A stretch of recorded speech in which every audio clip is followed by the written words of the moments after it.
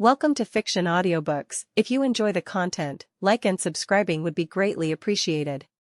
If you have any recommendations for novels, comment below. Please join my Patreon at https://www.patreon.com/fictionaudiobook. Chapter 1, NZNT, Chapter. In a small forest near Kanahagakure, two young boys were engaged in a fierce hand-to-hand combat. The sounds of their clashing fists echoed through the trees. Though young, both boys were clearly skilled in taijutsu. Every move they made was lightning fast and full of power, creating gusts of wind as they moved through the forest. One of the boys wore a green bodysuit, sporting a comical mushroom haircut. His thick eyebrows were intimidating, and his nose was significantly larger than average. This was none other than Might Guy in his youth. "Yusuki, fighting you is so exhilarating. But be careful, this is my final move." Guy, sweating profusely, said to the other boy with a joyful expression. His opponent had black hair and handsome features. His narrow eyes were calm and serene. The boy wore the standard Konoha shinobi vest, with the Konoha symbol headband tied around his left arm. A fan symbol with a red top and white bottom in the center of his vest revealed his family affiliation, the Uchiha clan. "Konoha Might Guy." Guy roared, ready to unleash his attack, but Yusuki suddenly interrupted him. "Wait." Yusuki raised his hand in a gesture to stop. "Are you scared, Yusuki? I, Guy, have finally beaten you in taijutsu." Guy exclaimed, overjoyed at Yusuki's request to stop. Yusuki replied calmly, "Your focus is too much on your opponent, you've lost your awareness of your surroundings. Izumi is here, I have to go home for dinner, let's call it a day." "Brother, Mom called you home for dinner." As soon as Yusuki finished speaking, a little girl's voice came from nearby. Then, a little girl in a purple dress emerged from the forest. Her name was Uchiha Izumi, Yusuki's younger sister. She had long black hair and bright, sparkling eyes. She was pretty and adorable, with a beauty mark under her right eye. Might Guy nodded in disappointment. He and Yusuki had a pact: whenever Izumi called for him, the match would officially end. Yusuki had set this rule because Guy was incredibly persistent. Once he got into the heat of battle, he couldn't control himself and would relentlessly pressure Yusuki to continue. That's why they had this agreement. "All right, then I'll spar with you again next time, Yusuki." Guy's face lit up with a bright smile. After waving goodbye to Yusuki, he shouted "youth," and ran out of the forest. As he passed Izumi, Guy grinned, revealing a set of dazzling white teeth. He gave Izumi a thumbs up. Izumi smiled sweetly and gave him a thumbs up in return, "Good luck." Watching Guy's retreating figure, kicking up dust as he ran, Yusuki shook his head and chuckled. He walked over to Izumi and picked her up. "Izumi, let's go home for dinner." Uchiha Yusuki had been in the world of Naruto for 14 years. He was a time traveler from Earth. Back on Earth, he had watched Naruto, and he had a general understanding of the plot. However, he only remembered the broad strokes, many details had faded from his memory. He wasn't very interested in the later parts of the story with its godlike battles, so he skimmed through them, leaving many gaps in his knowledge. However, Yusuki was very familiar with the fate of the Uchiha clan. In a few years, the clan's genius, Uchiha Itachi, would massacre the entire clan for the sake of the village's stability, sparing only his younger brother, Sasuke. Yusuki, of course, could not tolerate Itachi's actions. Not only was he a member of the Uchiha clan himself, but his parents and sister Izumi in this life were his greatest weakness, and he would never allow anyone to harm them. Therefore, to control his own destiny and that of his family, Yusuki worked hard to improve his strength. Before his time travel, Yusuki was a scientist in multiple fields, possessing a wealth of knowledge and highly effective learning methods. With his superior understanding compared to his peers, Yusuki consciously trained his abilities from a young age. It can be said that Yusuki had a head start compared to most people. Combined with his relentless efforts, his strength grew at an astonishing rate. In the eyes of others, Yusuki was a rare genius, on par with the talented prodigy Kakashi. Both Yusuki and Kakashi had recently become jonin at the same time, but they didn't interact much. Especially after the deaths of Obito and Rin, Kakashi, who was already aloof and solitary, became even more reclusive, avoiding contact with anyone outside of his missions. Of course, Yusuki and Kakashi did have a connection, they both shared a common friend, Might Guy. Perhaps this was a characteristic of proud individuals, they had few friends, but they were willing to have a simple and trustworthy friend like Guy. Yusuki felt a deep sense of regret for Kakashi. If he hadn't suffered a series of blows in recent years, this genius would have achieved far more than he did in the original Naruto. Kakashi had almost completely stopped improving his strength, simply numbing his wounded heart through constant missions. In Yusuki's view, Kakashi was simply squandering his talent. Of course, while he felt regret, Yusuki didn't have time to worry about Kakashi. Yusuki was completely immersed in the world of shinobi, his scientific curiosity driving him to constantly delve into various knowledge related to shinobi. Although the rules of the Naruto world were different from many rules on Earth, such as the fact that on Earth, you run faster with your arms swinging back and forth, while in the Naruto world, you run faster with your arms held behind you, the principles were the same. The way of researching and thinking was universal. With Yusuki's former knowledge as a scientist, he naturally had a huge advantage in researching various jutsu or scientific training methods. Holding Izumi in his arms, Yusuki strolled along the country road, enjoying the time spent with his adorable sister under the beautiful setting sun. "Brother, today a little boy said you're not a genius," and Izumi argued with him for a long time. "Brother is the best," Izumi said, nestled in Yusuki's arms. "Oh. Just pretend you didn't hear that from now on, what's there to argue about?" Yusuki chuckled and playfully rubbed Izumi's nose. "How can that be? He said you haven't awakened your Sharingan yet, and that so-called genius is just what others say, it doesn't mean anything in the Uchiha clan." Izumi pouted, her face full of anger. Yusuki laughed, "You little rascal, you're always so polite, why are you so competitive now? I can be polite about other things, but I can't let anyone badmouth my brother. Brother became Jonin at 12, even without the Sharingan, he's the strongest genius in the family." "No, he's the strongest genius in the village," Izumi snorted. Although Yusuki's strength far surpassed his peers, and he had already reached Jonin level, he still hadn't awakened his Sharingan. This was often a point of criticism from some members of the clan. Most Uchiha were very proud, to put it bluntly, arrogant, especially when it came to the Sharingan, they had an unhealthy sense of pride. Many clan members believed that the Uchiha with the Sharingan were invincible, and Yusuki, who had yet to awaken his Sharingan, was still considered a mediocrity in their eyes, even though he was very strong. In their view, they, with their Sharingan, could easily defeat Yusuki.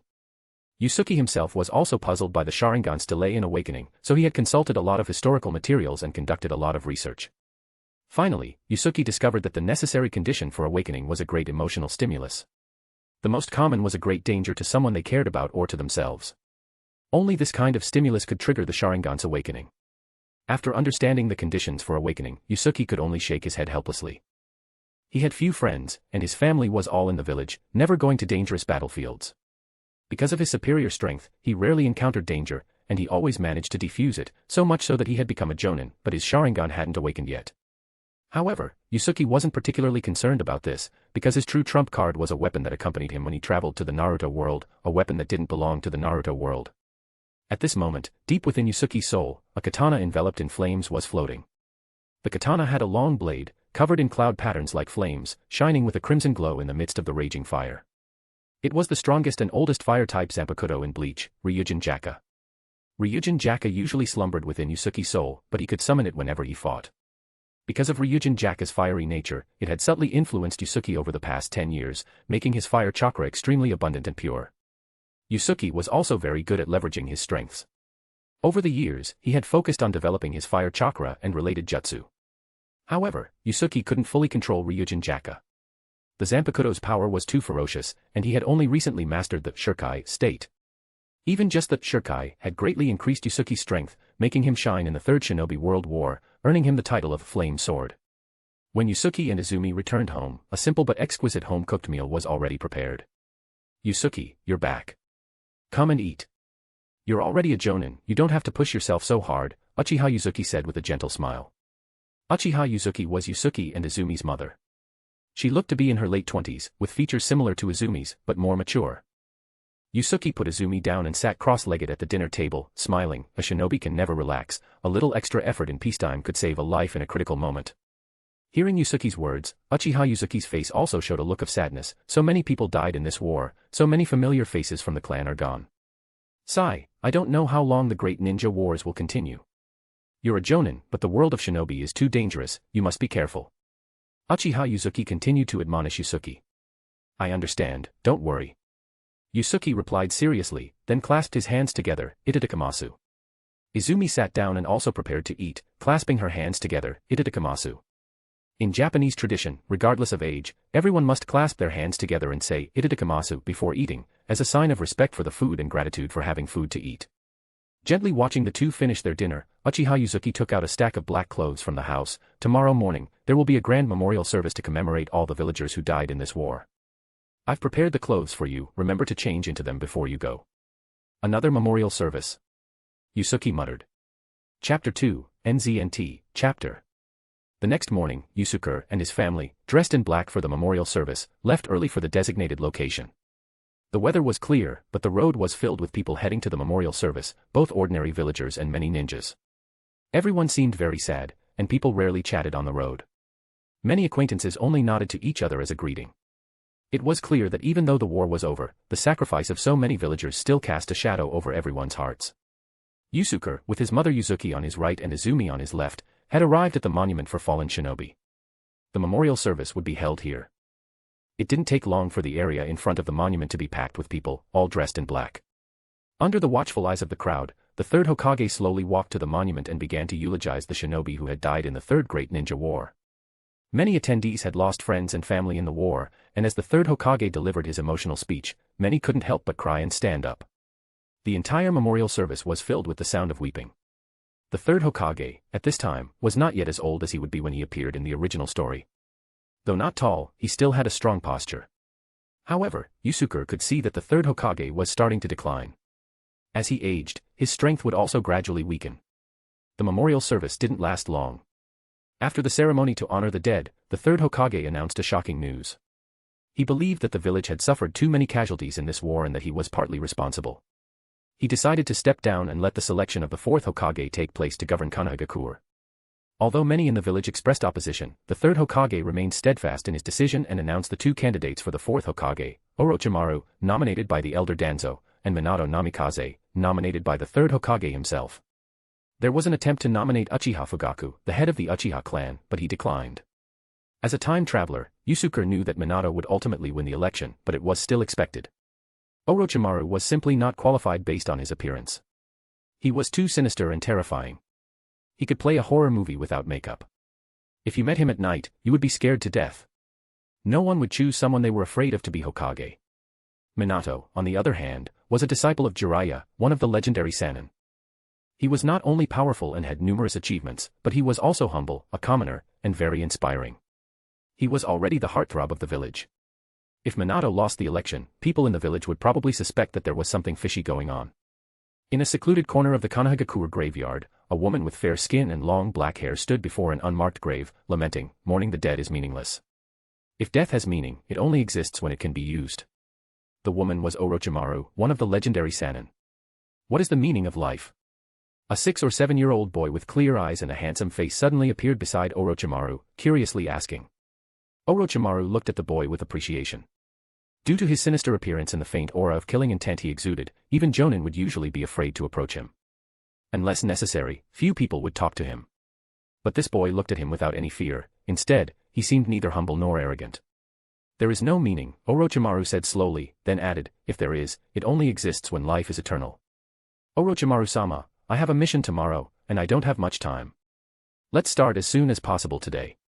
A voice interrupted the two who were discussing the eternal mystery of the meaning of life. The two looked in the direction of the voice. A young man wearing the standard ninja vest was slowly walking towards them. It was Yusuke. Yusuke had arranged to meet Orochimaru, so he asked Yusuki and Izumi to go back first. He waited for Orochimaru for a while. Hearing Yusuke's words, Orochimaru nodded to the boy, then said to Yusuke, "Yusuke-kun, I'm so sorry. When you get old, you like to do some useless lamenting. Let's meet at the usual place." With that, he disappeared from the graveyard with a few body flickers. Yusuke glanced at the handsome boy and immediately recognized him. It was Uchiha Itachi, the tragic genius of the Uchiha clan. Itachi was still a very cute little boy, but his eyes seemed to hold countless worries. Yusuke wasn't familiar with Itachi. After finding Orochimaru, he didn't say anything more. He formed a hand seal with his left hand, 2 fingers together, and disappeared in a flash of flames, heading to the location he had agreed upon with Orochimaru.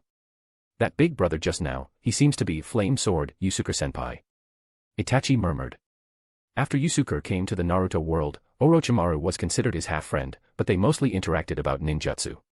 Because Yusuke was a scientist before he crossed over, he was obsessed with developing ninjutsu after crossing over. Orochimaru was also considered a scientist in the Naruto world, so they had a lot in common. For this reason, although Yusuke called Orochimaru-sama, his tone was very casual, like talking to a normal friend. Yusuke wasn't good at the biological science that Orochimaru excelled at. Yusuke focused on the study of energy and how it works. Of course, in the Naruto world, this meant studying chakra and ninjutsu. In one of Orochimaru's secret bases, Yusuke and Orochimaru were discussing the development of new ninjutsu. Yusuke-kun, the ideas you mentioned about cell gene inheritance have inspired me. The cursed seals developed with the first Hokage's cells have been greatly improved. Don't you want to try it? Orochimaru tempted. No, I'd rather develop my own power than do all sorts of messy experiments on my own body. Yusuke refused. He had no interest in letting Orochimaru put his immature cursed seals on him. Besides, he knew that these cursed seals were one of Orochimaru's methods to activate reanimation jutsu. Is that so? That's a pity. Orochimaru said regretfully, then suddenly formed hand seals, his body transforming into hundreds of white snakes, frantically rushing towards Yusuke. Seeing this, Yusuke quickly retreated, a katana appearing in his right hand. It was the Zanpakuto, Ryūjin Jakka. At this time, Yusuke hadn't activated Shirkai, so Ryūjin Jakka was in its normal katana form, with no flames attached to the blade. Yusuke quickly swung his Zanpakuto, slashing at the incoming white snakes. However, to his surprise, the snakes seemed to have no physical form. The Zanpakuto passed right through them. Hundreds of white snakes took the opportunity to swarm Yusuke, biting him tightly. The parts of his body that were bitten immediately began to petrify. Soon, Yusuke, completely petrified, was swallowed by hundreds of white snakes. Puff, a sound of flames crackling came from the middle of the hundreds of white snakes. A flash of fire, and the surrounded Yusuke disappeared. You've already mastered this technique. The speed is beyond my expectations. Yusuke's voice came from the other side. The Yusuke that had been swallowed by the white snakes was just a fire release clone. Hundreds of white snakes quickly gathered, finally condensing back into Orochimaru. Orochimaru took a scroll from his pocket and threw it to Yusuke, saying, I was just helping you develop new ninjutsu, but it also gave me some inspiration. I took the opportunity to modify the many snake substitution technique. It's even more eerie and unpredictable after incorporating genjutsu and elemental chakra. Yusuke took the scroll that Orochimaru threw and carefully unfolded it. After a while, Yusuke closed the scroll and put it in his pocket, then quickly formed hand seals. Fire Phantom Crow Technique. Yusuke's body suddenly split into pieces, which transformed into crows with flames wrapped around them. These crows were sometimes normal, sometimes distorted, clearly not physical, or rather, not entirely physical. Yusuke called these crows Fire Phantom Crows. When Yusuke's body was completely split into dozens of Fire Phantom Crows, they circled in the air for a while, then gathered again, condensing back into Yusuke. The Fire Phantom Crow technique was based on Uchiha Itachi's most powerful Crow Clone technique. It incorporated elemental attributes on top of the Genjutsu Crow Clone, making the technique more powerful, but also increasing the difficulty of execution. Your hand seal speed seems to have increased again. Based on your hand seal speed, you've already surpassed me. Orochimaru laughed. Even a normal laugh felt chilling. Yusuke had spent a lot of effort on the basics of shinobi over the years. He had dabbled in taijutsu, ninjutsu, and genjutsu, and he strongly agreed with the concept of the fastest wins. He practiced hand seals every day without fail. It's just a minor skill. I wanted to discuss the development of this technique with you today, but I didn't expect you to finish it so quickly. I owe you one. Yusuke said slowly. Orochimaru waved his hand and sat down casually on the tatami mat, saying, What do you think about the election for the fourth Hokage? How much chance do you think I have? Yusuke sat down opposite Orochimaru and didn't answer directly. What do you think? Compared to Minato, what are your advantages? Hearing Yusuke's words, Orochimaru's pupils contracted, his eyes seemed to gather murderous intent, and he stuck out his snake-like tongue and licked his lips. Yusuke didn't say anything, just quietly looked at him. After a moment of silence, Orochimaru suddenly changed the subject. A while back, I met a very interesting ninja. His puppetry was so formidable that even I found it difficult to handle. It made me interested in puppetry. A ninja who is good at puppetry and can make Orochimaru feel threatened, it must be Sasori. Yusuke thought to himself. Sasori had already killed the third Kazekage and defected from Sunagakure, but he probably hadn't joined Akatsuki yet. A friend asked where the protagonist's father went. Because the protagonist's family's background is taken from Itachi Shinden, the mother, Uchiha Yusuki, and sister, Uchiha Izumi, are named characters, but the father has no name in Itachi Shinden. The author didn't want to make up a name, so in this book, the protagonist's father is set up as someone who is always working away from home. Check my Patreon for 50 advanced chapters. Chapter 3, NZNT, Chapter. Ninjutsu that relies heavily on external tools, like puppetry, is a school of its own. While it has many aspects worth learning from, it ultimately prioritizes the means over the ends. Yusuke shook his head and continued, only one's own strength is truly reliable. Yusuke-kun, you're right. We're truly kindred spirits. I'm currently researching a very interesting jutsu. If it succeeds, it will allow humanity to break free from the shackles of life, Orochimaru said. He then looked at Yusuke with a fervent expression and continued, this will allow people to have endless life and time to learn all the jutsu in the world, reaching a transcendent level. Hearing what Orochimaru was talking about, Yusuke guessed it was reanimation jutsu. This jutsu was indeed a genius idea. In Yusuke's eyes, Orochimaru, who could research this jutsu, was a true prodigy. Although this jutsu had huge flaws, they were insignificant compared to the benefit of eternal life. Of course, although reanimation jutsu gave Orochimaru the ability to be nearly immortal, it also greatly reduced his resistance to genjutsu. Each time he used reanimation jutsu, Orochimaru's mental strength would decline significantly, which made him almost powerless against Uchiha Itachi, who was skilled in genjutsu. Orochimaru-sensei, I just can't perform the shadow possession jutsu properly. Could you practice with me again and help me see what the problem is? At this moment, a little girl's voice rang out. A girl of about 10 years old with a round face walked in. Her hair was tied into a high ponytail, and she was dressed a bit like a tomboy. This girl was Orochimaru's only disciple in Konoha at the moment, Anko Mitarashi. Yusuke's brow furrowed slightly. With his keen eyesight, he noticed a black curse mark on the back of Anko's neck from afar. It should be Orochimaru's heavenly curse mark. Although the heavenly curse mark could give ninjas great power when activated, it also had a big flaw. The longer the user used it, the more damage it would do to their body, and excessive use would cause the user to suffer extreme pain. It's you again, what are you always clinging to Orochimaru-sensei for? Anko walked closer, saw Yusuke sitting opposite Orochimaru, and puffed out her cheeks in anger. Yusuke remained expressionless, but he was helpless against the hostility Anko displayed. He knew that Anko relied heavily on Orochimaru. Seeing that he often discussed ninjutsu with Orochimaru, she had always disliked him. Orochimaru-sama, since this jutsu is already complete, I won't disturb you any longer. Yusuke stood up and said goodbye. Orochimaru nodded. Alright, I had something else I wanted to talk to you about, but it's not urgent. We'll talk about it after the successor to the 4th Hokage is confirmed. The 4th Hokage will be Orochimaru-sensei, of course. Anko clenched her small fists, confident. In her heart, Orochimaru-sensei was the best ninja, no one could compare. Yusuke actually quite liked this energetic little girl, but she didn't seem to like him much. He gave up on the idea of going over and pinching Anko's round cheeks. Yusuke formed a hand seal with his left hand and disappeared in a flash of flames. Humph, this Uchiha Yusuke always takes up Orochimaru-sensei's time. You don't have time to teach me ninjutsu. Anko complained. Orochimaru patted Anko's head and said slowly, Yusuke-kun is a true genius. I don't know how far his strength will reach in the future. As he spoke, Orochimaru's eyes were deep, as if thinking about something. Leaving Orochimaru's gloomy research institute, Yusuke decided to relax for a change. He had planned to spend the whole day researching the Fire Phantom Crow technique with Orochimaru, but Orochimaru had already figured it out himself, giving Yusuke some unexpected free time. Yusuke strolled leisurely through the streets of Konohagakure, enjoying the rare peace. Although his reputation in the village was not small, everyone knew about the genius ninja known as Flame Sword. His appearance was not particularly distinctive, unlike Kakashi's white mop of hair or the fourth's bright yellow hair. So unless they were familiar with him, not many people recognized him. As he walked, a sign written in calligraphy caught Yusuke's eye. Looking at the 4 characters, Bin-chun Tea House, written in flowing script, Yusuke decided to go in and sit for a while. A cup of oolong tea, please. Yusuke entered the tea house and found a seat by the side. Coming right up, Ninja-sama. Your oolong tea. A girl wearing an apron brought the tea to Yusuke's table.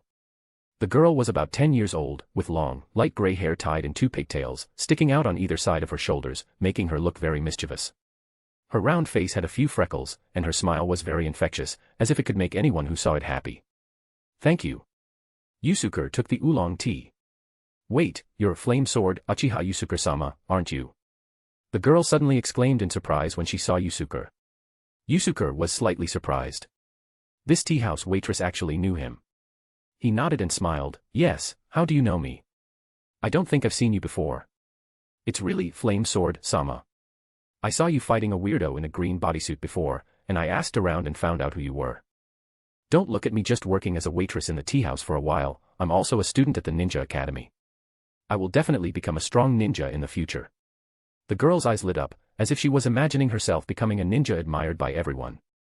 Yusuke helplessly rubbed his forehead.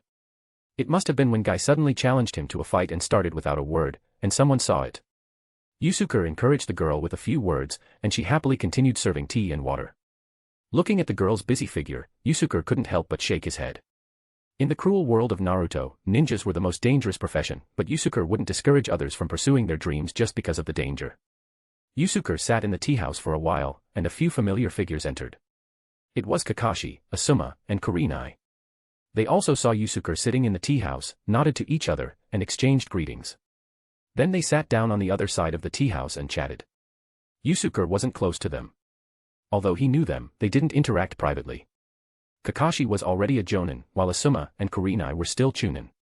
As the three of them chatted, Asuma took out a cigarette and lighter from his pocket. Seeing this, Yusuke was speechless. This guy is only 14, right? Although he looks much older. Kurenai nudged Asuma with her elbow and pointed to the "no smoking" sign on the wall of the tea house. Asuma had no choice but to put the cigarette away. Kurenai, as one of Konoha's village flowers, was already very beautiful, even though she was young. Just in terms of appearance, Kurenai and Asuma were a real case of a flower stuck in cow dung. You're the same age as that guy over there, and you both became jonin at the same time. Who's stronger? Asuma suddenly leaned close to Kakashi and whispered, his eyes secretly glancing at Yusuke. Yeah, we're all curious about that. Kurenai also looked interested. Kakashi's dead fish eyes were listless. He said nonchalantly, who knows about such boring things? Maybe he's stronger. Hearing Kakashi's answer, Asuma was very dissatisfied. He rolled his eyes and said, what do you mean? Can't you be serious? I think if you were serious, you'd be stronger than him. Shoo, be quiet. It's rude if he hears you. Kurenai quickly said from the side. Yusuke, with his sharp ears, naturally heard what the three of them were saying, but he didn't care. He just wanted to clear his mind and enjoy his cup of tea. That bastard, Uchiha Yusuke, didn't even attend the clan meeting. He really doesn't take the clan seriously. I'll give him a good beating next time I get the chance. A slightly irritable voice came from outside the tea house curtain. The people in the store looked in the direction of the voice. Four people wearing the dark, high-necked, round-collared uniforms unique to the Uchiha clan walked in. The one who spoke was the leader. Yeah, what flame sword. It's just a title those second-rate ninjas gave him. He really thinks he's something. A member of the Uchiha clan on the left also said angrily. All right, calm down. Maybe Yusuke really had something urgent. You don't have to. Another member of the Uchiha clan, with a kind face, said with a smile, trying to calm them down. However, he stopped mid-sentence. He saw Yusuke, who had skipped the clan meeting because of urgent matters, sitting leisurely in the tea house, drinking tea. Yusuke also looked at them with a bit of awkwardness, especially the clan member who had spoken up for him. The guy was trying to smooth things over, and he was slapping him in the face right there. It was really embarrassing. Uchiha Yusuke, you didn't attend the clan meeting, but you're here drinking tea. Today, I, Uchiha Ryūjin, will give you a taste of my power. The Uchiha clan member named Ryūjin was furious when he saw the relaxed Yusuke. Before he could finish speaking, Ryūjin charged directly at Yusuke. The kind-hearted Uchiha clan member who had spoken up for Yusuke tried to stop him, but it was too late. However, before anyone in the tea house could react, the Uchiha clan member named Ryūjin, who had just charged at Yusuke, was already flying back at an even faster speed, flying out of the tea house curtain. Ryūjin. Another Uchiha clan member exclaimed, then turned to Yusuke and began forming hand seals. Fire release, great fireball technique. However, before he could finish the hand seal, he felt a flash in front of him. Yusuke was already standing straight in front of him. Yusuke's right hand firmly grasped the finger that was forming the hand seal, interrupting the great fireball technique he was about to perform. He looked at Yusuke, who had suddenly appeared in front of him, in disbelief. This is still a tea house. Yusuke said coldly. Then he kicked the other guy out of the tea house. At this moment, a gust of wind hit Yusuke's neck. The last Uchiha clan member who had entered the tea house also attacked Yusuke. Yusuke casually blocked the attack with his hand and turned to look at the other guy, who was also looking at him. Good opportunity. Seeing Yusuke looking at him, the Uchiha clan member was secretly delighted. Check my Patreon for 50 advanced chapter. Patreon/Kane. Chapter 4, NZNT, Chapter 3 Tomo Sharingan. Yusuke was slightly surprised, looking at his opponent who was beaming with joy. In the Uchiha clan, the power of the Sharingan was often used to measure a ninja's strength. When an Uchiha reached the 3 Tomo Sharingan, they could generally become a jonin of the Uchiha clan. A guy who hasn't even awakened his Sharingan, let you taste the power of Sharingan Genjutsu. This Uchiha thought to himself. At the same time, his 2 3 Tomo Sharingan spun, launching a Genjutsu attack on Yusuke. However, before this Uchiha could rejoice, he saw Yusuke, who was also staring at him, with flames flickering in his eyes. He immediately felt as if his eyes were being burned by a raging fire. Ah! My eyes!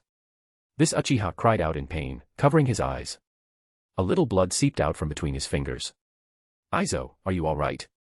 The only Uchiha who hadn't attacked Yusuke, the one who had spoken up for him at the beginning, immediately stepped forward to support him.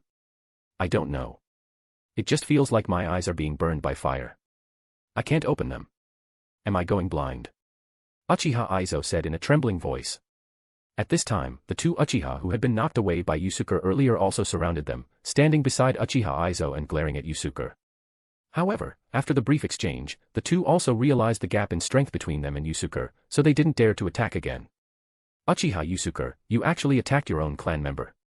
I'll report this to the clan leader when I get back and have him uphold justice. Uchiha Ryūjin, who had attacked first, said angrily. Yusuke sneered, he recklessly used genjutsu on me, triggering my genjutsu countermeasure. Besides, I'm not interested in wasting time with you guys here.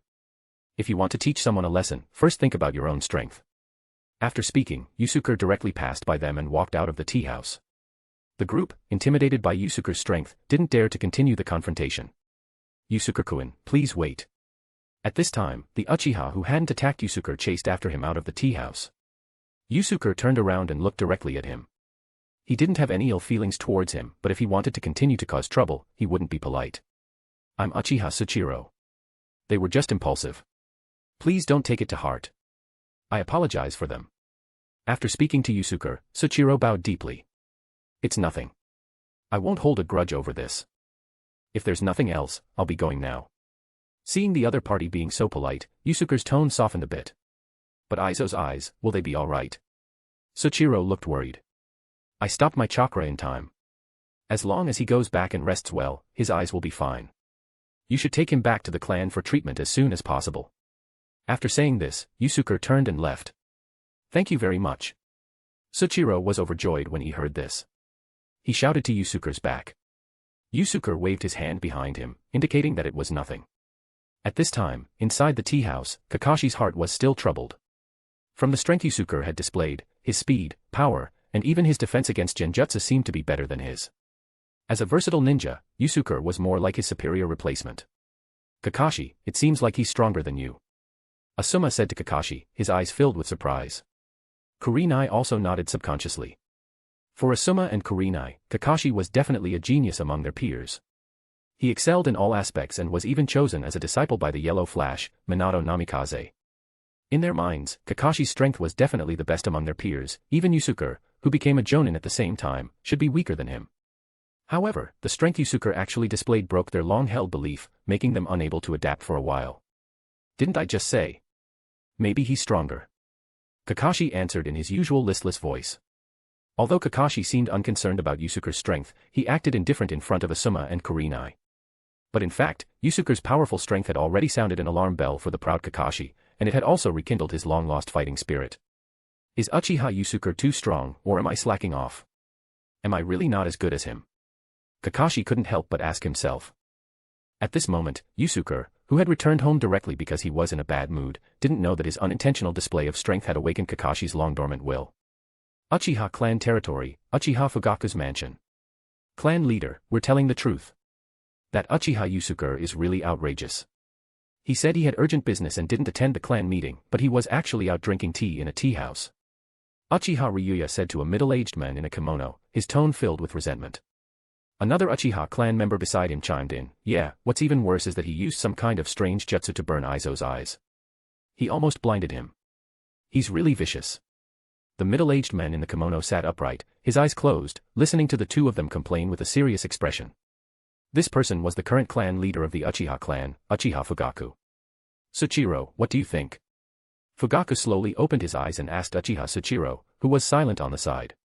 Soichiro smiled wryly and said, I don't know him well either.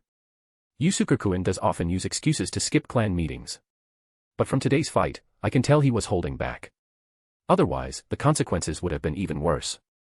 Soichiro, why are you speaking up for that guy? Uchiha Ryūjin complained. Alright, you two can go back. Soichiro, stay here. I have something to discuss with you. After dismissing Ryūjin and the other Uchiha, Fugaku kept Soichiro.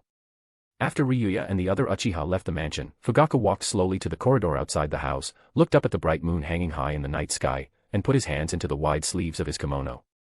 Soichiro followed him outside and stood respectfully behind him. "What do you think of Uchiha Yusuke?" Fugaku asked. Soichiro shook his head. "I don't know him well either, but he doesn't seem interested in power struggles." After a pause, Soichiro continued, "But one thing I'm very sure of is that he's very strong. You know, his nickname is Flame Sword, but when he fought with Ryūjin and the others, he didn't even draw his sword. It's a pity that he doesn't seem to have any sense of belonging to the clan. Besides his own family, I haven't seen him interact closely with anyone else in the clan." After listening to Soichiro's opinion of Yusuke, Fugaku nodded and said, "You're right. I think it's time I had a chat with this genius of the clan." Fugaku turned to Soichiro and said, "Tomorrow, arrange a meeting for me. I want to see him. If there's nothing else, you can go back to rest." Soichiro bowed respectfully. "Understood. I'll let you know once I've arranged it." After Soichiro left, Fugaku remained alone on the corridor outside the house, quietly looking at the night sky, lost in thought. "Why are you standing in the courtyard by yourself, still worrying about clan matters?" A gentle female voice came from behind Fugaku. It was Fugaku's wife, also Sasuke and Itachi's mother, Uchiha Mikoto. Mikoto had long black hair that cascaded down her shoulders, a beautiful face, and Itachi and Sasuke inherited most of their features from her. At this time, her belly was slightly protruding, clearly several months pregnant. "Nothing, just trivial matters. Don't worry too much. Just focus on taking care of yourself and the baby." Fugaku, who always had a serious expression, finally smiled and gently put his arm around Mikoto. "Don't worry too much about the clan either. By the way, have you thought of a name for the baby?" Mikoto rested her head on Fugaku's shoulder and asked. "Of course, I have. If it's a boy, I have a name I really like," Fugaku said with a smile. Mikoto looked curious. "What name?" Fugaku said slowly, "I can't tell you yet. Before I can use this name, I need to get permission from someone." The next morning, Yusuke finished his morning training, went home to pack up, and prepared to head to a place he had planned to visit. After that, he had to go to the Hokage Tower to receive the Hokage's assigned mission. As Yusuke was leaving, he met Uchiha Soichiro walking towards him. "Yusuke-kun, are you going out? It's a good thing I left early, or I would have missed you." Soichiro walked forward and smiled at Yusuke. "Yes, the Hokage-sama asked me to go there today. He must have a mission for me." "What brings you here?" Yusuke felt a little strange seeing Soichiro show up uninvited. "The clan leader wants to meet with you and chat, so he asked me to set up a time." "When would you be available?" Soichiro asked. Hearing Soichiro's words, Yusuke thought for a moment and said with a hesitant expression, "Sorry, I can't confirm the time for now. I'm going to visit a friend, and then I have to go to the Hokage Tower. The Hokage-sama asked me to go there at noon today. He must have a mission for me. I'm not sure about the specific schedule of the mission yet." "All right, I understand. It's a bit of a coincidence. I'll go back and explain to the clan leader." Soichiro nodded and continued, "I wish you good luck on your mission, Yusuke-kun." "Thank you. Please explain to the clan leader for me. After this mission, I'll go visit him myself," Yusuke said. After parting ways with Soichiro, Yusuke immediately headed to the southern outskirts of Konohagakure. There was a simple orphanage there, which was Yusuke's planned destination. For more chapter visit my p@Trian/Kane. Thank you. Chapter 5, NZNT, Chapter. The Orphanage Director's Office. "Yusuke-kun, you haven't been here for a long time. Everyone misses you. During the recent war, everyone was worried that something might happen to you," a woman who looked about 25 years old smiled at Yusuke. The woman, named Yukushi Nono, was wearing a black nun's habit, had long yellow hair, and wore black rectangular glasses on the bridge of her nose. Her face was adorned with a gentle smile, making her look like a friendly big sister. If Yusuke hadn't known her true identity, he wouldn't have believed that she was once a skilled spy ninja adept at assassination and intelligence gathering.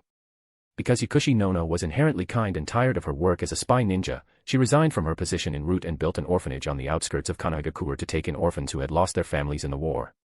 However, Yusuke knew that Danzo had no intention of letting this former subordinate go. "Yusuke-sama, you don't know, the director is so kind-hearted. She takes in orphans whenever she sees them. The funds the village provides are far from enough to cover the orphanage's expenses. The director is the one who's been raising funds herself," a plump nun complained. This nun was also one of the orphanage's staff members. "Director, this is a little something from me. Please accept it. Yusuke took out a package and handed it to her. Inside was some money, not a lot, but not a small amount either. As a jonin, Yusuke's income was quite good. He didn't mind donating some of his money to charity, especially since he was willing to provide some assistance to this kind woman. More importantly, this was an excellent opportunity for him to get close to his target, making it a win-win situation. Thank you, Yusuke-kun. If it weren't for your continued support, the children might have had a harder life. Yakushi no didn't refuse. She had already poured everything she had into this orphanage, and Yusuke's support was truly important to her. She herself didn't mind, but the children at the orphanage needed money to live. Didn't you say before that you wanted to teach the children medical ninjutsu so they could serve the village's wounded and earn some living expenses? How's that going? Yusuke asked casually. A look of relief crossed Yakushi no's face. The children are working hard, and they're all learning well. They should be able to work for the village soon. Especially Kabuto, he's very talented. He's already very skilled in medical ninjutsu. Even ordinary medical ninjas might not be as good as him. Is that so? I'm a little interested. Would it be alright if Kabuto showed me what he can do? Yusuke asked with a smile. No nodded and led Yusuke to the place where the children were training. At this time, all the children were diligently training, most of them practicing chakra medical techniques. Chakra medical techniques were one of the simplest medical ninjutsu, a simplified version of the sage mode. The practitioner uses their hands to gather chakra with healing properties and covers the wound of the injured person, accelerating the healing process. This jutsu is simple but very effective in treating external injuries. Standing in the distance, Yusuke quickly saw his target among the children, Kabuto. Kabuto was still innocent at this time, far from the social persona he would later display after his villainous identity was revealed. Kabuto had long white hair tied into a ponytail and wore black round glasses. These glasses were Kabuto's most treasured possession. No had given them to him shortly after she took him in. Kabuto wasn't practicing chakra medical techniques. He seemed to be practicing more advanced medical ninjutsu. On the table in front of him, a white cloth with simple sealing jutsu drawn on it held a dying fish. Kabuto's right hand was covered in blue chakra, and he used his fingers to point at several parts of the fish's body, like needles stimulating the fish's body. After a series of quick manipulations, the fish, which had been lifeless, suddenly began to thrash its tail wildly, as lively as if it had just been caught from a river. Kabuto can already use chakra to stimulate acupoints for treatment. Yusuke asked No beside him. No nodded. Yes, he's really talented. This treatment method requires extremely powerful chakra control and a flexible mind to accurately use different stimulation methods for different injuries. Director, I have a favor to ask. I hope you'll agree. Yusuke said slowly. No smiled. Yusuke-kun, you've helped us so much, and we haven't been able to repay you. If there's anything I can do to help, it would be my honor. Please tell me. As long as I can do it, I won't refuse. Yusuke looked at Kabuto, who was still practicing in the distance, and said, I admire this child's talent too. I've always wanted to take on a disciple to train to help me develop ninjutsu. After observing him, I think Kabuto is a perfect fit. He has a talent in this area that is unmatched by ordinary people. Hearing Yusuke's words, No was slightly taken aback. Then she smiled and said, if it were anyone else, I might not be at ease, but if it's Yusuke-kun, I think I can entrust Kabuto to you with peace of mind. No's gaze also focused on Kabuto, her eyes gentle, like a mother looking at her son. As long as Kabuto is willing, I respect his choice. At this time, Kabuto, as if sensing something, turned his head and looked at the two who were looking at him from afar. No smiled and waved to Kabuto, signaling him to come over. Seeing the director calling him, Kabuto happily ran towards them. Director, what do you need me for? Kabuto asked No, a childlike smile on his face, when he arrived in front of them. No patted Kabuto's head and said with a smile, Yusuke-sama wants to take you as his disciple and teach you ninjutsu. Would you like to? If I become Yusuke-sama's disciple, can I still live with the director? Kabuto asked. After becoming my disciple, you will live in my house. Of course, you can come back to visit the director and your friends here often. Yusuke said. Hearing that he couldn't live with the director anymore, Kabuto shook his head. Then I don't want to. I want to stay with the director forever. In Kabuto's heart, the director was the only person he could trust, the only person who had given him warmth in his life. No matter what, he didn't want to be separated from her. Hearing this, Yusuke squatted down, also patted Kabuto's head, and smiled, but have you thought about this? If you follow me and study ninjutsu diligently, becoming a powerful ninja, you can truly help the director, instead of being a burden like you are now. Kabuto turned to look at No, asking with a dejected expression, am I really a burden? No immediately hugged Kabuto and said with a gentle smile, how could that be? Kabuto has helped me a lot. Yusuke-sama just doesn't know what Kabuto has done for the orphanage. At the same time, she glared at Yusuke with a hint of reproach in her eyes. Yusuke gave a wry smile and gave Nono an apologetic look, not saying anything more. Yusuke didn't really want to call Kabuto a burden, but he needed to use words to stimulate him, so he could be sure that Kabuto would agree to become his disciple. He knew that Kabuto was a very sensitive and meticulous child. With this small nudge, he would know what to do. Kabuto gently broke free from Nono's embrace. Although he enjoyed the director's loving embrace, he knew he had to make a real man's choice. Director, I want to be able to really help you. I want to become Yusuke-sama's disciple. Kabuto looked at Nono with determination. Nono smiled and nodded. No matter what choice you make, I support you. Since you're Yusuke-sama's disciple now, you must work hard and not disappoint him. Kabuto nodded vigorously, turned to Yusuke, and performed a respectful bow, saying loudly, Yakushi Kabuto, I hope to become your disciple. Please teach me. Yusuke stood up and said seriously, Kabuto, you are now officially my disciple, Uchiha Yusuke. I will teach you diligently, and you must practice hard. If you can't meet my requirements, I will not be lenient. Kabuto kowtowed deeply, then stood up and said loudly, Yusuke-sensei, don't worry. I will definitely satisfy you. A smile returned to Yusuke's face. I believe you can. Seeing his teacher's recognition, Kabuto secretly vowed that he would not disappoint his teacher. His teacher was the second person to acknowledge him, besides the director. Amidst the reluctant farewells of everyone at the orphanage, Yusuke took Kabuto and left. Because Yusuke had to go to the Hokage Tower at noon, he carried Kabuto under his arm and rushed as fast as he could. When they got back to his house, Kabuto felt like he had motion sickness. His eyes were spinning, and he almost threw up his dinner. Yusuke, is this the child you've been talking about wanting to take as a disciple? What a cute little girl. Seeing the Kabuto Yusuke brought back, Uchiha Yusuki asked with a smile. This sister, my name is Yakushi Kabuto, I'm a boy. Kabuto's face flushed red as he said loudly. Sometimes, children at this age are really hard to tell apart, especially a child like Kabuto with delicate features. Uchiha Yusuki couldn't help but chuckle. She patted Kabuto's head and said with a smile, what a likable child. Call me auntie. Yusuke is my son. Where's Izumi? Yusuke asked, not seeing Izumi. This little girl woke up and went out to play with her friends. Uchiha Yusuki said. Then I'll leave Kabuto to you. I need to go to the Hokage Tower now. Yusuke said to Yusuki. Uchiha Yusuki nodded. Go ahead. Yusuke took a scroll from his pocket and gave it to Kabuto. This is some basic ninjutsu. You can study it yourself while I'm gone. Kabuto took the scroll with both hands and said, don't worry, sensei. I will work hard. Looking at Yusuke who was leaving, then turning back to see Uchiha Yusuki smiling at him, Kabuto felt the same feeling he had when he was first taken in by the director, a feeling of being noticed and acknowledged. This seems pretty good. Kabuto couldn't help but feel hopeful about the future and secretly vowed to study hard and become a skilled ninja as soon as possible to repay the director and his teacher. Chapter 6, NZNT, Chapter Hokage Tower, the third Hokage's office. Looking at Uchiha Yusuke standing straight in front of him, the third Hokage fell into thought. He had originally planned to have Yusuke lead a mission to protect someone, but yesterday, while chatting with his son, Asuma, he had inadvertently brought up the matter of Yusuke's fight with the Uchiha clan members at the tea house, and the third Hokage changed his mind. This was a young genius with incredible talent. According to Asuma's description, his strength currently surpassed Kakashi's. More importantly, he didn't seem to value family ties very much. If he could be absorbed into his faction, he would have another capable expert under his command. The Third Great Ninja War had recently ended, and this was Konohagakure's most prosperous period since the death of the first Hokage. The powerful Uchiha clan was still around, and the Yellow Flash's reputation was skyrocketing. Tsunade, one of the Sannin, had left Konohagakure due to the deaths of her brother and lover, but Orochimaru and Jiraiya remained in the village. From the outside world's perspective, the Sannin were still a formidable force.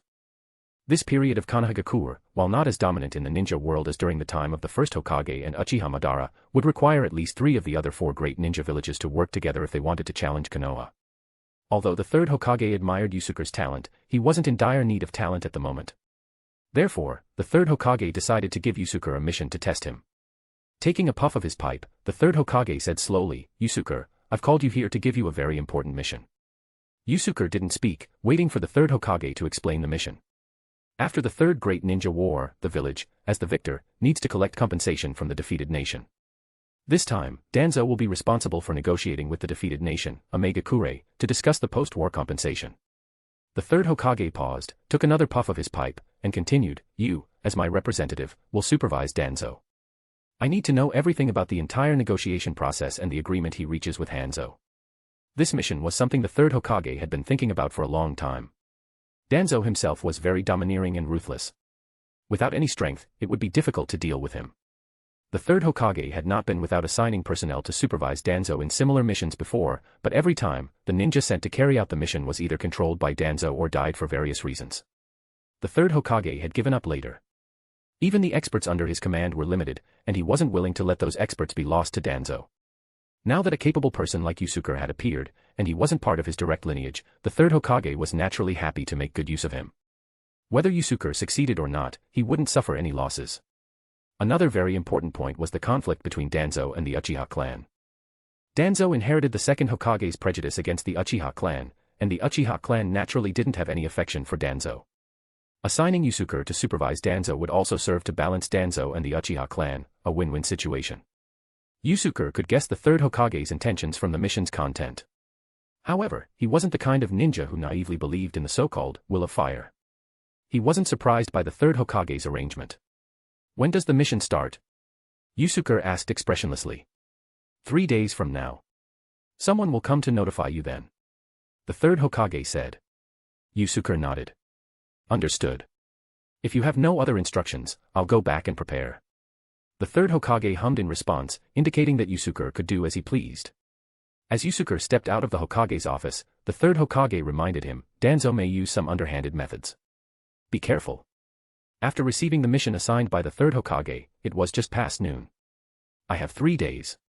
I can start laying some groundwork for Kabuto. This mission should take a while, so while I'm gone, Kabuto can do some training on his own, Yusuke thought to himself. Before I go home, I should pay a visit to Uchiha Fugaku. Thinking of Tsuchiro coming to find him earlier, Yusuke decided to go see what Fugaku wanted. Uchiha clan territory, Uchiha Fugaku's mansion. Fire release, great fireball technique. A 6 or 7-year-old boy stood by the lake, using the Uchiha clan's signature fire-type jutsu, aiming at the center of the lake. A large amount of flames erupted from the boy's mouth, forming a giant fireball above the center of the lake. It was clear that the boy had successfully completed the jutsu. The fireball lasted for about 5 seconds before the boy stopped releasing chakra, and the great fireball technique stopped. A middle-aged man in a kimono standing beside the boy laughed happily in satisfaction, praising him proudly, "That's my son." The middle-aged man had not expected his son to be able to perform the complete great fireball technique after only watching him demonstrate it once. This father and son were Uchiha Fugaku and Uchiha Itachi. Fugaku had originally planned to gradually guide Itachi in his ninjutsu after he entered the ninja academy, but he now had other plans, so he started teaching Itachi early. However, the more he taught Itachi, the more shocked he was by his son's talent, making him believe that Itachi was the future hope of the Uchiha clan. Clan leader, Uchiha Yusuke is here to visit. He said you wanted to see him. An Uchiha clan member came to report. Bring him here. Fugaku said, his expression returning to its usual seriousness. Itachi, you don't have to leave. Just watch here. Fugaku said to Itachi, who was about to leave. Itachi agreed and stood obediently to the side. Soon, the Uchiha clan member who had delivered the message brought Yusuke to the small lake where Fugaku and Itachi were practicing jutsu. Seeing Itachi standing beside Fugaku, Yusuke was slightly surprised. He had originally thought that Fugaku wanted to talk to him alone, to instill some ideas about valuing the clan, and to encourage him to participate more in clan activities. In Yusuke's understanding, Fugaku was a responsible clan leader and a very loving father. It was just a pity that his control over the clan was insufficient. He couldn't restrain the arrogant and conceited members of the clan, and he couldn't persuade the clan's 2 genius prodigies, Shursue and Itachi, to stand by his side. In the end, Uchiha Fugaku, with his Mangekyo Sharingan, was willing to die and sacrifice his entire clan to fulfill Itachi's will. It was a tragic story that was truly heartbreaking. Seeing Yusuke arrive, Fugaku's expression became even more serious. He said in a deep voice, Uchiha Yusuke, Ryūjin, and the others reported that you not only fabricated reasons to skip the clan meeting, but you also bullied them and injured them. What do you have to say about that? Yusuke frowned slightly. He had considered that Fugaku might be calling him out, but the possibility was low. After all, for a leader who lacked capable subordinates, attracting powerful members was the first priority. In his opinion, Fugaku, with his intelligence, shouldn't make such a mistake. Clan leader, I apologize for not being able to attend the clan meeting. I had an important matter to attend to at that time, but some unexpected things happened. Yusuke said calmly. Pausing, Yusuke continued, as for those three who provoked me, I only gave them a slight punishment. Yusuke wouldn't compromise or admit fault for something he didn't do, not even to the clan leader of the Uchiha clan. Fugaku sneered, you're really arrogant.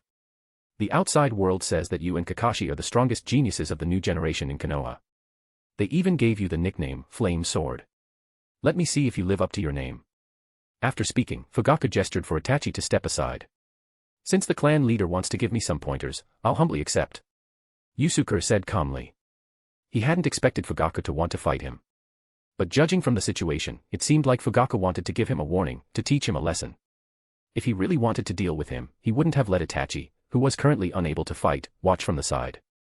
The two stared at each other quietly. Seeing that Yusuke didn't intend to make the first move, Fugaku prepared to launch an attack.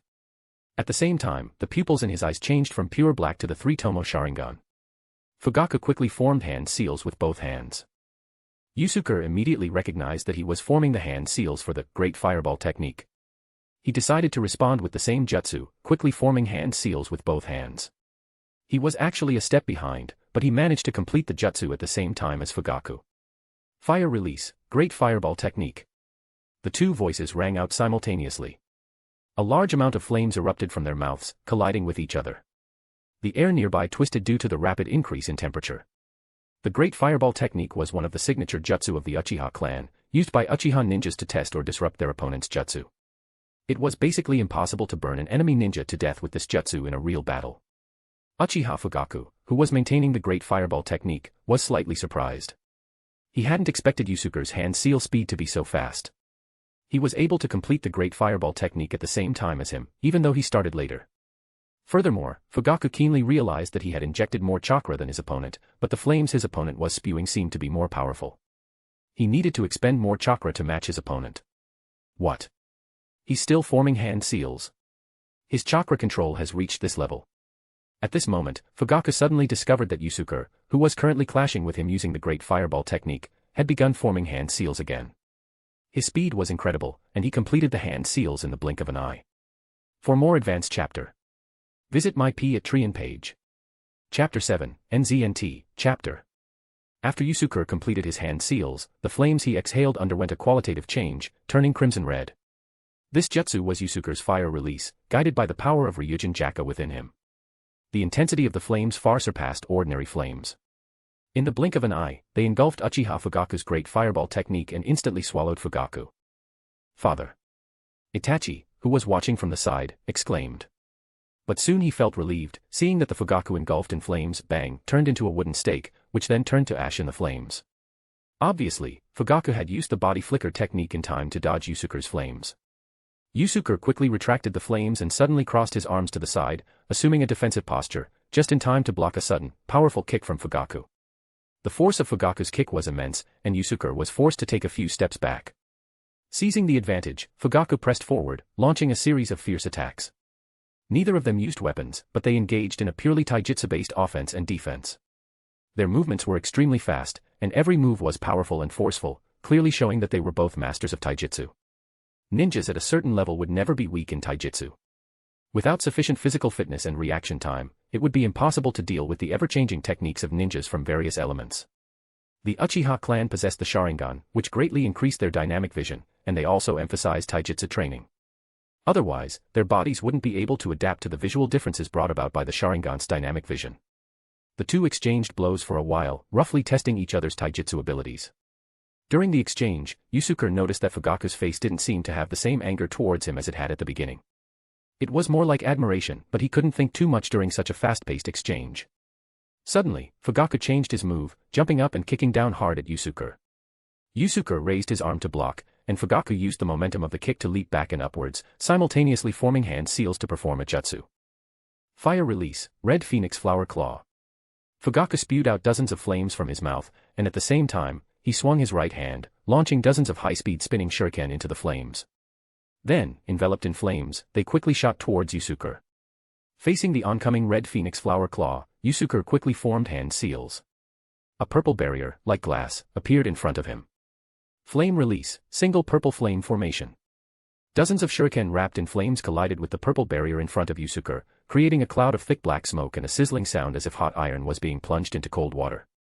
Then they completely disappeared, obviously burned to ashes by the extremely high temperature of the purple flames, leaving not even a trace behind. This flame release, single purple flame formation, was a jutsu that Yusuke had developed based on Orochimaru's 4 purple flame formation. Yusuke had also taught this jutsu to Orochimaru, but Orochimaru had always been unable to perform it. The reason was that Orochimaru couldn't independently complete the transformation from fire release to flame release, while Yusuke could use the power of his Zanpakuto, Ryūjin Jakka, within him to transform fire into flames. Fugaku, who had seen a lot in his life, could tell that this purple barrier wasn't so easy to break through. He circled around to the side and launched an attack on Yusuke. This time, Fugaku had a kunai in his hand, and with a thrust, he pierced straight through Yusuke's chest. But Fugaku realized that he hadn't hit anything solid. He immediately understood that his opponent had avoided his attack through some kind of technique. Yusuke's body gradually split into crows covered in crimson flames, all flapping their wings and rushing towards Fugaku. Fugaku retreated while swinging his kunai to drive away the crows. However, when the kunai pierced the crows, Fugaku discovered that they were also not solid, but the flames attached to the crows' bodies ignited the wide sleeves of his kimono. Fugaku swung his kunai, cutting off the burning sleeve. At the same time, his rich combat experience allowed him to immediately realize that these crows were not ordinary clones but a combination of Genjutsu and elemental chakra clones. Good job, Uchiha Yusuke. Let me see what other tricks you have up your sleeve, Fugaku thought to himself, but he didn't show any emotion on his face. He quickly formed hand seals, and the 3-tomo Sharingan in his eyes slowly spun. Iron bind technique. Suddenly, dozens of iron spikes appeared, pinning the crows flying in the air. All the crows that were nailed by these spikes instantly became motionless. Gradually, the crows all disappeared, and Yusuke's figure slowly reappeared. However, at this time, Yusuke was also nailed by several iron spikes, seemingly unable to move. Using Genjutsu to defeat Genjutsu. As expected of the clan leader. I thought my Fire Phantom Crow technique was nearly invincible, but it was easily broken like this. Yusuke said to Fugaku, unable to move. Yusuke's expression remained calm, but his tone was filled with admiration. At this time, the iron bind technique that Yusuke was caught in was actually a Genjutsu. The iron spikes that pinned Yusuke were not real. Only Fugaku, who was performing the jutsu, and Yusuke, who was caught in it, could see them. Itachi, who was watching from the side, only saw Yusuke standing motionless. Yusuke-kun, you are indeed the most outstanding genius of our clan. At such a young age, you have already achieved this level of strength without relying on the Sharingan. And in this sparring match, you, as the flame sword, have never used your sword to fight. It seems you still have some strength in reserve, Fugaku said. Fugaku's expression softened at this time, not as serious as it was when they first met. He looked at Yusuke with an appreciative gaze. In Fugaku's view, he had already won this sparring match. Whether Yusuke was holding back because of the sparring or because of his arrogance, he was now firmly under his control and unable to continue fighting. Moreover, Fugaku himself had also held back his strongest trump card. I didn't take your conflict with Ryūjin and the others to heart. I just wanted to test your strength. I had already made a high estimate of your strength, but it seems I underestimated you. Fugaku continued. Looking at Fugaku, who was talking eloquently, Yusuke understood his intentions. Fugaku thought he was powerless to resist now, so he was talking to him as the victor. Fugaku saw that Yusuke didn't say anything and frowned slightly. He said, young man, don't let a single defeat get you down. Victory and defeat are common in war, especially when your opponent is the clan leader of the Uchiha clan. Clan leader, sorry, I was just thinking, is this sparring match over? Yusuke asked. Fugaku rarely laughed when he heard this. What do you think? If it's not over, I might have to draw my sword. Yusuke looked at Fugaku calmly. All things will turn to ash. Ryūjin Jakka, Shirkai. Before he could finish speaking, Fugaku saw a flash of fire in Yusuke's eyes. The powerful fire chakra in his body went berserk, instantly breaking free from the iron bind technique. What attracted Fugaku's attention most was the magnificent long sword wrapped in flames that appeared in Yusuke's right hand. Yusuke swung the Ryūjin Jakka in his hand, and the flames on the blade drew a crimson arc in the air, like a magnificent trail of fire. Seeing this, Fugaku was shocked but couldn't help but sigh, as expected of the so-called flame sword, truly a formidable young man.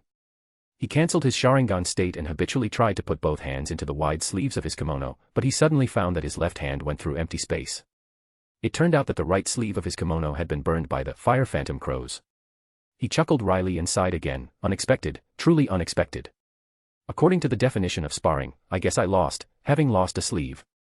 Yusuke saw that Fugaku didn't intend to make a move, so he retracted his Zanpakuto, Ryūjin Jakka. Yusuke hadn't been sure what kind of ninja Fugaku was, but through this sparring match, he knew that Fugaku's strongest skill was probably Genjutsu. The iron bind technique wasn't a high-level Genjutsu, but Fugaku could perform it flawlessly. He not only used it to break Yusuke's Fire Phantom Crow technique but also firmly controlled him. If Yusuke hadn't had Ryūjin Jakka, with his current abilities, he wouldn't have been able to break free from the jutsu in a short time. Of course, the so-called unbreakable wasn't just about the jutsu itself, but more importantly, about the person performing it. If Kurenai had used the same iron bind technique, she probably wouldn't even have been able to control him for a second. Yusuke shook his head. Clan leader, you're joking. I've actually used all my tricks. I wouldn't be arrogant enough to think that I can defeat the clan leader of the Uchiha clan right now. This wasn't Yusuke being humble. He knew that Fugaku had awakened his Mangekyo Sharingan. If Fugaku used the unpredictable abilities of his Mangekyo Sharingan, Yusuke wouldn't be able to resist him now. Fugaku nodded in satisfaction. Yusuke, this isn't the place to talk. Let's go to the reception room and chat. Fugaku was very satisfied with this talented and humble young man. Even his tone had become more intimate. The three of them went to the reception room. Fugaku and Yusuke sat facing each other, while Itachi brought over a cushion and sat beside Fugaku. Yusuke and Fugaku's sparring match had given Itachi his first glimpse of the battle between high-level ninjas. He, who was born with an extraordinary fighting intellect, felt a sense of yearning. Just like boys on Earth would have dreams of becoming martial arts masters or superheroes, most boys in the Naruto world would also dream of becoming powerful ninjas. Looking at Yusuke, who was young but very calm, Fugaku said slowly, the clan is facing many difficulties now. I believe that you, as a jonin, should be able to feel it. Chapter 8, NZNT, Chapter.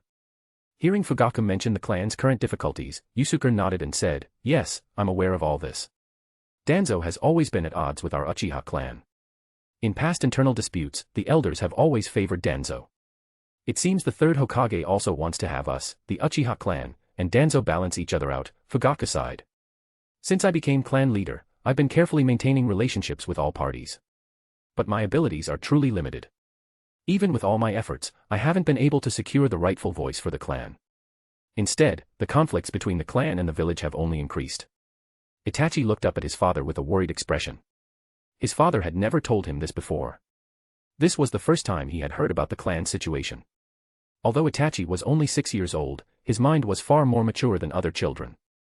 From his father's words, he could sense the clan's crisis and the burden on his father's shoulders.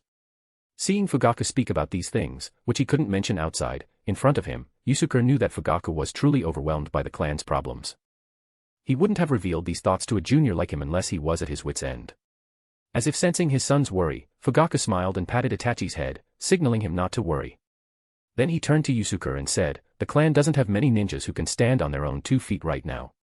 And among those people, I don't see anyone who can become a true pillar for the clan. When I heard about your outstanding performance in the Third Great Ninja War, I was very happy and have been keeping an eye on you ever since. Fugaku's expression turned serious, and he looked directly into Yusuke's eyes, but from your performance, I haven't seen the sense of clan honor that an Uchiha should have. Can you tell me the true place of the clan in your heart? Uchiha Yusuke. Fugaku's tone was extremely serious, especially when he said Yusuke's name at the end, emphasizing his words.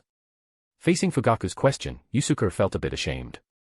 He had been so focused on training and developing ninjutsu that he hadn't made any particular contribution to the clan. But Yusuke didn't intend to abandon the clan. After confirming his identity as an Uchiha after crossing over, Yusuke had already decided to save the clan from its tragic fate. However, he didn't want to use political maneuvering to do so. Clan leader, I am also an Uchiha. But from the current situation, do you see a path forward for the clan? Yusuke calmly asked back. Hearing Yusuke's words, Fugaku slowly closed his eyes and sighed. Then he slowly opened his eyes again, his gaze sharp as he looked at Yusuke and said, even if we can't see the path ahead, we Uchiha must persevere. The clan cannot be destroyed on our watch. And you, with your extraordinary talent, should shoulder this responsibility, not abandon the clan. I haven't abandoned the clan. I've simply abandoned the idea of saving the clan through political means. In his conversation with Fugaku, Yusuke started to reveal his true thoughts for the first time. Fugaku frowned slightly and asked tentatively, what do you mean? Over the years, with the deliberate exclusion of various forces, our Uchiha clan's space for survival in Konoha has become smaller and smaller. It's not that there's no way to recover, but I admit that I don't have the intelligence for that. Yusuke met Fugaku's sharp gaze without fear. So I've dedicated all my efforts to improving my strength. If the clan had a strong figure like our ancestor, Uchiha Madara, those so-called exclusions and conspiracies wouldn't matter. All the problems plaguing the clan would be easily solved. Yusuke no longer concealed his pursuit of power, or perhaps his ambition. Fugaku stared at Yusuke blankly, his eyes filled with disbelief. He had never thought that Yusuke would have the ambition to become a strong figure like Uchiha Madara. You see, after the Sage of Six Paths, there were only two people who had truly reached that level, the first Hokage, Senju Hashirama, and Uchiha Madara. That's also why I rarely attend clan meetings. While you guys are scheming and maneuvering with other high-ranking officials in the village, I've been diligently training. Ignoring Fugaku, whose eyes were slightly glazed over, Yusuke stated his reason for skipping clan meetings with a confident air. The reception room fell silent for a moment. No one spoke. Fugaku was considering the possibility of Yusuke's ideas, while Yusuke quietly waited. For Yusuke, his goal had never changed. He had skipped clan meetings in the past, and he wouldn't attend them in the future. Perhaps it takes someone with your caliber and ambition to reach the heights of our ancestor, Uchiha Madara. After a long silence, Fugaku sighed and continued to ask Yusuke, so, in your opinion, what should the clan do now? Yusuke thought for a moment and said, if it were me, facing the relentless pressure from other forces, I might choose to retreat. Of course, this retreat would also involve being prepared to retreat completely. But I think that if the clan gives up its power and goes into seclusion, focusing on improving the clan members' strength, it might be a way to secure a foothold. Fugaku shook his head, have I not considered that? Unfortunately, most of the clan members wouldn't agree. Yusuke nodded and didn't say anything more. He actually had one more sentence he hadn't said, which was, if the clan leader had enough authority, he could make the decision alone. But there was no need to say such an impossible assumption. I'll instruct the clan to grant you permission to skip future clan meetings. But for some important meetings, I'll have someone notify you in advance. You must attend those meetings. Fugaku looked at Yusuke, his gaze intense, which means unyielding or cannot be refused. Yusuke nodded. Understood.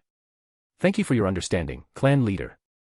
The conversation had reached this point, and Fugaku had already made a great concession to him. If he didn't accept it, he would be unreasonable. With the clan matters mostly settled, Fugaku's expression relaxed. He revealed another reason for inviting Yusuke. Actually, I have one more thing I wanted to discuss with you. Please go on. Yusuke said. What do you think of Itachi? Fugaku gently patted Itachi's shoulder and asked Yusuke. Yusuke was slightly taken aback and understood why Fugaku had brought Itachi with him to talk to him. Fugaku probably wanted to arrange for Itachi to become his disciple. Because besides this reason, Yusuke couldn't think of any other possibility for Fugaku to ask this question. It couldn't be that he wanted to become a relative by marriage, asking if his sister, Izumi, and Itachi would be a good match, right? Itachi is 6 years old, and he'll be entering the ninja academy soon.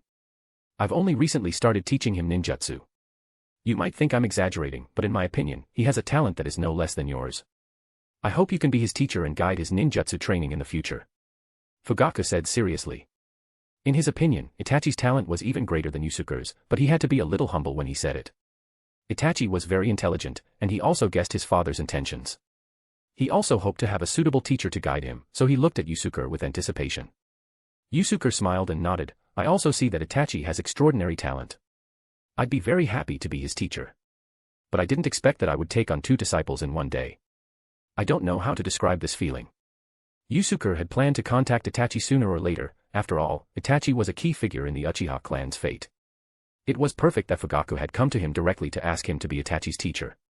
Fugaku didn't ask about the other disciple Yusuke mentioned. Instead, he instructed Itachi to perform a formal apprenticeship ceremony. Itachi stood up from the cushion, knelt on the floor, and respectfully bowed to Yusuke. Uchiha Itachi, please teach me well in the future. Yusuke helped Itachi up, officially accepting him as his second disciple. Looking at the little boy, Itachi, Yusuke couldn't help but think of his own little sister, Izumi. Izumi will be going to the ninja academy soon too.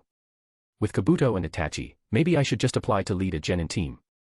Yusuke thought to himself. At this time, Yusuke didn't know that his sister was Itachi's lover in Itachi Shinden. If he had known, he wouldn't have arranged things this way. In Yusuke's understanding, Itachi, a brother complex, was already beyond repair. Yusuke, is your Sharingan really not awakened, or are you just hiding your strength? Fugaku asked after Itachi finished his bow. It's really not awakened. I've done a lot of research, and it seems that it requires strong mental stimulation to awaken the Sharingan. So I gave up. Yusuke said helplessly. Fugaku nodded, that's usually the case, but the Sharingan is activated by the Yin seal, which is mental energy. Logically speaking, with your current mental strength, you should have enough to awaken the Sharingan even without external stimulation. Fugaku thought for a moment, then suddenly looked at Yusuke with a strange expression. Your father isn't from the Uchiha clan. Could it be that you didn't inherit the Uchiha clan's Kekkei Genkai? Hearing Fugaku's words, Yusuke didn't seem surprised. To be honest, I'm also suspecting that now. Although the Uchiha bloodline was very powerful, even if a non-Uchiha married an Uchiha, their offspring would usually inherit the Uchiha clan's Kekkei Genkai. Unless the other party also possessed a powerful Kekkei Genkai, there would be a small chance that their offspring wouldn't inherit the Sharingan but would inherit other Kekkei Genkai. Of course, there was also a very small chance of inheriting two Kekkei Genkai. But Yusuke's father was just an ordinary person. There was no reason for him to be superior to the Uchiha clan in terms of bloodline, preventing Yusuke from inheriting the Uchiha clan's Kekkei Genkai. Chapter 9, NZNT, Chapter. About the Sharingan, I'll help you look through the clan's records to see if there's any way to solve it, Fugaku said, frowning. Compared to Yusuke himself, Fugaku was more concerned about his Sharingan not awakening. In Fugaku's eyes, if Yusuke didn't have the Sharingan, his future achievements would be limited. Fugaku didn't have any jealousy or envy at this point. The clan was already in a precarious situation, and all he wanted to do was to improve the clan members' strength as much as possible. Thank you for that. Regarding Itachi's guidance, I'll start immediately these next 2 days and lay the foundation for him. In 3 days, I'll be going out on a mission. This mission should take a while. Yusuke said. A mission in 3 days? Are you going to Rain Village with Danzo for the negotiations? Fugaku's already furrowed brows were about to form a river shape. Yusuke nodded. Yes, it's this mission. I'm representing the third Hokage and supervising Danzo's negotiation efforts. Fugaku's expression turned serious. He said to Yusuke, you have to be careful. Danzo is very ruthless and has a strong prejudice against our Uchiha clan. I think he might try to eliminate you. But why did the third Hokage send you? Does he also want to eliminate you and suppress our Uchiha clan? Fugaku couldn't help but mutter to himself. The slightly improved mood he had after talking with Yusuke immediately sank again. Looking at Fugaku, who was worrying about the clan, Yusuke sighed inwardly. He didn't want to disturb him any further and stood up to leave. I've disturbed you for so long today. If there's nothing else, I'll take my leave. Fugaku snapped out of his thoughts and nodded. All right, you should prepare well these next few days. Don't let Danzo trick you on this mission. Yusuke responded and gave his newly acquired disciple, Itachi, a few instructions before leaving Fugaku's mansion. The next morning, Yusuke took Kabuto and Izumi to a training ground within the Uchiha clan territory. This training ground was requested by Yusuke and Fugaku, and it would be used specifically for Yusuke to train his disciples. Of course, Kabuto and Izumi were benefiting from Itachi's influence. Izumi wasn't exactly Yusuke's disciple, but Yusuke thought about it. Izumi was old enough to train. It was the same whether he taught 2 or 3, so he decided to bring Izumi along for training. Itachi, why are you here so early? Yusuke smiled, seeing Itachi already doing some basic training on the training ground. I'm not used to making others wait for me. I usually arrive a little earlier than the agreed time. I didn't come too early, actually. Itachi said respectfully. Looking at Itachi, who was very polite and acted like a little adult, Yusuke went over and patted his head, smiling, you're too formal. Itachi-kun, it's you. Izumi exclaimed in surprise, seeing Itachi beside Yusuke. Izumi was wearing a purple short-sleeved outfit today, and her soft long hair was tied into a ponytail with a red ribbon. You are. Itachi was confused. The girl in front of him was very cute and seemed familiar. He felt like he had seen her somewhere before. Izumi's initially surprised face immediately fell into disappointment. I'm Uchiha Izumi, your classmate. Don't you recognize me? Itachi was also very embarrassed. He apologized, I'm sorry, I was rude.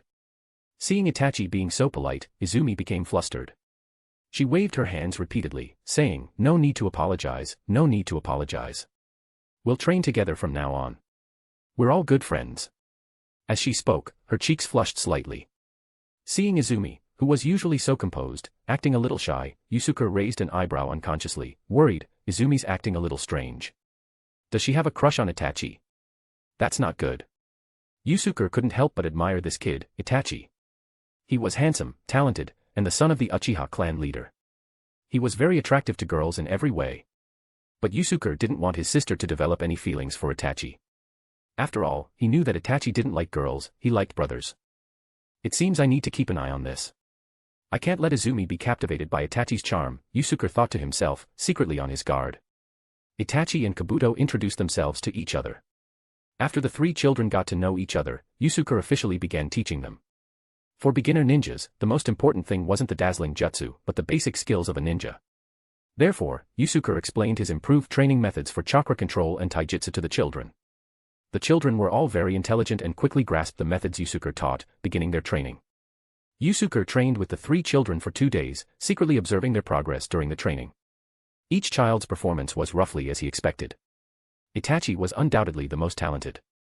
His chakra control and taijutsu abilities were both outstanding. Kabuto was a little worse than Itachi in taijutsu, but his chakra control wasn't inferior to Itachi's.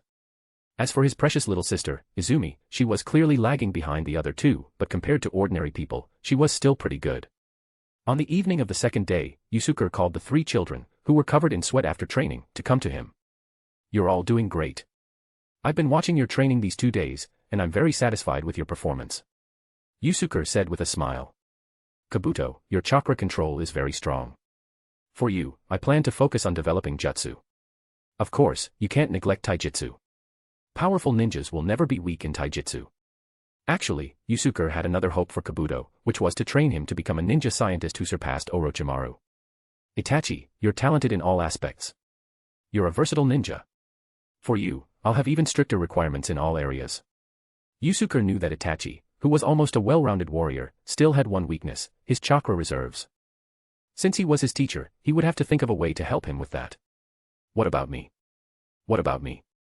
Seeing that Yusuke had commented on Kabuto and Itachi but not on her, Izumi asked eagerly, tugging on Yusuke's sleeve. I'll focus on teaching you defensive, medical, and escape jutsu. That way, you won't worry me as much." Yusuke patted Izumi's head and smiled. Izumi complained, "What do you mean? Am I that weak?" "Teacher, don't worry. I'll protect Izumi." Kabuto pushed up his glasses and said seriously. "Yes, I'll do my best to protect Izumi too," Itachi also said solemnly. The 3 children had gotten along very well after training together for 2 days, and they were clearly very close. Kabuto, 2 years older than Itachi and Izumi, treated them like his siblings and was always very polite. Itachi, although a little younger than Kabuto, was very mature mentally and subtly took care of both Kabuto and Izumi. Izumi, of course, was less mature than the other 2, but she was kind-hearted and lively and cute, so she was easy to get along with. It seems like training a new Sannin would be quite fulfilling. Looking at the 3 small figures under the setting sun, Yusuke stroked his chin and thought to himself. Izumi's talent wasn't as good as Itachi and Kabuto's, but she was still pretty good. With Itachi and Kabuto protecting her, she could just relax and enjoy herself. After training that day, Itachi returned home. Fugaku and Mikoto were waiting for him to have dinner together. "Itachi, you've been training all day. You must be tired. Come and eat," Mikoto said with a smile. Her stomach was bigger now, and it was clear that the baby in her belly wouldn't be born for long. "How was your training these past 2 days? Yusuke became a jonin at such a young age and has achieved this level of strength. I think it's not just his talent, but more importantly, he has very effective training methods. You must learn diligently, understand?" Fugaku poured himself a glass of sake and said slowly. "You're right. Teachers' training methods are very efficient. Although it's only been 2 days, I feel like I've made a lot of progress." Itachi sat cross-legged and said seriously. "I'm curious about Itachi's teacher too. I heard he's only 14 or 15 years old. What kind of person is he?" Mikoto asked. "He's awkward. He's two-faced," Fugaku and Itachi said at the same time. Awkward was Fugaku's evaluation, while two-faced was Itachi's. Mikoto covered her mouth and laughed. She asked, "What do you mean by your evaluations? I don't understand." Fugaku poured himself another glass of sake and drank it in one gulp. This kid clearly cares about the clan, but he acts like he despises the clan members. He's very arrogant. Don't you think he's awkward? Fugaku seemed to be in a good mood today and seemed to have drunk quite a bit of sake. He wasn't as serious and deep as usual. Seeing that her mother had turned to look at him with interest, Itachi calmly said, "Although my teacher seems cold and uncaring, I can feel that he's actually a very kind person." Actually, Itachi originally wanted to describe him as cold on the outside, warm on the inside, but he was in a good mood and couldn't help but make a joke. Yusuke, who had been given the evaluations of awkward and two-faced, was rummaging through his house at this time. After searching for a long time, Yusuke finally found a very thick scroll from a dusty cabinet and handed it to Kabuto. Kabuto solemnly took the scroll and read the title aloud, 21 Days of Ninjutsu, from Beginner to Master. "Yes, this is a ninjutsu primer that I carefully compiled. While I'm gone, besides practicing chakra control and taijutsu, the two basic skills, you should study this carefully. I'll test you when I get back. Yusuke said. Kabuto nodded seriously. Teacher, don't worry. I won't disappoint you. After Kabuto left Yusuke's room with the scroll, looking at the bright moon hanging high in the night sky outside the window, Yusuke felt unusually uneasy. Yusuke had a feeling that something big was going to happen on this mission to Rain Village. The next morning, Yusuke arrived at the village exit on time to meet up with Danzo and the delegation going to Rain Village. All the other members of the delegation were already there, except for Danzo himself. Yusuke didn't have to wait long. Danzo appeared with two of his trusted subordinates. Danzo was wearing a kimono that was half black and half white. His face, including his right eye and the part of his chest where his kimono was open, was tightly wrapped in bandages. He had an X-shaped scar on his chin. Danzo scanned the ninjas present with his sinister eyes. Most of the ninjas lowered their heads, not daring to meet Danzo's gaze. When Danzo's eyes swept over Yusuke, Yusuke keenly sensed a faint hint of killing intent. He immediately looked towards the source of the killing intent and met Danzo's gaze. Looking at Yusuke's calm eyes, Danzo retracted his gaze, turned to face the direction of Rain Village, and loudly commanded, "Let's go." Chapter 10, NZNT, Chapter. After Danzo announced their official departure, all the ninjas immediately moved quickly towards Rain Village. Ninjas traveled very fast. After only half a day, the delegation to Rain Village had already covered dozens of kilometers. Danzo-sama, it's noon. Should we rest here? One of Danzo's trusted subordinates asked. This ninja was named Yamanaka Shika, a Yamanaka clan ninja who had joined Root since childhood. He was one of Danzo's most trusted subordinates. Let's rest here then. Danzo nodded. His voice was hoarse, making it uncomfortable to listen to.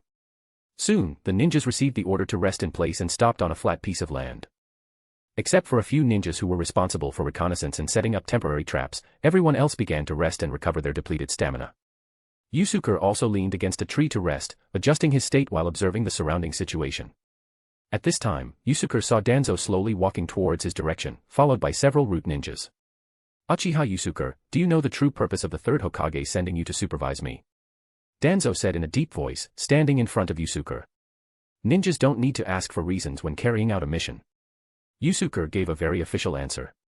Although Yusuke had some understanding of the third Hokage's intentions, he wouldn't actually discuss them with Danzo. Good.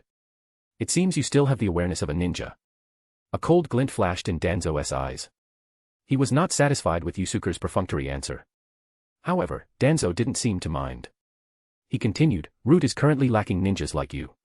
Compared to those weak ninja organizations in the village, only Root truly embodies the ninja way. Although Danzo loathed the Uchiha clan, he was actually a very rational person. Danzo knew that Yusuke had good potential. He wanted to see if he could recruit Yusuke into Root.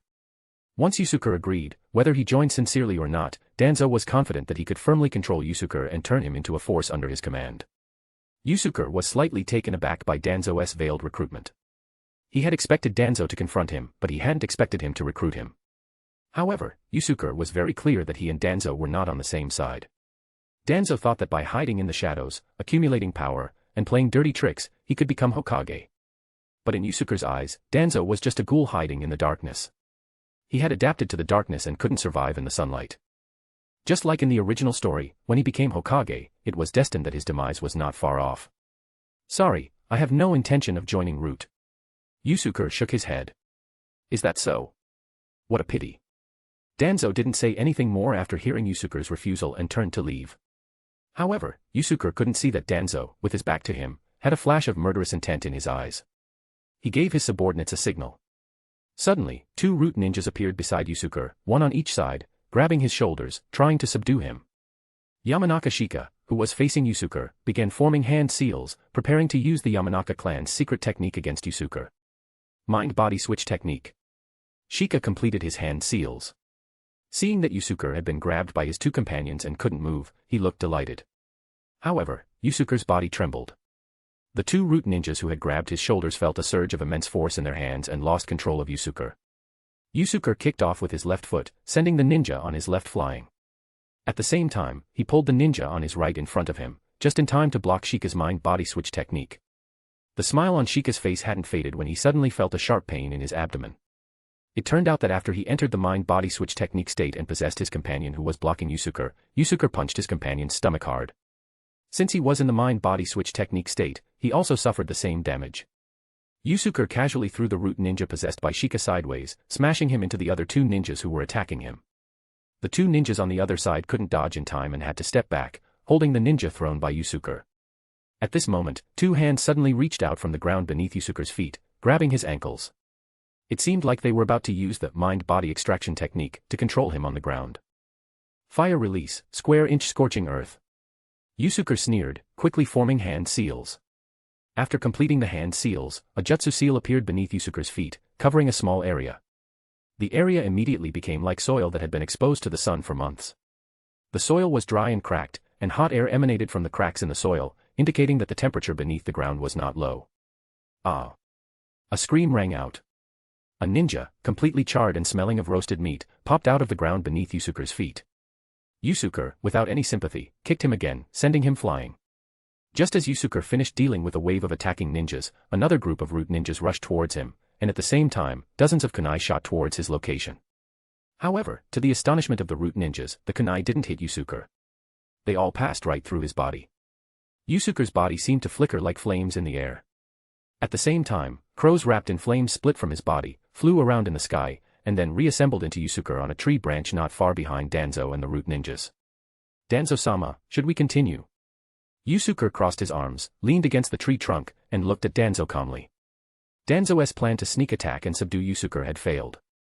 If he continued to attack, Yusuke wouldn't hold back. Although he might not be able to defeat Danzo and all the root ninjas present, he was confident that he could kill a few before leaving calmly. Hearing Yusuke's voice behind him, Danzo turned around and looked at Yusuke coldly. Although he had heard that Yusuke had performed exceptionally well in the Third Great Ninja War, no less than the genius ninja, Kakashi, and had the title of Flame Sword. After this series of sneak attacks, Danzo's evaluation of Yusuke's strength had greatly increased, placing him above Kakashi. Whether it was taijutsu, reaction speed, or hand seal speed, Yusuke had demonstrated an extremely high level of skill. As expected of the Uchiha clan's genius. Truly a remarkable skill. Danzo said coldly, waving his hand to stop the root ninjas who were about to continue their attack. The sneak attack had failed, and Danzo didn't say anything more. He led his subordinates away from Yusuke's area. But in Danzo's heart, he had already added Yusuke to his kill list. He would absolutely not allow any Konoha ninja to defy him, especially not an Uchiha ninja. Seeing Danzo retreat, Yusuke continued to lean against the tree and rest. Although Yusuke seemed very relaxed and casual, his mental energy was actually highly concentrated, paying attention to Danzo and the root ninjas' every move, preventing them from attacking again.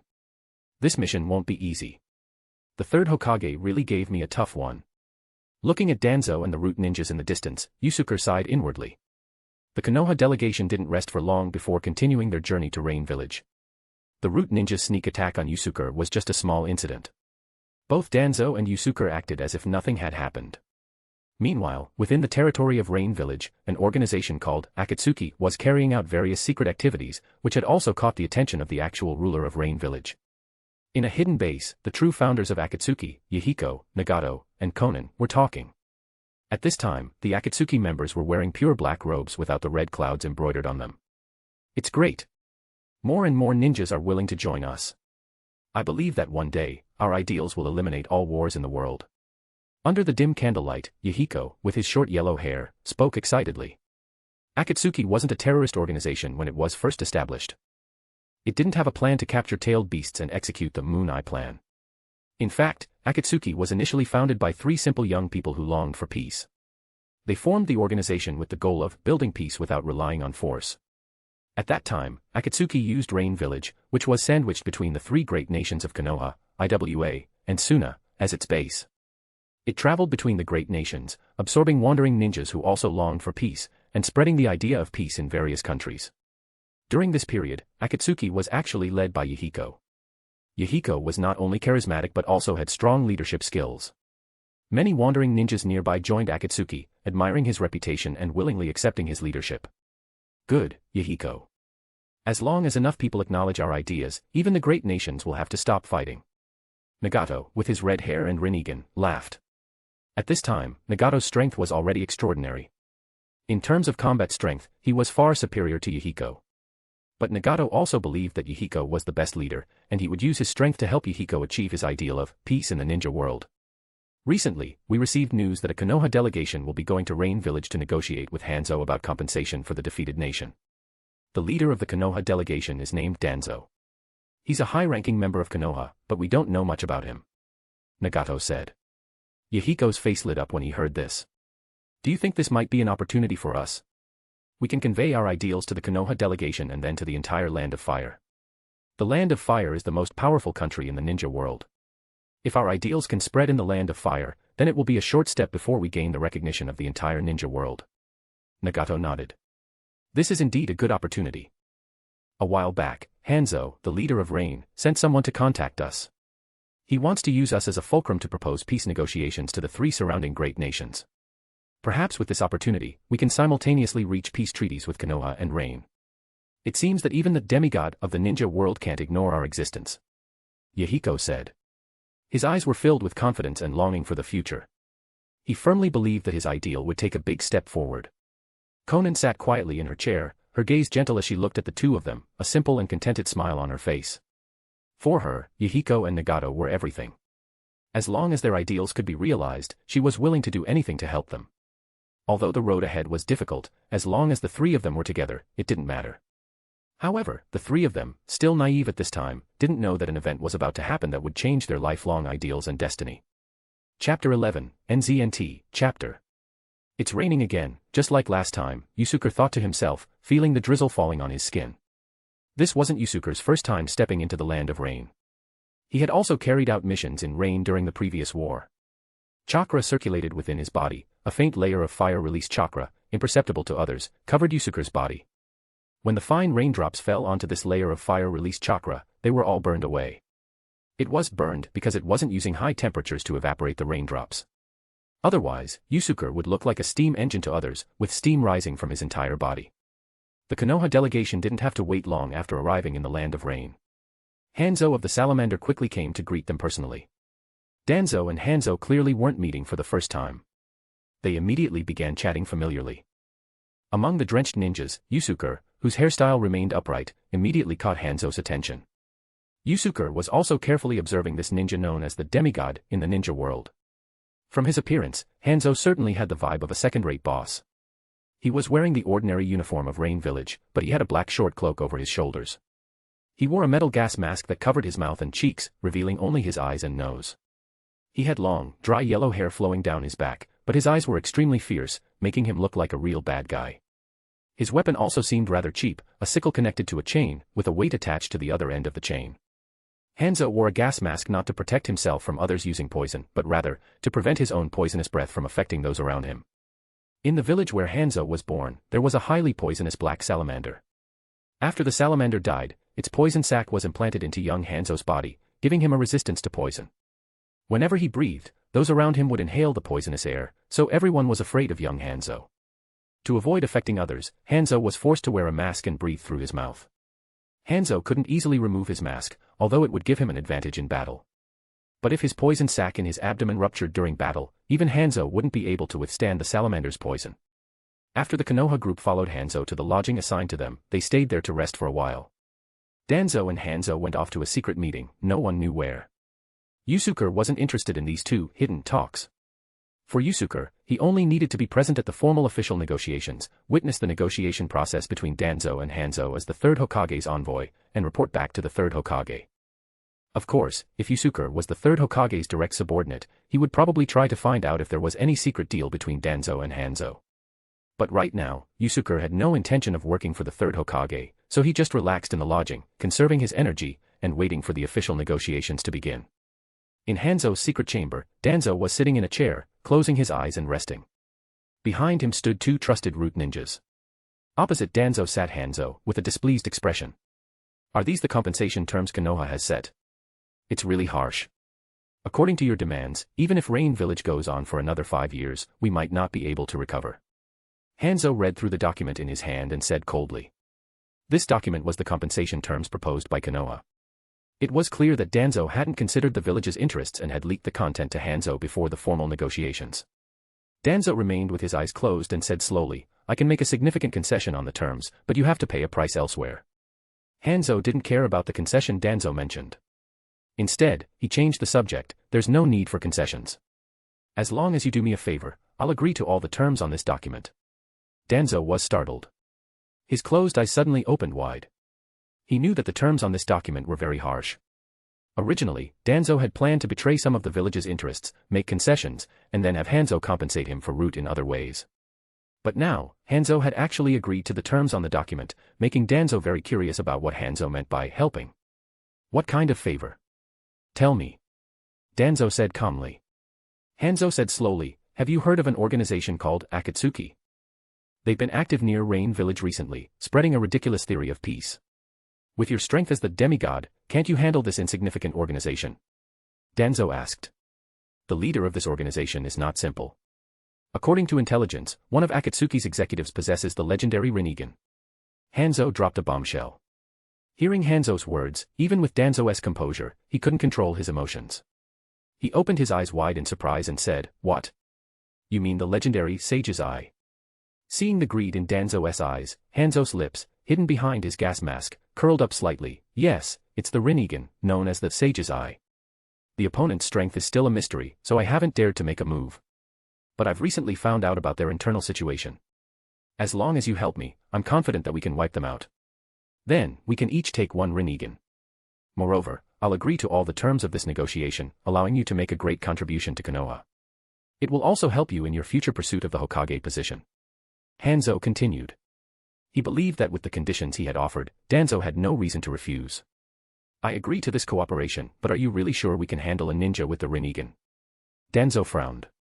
Although he was very covetous of the legendary Rinnegan, Danzo also knew that a ninja who possessed these eyes would definitely not be easy to deal with. Hanzo smiled sinisterly. To be honest, I'm not entirely confident if we're fighting directly. But I've found their weakness. As long as your people cooperate, it's a sure thing. Danzo said solemnly, then I'll stay here for a few more days and cooperate with your plan. But you have to let me know all the details of the plan. Danzo didn't completely trust Hanzo. He didn't want to be used as a pawn by Hanzo. You can rest assured about that. The key to this plan depends on your subordinates. I know your Root organization has many talented people who are skilled in espionage. You need your subordinates to infiltrate the other organization and seize a key figure for me. With that person, the ninja with the Rinnegan will be helpless. Hanzo said. All right, you can send someone to notify me when you execute the plan. Danzo nodded. By the way, there's an interesting ninja in your team today. It seems like raindrops can't even get close to him. He looks pretty strong. Hanzo remembered Yusuke when he greeted Danzo. For Hanzo, the more powerful ninjas involved in his plan, the better. Danzo snorted coldly, that guy is the third Hokage's person watching me. Don't count on him for this plan. You should have heard of him. He's the one called Flame Sword, Uchiha Yusuke. Knowing Yusuke's identity, Hanzo nodded and didn't say anything more. He had thought that Yusuke was a skilled ninja from Danzo's Root organization and that he could use him this time, but he didn't ask any further questions since he wasn't Danzo's person. Yusuke was completely unaware of the conspiracy between Danzo and Hanzo against Akatsuki. The next day, Yusuke participated in the formal negotiations between Konoha and Rain. The entire negotiation process was very dull and boring, but the anomalies within it aroused Yusuke's vigilance. Although the negotiators from both sides pretended to bargain, Rain actually made concessions on every term in the end. This was a very unusual phenomenon. After all, Hanzo of the Salamander wasn't a weak leader. Even if Rain was in the position of a defeated nation, they shouldn't have conceded to this extent. Danzo and Hanzo must have reached some kind of secret agreement. Yusuke frowned. But while he suspected it, Yusuke didn't know what kind of deal they had made in secret. After all the compensation terms were negotiated, Hanzo and Danzo signed the agreement, and the Konoha delegation's mission to Rain Village to negotiate compensation was basically complete. Back at the lodging, Yusuke asked Danzo, Danzo-sama, the mission is complete. When will the delegation return to Konoha? I'm going to stay here for a few more days. Danzo glanced at Yusuke. What's the reason? Yusuke asked. Danzo flicked his wide sleeve and snorted coldly, I'm the leader of the delegation. I don't need to explain myself to you. After saying this, he ignored Yusuke and strode away. The two trusted subordinates who were closely following Danzo also glared fiercely at Yusuke. One of them was Yamanaka Shika, who had tried to sneak attack Yusuke but had been taught a lesson. Looking at the backs of Danzo and his men leaving, Yusuke frowned and thought to himself. At this point, it was a crucial time for the fourth Hokage election in the village. Danzo, as Orochimaru's recommender, had been working to secure support for Orochimaru in the village. The third Hokage, at this time, had sent Danzo to Rain Village to negotiate. Perhaps he was trying to interfere with Danzo and Orochimaru's election plans. Under normal circumstances, after the negotiations were over, Danzo should have returned as soon as possible, not wasted time staying in Rain Village. This could only mean that Danzo's purpose for staying in Rain Village was more important than supporting Orochimaru's bid for the 4th Hokage. Over the next few days, Yusuke secretly followed Danzo. However, Danzo, as the leader of the ninja world's top spy organization, had excellent reconnaissance work in place, and Yusuke couldn't get close to him. He even almost got caught by Root's reconnaissance ninjas several times. Danzo-sama, someone seems to have been following us these past few days.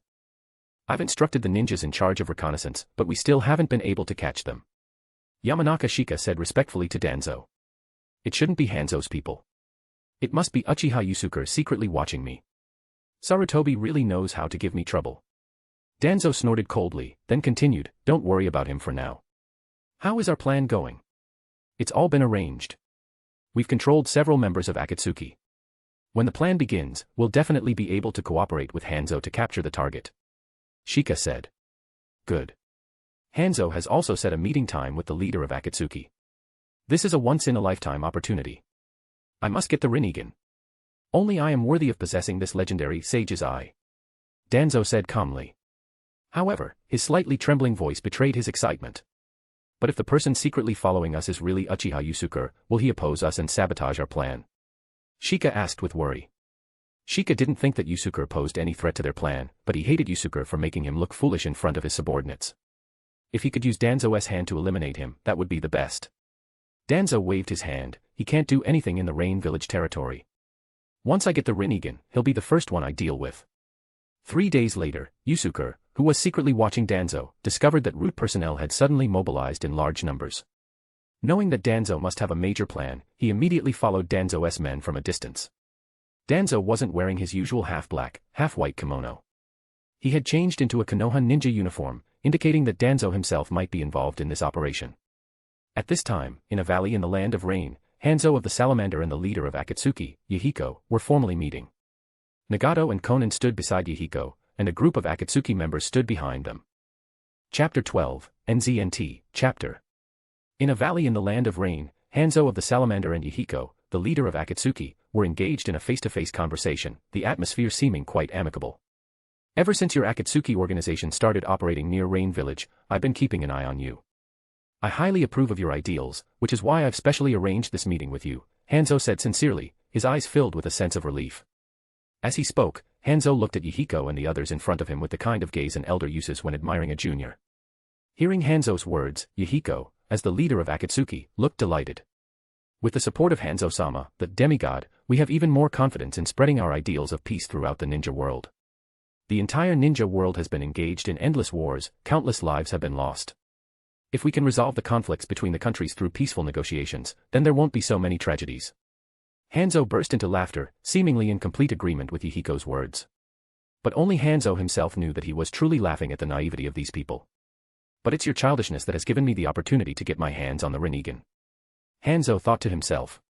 Looking at Yahiko, who continued to speak eloquently, Hanzo acted very patiently, as if he were seriously considering the plan and prospects the other party had presented. But in his heart, he was silently calculating the right moment to strike. Hanzo-sama, what do you think of our ideas? As long as we follow this plan, we can definitely bring lasting peace to the ninja world. Yahiko said excitedly, looking at Hanzo, who was nodding repeatedly. In his view, they were just one step away from the plan's success. Very good. You are indeed a group of ambitious young people. The ninja world will rely on you in the future. Hanzo nodded with a pleasant expression, but his eyes held a deep disdain. In his eyes, the Akatsuki ninjas were a bunch of naive youngsters who had no idea what being a ninja really meant, nor did they understand the cruelty of the ninja world. Great. Hearing Hanzo's approval, Yahiko turned to look at Nagato and Konan. They both looked back at Yahiko with joyful expressions. Now. A cold glint flashed in Hanzo's eyes. He seized the moment when Yahiko and the others exchanged glances and secretly gave a signal indicating action start. At this moment, a member of Akatsuki suddenly charged towards Konan from behind. Yahiko and Nagato hadn't had time to react to the sudden situation when 2 other Akatsuki members attacked them, preventing them from supporting Konan. Although Konan reacted alertly and blocked the attack from the ninja behind her, there was still the demigod of the ninja world, Hanzo, behind her. Hanzo launched a surprise attack from behind, twisting Conan's arms behind her back and subduing her. Then, he immediately used the body flicker technique, taking Conan to a high ground in the valley. The Akatsuki members who had just attacked them were actually root ninjas in disguise. Their goal was to cooperate with Hanzo to capture Conan, making Yuhiko and Nagato hesitate out of fear for her. Standing on the high ground, Hanzo looked down at Yuhiko and Nagato in the valley, who were looking at him with disbelief. A cruel and sinister smile appeared beneath his gas mask. The original anime doesn't depict the events before Conan was subdued. This part of the plot is made up by the author. The events after this, where Conan is held hostage to force Nagato to kill Yuhiko, and the subsequent events in the anime, are all there, so the author won't write about them anymore. Meanwhile, on the other side, Yusuke was following Danzo and his subordinates from a distance, but he was becoming increasingly uneasy. However, what Yusuke didn't know was that a pair of eyes were also secretly watching him. On a mountain peak not far from Yusuke, stood a figure wearing a black cloak. The figure's face was covered with a white mask with black patterns. The right eye revealed through the mask was a Sharingan. This figure was Uchiha Obito. He and Zetsu had been secretly observing Akatsuki, specifically Nagato, who possessed the Rinnegan. He had also leaked information about Akatsuki to Hanzo, with the goal of provoking Hanzo to attack Akatsuki, taking the opportunity to induce Nagato's darkness and involve him in the Moon Eye plan. Uchiha Yusuke, is that you? Obito murmured, looking at the figure in the distance who was following Danzo. What? Is this person a friend of yours from the past? At this moment, a black and white head suddenly emerged from the trunk of a large tree beside Obito. The head was wrapped in two plants that looked like aloe vera leaves. It was Zetsu, the eternally filial son who had been lurking in the ninja world for 1,000 years. Not exactly a friend, but I've always wanted to settle things with him. I didn't expect him to come to me. Obito said. This is a crucial moment. We need to force Nagato to summon the Outer Path, demonic statue of the Outer Path. You shouldn't provoke irrelevant people, Zetsu advised. I only need 5 minutes, no, 3 minutes to deal with someone like him. Obito snorted coldly. Before Zetsu could say anything more, his body, with his right eye as the center, began to contract like a swirling ripple, eventually being sucked into the Kamui space within his right eye and disappearing from the spot. Just as Yusuke was about to approach the location where Hanzo and Akatsuki were meeting, he suddenly felt a fluctuation in the space in front of him. He immediately stopped and became alert. A swirling ripple slowly unfolded in front of him, eventually transforming into a figure wearing a black cloak and a mask. Even Yusuke, who was usually calm in the face of danger, couldn't help but contract his pupils, his eyes filled with shock. Obito, standing in front of Yusuke, thought that Yusuke was stunned by his stylish entrance. He couldn't help but feel a little proud. Once upon a time, Obito had been silently using Yusuke, the genius of the Uchiha clan, as a target to chase after. He had even challenged Yusuke, but he had always ended up in defeat. Now was the time for him to truly settle things with Yusuke. But this time, the victor would be him. However, Yusuke was shocked not by Obito's entrance but by the fact that he had encountered Obito in this place. Although Yusuke couldn't remember many of the details of the original story, he had forgotten some, but he couldn't possibly not recognize Obito, the iconic figure who ran through the entire Naruto story. Who are you? Why are you blocking my way? What's your purpose? Yusuke asked, pretending not to know. He was also very curious why Obito was blocking his path. Was Danzo's actions related to Obito? Looking at Yusuke, who had quickly regained his calm expression after his shock, Obito sneered, "You're still as arrogant as ever." Hearing Obito's words, Yusuke was filled with question marks. Why does this kid's words sound so sour? I just asked him his purpose. Obito had always been very competitive since he was a child, but he had always shown average talent. Yusuke, on the other hand, had always been known as a genius, becoming an insurmountable peak for him. Obito had always harbored a hidden resentment towards Yusuke. It wasn't that he was petty and wanted revenge on Yusuke, but he always had a secret obsession with defeating him. Seeing that Yusuke didn't respond, Obito continued, I just saw a useless Uchiha clan member. I just want to teach him a lesson. Yusuke raised an eyebrow. It seemed that Obito was really into pretending to be Madara Uchiha. But if they were going to fight, he would have to go all out. After all, Obito's Kamui ability was too strange and unpredictable. If he wasn't careful, he might be done for. For a ninja who didn't know Obito's background, if they were careless and caught by him and thrown into the Kamui space, they would be at his mercy. All things will turn to ash. Facing Obito, Yusuke no longer hesitated to test him. He activated his Zanpakuto, Ryūjin Jakka, and a long sword enveloped in flames appeared in his right hand. Obito's gaze was also drawn to the Ryūjin Jakka in Yusuke's hand. Yusuke had activated Ryūjin Jakka's Shurikai on the battlefield of the Third Great Ninja War, making his first appearance in the ninja world as the Flame Sword. Obito had heard of it but had never seen Yusuke draw his sword. In the past, Obito would occasionally challenge Yusuke, but Yusuke didn't have any ill feelings towards him. Instead, he would secretly give him some pointers after each sparring match. Yusuke knew about many of the famous events in Naruto, but he didn't know the exact time they happened, such as the Battle of the Canopy Bridge that changed Obito's fate. Moreover, as an ordinary ninja, he couldn't influence the occurrence of those events. Yusuke had also considered how he would face this black-hearted clan member if he ever encountered him in the future. Now, looking at Obito's gradually cold and murderous gaze, Yusuke knew that the other party had completely abandoned everything from the past. Except for Rin, everyone else was meaningless to him, including his former teacher, Minato Namikaze. Let me end your sins here. Yusuke thought to himself. As soon as the killing intent arose, Yusuke didn't hesitate. He used a fire-release body flicker and appeared in front of Obito. Obito hadn't expected Yusuke to attack so decisively. From his understanding of Yusuke, this clan member, who liked to show off, always confidently made others attack first. This was the first time he had seen Yusuke attack first in a fair duel. Their eyes met. Yusuke attacked fiercely, swinging his Ryūjin Jakka horizontally. The blade drew a long trail of flames in the air, like a magnificent fiery path. At this moment, a falling leaf touched the flames on the trail and instantly turned to ash. Obito immediately used his Kamui ability, his body becoming intangible. Yusuke's slash passed through Obito's waist, but it didn't cause him any harm. Looking at Yusuke, who stood beside him after performing the horizontal slash, Obito didn't see any surprise in his eyes. This surprised Obito slightly. In the past, whenever his enemies saw this move, they would show disbelief and then panic, not knowing how to respond.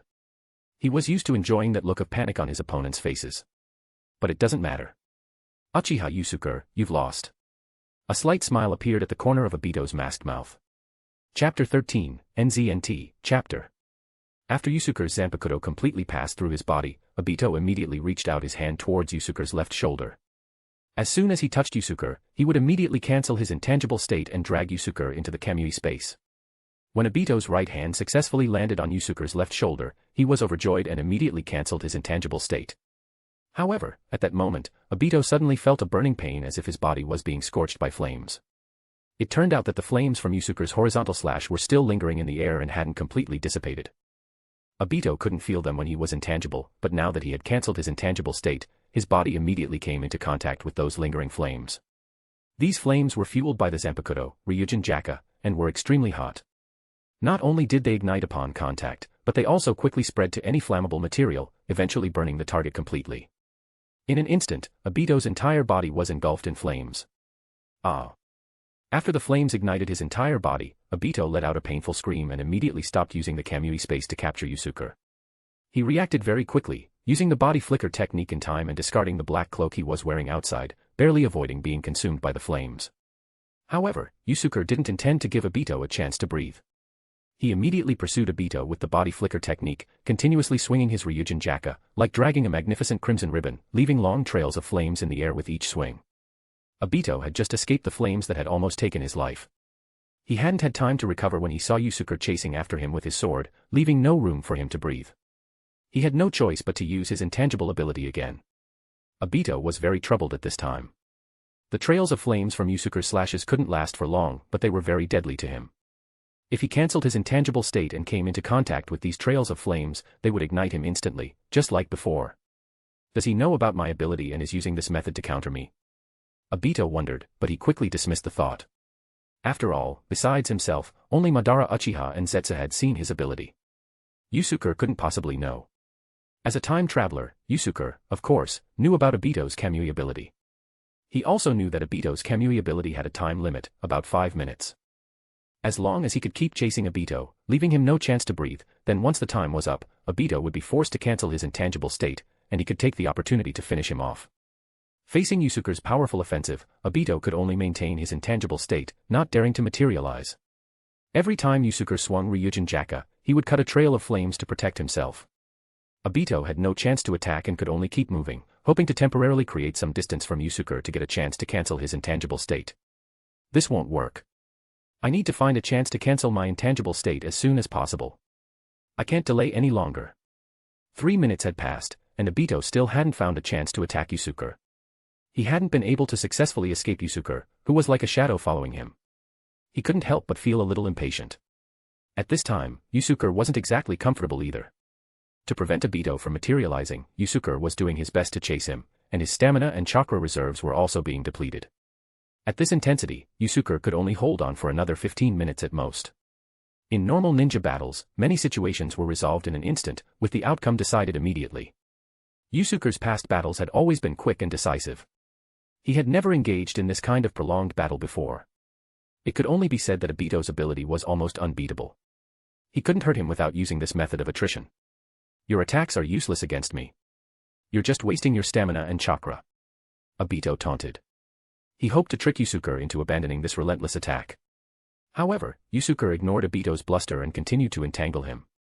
Another minute passed. Obito knew he couldn't hold on much longer.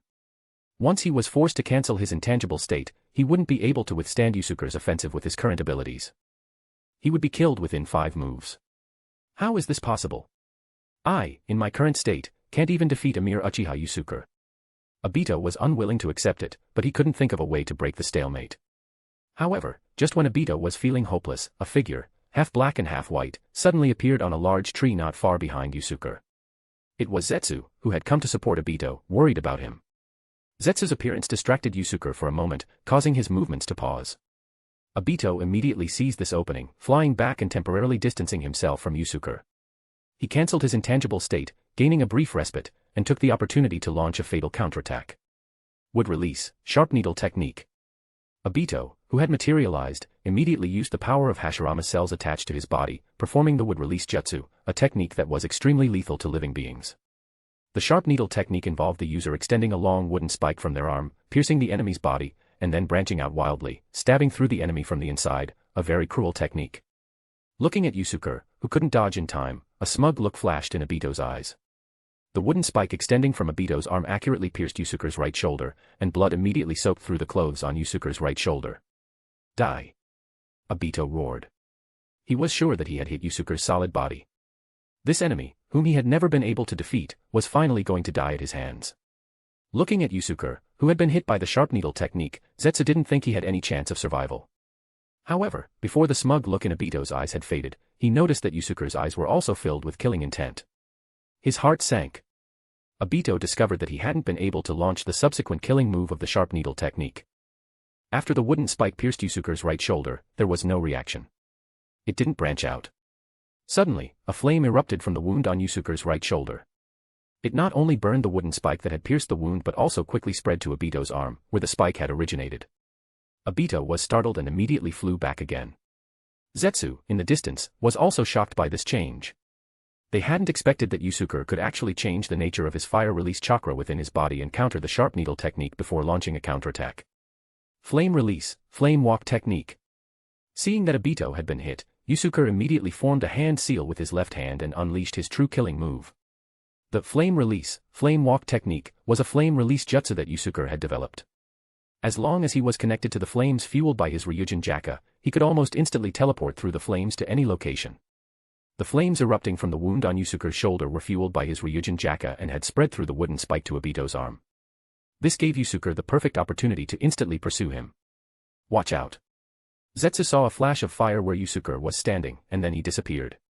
Then, Yusuke appeared, half his body emerging from the flames burning on Obito's arm, his eyes fixed on Obito. Flame annihilation. Yusuke didn't hesitate. He swung his sword horizontally, instantly passing Obito and appearing behind him. Obito, who had been cut in half by Yusuke, didn't break apart. He was still standing straight, motionless. Did Obito become intangible in time? That's impossible. He shouldn't have had time, right? Zetsu wondered, looking at Obito, who seemed to have escaped unharmed from the slash. But the next moment, his doubts were answered. Obito's body suddenly turned black, completely dehydrated and roasted from the inside out by the flames, becoming a charred corpse. Yusuke, seemingly no longer paying attention to Obito's corpse, immediately turned his gaze towards Zetsu in the distance. Zetsu looked at Yusuke with a malicious expression, secretly chuckling to himself, "You think you've dealt with Obito like that? Underestimating him will cost you." At that moment, Obito's charred corpse slowly disappeared from the ground, and Obito, seemingly uninjured, suddenly appeared behind Yusuke, who was facing away from him. Obito's eyes were filled with anger and killing intent. He couldn't believe that he had been almost completely defeated by Yusuke and had even been forced to use the forbidden jutsu, Izanagi. Izanagi was an ultimate genjutsu performed by the Sharingan. It allowed the user to record their own state with the Sharingan and, within the effective time range after the jutsu, undo any damage they had received, including their own death, returning them to the state they were in when they started the jutsu. But once used, the Sharingan used to record the state would be permanently closed and lose its function. At this time, Obito had sacrificed one of the Sharingan transplanted into his body to use as an Aji, negating the damage Yusuke had inflicted on him. However, what Obito didn't know was that Yusuke was well aware of his abilities. Yusuke deliberately turned his back to Obito's corpse, giving him an opportunity to sneak attack. Just when Obito thought he was finally about to succeed, Yusuke once again defied his expectations, leaving Zetsu in the distance dumbfounded. A crimson blade of light flashed, and Obito's mask was split in half vertically, then burned to ash by the flames attached to the blade. At this moment, Yusuke and Obito's eyes met. Based on the feeling from his sword, Yusuke knew that Obito had successfully activated the Kamui space at the last moment, saving his life. Watching Obito cover his maskless face with his hand and gradually twist and shrink into the space vortex, Yusuke sighed inwardly. As expected, Obito isn't so easy to deal with. Obito, on the other hand, was filled with a sense of defeat at this moment. He had never imagined that after awakening his Mangekyo Sharingan and mastering the Kamui space, he would still lose to this former opponent. Do you think a world of illusion can truly bring comfort to people? Just as Obito was about to be completely sucked into the Kamui space, Yusuke looked directly at Obito and suddenly asked softly. Hearing Yusuke's words, Obito was shocked to the core, his pupils contracting. He didn't know what Yusuke meant by those words. Does he know about our plan? When I cut off his mask, did he see my face? With a mind full of questions, Obito finally disappeared in front of Yusuke. After Obito escaped, Zetsu immediately retreated underground. He, who wasn't known for his combat strength, didn't dare to stay here and fight Yusuke, who could easily manipulate Obito. Yusuke let out a long sigh. The battle just now hadn't been easy for him. He had used all his cunning and had also consumed a lot of stamina and chakra. If Obito had been given a couple more chances to breathe, it would have been him, with his dwindling chakra, who would have had to run away. Moreover, Yusuke was very clear that Obito had only recently been revived by Madara Uchiha. He was completely relying on his Kamui ability to fight. His strength and experience were still far from what they would be when he appeared in the original story. Once Obito grew up in the future, there was no way he could defeat him like he had today. Yusuke was about to rest for a while when he suddenly felt a strong tremor beneath his feet. The source of the tremor was in the valley not far from his current location. Accompanied by a loud roar, a giant, dark gray monster, resembling a statue, suddenly stood up in the valley ahead. Its massive body was even taller than the surrounding hills or mountains. The protagonist's slash was like the blade of light that Tanjiro unleashes when he goes all out. Chapter 14, NZNT, Chapter. Outer Path, Demonic Statue of the Outer Path. Looking at the giant monster that towered like a mountain in the distance, Yusuke felt an unprecedented shock. He had seen giant-tailed beasts or summoned beasts on the battlefield before, but none of them could compare in size to the monster before him. Although there was still a distance between them, Yusuke could still feel the immense pressure the Outer Path, demonic statue of the Outer Path exerted on him. So Danzo's recent actions were to join forces with Hanzo to deal with the Akatsuki organization, which hasn't fully formed yet. Seeing the Outer Path, demonic statue of the Outer Path appear, Yusuke also realized the actions Danzo and Hanzo had been secretly preparing for. Without hesitation, Yusuke immediately accelerated towards the location of the Outer Path, demonic statue of the Outer Path. Although according to the original plot, Yuhiko was already dead at this point, Yusuke still held a glimmer of hope, hoping for a miracle to happen. Yusuke felt great sympathy for Yuhiko, Nagato, and Konan.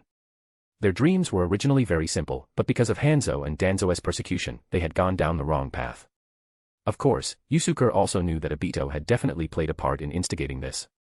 At this moment, Yusuke didn't have time to think too much. He didn't take long to reach the vicinity of the Outer Path, demonic statue of the Outer Path. Standing on a high ground, Yusuke saw from afar 9 pale blue, translucent, dragon-shaped energy bodies, or rather, phantoms, moving back and forth throughout the valley, hunting down rain ninjas and root ninjas. Yusuke's gaze quickly locked onto Nagato, Konan, and Yuhiko, who was lying beside them. Yuhiko's eyes were wide open, and his chest was still. He was clearly dead. Yusuke sighed. There was no need for him to intervene in the battle at this point, so he hid to the side and quietly observed the battle in the valley. The rain ninjas and root ninjas used various techniques to attack these dragon-shaped phantoms, but to no avail. Whether it was ninjutsu attacks or physical attacks, they all passed right through the phantoms.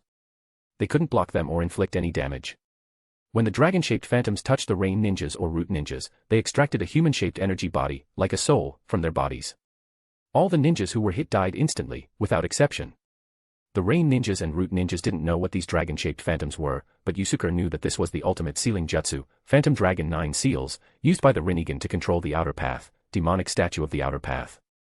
The Phantom Dragon 9 Seals could extract the souls of living beings it touched from their bodies and seal them within the outer path, demonic statue of the outer path. In the original story, Pain, the Deva path, used this jutsu to extract the tailed beasts from the Jinchuriki. In Yusuke's opinion, this was a more powerful sealing jutsu than Shiki Fujin. Maybe my Zanpakuto can hit these dragon-shaped phantoms, Yusuke thought to himself. At this time, Nagato looked ferocious. While controlling the dragon-shaped phantoms to reap the lives of rain ninjas and root ninjas, he was also constantly blocking Hanzo and Danzo. After discovering that they were helpless against these dragon-shaped phantoms, Hanzo and Danzo tried to interrupt the Phantom Dragon 9 Seals jutsu by attacking Nagato. However, all their attacks were blocked by the outer path, demonic statue of the outer path, which was guarding Nagato. They couldn't inflict any damage on Nagato. Following Danzo's instructions, Yamanaka Shika, Danzo's trusted subordinate, tried to use the mind-body switch technique to control Nagato. Unfortunately, the Rinnegan had a strong resistance to Genjutsu. Not only did Shika fail to control Nagato, but he was also counterattacked by the Rinnegan's Genjutsu resistance ability, and he died with blood pouring from his 7 orifices. The battlefield was in chaos. The rain ninjas and root ninjas suffered heavy losses. In just over a quarter of an hour, they had lost more than half of their numbers. Even Hanzo and Danzo, 2 Kage-level experts, had almost been touched by the dragon-shaped phantoms several times. Hanzo and Danzo exchanged glances and decided to retreat immediately. From the current situation on the battlefield, they were no match for the Rinnegan. Continuing to fight would be futile, and they would eventually be killed.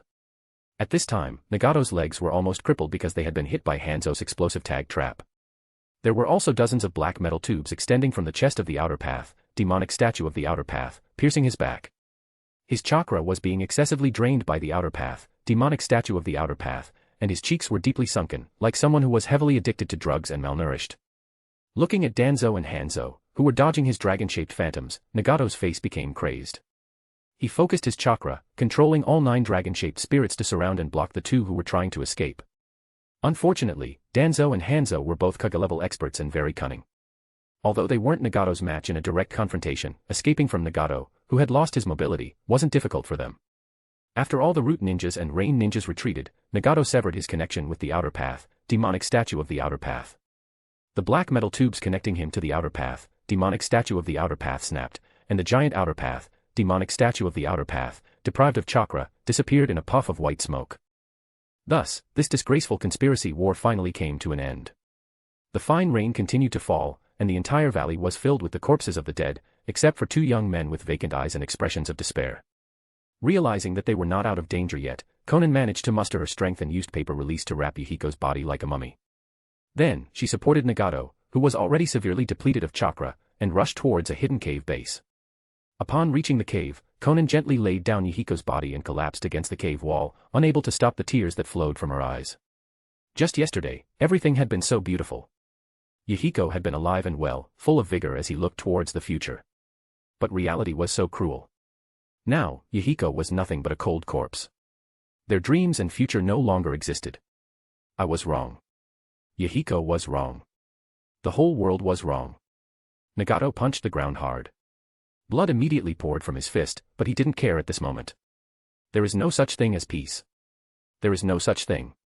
There is no such thing, Nagato first screamed hysterically, then his voice became lower and lower, as if he was muttering to himself. At that moment, a faint sound of footsteps echoed in the cave. The footsteps grew closer and closer, indicating that someone was slowly approaching them. In their view, anyone coming to them at this time must be up to no good. Nagato tried to stand up, but because of his severe leg injuries and severe depletion of stamina and chakra, he fell back down, coughing continuously, clearly unable to fight. Konan, who hadn't expended much chakra during the battle, immediately stood up, blocking Nagato, and vigilantly watched the direction of the cave entrance. A blurry figure grew closer and clearer, eventually slowly emerging from the shadows at the entrance. Nagato and Konan could finally see who was making those footsteps. The person looked like a young man, about 14 or 15 years old, with black hair, handsome features, and wearing a Konoha ninja uniform. But his right shoulder was clearly injured, and a bloodstain stained his clothes. Yusuke, who had secretly followed them to the cave, looked calmly at the 2 miserable figures in front of him. Nagato was hunched over, coughing continuously, his eyes filled with madness. He had clearly gone completely dark because of Yuhiko's death. Konan looked at him vigilantly, her sorrowful eyes revealing a determination. Yusuke knew that this was her determination to sacrifice herself to protect Nagato. So this is the legendary Rinnegan. If it were a fair fight, I'd still be far from his opponent, right? Yusuke thought to himself, looking at Nagato's pale blue eyes with swirling patterns. Seeing Yusuke's gaze locked on Nagato, Konan immediately became nervous. Half of her life had already passed. She wouldn't allow the other half of her life to die here. Paper release, paper shuriken. Konan quickly formed hand seals, and dozens of paper shuriken made of paper release flew towards Yusuke. Yusuke activated his Zanpakuto, Ryūjin Jakka, and a sword enveloped in flames immediately appeared in his hand. With a gentle swing, a blade of light made of flames flashed, leaving a long fiery trail, burning all the paper shuriken in the air to ashes. Konan, who had loved origami since she was a child, had always invented and practiced paper release jutsu. This showed that Konan actually had a lot of talent in ninjutsu. Konan, who was naturally averse to fighting, had only developed paper release jutsu out of interest. Therefore, she hadn't paid attention to its many weaknesses.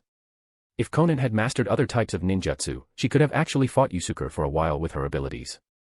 Unfortunately, paper release was no match for Yusuke, who was skilled in fire-type powers. Seeing that Yusuke easily countered her jutsu, Konan looked despairing. She knew that she was no match for this young man. Yusuke retracted the flames from his Zanpakuto and pointed it at Nagato, who looked dispirited. Konan immediately blocked the blade, and Nagato struggled to stand up, trying to pull Konan behind him. But he was now too weak to even move. Your target is me, the one with the Rinnegan. Let her go, and I'll do whatever you want. Nagato said, panting heavily. Konan didn't speak. She just closed her eyes, stubbornly blocking Nagato, using her chest to push against the tip of the blade in Yusuke's hand. Yusuke didn't speak, but his heart was actually wavering. To kill or to let go, he didn't know what to do. If Yuhiko were still alive and Nagato hadn't gone dark, he wouldn't have bothered them. But it was clear that Nagato's mind was twisted now. He was likely to become a very dangerous enemy in the future. If he let him go, he would leave himself and the village with a major threat. The three of them stood motionless, and no one spoke. The dim cave was silent, except for the occasional sound of water dripping from the rock wall. Time seemed to stand still. After a long silence, Yusuke's sigh broke the silence. He had made his decision. With his decision made, Yusuke didn't hesitate. A flash of killing intent appeared in his eyes, and his Zanpakuto slashed through the air, leaving a cold blade of light. A perfectly good head flew into the air. Seeing this, Nagato's eyes widened in fury. No. Chapter 15, NZNT, Chapter. Seeing Yusuke swing his sword, Nagato's eyes widened in fury, and he cried out in anguish, no. Hearing Nagato's cry, Konan, who had been closing her eyes, couldn't help but open them and look back. She saw Nagato's mouth wide open, the no that he had been shouting abruptly cut short. With a thump, a headless body appeared on the ground of the cave. However, this body seemed to be unclothed and completely white, making it look very strange. It was Zetsu, the white Zetsu that Obito had arranged to follow them. Nagato let out a long, trembling sigh, returning the heart that had been in his throat back to his chest. He had thought that Yusuke's slash was aimed at Konan, but it turned out to be aimed at a ninja hiding in the shadows nearby. Although they found the white Zetsu's form very strange, Nagato and Konan still considered it a rain ninja or a Konoha ninja, just using some kind of strange jutsu to transform into this form. However, Nagato, who possessed the Rinnegan, quickly discovered that the structure of this white body was completely different from that of a normal human. What is this? Nagato asked Yusuke. You'll know what it is soon enough, Yusuke replied, not explaining what white Zetsu was. He simply retracted his Zanpakuto and turned, slowly walking towards the cave entrance. Although he had killed this white Zetsu, Yusuke knew that Obito would find Nagato soon. Then, Nagato would naturally understand what white Zetsu was. Seeing Yusuke put away his weapon and spare them, Konan felt as if all her strength had left her, and she collapsed to the ground. Why did you spare us? Nagato asked Yusuke's back loudly. The other party was a Konoha ninja. It was clear today that it was a conspiracy between Rain and Konoha against them. As a Konoha ninja, there was no reason for him to spare them. Yusuke didn't stop walking when he heard Nagato's question. Because you haven't done anything wrong. Yuhiko hasn't done anything wrong. The world hasn't done anything wrong. As Yusuke's blurry figure faded into the distance, his words grew fainter. It's the capriciousness of fate that is wrong. Hearing Yusuke's words, Nagato's eyes glazed over, and he couldn't recover for a long time. Konan, who was very observant, suddenly noticed that a scroll had appeared on the ground where Yusuke had been standing. What's this? Konan picked up the scroll and examined it. Leaving the cave where Nagato and Konan were hiding, Yusuke let out a long sigh. I still can't bring myself to do it. Yusuke knew that he might regret this decision in the future, but at this moment, at least, his conscience was clear. After treating the wound on his right shoulder, Yusuke took a spare Konoha ninja uniform from his storage scroll and changed into it, covering his injuries. Then, he immediately rushed back to the lodging where the Konoha delegation was staying in Rain Village. Danzo had already changed back into his half-black, half-white kimono and was sitting in the hall with a gloomy expression. He was very angry about this operation. Not only had he not obtained the Rinnegan he had been coveting, but he had also lost almost all of his personnel. Even though he had perfectly completed the mission of negotiating compensation with Rain, losing so many people was a greater loss than gain. He was bound to be reprimanded by Sarutobi when he returned. Thinking of Sarutobi's old face, Danzo's anger, which had just subsided, surged back up. Damn Hanzo. He's useless. He actually let the hostage be taken back. Danzo was furious, and the other Konoha ninjas stood nervously to the side, none daring to speak up at this moment. It seems like the delegation is missing quite a few people. Did something special happen? The third Hokage didn't mention any other missions when we came to Rain Village. Danzo-sama, do you have any explanation? A voice came from the entrance to the hall. It was Yusuke, who had just returned to the lodging. Yusuke was also gloomy at this time. He hadn't had much contact with Danzo before. Most of his impressions of him came from the anime or manga before he crossed over. While he didn't like him very much, he didn't have any particular feelings towards him. But now, Yusuke was in the Naruto world, and Danzo's despicable actions were happening right in front of him. This made Yusuke very angry. Facing Yusuke's question, Danzo didn't answer. Instead, he coldly asked back, "Where were you? Why weren't you at the lodging?" "Where was I?" Yusuke sneered and continued, "I saw that Danzo-sama and the root ninjas were all gone, so I went outside to find out where you went." "You bastard. How dare you talk to Danzo-sama like that?" A root ninja behind Danzo shouted angrily. Yusuke's gaze was like a blade. He coldly swept the root ninja with his eyes. The ninja felt a strong killing intent envelop him, as if he would be killed instantly if he said another word. A drop of cold sweat slowly trickled down his forehead. The root ninja swallowed hard, wanting to speak, but he couldn't make a sound. "I'll explain this to Sarutobi when we get back." Danzo snorted coldly and stood up, walking towards the hall entrance. As he passed Yusuke, Danzo stopped, glanced at Yusuke with murderous intent, and then left the hall. On the other side, in a secluded grove, Obito and Zetsu were discussing Yusuke's situation. Obito had already changed into a new mask. "What's the identity of the Konoha ninja you fought with today? He's very strong. You're planning to attack Konoha and seize the nine-tailed fox soon, right? With someone like him around, your operation will be very difficult." Zetsu's white half said. "His name is Uchiha Yusuke. He's always been my opponent. He's naturally not easy to deal with. But it's not difficult to contain him. I already have a plan. He won't be able to stop me." Obito said slowly. "Your clan member? He didn't seem to use the Sharingan when he fought you." Black Zetsu said. Compared to White Zetsu's strange, squeaky voice, Black Zetsu's voice was very deep. Obito snorted coldly, "At least when I left Konoha, he hadn't awakened his Sharingan. But no matter what, I'm going to master Yin-Yang release as soon as possible." This failure had sounded an alarm bell for Obito. He felt that he might not be able to carry out his subsequent plans smoothly with just his current Kamui ability. He needed to improve his strength as soon as possible. A few days later, the Konoha delegation that had gone to Rain Village to negotiate returned to the village. Only half of them returned. Yusuke stood outside the third Hokage's office, waiting quietly. After a while, Danzo, whose face was frighteningly black, came out. He had obviously been severely reprimanded by the third Hokage and was in a very bad mood. Danzo didn't even look at Yusuke. He simply flicked his wide sleeve and left with his remaining subordinate. Poor Yamanaka Shika had died at the hands of Nagato. After Danzo left, Yusuke also reported the intel he had gathered to the third Hokage. He didn't mention encountering Obito or sparing Nagato and Konan. He told the third Hokage all the other intel, including the existence of the Rinnegan. After all, there were many ninjas from both Konoha and Rain who had participated in Danzo and Hanzo's operation. It was unnecessary and impossible to conceal it.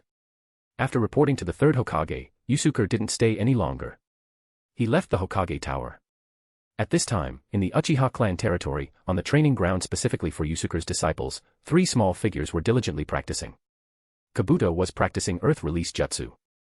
After training for these past few days, he, who was extremely talented in chakra control, could already perform many basic jutsu. Yusuke had checked Kabuto's chakra nature. He had earth, water, and wind, so most of the jutsu Kabuto was practicing were from these three elements. Izumi was practicing with the most basic ninja tool, the kunai, on the side. She didn't forget to ask Itachi to guide her. Itachi, look, look. I almost hit the bullseye this time. Izumi said excitedly to Itachi, who was beside her. Itachi smiled and nodded. Good. You're making a lot of progress. It's all thanks to you teaching me. Izumi said happily. Kabuto, who was practicing earth-release jutsu, had just popped his head up from the ground next to them. He looked at them with a black line on his face and said, I offered to teach you, and you didn't want to. You had to find Itachi. Hearing Kabuto's voice, Izumi looked down and saw that only Kabuto's head was sticking out of the ground. She was startled at first, then blushed and explained, Itachi is actually better at using kunai. I didn't mean anything by it.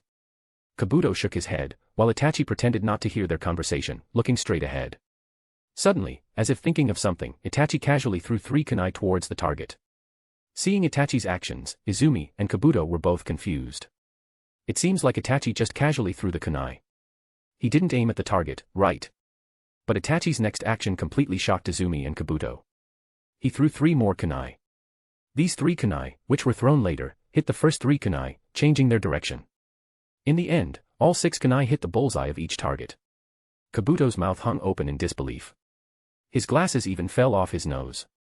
Luckily, he was using earth-release jutsu, only sticking his head out of the ground. The distance between his glasses and the ground was short, so they didn't get damaged. Otherwise, he would have been heartbroken. Izumi was also dumbfounded, but she quickly recovered.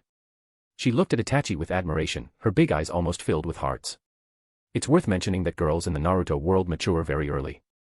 Sakura started to have a crush on Sasuke at this age, and Hinata started to have a crush on Naruto at this age.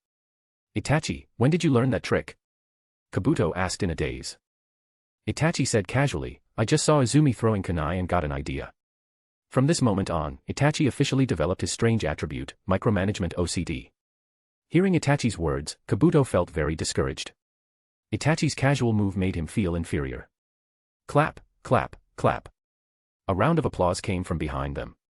The 3 of them turned to see that a young man older than them was standing on a wooden stake in the training ground. They hadn't noticed him before. This young man had short black hair. Although he wasn't particularly handsome, he gave off a very comfortable vibe. He had a sunny smile full of friendliness. He was carrying a short sword on his back and was wearing a Konoha ninja uniform, indicating that he was at least a chunin. Shursui-senpai. Itachi and Izumi said in unison. Chapter 16, NZNT, Chapter. Seeing someone approaching, Kabuto also jumped out of the ground, standing next to Izumi, and looked at the young ninja who wasn't much older than him. Shursui, that name sounds familiar. I think I've heard it somewhere, Kabuto murmured. Shursui-senpai is a genius ninja from our Uchiha clan. He recently became a jonin. In terms of age, he became a jonin 2 years earlier than the teacher. Itachi introduced Shursui to Kabuto, his tone expressing great admiration for him. During Yusuke's absence, another genius ninja from the clan, Shursui, had also been promoted to jonin. Shursui had already shown remarkable strength during the Third Great Ninja War and had made many contributions. Logically, he was qualified to be promoted to jonin, but because he was an Uchiha clan ninja, his promotion was obstructed by Danzo, who claimed he was too young and immature. Now that Danzo had been sent out of the village on a mission, the third Hokage had taken this opportunity to complete Shursui's promotion. Because Shursui was a descendant of Uchiha Maruko, and the Uchiha clan members from this lineage had always supported the Will of Fire, the third Hokage trusted them. Shursui was also wholeheartedly dedicated to serving the third Hokage. With a body flicker technique, Shursui appeared directly in front of the 3 children. He patted Itachi and Izumi on their heads and smiled, don't call me senpai. Just call me Shursui. Then, Shursui looked at Itachi with admiration. Itachi, your use of kunai just now was excellent, but I have even better ways to use ninja tools.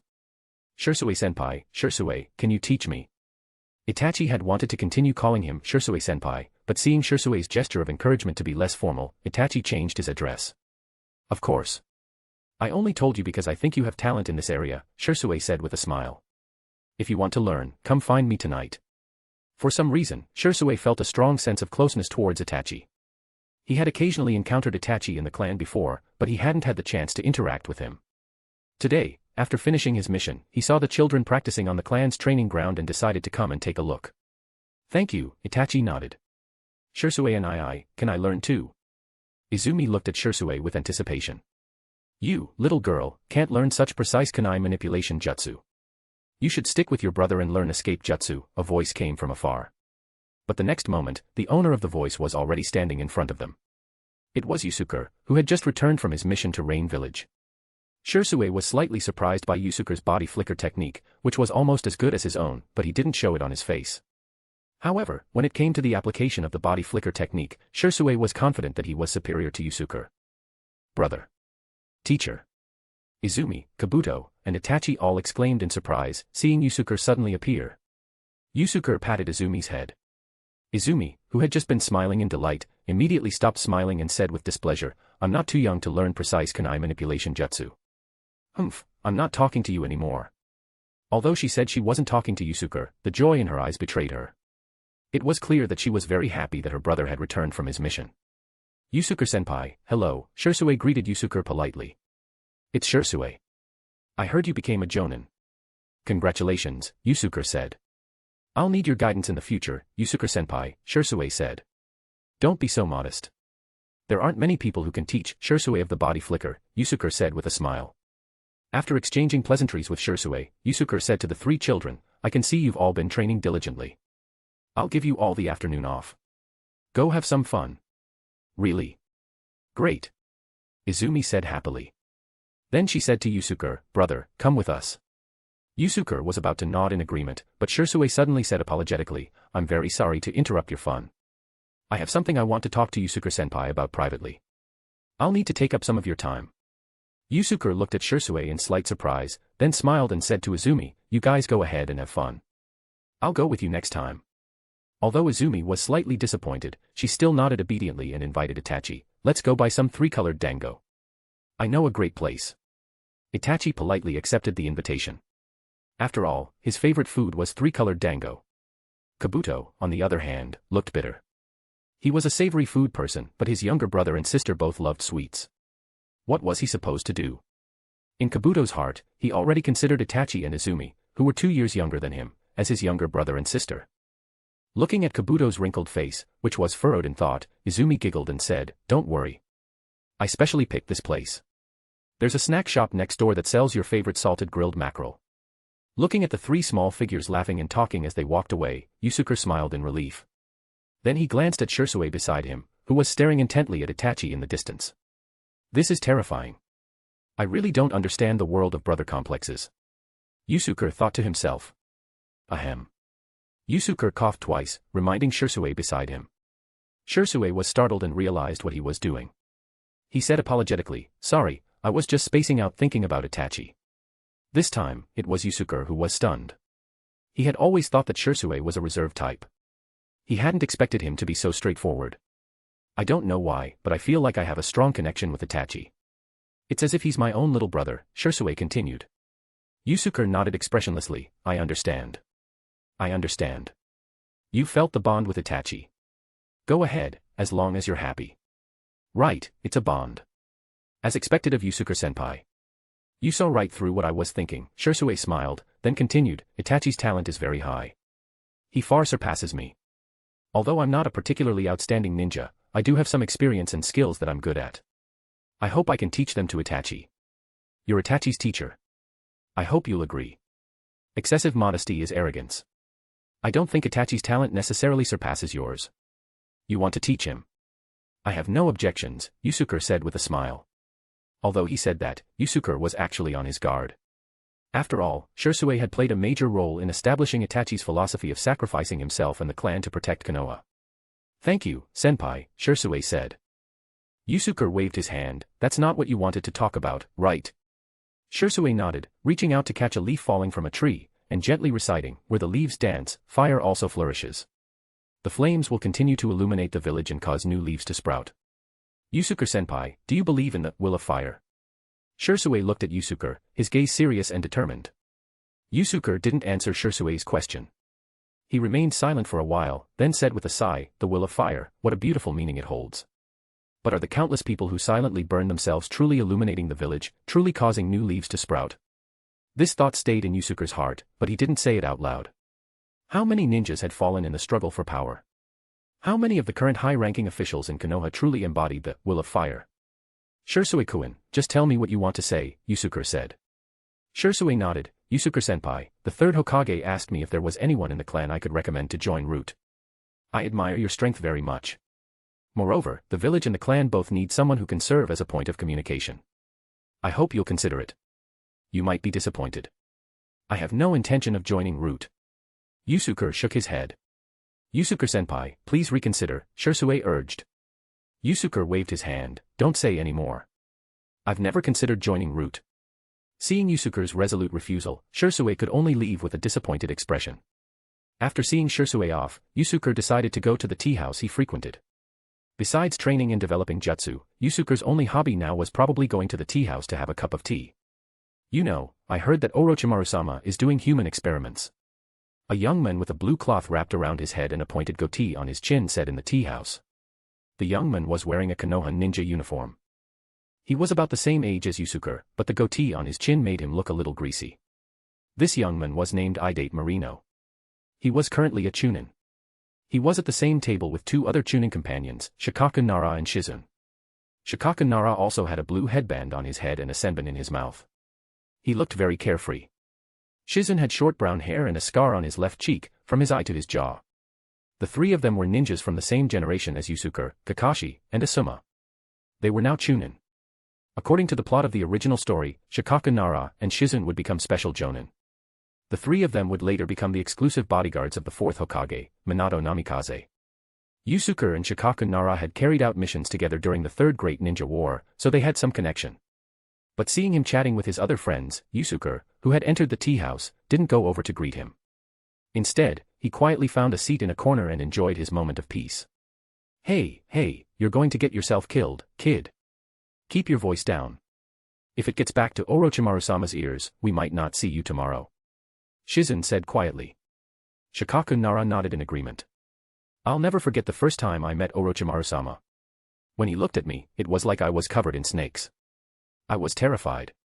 Shikaku Nara wiped a bead of sweat from his forehead, as if he were reliving the first time he met Orochimaru. Sitting in a corner, Yusuke listened to the three of them and frowned. Orochimaru is already so reckless with his human experiments that even chunin are talking about it. It seems like he's not far from defecting. It's a pity. The village will lose another person to exchange ninjutsu with. Yusuke thought to himself with a sigh. This time at the tea house, Yusuke didn't see the girl who had claimed to be from the ninja academy last time. He guessed that she might have focused on her ninja career and was no longer working at the tea house. He felt a little sad. After all, chatting with this energetic girl last time had made him feel much better. Yusuke-kun, you're here. A voice interrupted Yusuke's thoughts. Yusuke looked towards the voice. It was Uchiha Sachiro. What a coincidence. Every time I see you, it's at this tea house, Yusuke said with a smile. Sachiro sat down opposite Yusuke and shook his head with a smile. It's not a coincidence. I came here specifically to find you. The clan leader heard that the delegation to Rain Village had returned to the village, so he immediately asked me to find you. He said he had something important to discuss with you. Sachiro had always been Fugaku's trusted subordinate. Since he had heard from Fugaku that Yusuke wasn't someone who didn't care about the clan, and Fugaku had already reached a certain consensus with Yusuke, Sachiro was very happy. He was a moderate in the clan. Seeing that Yusuke, the clan's genius, hadn't had a conflict with the clan leader but had instead cooperated further, he was naturally very relieved. Hearing Sachiro's words, Yusuke was delighted. He thought to himself, could it be that Fugaku has found the reason why I'm unable to awaken my Sharingan? Since the clan leader has something to talk to me about, then let's not delay. I'll go see the clan leader now. Yusuke nodded. He and Sachiro went to Fugaku's mansion together. When Fugaku saw Yusuke, he took him to a secret chamber, clearly wanting to have a private conversation. After looking Yusuke up and down, Fugaku said, I'm relieved to see that you're okay. Although you're very strong, I was still worried that Danzo might attack you. He did try, but he couldn't do anything to me. Yusuke didn't hide anything and briefly explained how Danzo had ordered his subordinates to attack him. Fugaku snorted coldly, that old scoundrel. He's really pushing it. I've been making concessions, and he's still targeting my Uchiha clan. There was no one else around, so Fugaku didn't hide his anger towards Danzo. Clan leader, you're so eager to see me. Could it be that you found something about my Sharingan? Yusuke didn't want to dwell on Danzo for too long, so he got straight to the point. Fugaku nodded. Yes, I've looked through a lot of clan records on this matter. Logically speaking, with your current strength, you shouldn't be unable to awaken the Sharingan. Therefore, I deduce. It must be a problem with your mind. Chapter 17, NZNT, Chapter. A mental problem. Yusuke frowned. He certainly didn't think Fugaku was calling him crazy. He must be referring to some kind of problem with his mental energy. In the Naruto world, mental energy was a common term, and when one's understanding of power reached a certain level, they would refer to mental energy as in release. Yes, I'm afraid I need to verify this myself, Fugaku said seriously, his expression becoming solemn. You know, the power of our Uchiha clan is not just the Sharingan. Beyond the Sharingan, there is even greater power. Yusuke raised an eyebrow. He knew that Fugaku was referring to the Mangekyo Sharingan. He also knew that Fugaku had awakened the Mangekyo Sharingan, but he had never revealed it, and no one knew what abilities his Mangekyo Sharingan possessed. I presume you're talking about the Mangekyo Sharingan, clan leader, Yusuke said. Fugaku nodded. He wasn't surprised that Yusuke knew about the Mangekyo Sharingan. He assumed that Yusuke had discovered information about the Mangekyo Sharingan from some clan records. Yes, it's the Mangekyo Sharingan. The Mangekyo Sharingan's abilities are incredibly powerful, far surpassing ordinary Sharingan. And each Uchiha who awakens the Mangekyo Sharingan has different abilities, Fugaku said. Therefore, there's a world of difference between an Uchiha fighting with the Mangekyo Sharingan and one fighting without it. And I have awakened the Mangekyo Sharingan. As he spoke, a hint of pride was hidden within Fugaku's serious expression. Although Yusuke still remained expressionless, he was secretly chuckling to himself. He also knew that this clan leader was still holding a grudge about losing a sleeve to him in their last sparring match. He was implying that he hadn't used his full strength during their previous encounter. However, no one in the clan knows that I possess the Mangekyo Sharingan, so you must keep this secret. Don't tell anyone else, Fugaku continued. I understand. So, how do you plan to verify the problem in my mental world, clan leader? Yusuke asked. Suddenly, Fugaku's pupils in both eyes spun, revealing a blood-red pattern. However, it wasn't the three-tomo pattern of a normal Sharingan. Clearly, he had activated his Mangekyo Sharingan. Fugaku said slowly, I will use my Mangekyo Sharingan's unique ability to observe your mental world and find the true reason why you haven't been able to awaken your Sharingan. Hearing Fugaku's words, Yusuke hesitated. After all, everyone had their own secrets. Yusuke didn't know how much information Fugaku could see about him after observing his mental world. Seeing Yusuke's hesitant expression, Fugaku guessed his thoughts and continued, don't worry. You can sense the entire observation process. I won't actively probe into the secrets of your mental world. Yusuke thought for a moment and finally decided to take the risk. It wasn't that he completely trusted Fugaku, but he believed that if something went wrong, Ryūjin Jakka, hidden in his mental world, could help him dispel Fugaku's ability. However, the Sharingan was truly known as the eye that reflects the soul. Perhaps Fugaku had awakened this ability because he had been constantly suppressed in his struggle with Konoha's high-ranking officials, and he was hoping to gain this power that could peer into people's minds. I accept this method. But clan leader, you should be careful. There's something hidden in my mental world that can destroy any genjutsu that poses a threat to me, Yusuke warned. He was both reminding Fugaku to be careful about the Zanpakuto in his mental world and implying that he shouldn't do anything harmful to him. Something. Fugaku was confused, unsure what Yusuke was referring to. Yusuke smiled, you'll understand when you enter my mental world and see it. It's also the origin of my nickname, Flame Sword. Since he was going to let Fugaku peek into his mental world to uncover the reason why his Sharingan couldn't awaken, Yusuke couldn't hide the fact that he had a Zanpakuto hidden in his mental world. However, Yusuke wouldn't explain the Zanpakuto's abilities or other information to Fugaku. Fugaku nodded, then let's begin. I'll enter your mental world through my dojutsu. Don't resist. As soon as he finished speaking, Yusuke saw the Mangekyo Sharingan pattern in Fugaku's eyes spinning rapidly. Then, his vision blurred, and he suddenly had a god's eye view. In the center of an endless, mist-shrouded land, a giant sword surrounded by raging flames stood upright. The sword was enormous, piercing the heavens and earth. The tip of the blade was buried in the ground, while the hilt was hidden in the clouds high in the sky. Countless dreamlike bubbles floated above this land. Yusuke could sense that these bubbles contained his thoughts, memories, or knowledge. So this is my mental world. It's an amazing feeling. That sword must be my Zanpakuto, Ryūjin Jakka, Yusuke thought to himself. At this time, Fugaku's figure also appeared on this land. He looked at the Zanpakuto, which seemed to connect heaven and earth, with a shocked expression. He hadn't expected that Yusuke's mental world would contain such a divine object. Now that Fugaku's figure was there for reference, Yusuke had a more intuitive understanding of the size of the Zanpakuto from his perspective. Fugaku stood in front of the Zanpakuto, looking very small, like he was standing in front of a building hundreds of stories tall. What is this sword? Fugaku swallowed hard, his voice dry. This sword has been in my mind since birth. Its name is Ryūjin Jakka, Yusuke's voice echoed across the land. No wonder you could easily break through my genjutsu. I didn't expect that your mental world would contain such a divine weapon. You truly are a blessed individual. Fugaku sighed. At the same time, he was sure that Yusuke had the potential to surpass his ancestor, Madara Uchiha. Looking at the giant sword engulfed in raging flames, Fugaku said slowly, the reason why your Sharingan hasn't awakened is this Ryūjin Jakka. Hearing Fugaku's words, Yusuke wasn't surprised. His voice echoed in the mental world, I suspected that before, but I didn't feel any adverse effects from Ryūjin Jakka on my mental energy, so I ruled it out. That's because it has been in your mental world since birth. You can't feel its influence on you. It's like how a normal person can't feel their blood circulating in their body, Fugaku said. Moreover, this sword itself hasn't had any adverse effects on your mental world. It's just protecting your mental world. Because of this sword's protection, your mental world is too stable. It's almost impossible for it to fluctuate. And the awakening of the Sharingan requires intense mental stimulation. Fugaku felt like he had learned a lot today. He had just shown off his Mangekyo Sharingan to Yusuke, and then Yusuke showed him a divine weapon he had never seen before.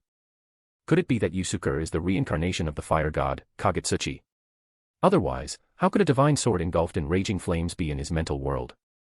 Fugaku couldn't help but think to himself. The Uchiha clan had a special reverence for flames. The red part of their fan-shaped clan crest represented flames. The Uchiha clan was once known as the Clan of Fire.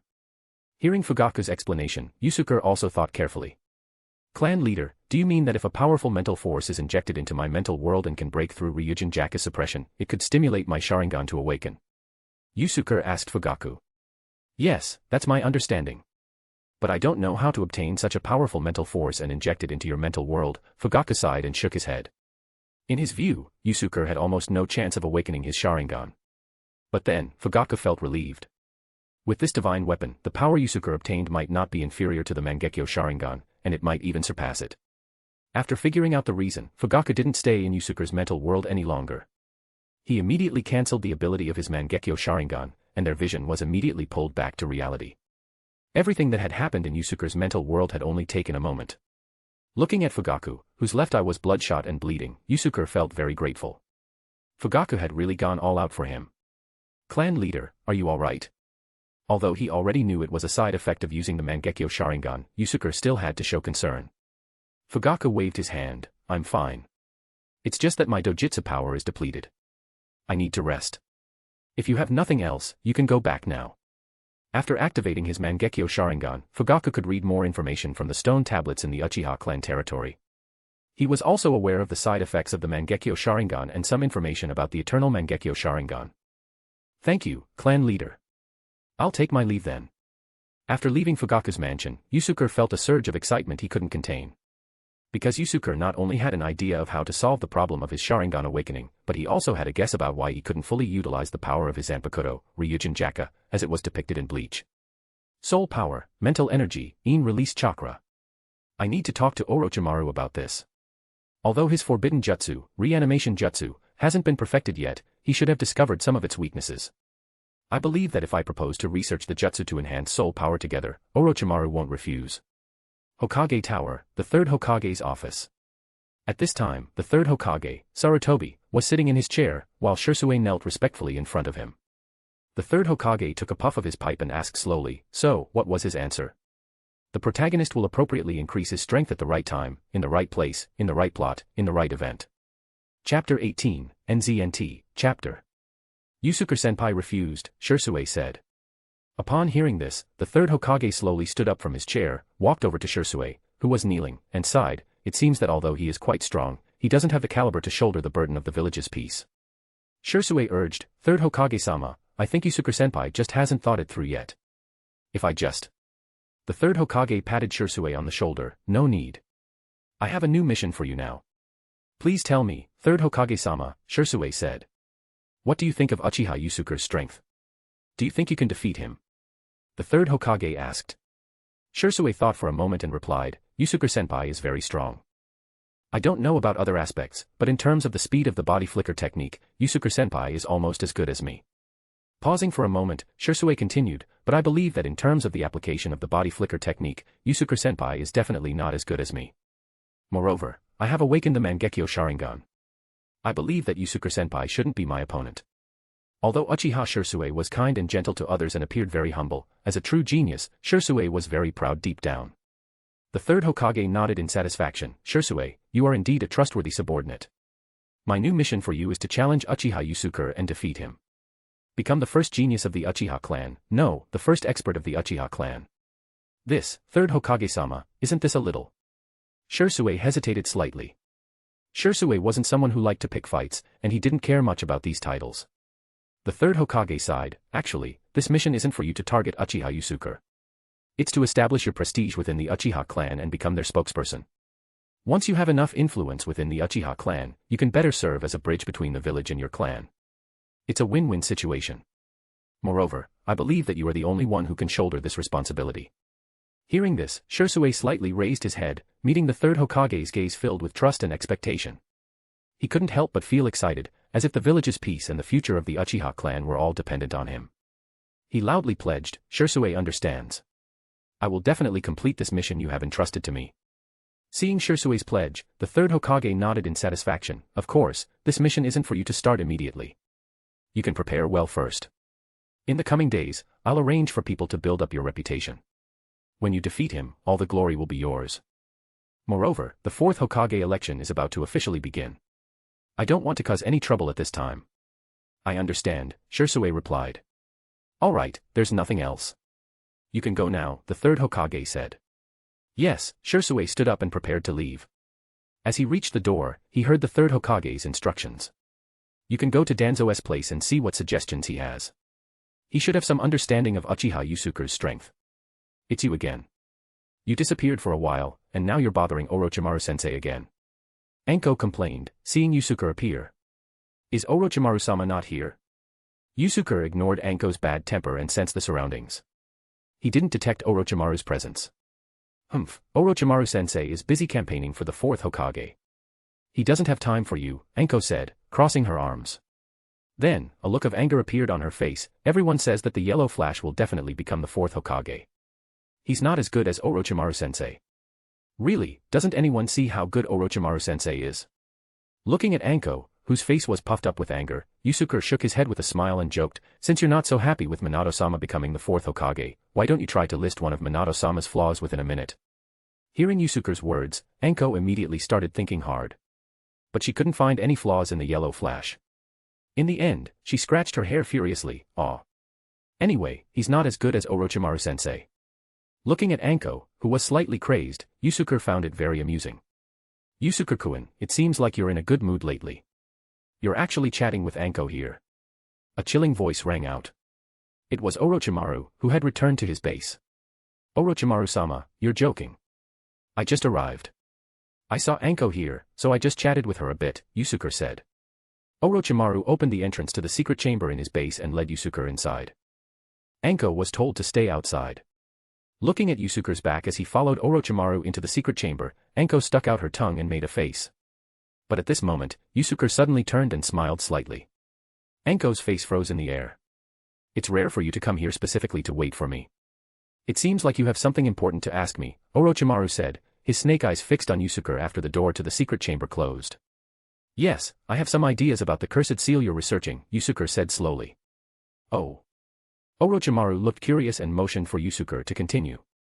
I want to develop a new type of cursed seal based on the cursed seal you've developed before.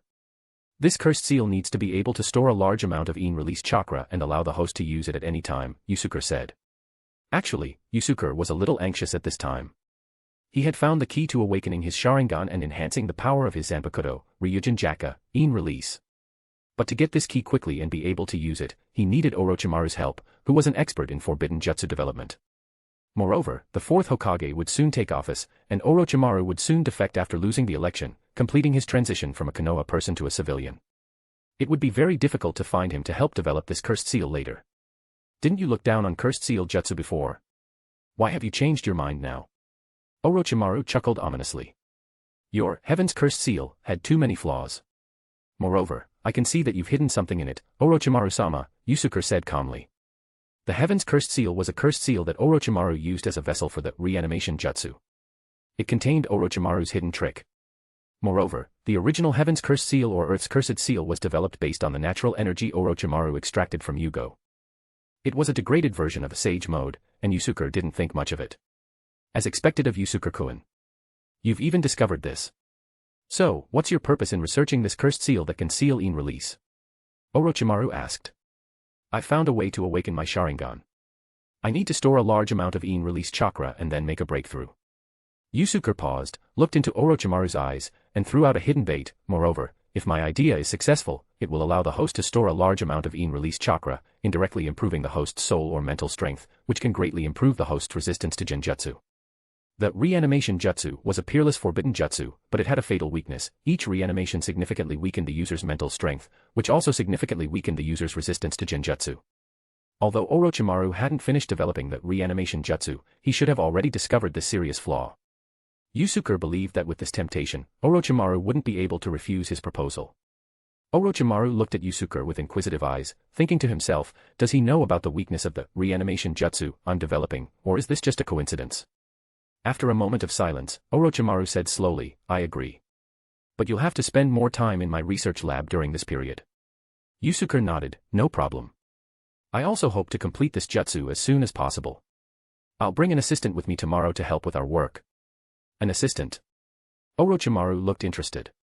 Yes, his talent will surely surprise you. After making an agreement with Orochimaru, Yusuke prepared to return to the clan and arrange the training schedule for Itachi and Izumi for the next few days.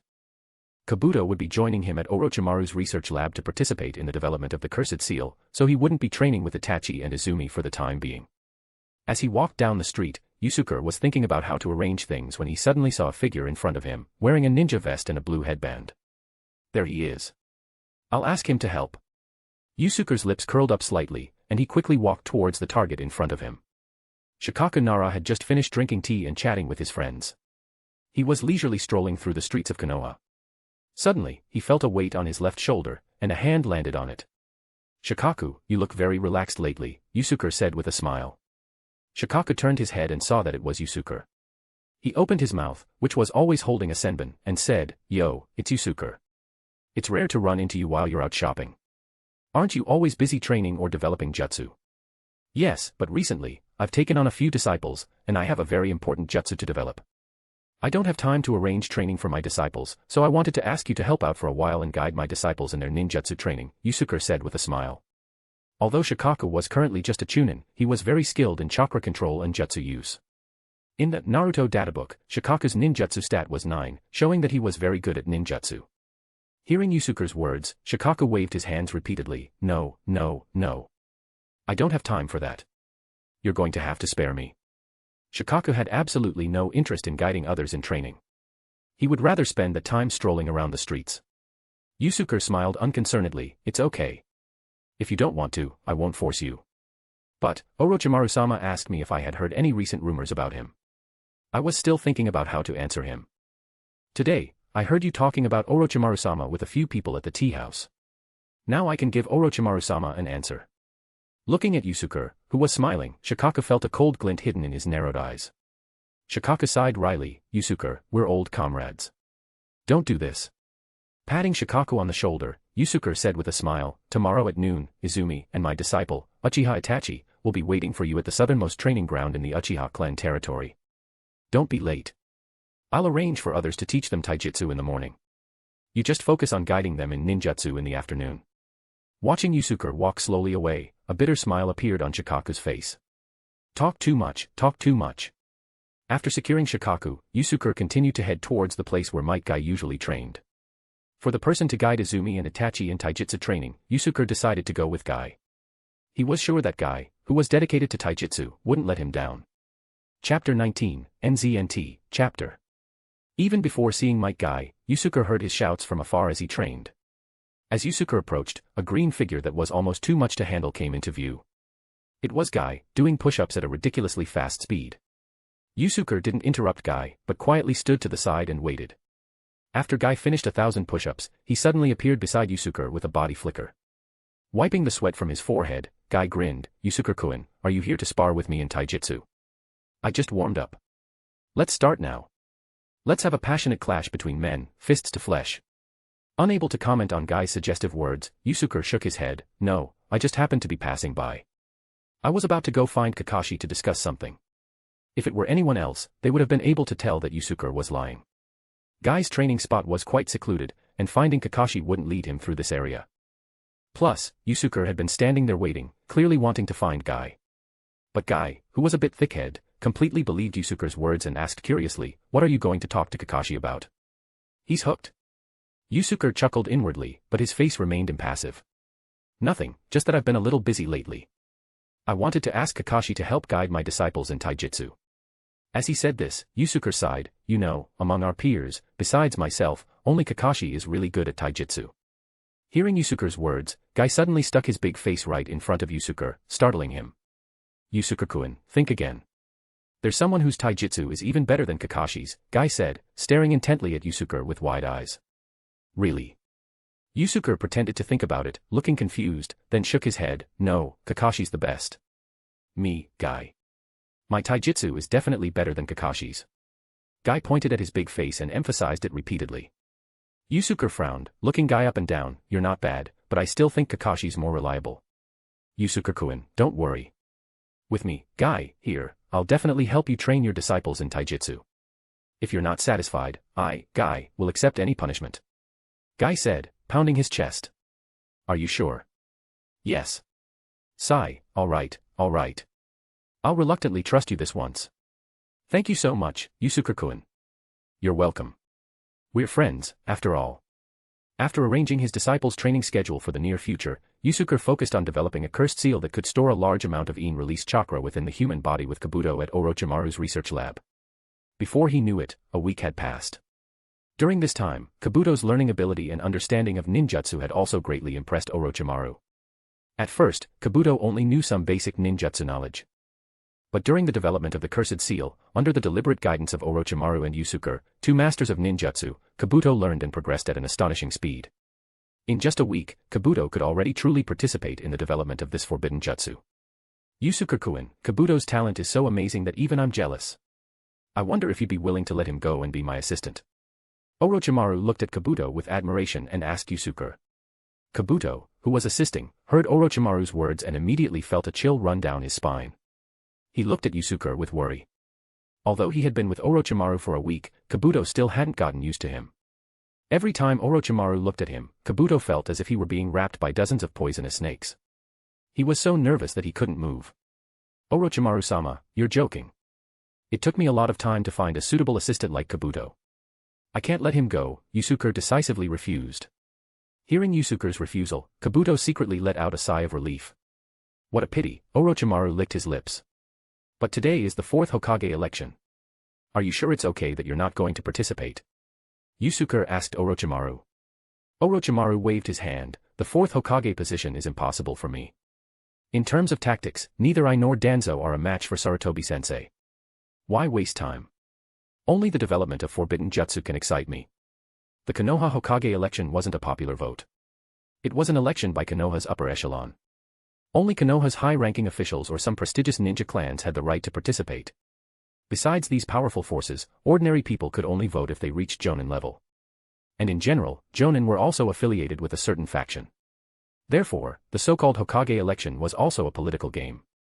Orochimaru wasn't at an advantage in the election to begin with. And Danzo, who was supporting Orochimaru's candidacy, was sent out of the village by the 3rd Hokage to negotiate with Rain at a crucial moment.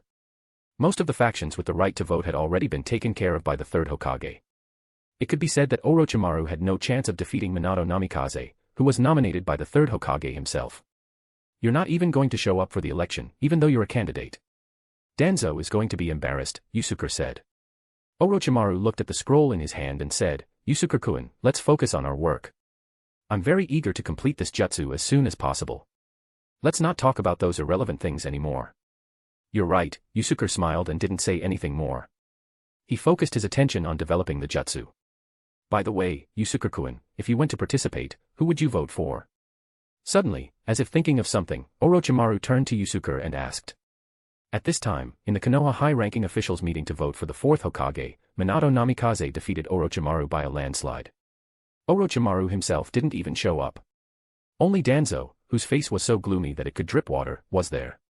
After the third Hokage officially announced that Minato Namikaze had been elected as the fourth Hokage, Konoha village was filled with joy. The villagers naturally had a much better impression of Minato Namikaze than the sinister Orochimaru. To help the fourth Hokage consolidate his position, the third Hokage did his best to assist him. After the fourth Hokage took office, he helped him handle a lot of government affairs and also issued several policies that were popular and in line with the interests of various factions, further boosting the fourth Hokage's popularity. In the following months, some rumors about the Uchiha clan spread throughout the village. The rumors said that the current Flame Sword, Uchiha Yusuke, was actually stronger than the clan leader, Uchiha Fugaku, and was the strongest ninja in the Uchiha clan.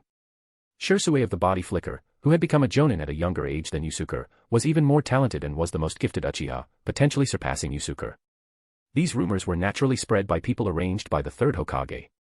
His goal was to have Shisui defeat Yusuke and then claim both the title of Strongest Uchiha Ninja and Most Talented Uchiha for himself, making Shisui the most prestigious ninja in the Uchiha clan. Itachi, who was Yusuke's disciple and Shisui's good friend, was also very worried about these rumors. He thought the same as his father, Uchiha Fugaku, that someone was using a divide-and-conquer strategy against the Uchiha clan. Yusuke, who had been busy developing forbidden jutsu, had also heard these rumors, but he didn't have time to worry about them. The development of the cursed seal that could store in-release chakra had reached a critical stage. Yusuke-kun, I think this should achieve the effect we were hoping for, Orochimaru said, his sinister face filled with fervor. Yusuke, whose eyes were filled with dark circles, couldn't contain his joy. He smiled in satisfaction. Yes, I think this jutsu is perfect. Not only can it store a large amount of in-release chakra, but it's also very stable. Yusuke-kun, I think I should personally apply this cursed seal to you. Orochimaru licked his lips and chuckled. Yusuke waved his hand and took out a syringe. No need. I don't have a habit of being bitten by men. The syringe contained a fusion liquid made with Hashirama's cells. Using the powerful yang release chakra within it, combined with a sealing jutsu, a cursed seal could be formed that would perfectly seal in-release chakra within the human body and allow the host to use it at any time. It has to be said that Hashirama's cells were truly the foundation of scientific technology in the Naruto world. Without Hashirama's cells, many forbidden jutsu would be impossible. The Hashirama cells that Orochimaru had were all obtained from Danzo. Yusuke took off his shirt and injected the fusion liquid from the syringe into his left chest. Then, he quickly formed a very complex hand seal. 2E seal. A yin-yang symbol cursed seal formed on Yusuke's left chest. However, at this time, the cursed seal was very faint. How do you feel, Yusuke-kun? Orochimaru asked. The cursed seal is very successful. But it's empty now. I just need to seal the in-release chakra inside, Yusuke said, putting his shirt back on. Orochimaru nodded in satisfaction. He didn't need to use this cursed seal immediately. For Orochimaru, this cursed seal was to be used after he performed that reanimation jutsu to make up for the soul weakness.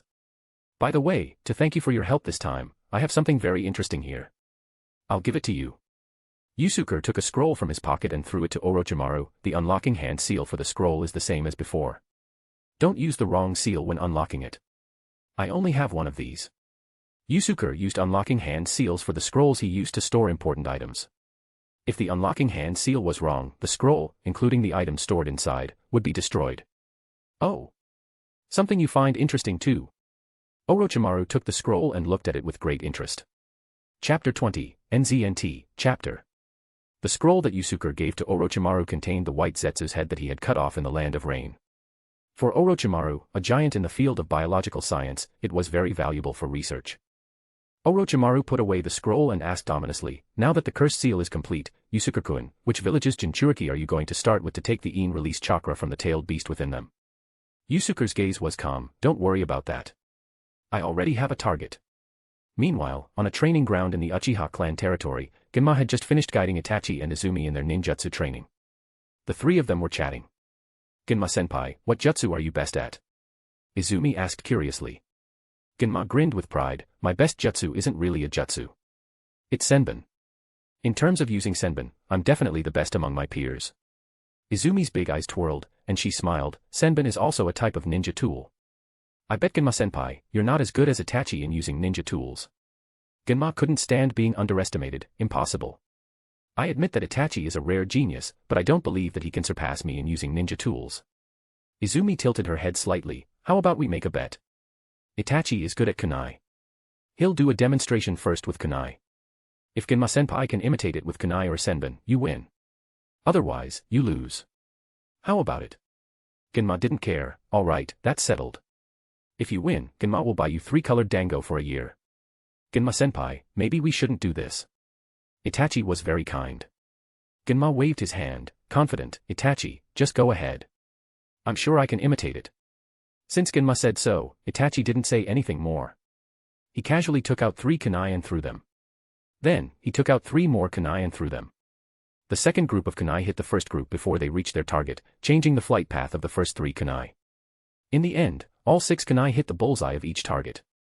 This wasn't actually Itachi's highest level of skill. After learning how to use ninja tools from Shursui for a while, Itachi could perform even more precise micromanipulation. Genma's eyes widened in disbelief. The senbon in his mouth, which he hadn't been biting, fell out and pierced his instep. Ah! Genma cried out in pain, clutching his foot.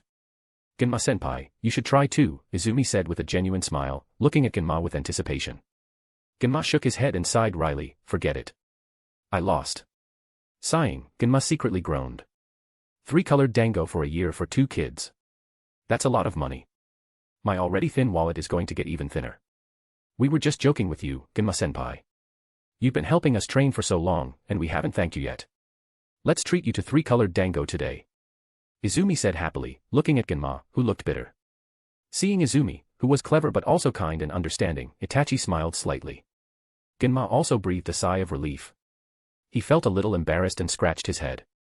At that moment, a voice came, disrupting their plan to go eat 3-colored dango together. Itachi-sama, the clan leader asked me to tell you to go to the hospital as soon as possible. Looking at the Uchiha clan member who had come to deliver the message, Itachi asked, did father say what it was about? The messenger replied, Madam is about to give birth. Hearing that his mother was about to give birth, Itachi apologized to Izumi and Genma and rushed to the hospital. Their plan to go eat 3-colored dango together was naturally cancelled. When Itachi arrived at Konoha Hospital, Mikoto had successfully given birth. In the private room at Konoha Hospital, Mikoto was holding a crying baby, and Fugaku was standing beside her. Mother, I'm sorry I'm late. The door to the ward opened, and Itachi walked in. Itachi, it's a boy. You have a little brother, Mikoto said with a gentle smile. Then she turned to Fugaku, you've kept this secret for so long. Can you tell us the baby's name now? Fugaku bent down, took the baby from Mikoto's arms, held him up, and said in a joyful voice, Sasuke, Uchiha Sasuke. Mikoto was surprised, it's a good name, but... Fugaku smiled, yes, it's the name of the 3rd Hokage's father. I already talked to the 3rd Hokage-sama, and he agreed. Fugaku raised Sasuke, who was still a baby, in his arms.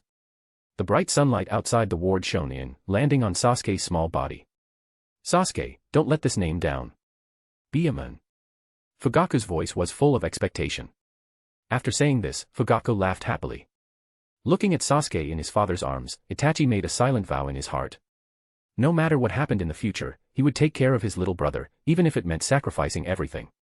But as Itachi made this vow, a little girl's innocent and lovely smile flashed through his mind. Izumi returned home and saw that her brother, Yusuke, was also there, which was rare. She asked happily, brother, why are you back so early today? Yusuke smiled and waved to Izumi. Izumi ran over. Yusuke reached out and patted Izumi's head, I've been busy developing an important jutsu recently. I haven't had time to spend with you. I'm really sorry. Let's go out to eat with mom tonight. Izumi said happily, great. I want to eat yakiniku today. Okay, you can eat whatever you want. Yusuke pinched Izumi's cheeks, which were still slightly chubby, then asked curiously, why are you back so early today? Usually, you hang out with Itachi for a while after training. Today, Itachi's mom gave birth. Itachi is going to have a little brother or sister soon. I'm really looking forward to it. I really want a little brother or sister too, Izumi said with envy. Hearing Izumi's words, Yusuke thought to himself. Sasuke has already been born. It seems like Naruto will be born soon. I need to make some preparations in advance. If possible, I hope I can help the 4th Hokage couple survive this 9-tailed fox incident. Yusuke admired the 4th Hokage, Minato Namikaze. He was a commoner who became the CEO of Konoha without relying on any cheat codes.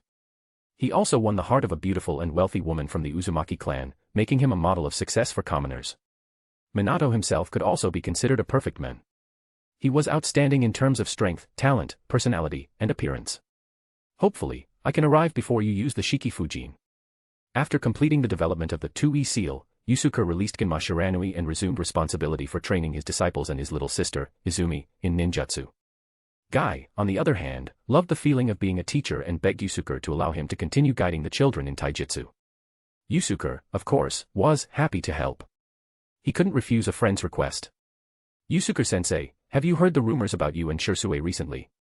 One afternoon, after finishing their ninjutsu training for the day, Yusuke was strolling through the snack street with Kabuto, Itachi, and Izumi when Itachi suddenly asked.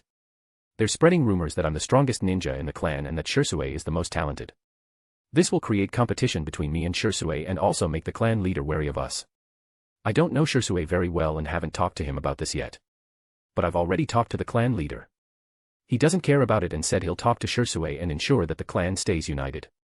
After hearing Yusuke's explanation, Itachi felt a little reassured. I'll talk to Shisui about it too. Yusuke patted Itachi on the shoulder, thanks. I'm not trying to compete with Shisui for these titles. In the tea house, Yusuke gently took a sip of oolong tea. His old friend, Genma Shiranui, was sitting opposite him. Yusuke, why are you suddenly so enthusiastic? You're either treating me to tea or treating me to dinner. You should know that I, Genma, am not someone who craves food. Genma asked curiously. Waiter, please bring another plate of sakura mochi, a plate of yokon, and 4 strawberry daifuku. Before Yusuke could answer, Genma ordered another round of snacks without any hesitation. Yusuke's eyelids twitched, and he smiled, of course, I'm just thanking you for helping guide my disciples in ninjutsu a while back. Genma frowned slightly, but you've already thanked me 5 times. For some reason, he felt like there was something fishy about the man opposite him. After all, among their peers, Yusuke was the most formidable. No one had ever gotten the better of him. Yusuke took a slow sip of tea and glanced at the new Hokage guard armband on Genma's arm. He said calmly, congratulations on officially becoming a special jonin and becoming the 4th Hokage's personal bodyguard. Genma smiled, it took me a long time to become a special jonin. I'm still not as good as you, Yusuke. The rumors say that you're already the strongest ninja in the Uchiha clan. Yusuke waved his hand, I don't know where those rumors came from. I'm actually worried about them. By the way, I'm going on a secret mission starting tomorrow. If you want to treat me to tea again, you'll have to wait a while, Genma continued. Hearing Genma's words, a glint of light flashed in Yusuke's eyes. He thought to himself, here it comes. Chapter 21, NZNT, Chapter. Hearing Genma say that he was going on a secret mission, a glint of light flashed in Yusuke's eyes. He picked up his teacup and took a sip, saying calmly, is that so? What a pity. Pity that I won't be able to treat you to tea anymore. Yusuke had invited Genma to tea, of course, with a purpose. He wanted to use Genma, the 4th Hokage's personal bodyguard, to determine the time of the 4th Hokage's wife, Kushina's, childbirth. It seems that the 3rd and 4th Hokage have already started making their preparations. Then, Naruto's birth will be in the next few days, Yusuke thought to himself. Since he didn't know the exact location where Kushina would give birth, Yusuke could only wait for the 9-tailed fox to appear and then rush to the scene as quickly as possible. In Yusuke's plan, the ideal scenario would be to use the 8 trigrams sealing style to reseal the 9-tailed fox's yang-release chakra back into Kushina's body, simultaneously preventing the 4th Hokage from using the Shiki Fujin to seal the 9-tailed fox's in-release chakra, and then seal the 9-tailed fox's in-release chakra in his 2E seal. Looking at Genma Shiranui in front of him, Yusuke couldn't help but think of the Flying Thunder God technique. If he could master this jutsu, things wouldn't be so troublesome. I need to find a way to learn this forbidden jutsu when I get the chance, Yusuke thought to himself. Just as Yusuke was using Genma to obtain information about Naruto's exact birth time, the 3rd Hokage, as well as Obito, who was about to attack, were also making their preparations. Because Kushina, as the Jinchuriki of the 9-tailed fox, would have a weakened seal when giving birth, there was a possibility of the 9-tailed fox's chakra leaking out or even breaking free from the seal. The 3rd and 4th Hokage decided to set up a barrier at a secret location outside Konoha village and have Kushina give birth inside the barrier. At the same time, the 3rd Hokage arranged for his wife, Sarutobi Biwako, to be Kushina's personal bodyguard and assigned many ANBU to guard the area around the barrier. Meanwhile, at the root base, Obito slowly appeared in front of Danzo in the form of a Kamui space vortex. Seeing this unexpected visitor appearing in such a strange way, the ninjas guarding Danzo were shocked. Wood release, 4 pillars binding technique. Secret technique, spindle technique. The 2 jutsu were performed by Root Ninja A and an elite jonin from the Aburame clan. A was the current Tenzo, who hadn't yet left Root, and would later become Yamato. 4 wooden pillars rose up around Obito, restricting him. Then, thousands of black insects flew out of the Aburame clan jonin's sleeve, forming a spindle-shaped formation, spinning towards Obito. However, to the surprise of Danzo and the root ninjas, all the black insects passed right through Obito's body. Obito walked forward a few steps, as if he were intangible, and passed through the 4 pillars binding technique formed by wood release. "Who are you? What do you want from me?" Danzo asked, looking at Obito, whose abilities were strange. "My identity isn't important. What's important is that we can have a win-win cooperation," Obito said slowly. Danzo snorted coldly, "I won't cooperate with someone of unknown origin. Unless you take off your mask and reveal your identity, it's off the table." "Is that so? What a pity. I was hoping to talk to you about the Uchiha clan and the new 4th Hokage." "It seems like I won't have that chance," Obito said with a smile. As he spoke, Obito activated his Kamui ability, slowly sucking himself into it. Obito deliberately slowed down the jutsu, hoping that Danzo would lose his patience and call out to him. But if he left completely and Danzo didn't say anything, it would mean that the negotiations had failed. However, Obito believed that Danzo's personality would make him seize any opportunity to unite forces to strike down his opponents. "Wait." As expected, just as only Obito's head was left in the air, Danzo suddenly stopped him. A slight smile appeared at the corner of Obito's masked mouth. It seemed that Danzo would cooperate with him this time. Konoha, 48th year, October 10th, night. A full moon hung high in the sky. On a mountain peak overlooking Konoha village, a figure wearing a black cloak and a mask suddenly appeared. Tonight will be a night to remember. Meanwhile, in a secret base outside Konoha village, where a barrier had been set up, Kushina was struggling to give birth. Assisting and caring for Kushina were the 3rd Hokage's wife, Sarutobi Biwako, and another female medical ninja. The 4th Hokage, Minato Namikaze, was beside himself with worry. But he couldn't do anything. He could only hold Kushina's hand, hoping to give her some mental strength. After a painful process, Kushina finally gave birth to Naruto. At this time, Obito had already dealt with the ANBU guarding the barrier. Looking at Naruto, who was still crying in Biwako's arms, Kushina's gaze was gentle, and her big eyes were filled with joyful tears. Minato was also excited, wiping his eyes with his arm. Biwako smiled and showed Naruto to Kushina and Minato before preparing to take Naruto outside to give him a quick wash. But before Minato and Kushina could say a few words, a scream came from the door, from Biwako and the other medical ninja. Minato and Kushina turned to see that a person wearing a mask and a black cloak had appeared in the room. In his arms was the newborn Naruto. 4th Hokage, get away from the Jinchuriki. Obito threatened Minato, holding Naruto in his right arm. Otherwise, this child's life will only last a minute. Hearing Obito's words, Minato felt like he had fallen into an ice cellar.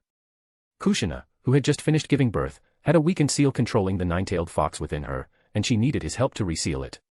The 9-tailed fox struggled within Kushina, and because of the weakened seal, the black cursed seal had spread from Kushina's abdomen to her face. Ah! Hearing Kushina's painful cry, Minato immediately looked at her with concern, forcing himself to calm down. Seeing that Minato still didn't leave Kushina's side, Obito threatened him by taking out a kunai and holding it to Naruto's neck. Seeing that the enemy was about to harm Naruto, Minato hurriedly said, "Wait, calm down first." Obito sneered, "I'm calmer than ever." After saying this, Obito tossed Naruto high into the air. Minato was shocked and immediately used the body flicker technique to grab Naruto, but before he could be happy, he suddenly discovered that there were several lit explosive tags stuck beneath the swaddling cloth that Naruto was wrapped in. In the blink of an eye, Minato immediately activated the Flying Thunder God technique, teleporting to a location he had prepared beforehand. At the same time, he removed Naruto's swaddling cloth, finally managing to protect Naruto before the explosive tags detonated. However, because of this, Kushina, who was completely defenseless, was left unguarded. Obito used his spatial transfer ability to take her to a waterfall near Konoha village. Using a sealing jutsu, he hung Kushina with her arms spread out between 2 rock walls, about 7 or 8 meters apart. Obito looked at her calmly. Although this woman was his former teacher and had been very kind to him, Obito no longer hesitated. When Rin was killed by Kakashi, there was no one left in the world who he cared about. His Sharingan activated, and Obito, relying on his powerful dojutsu, directly controlled the 9-tailed fox within Kushina, bypassing the seal. The 9-tailed fox's original fox eyes turned into Sharingan. At this time, the seal controlling the 9-tailed fox in Kushina's body was getting weaker and weaker. Under Obito's control, the 9-tailed fox's power erupted, finally breaking free from the seal that had been restricting it. It burst out of the seal on Kushina's abdomen. The 9-tailed fox at this time was still in its complete form. It was much larger than the 9-tailed fox in Naruto's body in the original story. The 9-tailed fox in Naruto's body was only half the size of the complete 9-tailed fox's yang release chakra. The other half of the 9-tailed fox's in release chakra was sealed inside the 4th Hokage, Minato Namikaze, using the Shiki Fujin during this nine-tailed fox rampage incident. Under the full moon, the nine-tailed fox roared, its 9 tails, each dozens of meters long, swaying constantly. Kushina, the Jinchuriki who had been stripped of the nine-tailed fox, was now even weaker. Obito cancelled the sealing jutsu that was holding Kushina up, and she fell onto a rock below. If it were an ordinary Jinchuriki, she would have been dead by now. But Kushina was a member of the Uzumaki clan, known for their strong vitality. Moreover, Kushina was exceptionally talented, even among the Uzumaki clan. Therefore, although Kushina was weak, she didn't show any signs of death. As expected of a member of the Uzumaki clan. Their vitality is truly tenacious, Obito said slowly, looking at Kushina, who was still alive. He then controlled the nine-tailed fox, and it swiped at Kushina, who was unable to move. With a bang, the nine-tailed fox's powerful force kicked up a cloud of dust. At this moment, Kushina was caught in Minato's arms, who had arrived in time using the Flying Thunder God technique. It turned out that Minato had already placed a Flying Thunder God technique seal on Kushina. After rescuing Kushina, Minato immediately used the Flying Thunder God technique to teleport back to where Naruto was, gently placing Kushina beside Naruto. Looking at his wife and child on the bed, Minato clenched his fist. Minato, thank you. Be careful, Kushina said softly. She knew that Minato, as the 4th Hokage, had to return to the village to deal with the mysterious enemy. Minato put on the white ceremonial robe of the 4th Hokage from the closet. This would be his first battle as the 4th Hokage, defending the village. I'll be back soon. At this time, Konoha village was peaceful. Although it was late, there were still many people on the bustling streets. No one noticed the approaching crisis. Yusuke, who was sitting with his eyes closed in his home, suddenly felt a powerful and evil chakra appearing in the village. Here it comes. Yusuke opened his eyes abruptly. At this time, in a northern area of Konoha village, a giant beast with 9 tails and the appearance of a fox suddenly appeared. After appearing, the beast went on a rampage, destroying many buildings and killing many villagers in the chaos. Looking at the 9-tailed fox that Obito had summoned from afar, Yusuke activated the barrier he had set up in his home. After telling his family not to go outside, he went to the Uchiha clan's plaza. In the face of such a major event, the Uchiha clan, as Konoha's guard force, would definitely go to help. At this time, the Uchiha clan ninjas had already gathered in the plaza of their clan's residence, preparing to head to the front lines to deal with the 9-tailed fox. All ninjas of the Uchiha clan, listen up. You must stay within the Uchiha clan's territory tonight. No one is allowed to go out. For more advanced chapters visit my Patreon. Chapter 22, NZNT, Chapter. A grim voice rang out. The speaker was Danzo, who had colluded with Obito and arrived at the Uchiha clan's headquarters. Behind Danzo were a large number of root ninjas.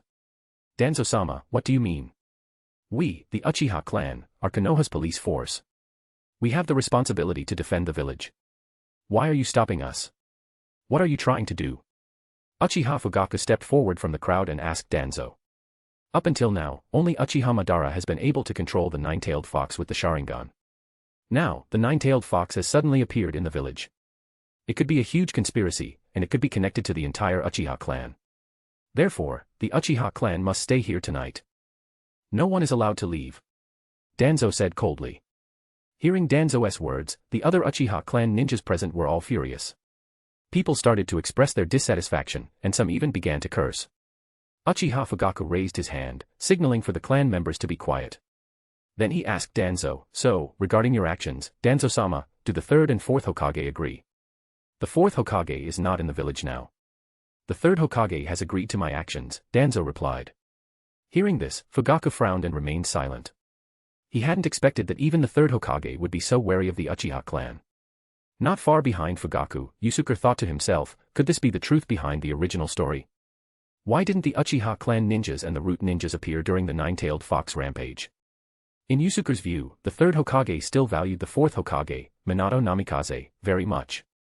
He had not only promoted Minato but had also fully assisted him in consolidating his position after Minato took office. Maybe the 3rd Hokage didn't expect Minato to fall in this battle. Otherwise, he wouldn't have let Root and the Uchiha clan stay here, wasting so much combat power. Yusuke, who was determined to obtain the 9-tailed fox's chakra, wasn't going to heed Danzo's restriction order. He found an opportunity to use a fire-release clone, leaving the clone to stay and pretend to be busy while his real body secretly rushed to the location of the 9-tailed fox. However, since the restriction order against the Uchiha clan had already been issued, Yusuke could no longer appear in battle under his real identity. He had to put on a white cloak and a ghost mask, hide near the 9-tailed fox, and wait for the right moment. At this time, many Konoha ninjas were already fighting the nine-tailed fox. But because the nine-tailed fox's chakra and vitality were too strong, the attacks of these ordinary ninjas had almost no effect. Instead, many ninjas died in vain under the nine-tailed fox's claws. Annoyed by the Konoha ninjas' attacks, the nine-tailed fox opened its mouth and unleashed a tailed beast ball, destroying many buildings along the way.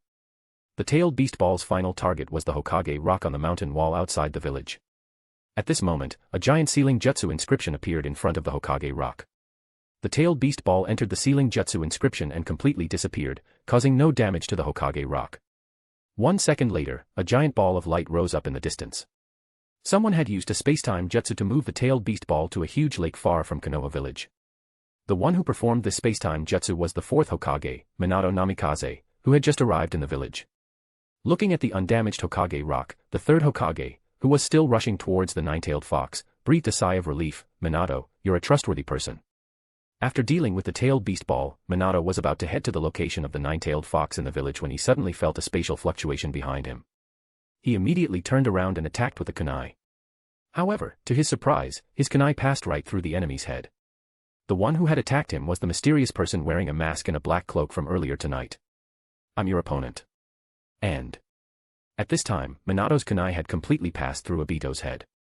Obito immediately cancelled his intangible state and grabbed Minato's wrist. It's over. Obito immediately activated Kamui, preparing to suck Minato into the Kamui space. At this critical moment, Minato used the Flying Thunder God technique in time, teleporting to a location where he had pre-placed a Flying Thunder God kunai. He's gone. He's quick on his feet, Obito said slowly. He also used his spatial transfer ability to follow Minato to his location. With a thud, Minato, who hadn't had time to adjust his posture after teleporting in a hurry, fell hard onto the grass.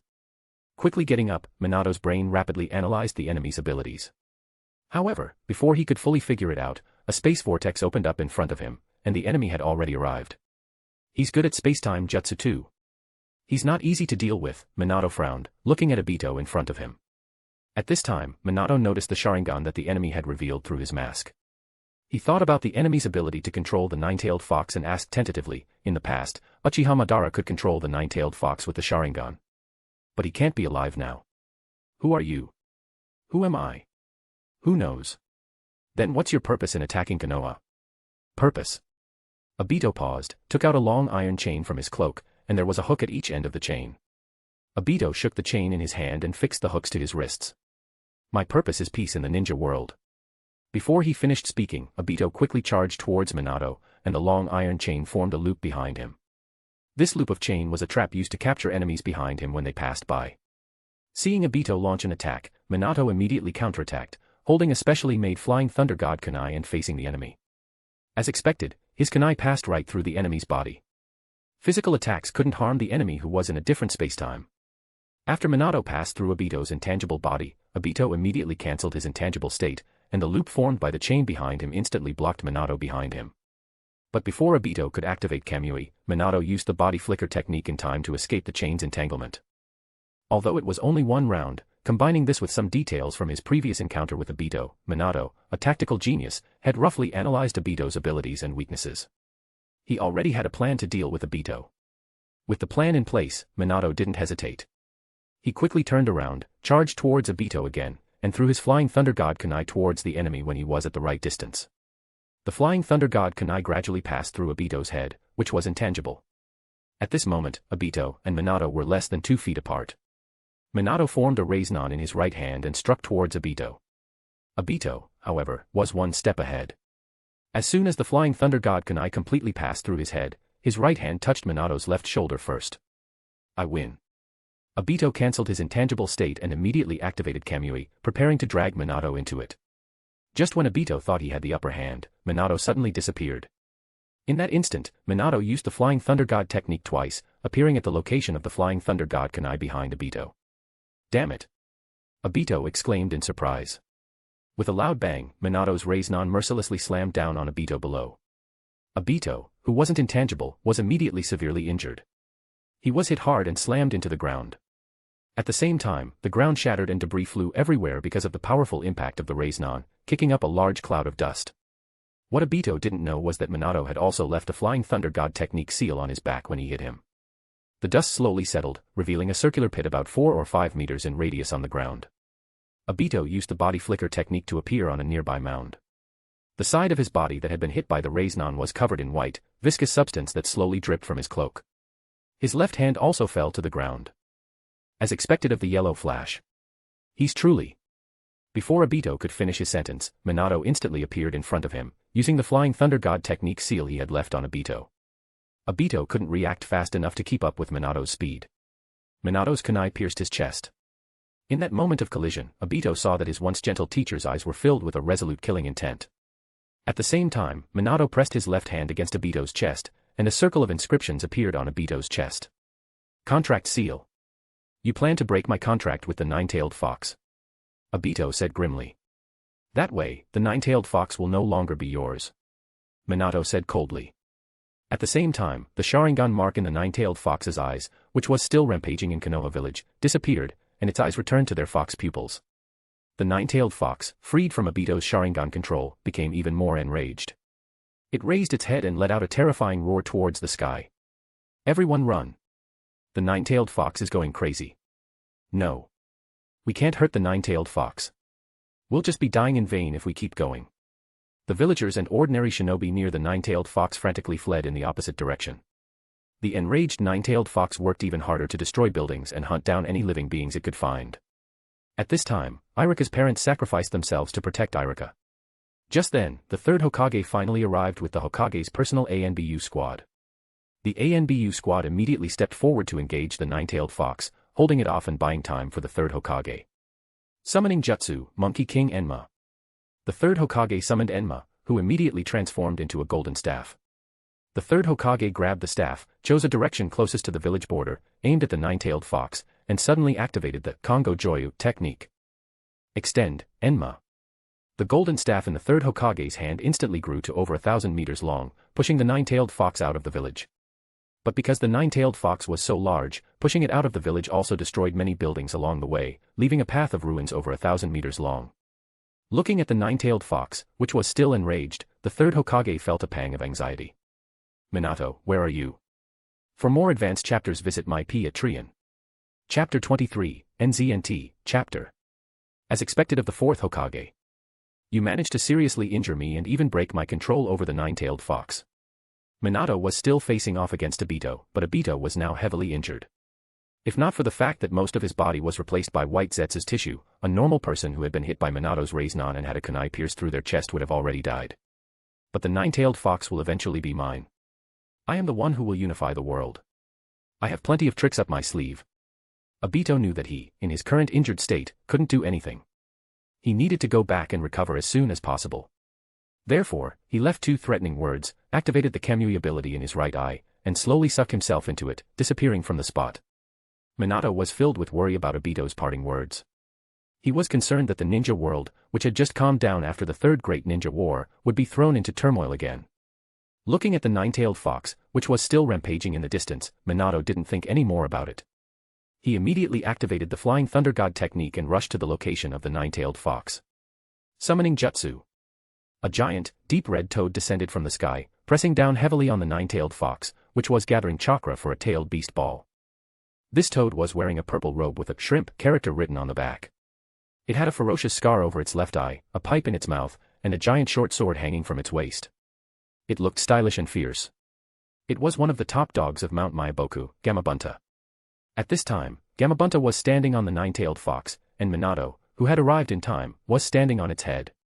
Seeing the fourth Hokage, with his ceremonial robe billowing, appear, the Konoha ninjas who were still struggling to survive were immediately invigorated.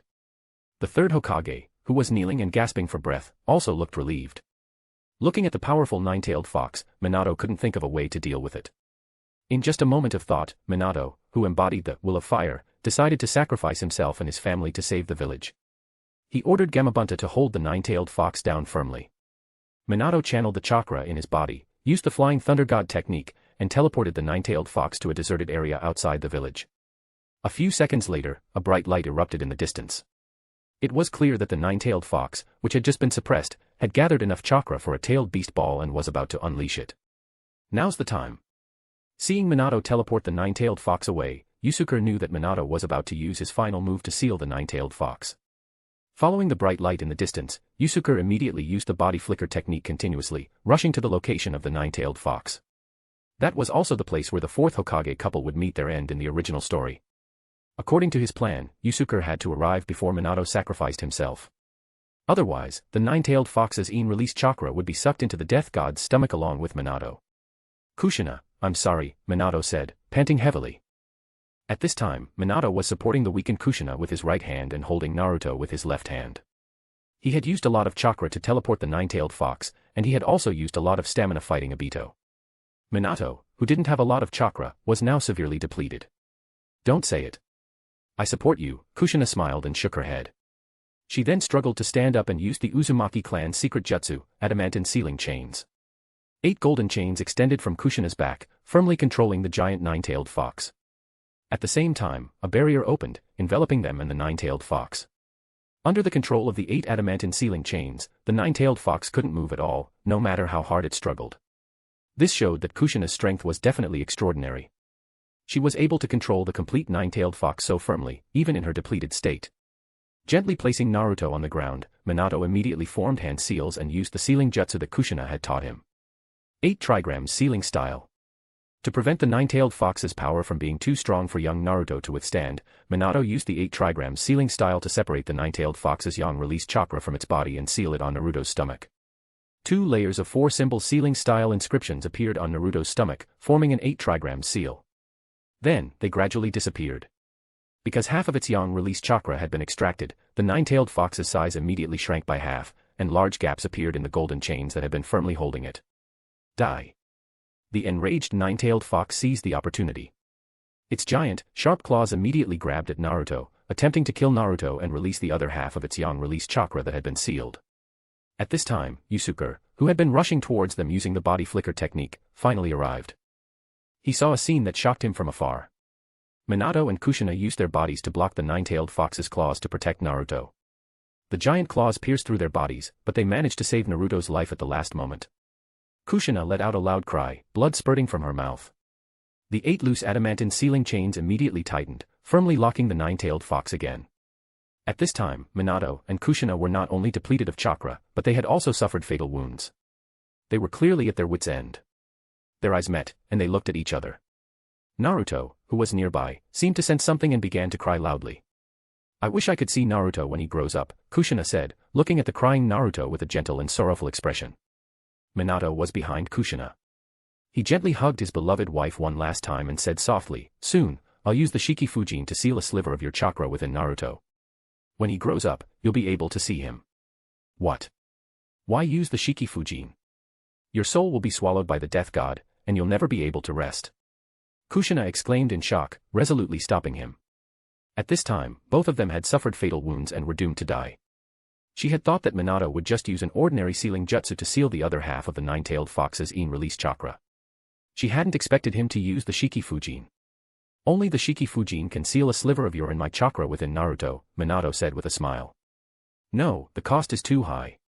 Kushina tightly grasped Minato's hand and tried to persuade him. Fourth Hokage, it's not over yet.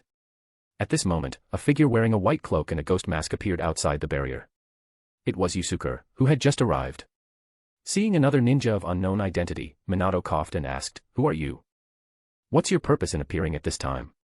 Kushina also looked at Yusuke warily, filled with anxiety.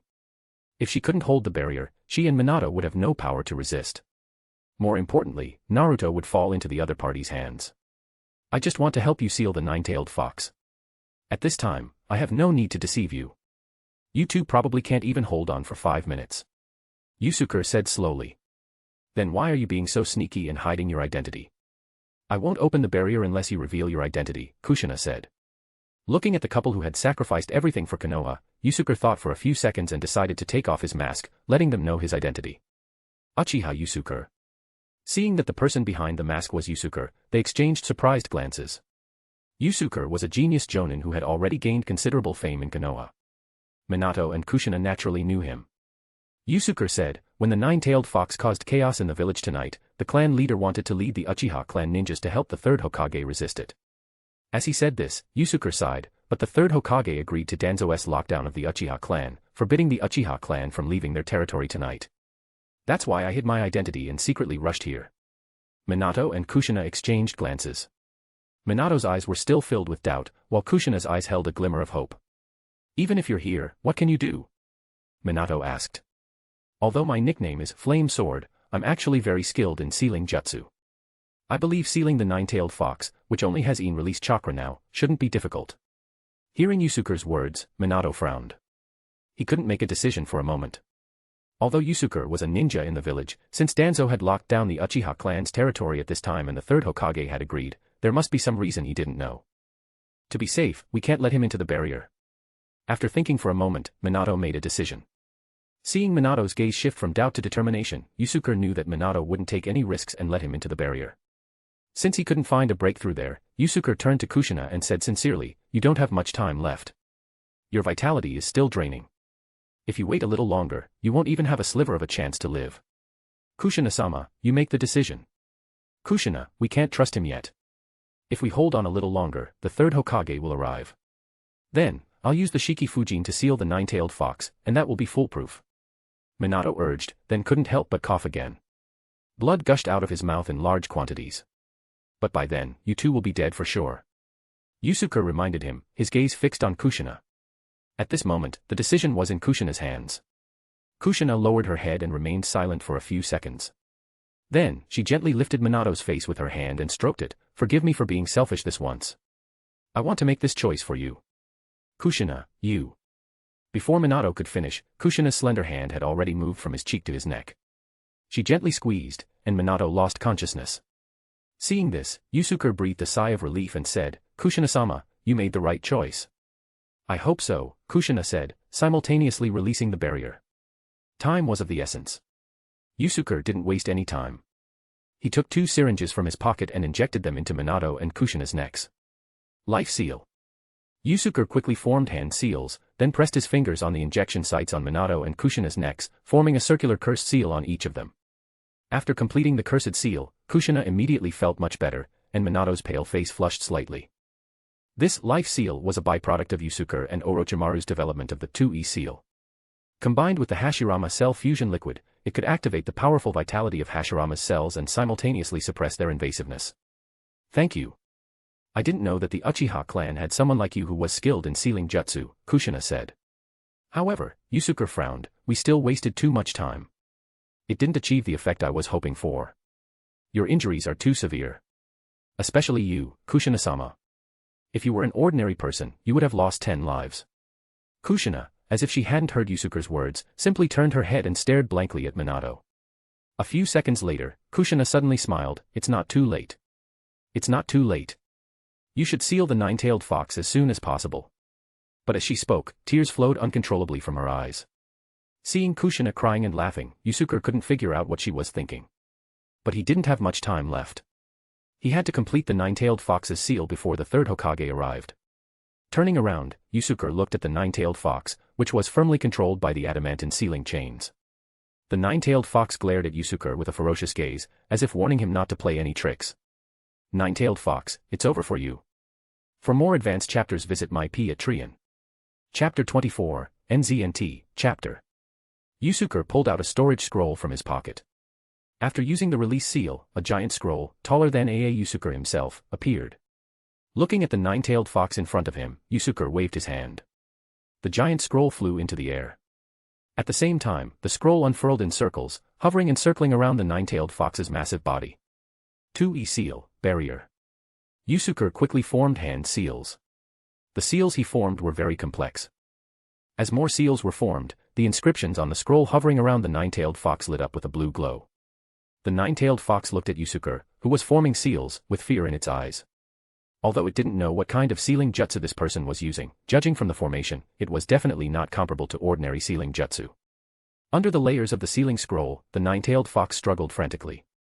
But Kushina's adamantine sealing chains still firmly bound it, and because its mouth was wrapped by the chains, it couldn't even roar. Release, sealing. When all the inscriptions on the scroll lit up, Yusuke brought his hands together, completing the hand seal.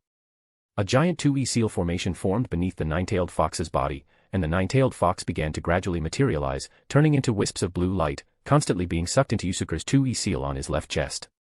The process of sealing and absorbing the nine-tailed fox's in-release chakra wasn't pleasant.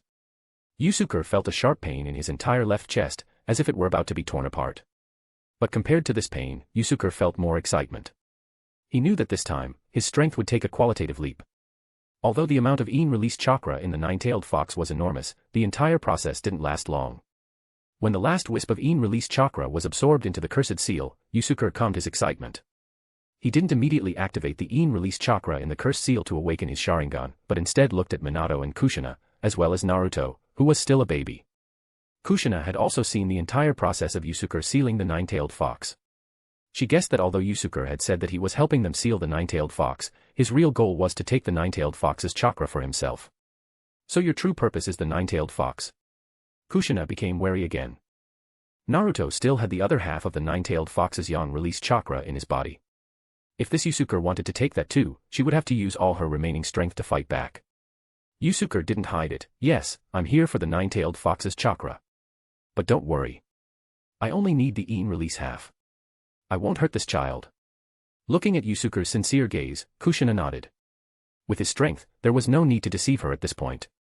Without looking at Yusuke, Kushina turned and held Minato in her arms. She gently kissed his forehead and smiled softly. Minato, thank you for being with me all this time. Naruto is yours now. As soon as she finished speaking, the 8 adamantine sealing chains extending from Kushina's back suddenly all plunged into Minato's body. Chakra and vitality could be seen flowing into Minato's body through the chains, and Kushina's long red hair gradually turned dull. What? Yusuke was shocked to see Kushina's actions. The 4th Hokage's constitution is far inferior to yours. Even if you inject all your remaining vitality and chakra into the 4th Hokage's body, he might not survive. On the other hand, you still have a chance to live. Yusuke couldn't help but speak, seeing Kushina's determination to sacrifice herself for Minato. But as soon as he spoke, Yusuke regretted it. He could understand Kushina's choice and determination. What he said was pointless. Sighing, Yusuke couldn't help but think of a line from his previous world. What is love in this world, that it makes people willing to die for each other? Watching Kushina's once bright red hair gradually turn gray, Yusuke felt a pang of regret, but he also admired this woman. Suddenly, Yusuke thought of something. Kushina-sama, you must want to see the 4th Hokage and Naruto again. I have a method here. I don't know if you'd be willing to try it. Shortly after Yusuke left, the 3rd Hokage arrived with the ANBU at the location where the 4th Hokage and the others were. 3rd Hokage-sama, the 4th Hokage and Kushina-sama are ahead, along with a baby. But Kushina-sama is gone, and the 4th Hokage is unconscious. He looks very weak. An ANBU member reported to the 3rd Hokage after checking the situation first. The 3rd Hokage stepped forward and looked at Kushina, who was lifeless and had gray hair. He sighed deeply. Then he saw that Minato's chest was still rising and falling slightly. The 3rd Hokage was slightly relieved, but a yin-yang symbol cursed seal on Minato's chest, where his clothes were torn, caught his eye. This must be the jutsu Kushina used to sacrifice herself to save Minato, the 3rd Hokage thought to himself. He could see that Kushina's hair had turned gray because her vitality had been drained. Therefore, the 3rd Hokage thought that the yin-yang symbol cursed seal was the jutsu Kushina used to transfer her vitality to Minato. He picked up Naruto, who was on the ground, and looked at the couple lying on the ground. The 3rd Hokage couldn't help but feel a pang of self-reproach. Did I make a mistake this time? If I hadn't agreed to Danzo's restriction on the Uchiha clan, would this have been the outcome? Just as the 3rd Hokage arrived, Yusuke had already reached a secluded valley, ready to use the nine-tailed fox's in-release chakra to break through the suppression of Ryūjin Jakka in his mental world and awaken his Sharingan. 2E seal, release. Yusuke silently muttered in his mind, controlling the 2E seal to release. Black inscriptions spread out from the cursed seal on his left chest, covering the skin of his entire body. At this moment, Yusuke felt as if he had endless power. His chakra seemed inexhaustible. However, as in-release chakra, its main use was to release genjutsu or some soul-related or mental-related secret techniques. It couldn't be used to release ordinary jutsu. In terms of in-release, I'm not quite a chakra tank, but I'm definitely a chakra dragon now, Yusuke thought to himself. Putting aside his distractions, Yusuke focused his mind, preparing to go all out to awaken his Sharingan. Open. Yusuke channeled all the in-release chakra in the cursed seal to attack his mental world. A pain, as if his soul was being ripped apart, exploded in his mind. He let out a muffled groan, but he didn't stop. He continued to persevere. Yusuke could feel that Ryūjin Jakka in his mental world was suppressing and absorbing the in-release chakra that was rushing in. But the amount of in-release chakra in the nine-tailed fox was too large, and it was constantly being injected into his mental world. I'm about to succeed. Just when the in released chakra in the 2E seal was about to be less than 1/10, Yusuke's vision suddenly shifted. He saw a giant crack in the sky of his mental world, which had originally been filled with clouds. It was as if an eye had opened. In an instant, Yusuke found himself in his mental world, which he had only been able to enter before with the help of Fugaku's dojutsu. This time, he not only saw Ryūjin Jakka, which pierced the heavens and earth, but he also saw a 3-tomo eye-like pupil in the crack in the sky. The reason it was called eye-like was because the 3 tomo in this pupil weren't black like those of an ordinary Sharingan. They were 3 golden red flame tomo. Is this my Sharingan? It seems different from the ordinary Uchiha clans. Looking up at the pupil in the sky, Yusuke muttered to himself. At this moment, the pupils in Yusuke's eyes had also transformed into the same pattern as the one in the sky. Although he couldn't see his own eyes, Yusuke knew that he had successfully awakened his Sharingan. Now, Yusuke could clearly sense that his vision was different from before. It was clearer, as if he could grasp every detail. Yusuke was able to enter his mental space because the dojutsu power of his newly awakened Sharingan was strong enough to give him the ability to see inside himself. My Sharingan has clearly mutated. These golden red flame tomo must have been influenced by Ryūjin Jakka. As for the power it contains, I'll have to slowly experience it. With his Sharingan successfully awakened, Yusuke was happy. At the same time, he thought he should greet his new guest in his mental world. He looked at the small 9-tailed fox, which was cowering in the distance, and slowly walked towards it. As Yusuke's gaze moved, the pupil in the sky also looked at the target of Yusuke's gaze. What are you doing? I'm the most powerful 9-tailed fox. Don't come any closer. Seeing Yusuke, the 9-tailed fox, which looked like a fox cub, blustered, assuming a predatory stance. But at this time, the 9-tailed fox's appearance was not only unable to scare anyone, but it was actually quite cute. Girls who liked fluffy animals would probably love it. You're in this form because your chakra is depleted, right? How long will it take you to recover? Yusuke didn't pay attention to the 9-tailed fox's attitude. He looked at the little fox in front of him and asked with amusement. Damn it, what kind of sealing jutsu are you using? I can't recover my chakra at all. The 9-tailed fox roared angrily. Normally, its chakra recovery speed was very fast. But after being sealed in Yusuke's 2E seal, it discovered that after its chakra was drained, it didn't recover at all. Hearing the 9-tailed fox's words, Yusuke immediately understood the limitations or, rather, the power of the 2E seal. This cursed seal completely isolated it from the outside world. Therefore, the 9-tailed fox's chakra sealed within it couldn't be replenished on its own. Only Yusuke could gather in release chakra and provide it to the 9-tailed fox, slowly replenishing it. Forget it. I'll just treat it like a battery. But after this battery runs out once, I'll have to charge it for a whole month.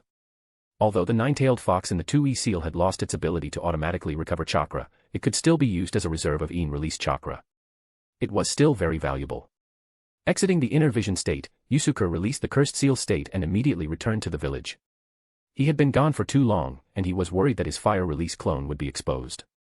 If that happened, he might end up becoming a rogue ninja. I wonder what kind of power I'll have if I use in release chakra to imitate soul power and activate Ryūjin Jakka. Do I have Kage level strength now? As he quickly moved towards the village, Yusuke thought to himself. For more advanced chapters visit my Patreon. Chapter 25, NZNT, Chapter. After the 9-tailed fox rampage, Konoha village was in ruins. Everywhere you looked, there were broken buildings and rubble. Not only were many buildings destroyed and many villagers killed or injured, but many survivors were also left homeless. Luckily, Konoha had the most complete medical ninja system among all the ninja villages. Many of the injured received good treatment. If other ninja villages had encountered this situation, many more injured people would have died due to inadequate treatment. Looking at the 4th Hokage, Minato Namikaze, who remained unconscious in his hospital bed, the 3rd Hokage frowned and asked the medical ninja beside him, "How is the 4th Hokage? Why hasn't he woken up yet?" 3rd Hokage-sama, the 4th Hokage was seriously injured this time. His chakra is depleted, but the most serious injury is the penetrating wound to his chest. If he were an ordinary person, he would have already died. The 4th Hokage is able to maintain his current state because Kushina-sama used her own vitality to prolong his life. The medical ninja shook his head and continued, "With our current abilities, we can only maintain the 4th Hokage's life force like this. But we're not sure if he'll be able to wake up again." Listening to the medical ninja's explanation, the 3rd Hokage's expression gradually became serious. "If Tsunade were here, do you think there would be a chance to wake up the 4th Hokage?" "If it were Tsunade-sama, maybe she would have a way," the medical ninja said uncertainly. 3rd Hokage-sama, what should we do with this baby?" At this time, an ANBU member carrying Naruto walked up to the third Hokage and asked. The third Hokage glanced at Naruto, who was still asleep, and then at Minato, who was unconscious. After a moment of silence, he said slowly, "Take him to the Konoha orphanage and have them raise him." The Konoha orphanage was an orphanage in Konoha village funded by the government. It was specifically for raising orphan children of ninjas or villagers in the village. It wasn't the same orphanage that was managed by Yahiko. Also, this child's identity must be kept strictly confidential. Don't let it leak out at all. The third Hokage said sternly. Yes. The ANBU said respectfully, then carried Naruto and prepared to leave Minato's ward. As soon as the ANBU left, Kakashi, who had received news that the fourth Hokage was seriously injured and unconscious, rushed to the ward. Third Hokage-sama, sensei. Kakashi asked anxiously, looking at the third Hokage, who was frowning. Minato was seriously injured this time. He's barely hanging on. I don't know when he'll wake up, the third Hokage said. Patting Kakashi on the shoulder, the third Hokage continued, don't worry. I'll arrange for people to find Tsunade's whereabouts as soon as possible. I believe that if she's here, she should be able to find a way to wake up Minato. Kakashi looked at the fourth Hokage with worry. What are you going to do with Sensei's child? If possible, can I take care of him? The third Hokage shook his head. How can you, a man, take care of a child? Besides, you have missions to do. I'll have the Konoha orphanage raise Naruto until Minato wakes up. But isn't that a little unfair to Naruto? Sensei and Kushina-sama sacrificed so much for the village. Naruto deserves better care, Kakashi frowned. The third Hokage waved his hand. Kakashi, I saw the sacrifices that Minato and Kushina made. But it was their sacrifices that ensured the village's peace. Naruto is now the Jinchuriki of the nine-tailed fox, and his identity is very sensitive. That's why I decided to hide his identity and have him raised in the orphanage. It's a good thing for him. I believe that if Minato were in my position, he would make the same decision.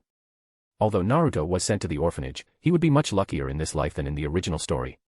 Because Minato was still alive, the third Hokage not only arranged for someone to secretly take care of Naruto, but he also wouldn't let the rumors targeting Naruto spread unchecked like in the original story. Naturally, Naruto wouldn't be discriminated against or ostracized by the villagers. 3 days after the nine-tailed fox rampage, Konoha's high-ranking officials announced the casualties of the incident. The fourth Hokage was seriously injured and unconscious. The wives of the two Hokage, Sarutobi Biwako and Uzumaki Kushina, were killed. Many other ninjas also died in this incident, including Kurenai's father, Yuhi Kurenai, and Irika's parents. Since the fourth Hokage was currently unable to handle the village's affairs, the third Hokage announced that he would come out of retirement and take charge of the village's work. During this critical period, in addition to strengthening the village's defenses, Konoha's high-ranking officials also asked ninjas to temporarily reduce their missions and assist in the village's reconstruction. In addition, the third Hokage sent people to recall Jiraiya, who was out searching for Tsunade. He asked Jiraiya, one of the Sannin, to return to the village and protect it, in case of any further unforeseen incidents. At the same time that he recalled Jiraiya, the third Hokage also arranged for other people to continue searching for Tsunade. After issuing a series of emergency response measures, the third Hokage convened a meeting of Konoha's high-ranking officials to discuss the reconstruction plan for the damaged areas of the village. Uchiha Fugaku, the clan leader of the Uchiha clan, was naturally involved, and at Fugaku's request, Yusuke accompanied him to this meeting. This was the first time Yusuke had participated in a Konoha high-ranking official's decision-making meeting. The third Hokage was naturally sitting in the main seat. To his left was Danzo, and to his right were the two Konoha elders, Kohara Udatane and Hamura Mito-Kato. Behind the third Hokage stood an ANBU member wearing a cat mask. Judging by his physique, hairstyle, and the katana on his back, Yusuke could tell that this ANBU member was Uchiha Shursue. Besides these high-ranking officials, who were all elders of Konoha, the rest were the clan leaders of various ninja clans, such as Hyuga clan leader Hayashi Hyuga, and the clan leaders of the Ino Shikacho 3 clans. Some clan leaders also had 1 or 2 core members from their clan standing behind them. The representative of the Uchiha clan was naturally clan leader Uchiha Fugaku, and Yusuke stood behind him, expressionless, playing the role of a silent observer. At first, the high-ranking officials discussed some strategies regarding the village's economic recovery and the treatment of the injured after the war. After discussing these two topics, Danzo stood up and took out a map, which was a bird's-eye view of Konoha village.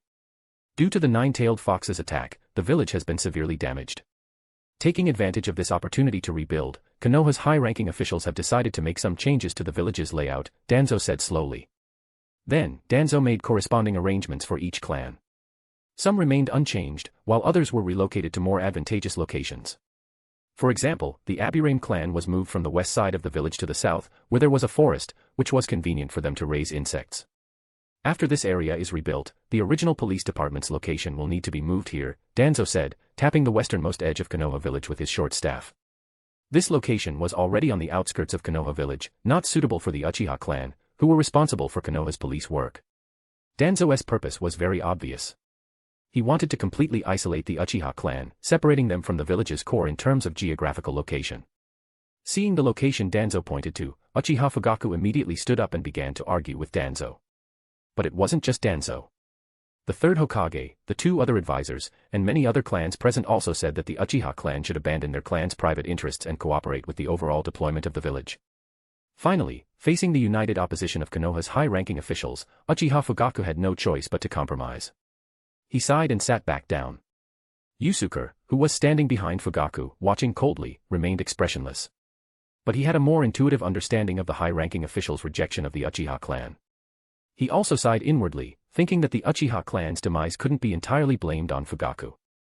After discussing the relocation and placement of the Uchiha clan, Fugaku protested about Danzo's lockdown of the Uchiha clan's headquarters on the night of the nine-tailed fox rampage. The third Hokage decisively passed the buck to Danzo, simply reprimanding him a few times, and the matter was dropped. Leaving the conference room, Fugaku looked as if he had been through a great battle. He looked very tired. Yusuke, you saw our current situation. We're really struggling now. We can't make a single mistake. Fugaku sighed. If we make any mistakes, we'll pay a huge price. Yusuke didn't answer Fugaku's sigh, but simply nodded to show that he understood. But don't worry too much. Just focus on improving your strength. I have high hopes for you. Fugaku patted Yusuke on the shoulder and continued, by the way, I have something else to do. I won't go back to the clan with you. After saying goodbye to Yusuke, Fugaku left alone. Looking at Fugaku's back, Yusuke couldn't help but think to himself, maybe only when an Uchiha becomes Hokage can the clan break free from its current predicament. Just then, a voice rang out behind Yusuke. Yusuke-senpai, what do you think about the arrangements the high-ranking officials made for the clan at today's meeting?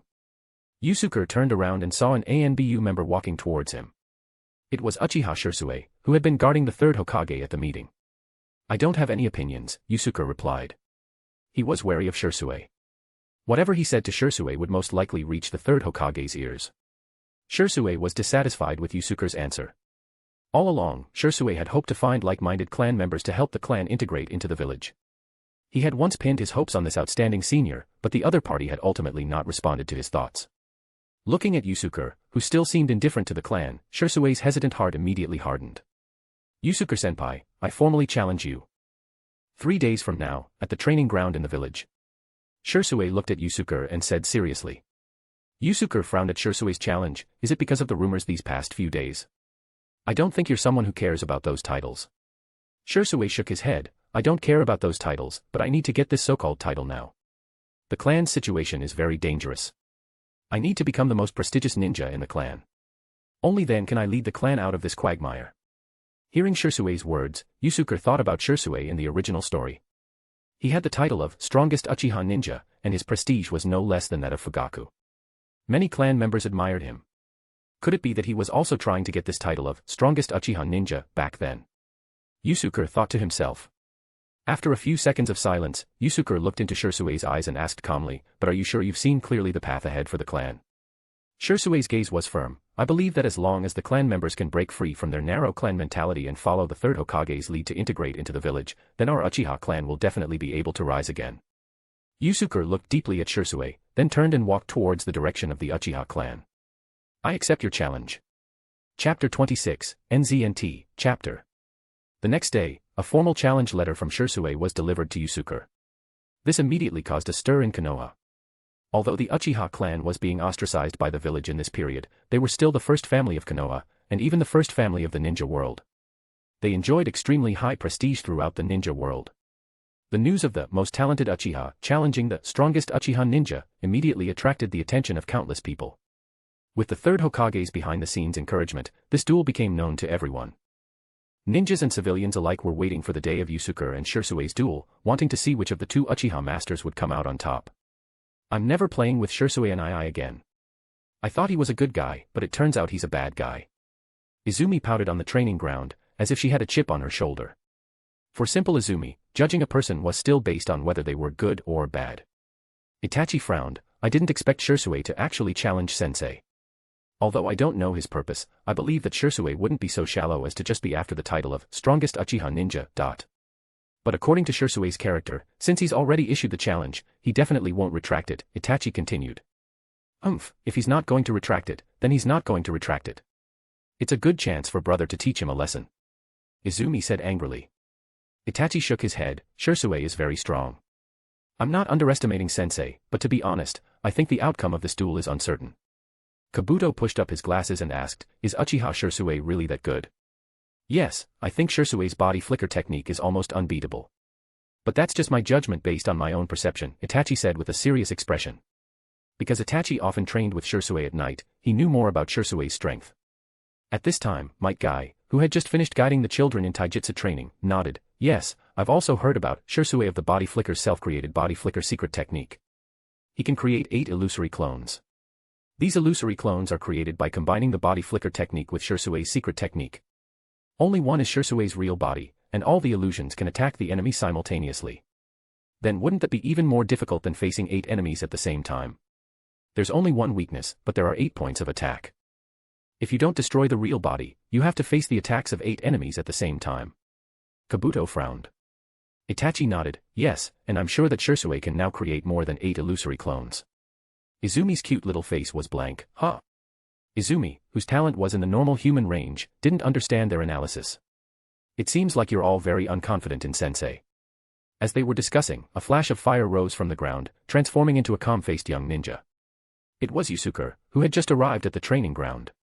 Seeing Yusuke appear, everyone gathered around him, asking him about his confidence in this duel. Don't worry. Shisui is no match for me, Yusuke said with a smile. If he hadn't obtained the 9-tailed fox's release chakra, Yusuke wouldn't have been confident in defeating Shisui.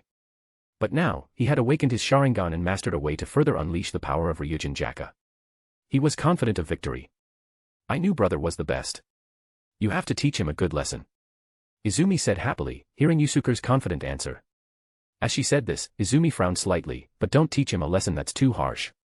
After all, he was a good person before. Hearing Izumi's innocent words, Yusuke smiled and patted her head. Guy grinned, revealing a mouthful of white teeth. Since you're so confident, Yusuke, how about we have a manly duel first? I refuse. Yusuke said expressionlessly. With a bang, Itachi, Kabuto, and Izumi looked in surprise at Guy, who had suddenly attacked. Guy kicked out, stopping right next to Yusuke's head. Yusuke blocked it with his arm. Because Guy's leg power was very strong, the impact of his leg hitting Yusuke's arm made a loud noise. You can't refuse this duel. Guy laughed. Before he finished speaking, Guy's figure gradually blurred, as if he were an illusion. Before anyone present could react, 4 identical guys suddenly attacked Yusuke. 2 used kicks, and 2 used punches. Yusuke's lips curled up slightly. He understood what Guy meant. He was helping Yusuke experience Shisui's body flicker technique in advance. Yusuke dodged and blocked the attacks of the 4 guys. Although Yusuke's taijutsu was also excellent, he quickly realized that ordinary taijutsu was simply no match for this body flicker technique. After all, Guy had only just managed to create 4 illusory clones. Yusuke dodged left and right, barely having a chance to fight back. Even when he occasionally counterattacked, he only hit intangible illusions. After barely holding on for a dozen seconds, Yusuke couldn't withstand Guy's onslaught. He used the fire illusion crow technique to transform into dozens of illusionary crows shrouded in flames and create distance between himself and Guy.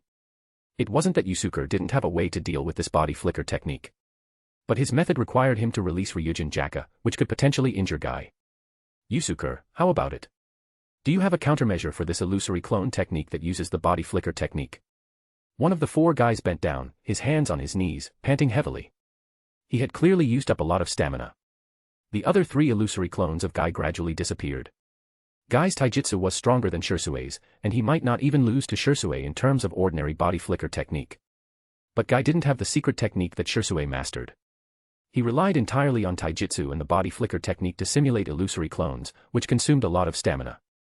Therefore, even with Guy's strength, he could only simulate 4 illusory clones at most, and he couldn't sustain them for long.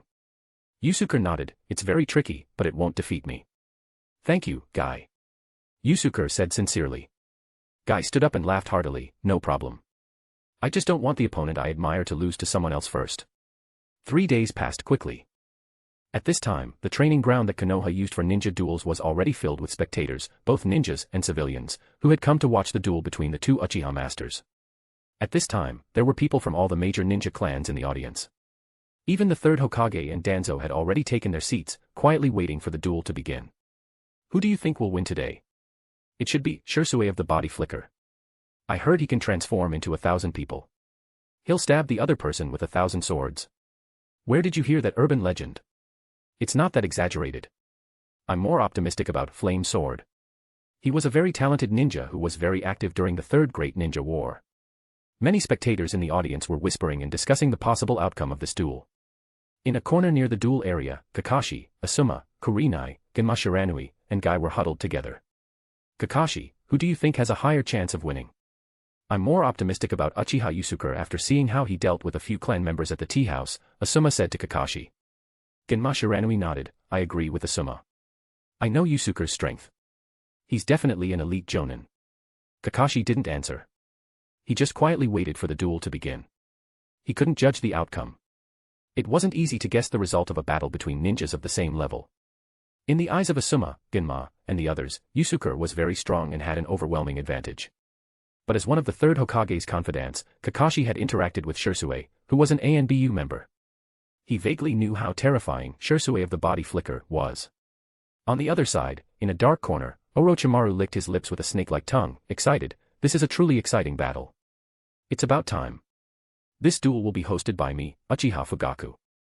Now, please have the two duelers come to the center of the training ground. Uchiha Fugaku, who was wearing a dark expression, said loudly as he entered the training ground. After Sharpened formally delivered the challenge letter to Yusuke, Fugaku had talked to Sharpened twice, but he couldn't persuade Sharpened to give up the challenge. In Fugaku's view, this was just a way for the other Konoha clans to make fun of the Uchiha clan. But no matter how unwilling he was, as the clan leader of the Uchiha clan, he was the most suitable person to host this duel. Yusuke and Sharpened arrived at the center of the training ground, facing each other, about 5 meters apart. They stared at each other. Barrier team, open the barrier. The duel officially begins. Fugaku looked at Yusuke and Sharpened with complex emotions, then announced loudly. At the same time, he left the training ground. If these two geniuses could get along and work together to help me revitalize the clan, then our Uchiha clan would definitely be able to regain its footing in Konoha, Fugaku thought to himself. Although Yusuke had reminded Fugaku about Sharpened's stance, Fugaku still trusted Sharpened very much. In Fugaku's understanding, Sharpened was just a representative of the clan's moderates. He hoped to eliminate the conflict between the clan and the village and serve as a bridge between the clan and the village's high-ranking officials. He didn't believe that Sharpened would disregard the clan's interests and completely surrender to the village's high-ranking officials. On the training ground, Sharpened activated his Sharingan and looked at Yusuke with burning eyes. Yusuke-senpai, I will be the victor of this duel. You are very strong, but you can't defeat my ninja way and my determination. Senpai, what is your ninja way? Looking at Sharpened, who was full of confidence, Yusuke said slowly, my ninja way. It's not time for you to know yet. Hearing Yusuke's answer, Sharpened didn't say anything more. His gaze suddenly became sharp. Fire Release, Great Fireball Technique. Chapter 27, NZNT, Chapter. Fire Release, Great Fireball Technique. After the duel officially began, Sharpened quickly formed hand seals and used the Great Fireball Technique to tactically block Yusuke. Flame Release, Flame Return. Yusuke also formed hand seals and countered with a jutsu. It was as if a whale was sucking in water. All the great fireballs that Sharpened had spewed from his mouth were absorbed into the hand seal in Yusuke's hand. Then Yusuke also opened his mouth and spewed a giant, golden-red fireball towards Sharpened. This golden-red fireball was larger than the great fireball that Sharpened had used, and it was clearly hotter. The part that touched the ground even burned the surface to ashes and caused it to sink. Sharpened could see that Yusuke's flame release was not easy to withstand. He immediately retreated backwards and jumped high into the air, dodging Yusuke's counterattack. Fire Release, Hyakuretsu Kagebushin. In midair, Sharpened simultaneously shot out dozens of kunai, wrapped in flames and spinning at high speed, towards Yusuke. But Sharpened's Hyakuretsu Kagebushin wasn't that simple. He formed hand seals again and used genjutsu to multiply the number of kunai, which were originally dozens, by several times. Moreover, it was impossible to tell which were real and which were fake. Facing the countless kunai wrapped in flames, Yusuke knew that the best way to deal with it was to use an AoE attack to solve it all at once. He quickly formed hand seals and used another flame release jutsu that no one had seen before. Flame Release, Fujin. A giant, Crimson Whirlwind formed in front of Yusuke and blew towards Shisui and the kunai he had shot out.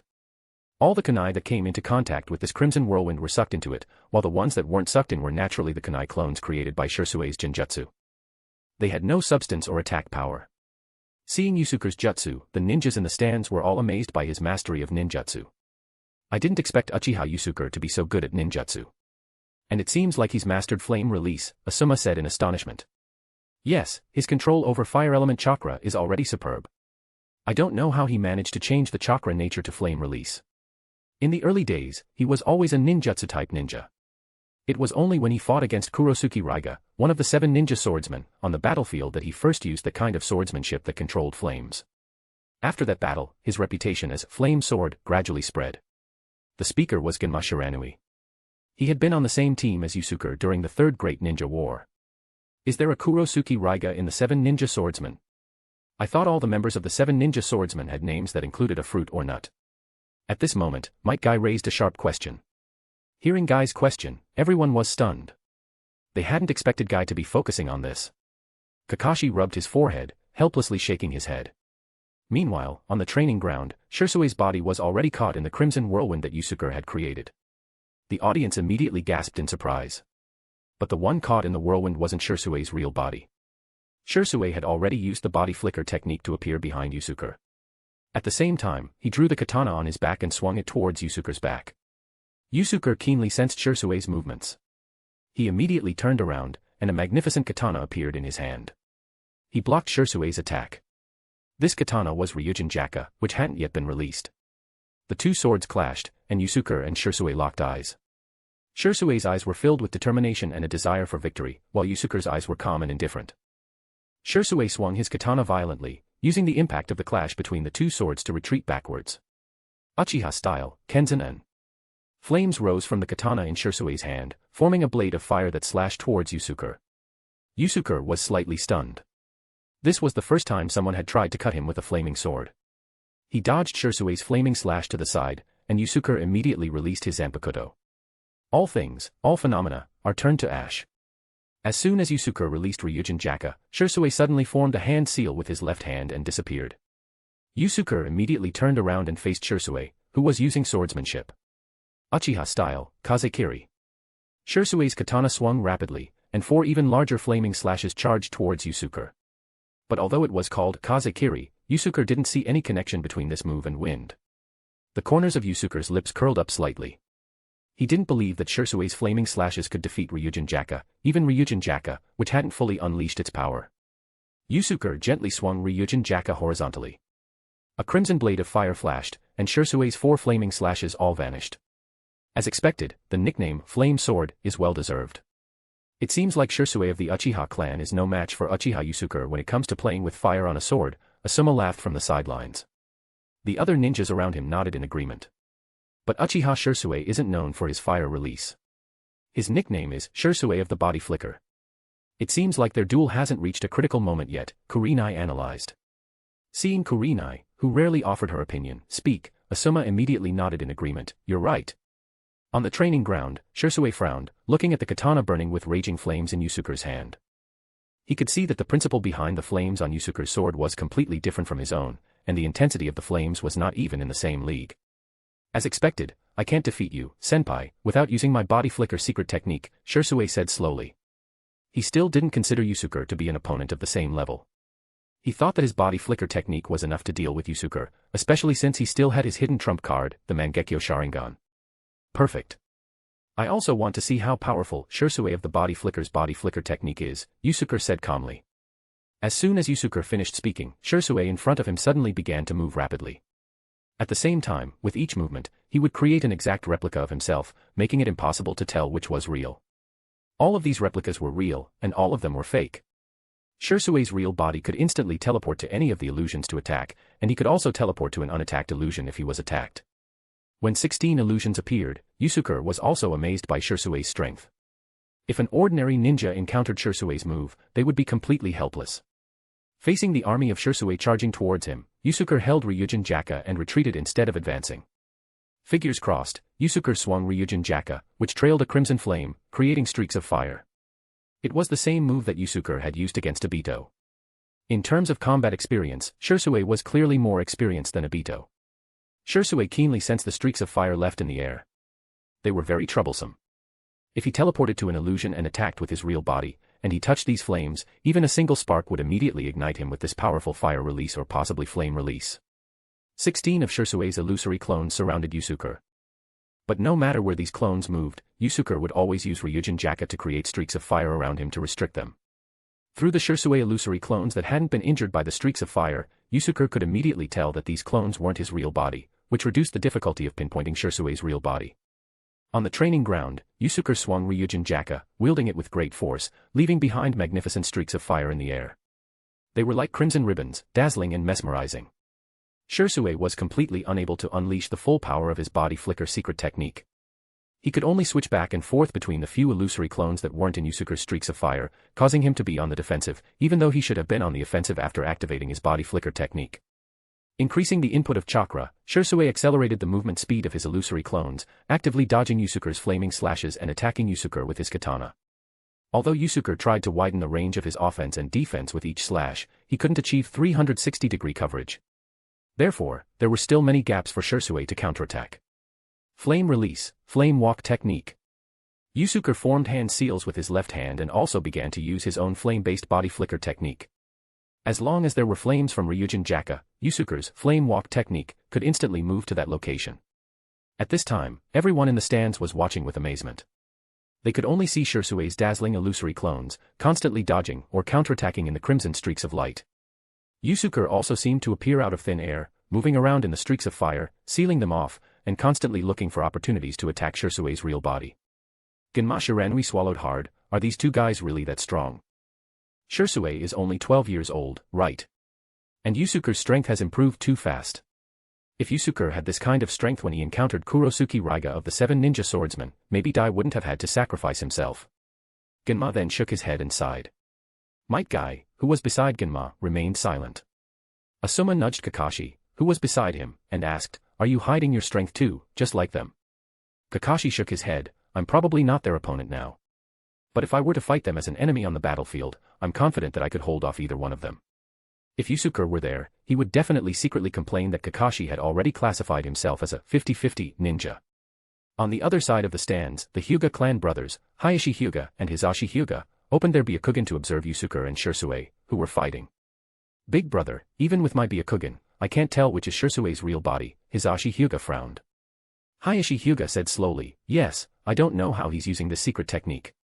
Every illusory clone seems to be his real body. Even the Byakugan can't tell which is real.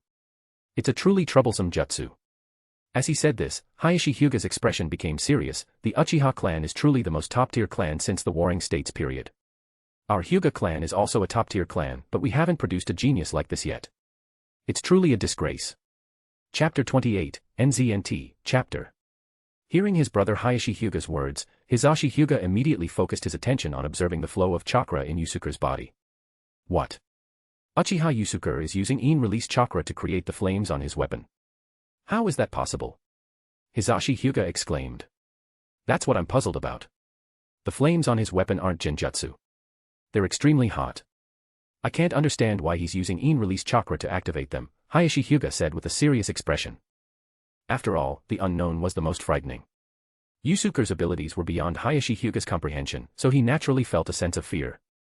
Hayashi Hyuga didn't know that the flames on Yusuke's weapon weren't chakra flames but flames from Ryūjin Jakka, his Zanpakuto. The best way to unleash Ryūjin Jakka's power was to use soul power. In the Naruto world, soul power was also part of in-release chakra. At this time, Shisui on the training ground was gradually feeling exhausted. Although using the body flicker technique to create illusory clones didn't consume as much stamina as Guy, who relied purely on taijutsu, it still put a considerable burden on him. Yusuke, who was constantly chasing Shisui using the flame walk technique, also immediately noticed Shisui's condition.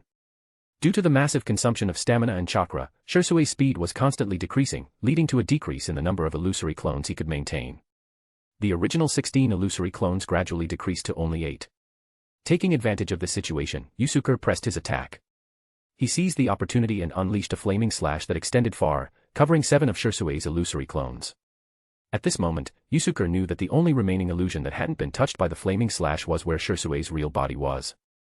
Yusuke used the flame walk technique again. Half of his body emerged from the flaming slash behind Sasuke. Ryūjin Jakka, burning with raging flames, was raised high, ready to strike. Sasuke, if you don't have any other trump cards, then this is the end. Sensing the intense killing intent behind him, Sasuke couldn't dodge in time. He could no longer hold back his strength. He immediately activated the ability of his Mangekyo Sharingan. The three-tomo pattern in his eyes instantly transformed into a four-pronged dart shape. Susanoo. A giant, emerald green skeleton suddenly enveloped Sasuke's body, blocking the crimson slash that Yusuke had swung diagonally. Seeing this, Yusuke immediately used the recoil from his diagonal slash to retreat backwards, creating some distance between himself and Sasuke. After standing still, Yusuke calmly observed the Susanoo, which was still in its half-skeleton form. At this time, gasps of surprise rang out from the stands. Almost all the spectators had never heard of the Mangekyo Sharingan, let alone seen the Susanoo.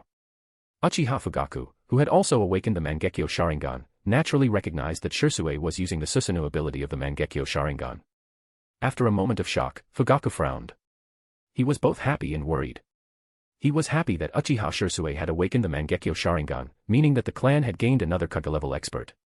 But he was worried that Sasuke had not only concealed the fact that he had awakened the Mangekyo Sharingan, but he was also using the Mangekyo Sharingan's irreplaceable dojutsu power to fight against Yusuke, a member of his own clan. If he could, Fugaku would have rushed onto the training ground to stop them from continuing the duel. But in this formal duel, under the eyes of everyone, Fugaku could only anxiously watch from the sidelines. In the stands, the third Hokage had a calm expression, but Danzo's face changed drastically. Uchiha Sasuke has actually awakened the Mangekyo Sharingan. What ability does his Mangekyo Sharingan have? Danzo asked the third Hokage beside him. It's a genjutsu that can permanently alter a person's mind, the third Hokage said slowly. Danzo's expression was gloomy. This ability is too dangerous. It needs to be in my. Seeing the third Hokage turn to look at him, Danzo changed his words halfway through, it needs to be in our hands. Sasuke is trustworthy. The third Hokage turned back and focused his gaze on Yusuke, who was still very calm. No Uchiha is trustworthy. The risk is too great. We must act. Danzo said. As if he hadn't heard Danzo's words, the third Hokage just looked thoughtfully at Yusuke, who was still very calm. On the other side of the stands, Genma Shiranui looked at the emerald green giant skeleton on the training ground and said curiously, what's that? Summoning jutsu. But I've never seen such a strange summoned creature. Kakashi's expression was serious, it's not summoning jutsu. It should be a unique ability of the Sharingan. Pay attention to Uchiha Sasuke's eyes. Hearing Kakashi's words, everyone looked at Sasuke's Sharingan and immediately noticed that Sasuke's Sharingan was clearly different from the Tomo pattern of an ordinary Uchiha. What kind of Sharingan is that? Asuma asked Kakashi, turning his head. Kakashi shook his head, I don't know. Maybe it's because I've also transplanted a Sharingan. I can sense that the chakra emanating from this giant skeleton is very evil. In the center of the training ground, facing Sasuke's Susanoo, Yusuke remained calm. Susanoo, right. The dojutsu power of an ordinary Mangekyo Sharingan can't be restored. You're wasting this dojutsu power to fight me. Is it worth it? Yusuke looked at Sasuke and said. Of course it's worth it. Senpai, since you can recognize the Mangekyo Sharingan and Susanoo, you should know the difference in our strength. I don't want to hurt you, senpai. You should just surrender. Hearing Sasuke's words, Yusuke shook his head. The Mangekyo Sharingan is indeed a very powerful ability, but it's not enough to defeat me. As he spoke, Yusuke had already released the power of the 2E seal. Although the nine-tailed fox's power in the cursed seal hadn't been fully replenished, Yusuke thought it was enough to deal with Sasuke. If that's the case, then senpai, be careful. But as soon as Sasuke finished speaking and was about to attack, he suddenly noticed a shocking change in Yusuke opposite him. Black inscriptions appeared on Yusuke's neck and spread upwards, covering his entire face. The hands that Yusuke had revealed were soon covered by the spreading inscriptions. As the inscriptions appeared on Yusuke's body, all the ninjas in the audience, who were sensitive to chakra, noticed that Yusuke's chakra was rapidly increasing, far exceeding the amount of chakra that a normal ninja could possess. Not only was Sasuke in front of Yusuke stunned by Yusuke's transformation, but everyone in the stands was shocked as well. In today's duel, both Yusuke and Sasuke had already displayed many powerful abilities that no one had ever seen before, making all the spectators marvel at the Uchiha clan. They truly lived up to their reputation as the first clan of Konoha. How can there be such powerful in-released chakra? Even the tailed beasts are nothing compared to this, Hisashi Hyuga, who was observing with the Byakugan, exclaimed in surprise. Through the Byakugan, he could clearly see the extremely abundant in-released chakra flowing through Yusuke's meridians. Hayashi Hyuga, who was beside Hisashi, frowned and said nothing. As the clan leader of the Hyuga clan, he felt a deep sense of crisis. As one of Konoha's top ninja clans, the top ninjas of the Uchiha clan were clearly far stronger than those of the Hyuga clan. He, as the clan leader of the Hyuga clan, knew that he was no match for the two young men who were fighting on the training ground. Standing in the center of the emerald green Susanoo skeleton, Shisui began to control the Susanoo to attack. The Susanoo skeleton grew two skeletal arms, and a giant spiral sword appeared in its right hand. The Susanoo raised its spiral sword and stabbed fiercely towards Yusuke. Although its body was huge, it moved very quickly. Facing the Susanoo's attack, Yusuke stood still, not moving at all. He simply began to frantically draw in release chakra from the nine-tailed fox and activate the power of Ryūjin Jakka in his hand. The flames on Ryūjin Jakka in Yusuke's hand suddenly flared up. The color of the flames changed from crimson to golden red. The flame trail trailing from the tip of the blade formed a burning ring of fire behind Yusuke. This is the power that Ryūjin Jakka should have. I've really disgraced this strongest fire-type Zanpakuto in the past. Feeling the excited resonance coming from Ryūjin Jakka in his hand, Yusuke couldn't help but sigh inwardly. At this time, under the influence of Ryūjin Jakka, the air in the entire training ground became dry. Everyone's gaze shifted from the Susanoo to the magnificent katana burning with raging flames in Yusuke's hand. Flame repulsion. Yusuke swung Ryūjin Jakka in his hand. A circle of golden red flames formed around him, blocking the attack of the Susanoo's spiral sword. At the same time, as the spiral sword came into contact with this circle of golden red flames, a violent explosion occurred within the flames. Not only did it push Shisui back a few steps along with Susanoo, but the spiral sword in Susanoo's hand was also blown to pieces. Only half of it remained in Susanoo's hand. Flame repulsion was the first time Yusuke had truly used Ryūjin Jakka's own ability. He had been unable to truly use Ryūjin Jakka's power before. Although he had achieved Shirkai, he hadn't actually been able to use Ryūjin Jakka's skills. But now, with the support of the nine-tailed fox's massive in-release chakra, Yusuke finally had enough energy to activate Ryūjin Jakka.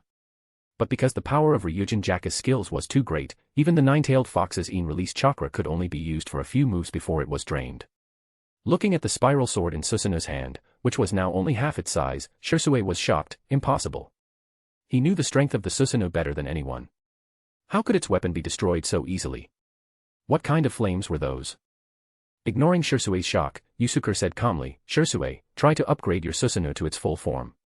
Because you might die from my next move." Chapter 29, NZNT, Chapter.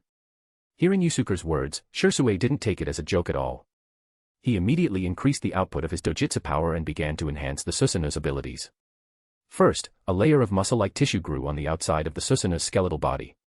The face was no longer a skull but grew into the face of a tengu. After the body was fully grown, armor formed on the outside of the Susanoo's body, and two giant tengu wings grew on its back. At this time, Shisui's Susanoo had grown to its third stage. But due to the intense consumption of dojutsu power in the Mangekyo Sharingan, Shisui's eyes were bleeding, and bloodshot veins covered them. It was clear that his dojutsu power had reached its limit. Shisui's chest heaved violently. After this series of high-intensity battles, his chakra and stamina were almost depleted. Fugaku, who was watching from the sidelines, was now on edge. It wasn't just that Shisui was wasting the Mangekyo Sharingan's power, which made him heartbroken. More importantly, the two geniuses of the clan were engaged in a pointless duel. If anything went wrong, the consequences would be unimaginable. As expected of someone who can activate Susanoo with one eye. Shisui's dojutsu power is truly amazing.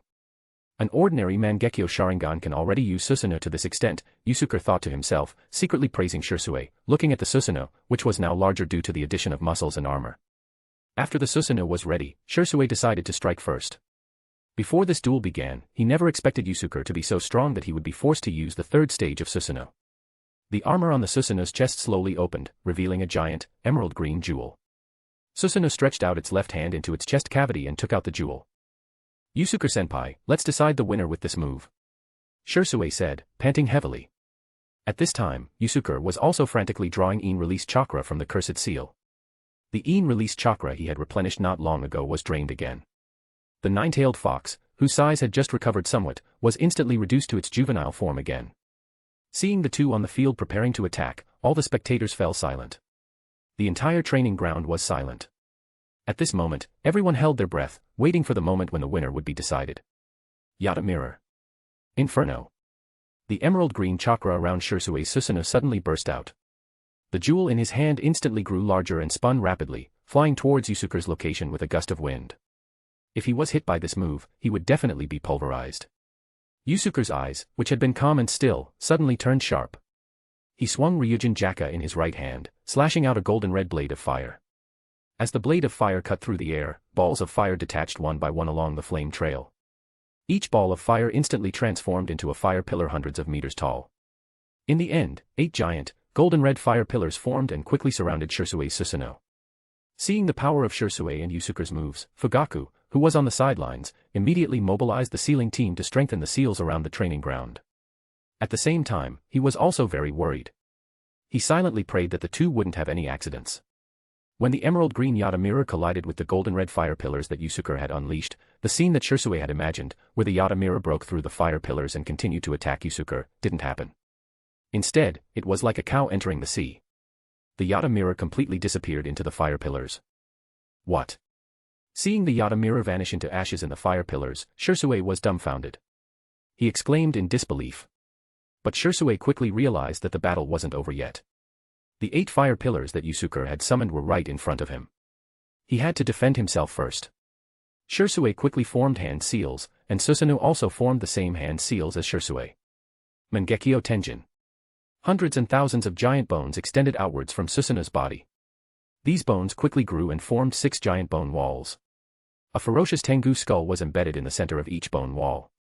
The 6 bone walls eventually formed a regular hexagon, protecting Susanoo and Shirsue inside. Just as Shirsue finished forming the strongest defensive jutsu he had mastered, the 8 tall, golden red fire pillars surrounded him, Susanoo, and the bone walls he had just summoned. The fire pillars exploded violently, turning into a sea of golden red flames. Under the scorching heat of the golden red flames, the bone walls and Susanoo that Shirsue had created began to melt at a visible rate. Yusuke, please show mercy. At this time, Fugaku, who was on the sidelines, shouted loudly. He couldn't just stand by and watch Shirsue, who had awakened the Mangekyo Sharingan, fall to Yusuke's hand. Hearing Fugaku's request, Yusuke sighed and decided to spare Shirsue. At this time, he could sense that Shirsue's energy in the sea of flames was already very weak. He was desperately trying to hold on, overtaxing his chakra and dojutsu power. But even so, Yusuke judged that he wouldn't be able to hold on for more than a few breaths. Yusuke used the body flicker technique to appear on top of Shirsue's Susanoo, preparing to retract the flames. At this time, Yusuke was standing on the giant Susanoo, holding a katana burning with raging flames. The flame trail trailing from the tip of the blade formed a giant, golden red ring of fire behind him. Combined with the surrounding golden red sea of flames, it was like a fire god. The entire training ground, both ninjas and civilians, were awestruck by Yusuke's amazing power. Yusuke plunged Ryūjin Jakka vertically downwards into Susanoo's head. Susanoo roared wildly. As Susanoo roared like it was from the depths of hell, its wings, armor, muscle tissue, and bones gradually dissipated. In the end, the entire Susanoo disappeared from the training ground. At the same time, Ryūjin Jakka, like a whale sucking in water, absorbed all the flames in the golden red sea of flames into its blade. The raging sea of flames that had been burning violently just moments ago vanished in an instant, leaving only a giant crater in the center of the training ground and a patch of scorched earth beneath it. Without the protection of Susanoo, Shirsue, who was completely depleted of stamina, chakra, and dojutsu power, let out a muffled groan and fell from the air. He no longer had the strength to react. He landed directly in the center of the crater, lying on his back. Yusuke, who had been standing on top of Susanoo, descended from the sky and stood in front of Shirsue. His Zanpakuto, which had been released, was plunged into the ground beside Shirsue's neck. He looked down at Shirsue from above. The battle is over. Looking at Shirsue's bloodshot eyes, which had deactivated the Sharingan, Yusuke said calmly. For Yusuke, this was a pointless battle. It had no meaning. Therefore, Yusuke didn't feel any joy at this moment. Instead, he felt a slight sense of relief. If I hadn't gotten the nine-tailed fox's released chakra first, I would probably be the one who lost this battle. Checking the state of the 2E seal, Yusuke found that the released chakra in the cursed seal had been completely drained after he used Inferno. The nine-tailed fox had been ruthlessly squeezed dry by him again. I've only just used Ryūjin Jakka's abilities. I haven't fully unleashed Ryūjin Jakka's full power yet. And then there are Bankai techniques. It seems like I need to find a way to increase my released chakra reserves as soon as possible, Yusuke thought to himself. Fugaku, who was on the sidelines, breathed a sigh of relief when he saw that Yusuke had shown mercy and spared Shirsue's life. He hurried to the center of the training ground to announce the result of the duel. The entire audience in the stands, after a moment of silence, suddenly erupted in excitement. Today's battle could be considered to be at the Kage level. It had opened everyone's eyes, and the reaction was naturally very enthusiastic. Because of the high temperature of Ryūjin Jakka in Yusuke's hand, the air in the training ground became very dry. Many spectators were already sweating profusely. Some of their hair was even slightly curled, as if it had just been baked. Sharpened, who was silent, stared blankly at the sky. 2 streams of hot tears mixed with blood flowed from his eyes, slowly dripping down his cheeks onto the ground. In Sharpened's heart, he had let down the third Hokage's expectations of him. He had also lost the opportunity to gain more influence in the clan and then reform it. After officially announcing that Yusuke had won the duel, Fugaku immediately arranged for medical ninjas to carry Sharpened away for treatment. Now, in Fugaku's heart, Yusuke was still the one he valued most. But after Yusuke, it was Sharpened, who had awakened the Mangekyo Sharingan. Yusuke, thank you for showing mercy, Fugaku said sincerely, looking at Yusuke. In ninja duels, victory often came down to life or death. In a battle of that level, the fact that Yusuke had stopped and spared Sharpened's life was a great favor. Yusuke waved his hand and reminded him, I still say the same thing. Sharpened's stance is a big problem. If you can't pull him to your side, he might become your biggest obstacle in the future. Fugaku nodded, don't worry. I'll talk to Sharpened again. Looking at Yusuke, who was completely unscathed and whose clothes were still neat, Fugaku looked surprised, it seems like you won very easily. I can't see through your strength at all. Yusuke smiled and didn't explain. But Yusuke knew that his victory hadn't been easy. Besides not using his Sharingan, he had already used all his tricks, including completely draining the nine-tailed fox's release chakra in the cursed seal. After chatting with Yusuke briefly, Fugaku hurried off to the hospital to check on Sharpened's condition. Yusuke left the training ground, surrounded by the awestruck gazes of everyone. The spectators in the stands were also leaving one by one. Many of them were still excitedly talking about the scene of Yusuke and Sharpened's battle. Some of the children present had already started to pick up bamboo swords, wooden sticks, and other things to imitate Yusuke, calling themselves Flame Sword. Although Sharpened was also very powerful, he had lost after all. Moreover, the effects of Yusuke's Ryūjin Jakka were really cool and memorable, making it easier to attract children who admired heroes. In the special seats, the third Hokage and Danzo hadn't left yet. They looked at each other and remained silent. Chapter 30, NZNT, Chapter. After the duel ended, Yusuke left the training ground. Izumi and Kabuto were already waiting for him outside. When she saw Yusuke coming, Izumi jumped into Yusuke's arms happily. Brother, you were so cool. I knew you would win. Holding the petite Izumi in his left arm, Yusuke patted her head with his right hand and smiled, of course. Izumi's big, black eyes blinked, and she said coquettishly, Brother, that swordsmanship where you set your sword on fire was so cool. Can you teach Izumi too? That. Brother can't. It's my special ability. Other people can't use it. But don't worry, brother will teach you other cool jutsu in the future. Hearing Yusuke's words, Izumi's little mouth pouted. But she quickly moved on to another topic and asked Yusuke, is Sharpened okay? He looked a little bad when they carried him away. Even though he was kind of strange for suddenly challenging you, brother, you didn't hurt him too badly, right? Hearing this, Itachi looked at Yusuke with worry. Yusuke patted Itachi on the shoulder, don't worry. Sharpened is fine. He'll be fine after resting for a while. Yusuke was about to take the 3 children back to the Uchiha clan's headquarters when a cheerful voice came from behind them. Yusuke, to celebrate your victory over a formidable opponent, let's all go eat yakiniku to celebrate. The group turned around and saw Guy, who had also just come from the training ground. Kakashi, Asuma, and the others were with him. Looking at Izumi and Kabuto, who were looking forward to it, Yusuke accepted Guy's invitation and prepared to take the 3 children to eat a good meal. Sensei, I'm very sorry, but I'm a little worried about Sharpened's injuries. I want to go visit him, Itachi said apologetically. Yusuke nodded, showing his understanding. But Izumi, who was being held in his arms, seemed a little less enthusiastic when she heard that Itachi wasn't going. In the third Hokage's office in the Hokage Tower. Sarutobi, you saw the battle today. We must find a way to restrict the Uchiha clan's power. Danzo said grimly. At this time, only the third Hokage and Danzo were in the office. Even the ANBU who usually secretly protected the third Hokage had been sent away by the third Hokage. It was clear that the two needed to discuss something very confidential. Hearing Danzo's words, the third Hokage frowned, but he didn't respond. He seemed to be thinking about something. Seeing that the third Hokage was still silent, Danzo continued, this Uchiha Yusuke's strength. Even you probably couldn't defeat him, let alone me, right? Moreover, Uchiha Sharpened's strength isn't much worse than his. If you can't control Uchiha Sharpened, the Uchiha clan will have at least 2 experts comparable to you, the Hokage. Also, I believe that this Uchiha Fugaku is definitely hiding something. Now, the village might not have enough power to suppress the Uchiha clan. Danzo continued to analyze the current situation for the third Hokage, hoping that the third Hokage would take a stand and take action against the Uchiha clan as soon as possible. Enough. I'll think about it. The third Hokage waved his hand, signaling for Danzo to stop talking. Danzo snorted coldly, dissatisfied with the third Hokage's indecisiveness. If you keep going like this, you'll regret it sooner or later. Danzo slammed his kimono sleeve hard and then left the third Hokage's office. Rubbing his temples, the third Hokage was also very troubled at this time. Uchiha Yusuke, what should I do with you? The plan to have Shisui become the spokesperson for the Uchiha clan had failed. Instead, it had helped Yusuke greatly increase his prestige in the Uchiha clan, and even in the village. What worried the third Hokage most was that he couldn't see through Yusuke's strength at all. Should I use Shisui's eyes to control him first? The third Hokage thought for a moment, but ultimately abandoned this idea. Shisui's eye ability was too important. Besides, the time interval between uses was too long. The third Hokage wasn't prepared to use Shisui's eye ability unless it was absolutely necessary. Meanwhile, in a yakiniku restaurant in Konoha, Yusuke was having a rare gathering with his fellow ninjas, along with Izumi and Kabuto. At Guy's invitation, besides Yusuke, Kakashi, Genma, Asuma, and Kurenai were also present. They sat around the yakiniku table, each with a large glass of drink in front of them. But it wasn't alcohol.